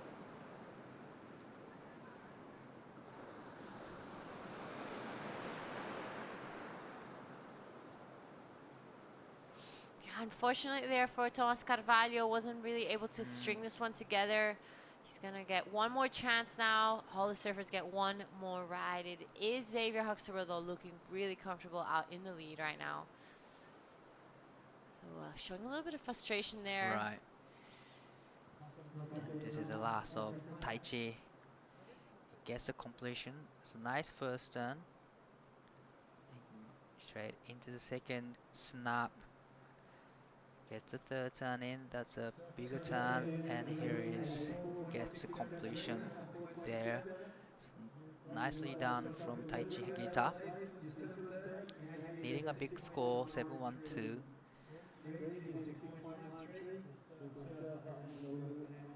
So it comes in at a 4.67, the last of Taichi. Now needs 693. Thomas now needs 717. All right, we're down to the last wave of this heat. One more wave for each of these surfers. It's a crucial part because it's interesting to see who cracks under pressure and who kind of keeps their nerves together.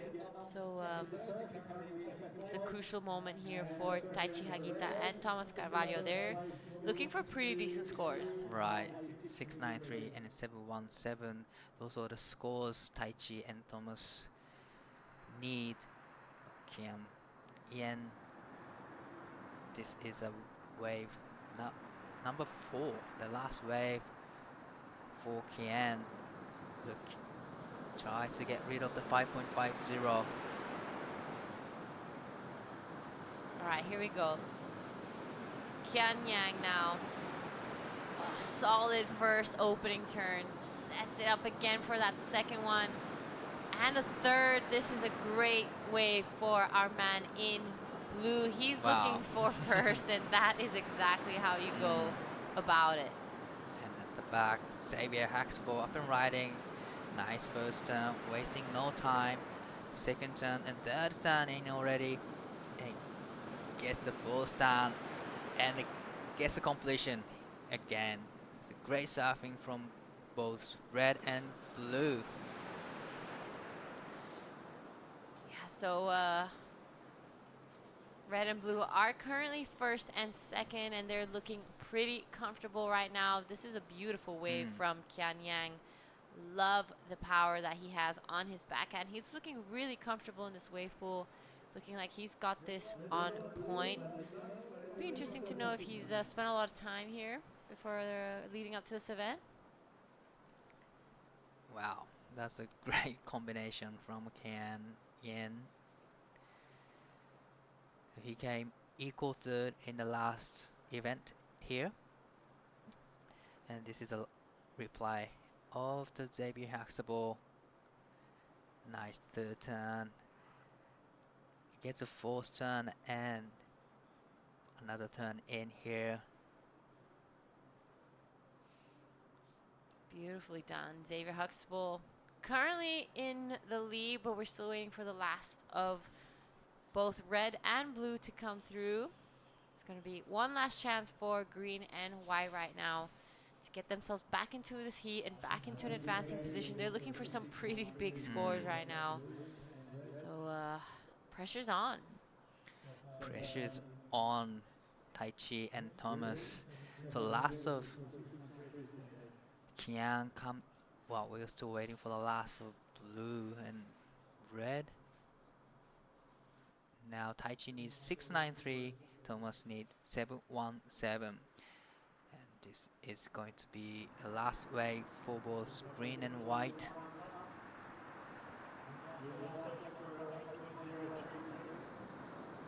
So last of blue comes in at 660. Now Taichi needs 803. Thomas needs 827. 萩田選手8点台のスコアが必要です。これが4本目のライディング最後の波となります。素晴らしいライディング、大きなスプレーを上げてきます。そしてフィニッシュもしっかり決めてきました。これは彼の中のベストスコアにはなってくるんではないでしょうか。Alright, really nicely done there from our man in green. Now it is white out the back. Good first turn there. Sets it up again. He knows he needs a big score. Oh, gets a little bit of a weird bomb turn and unfortunately doesn't make that last turn. So don't think Thomas Carvalho will be getting the score that he needs. It is now eyes on green. What do you think? It was a great surfing and probably it's going to be his best score, but I don't think it's going to be your last excellent. wave was a 623, didn't make it to your top two. All right, so this is the replay of green. Beautifully done. He had some great surfing, but I think red and blue are just on another level this heat.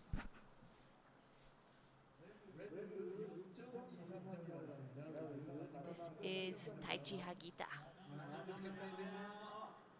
Really nicely done from our man in green. So we're just waiting for those scores to come through.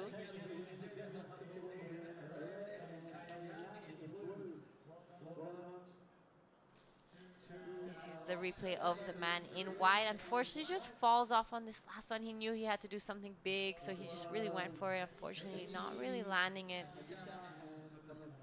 So I'm pretty sure it is red and blue going into the next round. And with that, we're gonna call this day of competition to an end.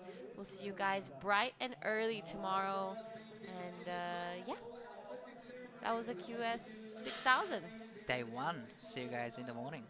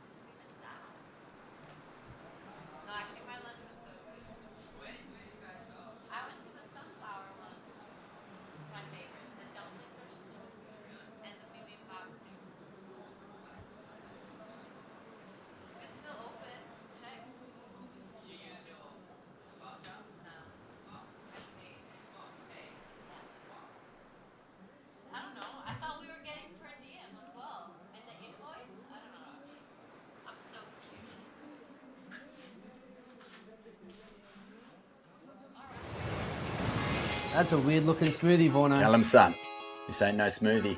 This is as smooth as broth base for our bonsai ramen. How long should we wait, Master Ramen? Patience, young noodle. Wait, and top secret, I need a corn. Behold, bonsai ramen.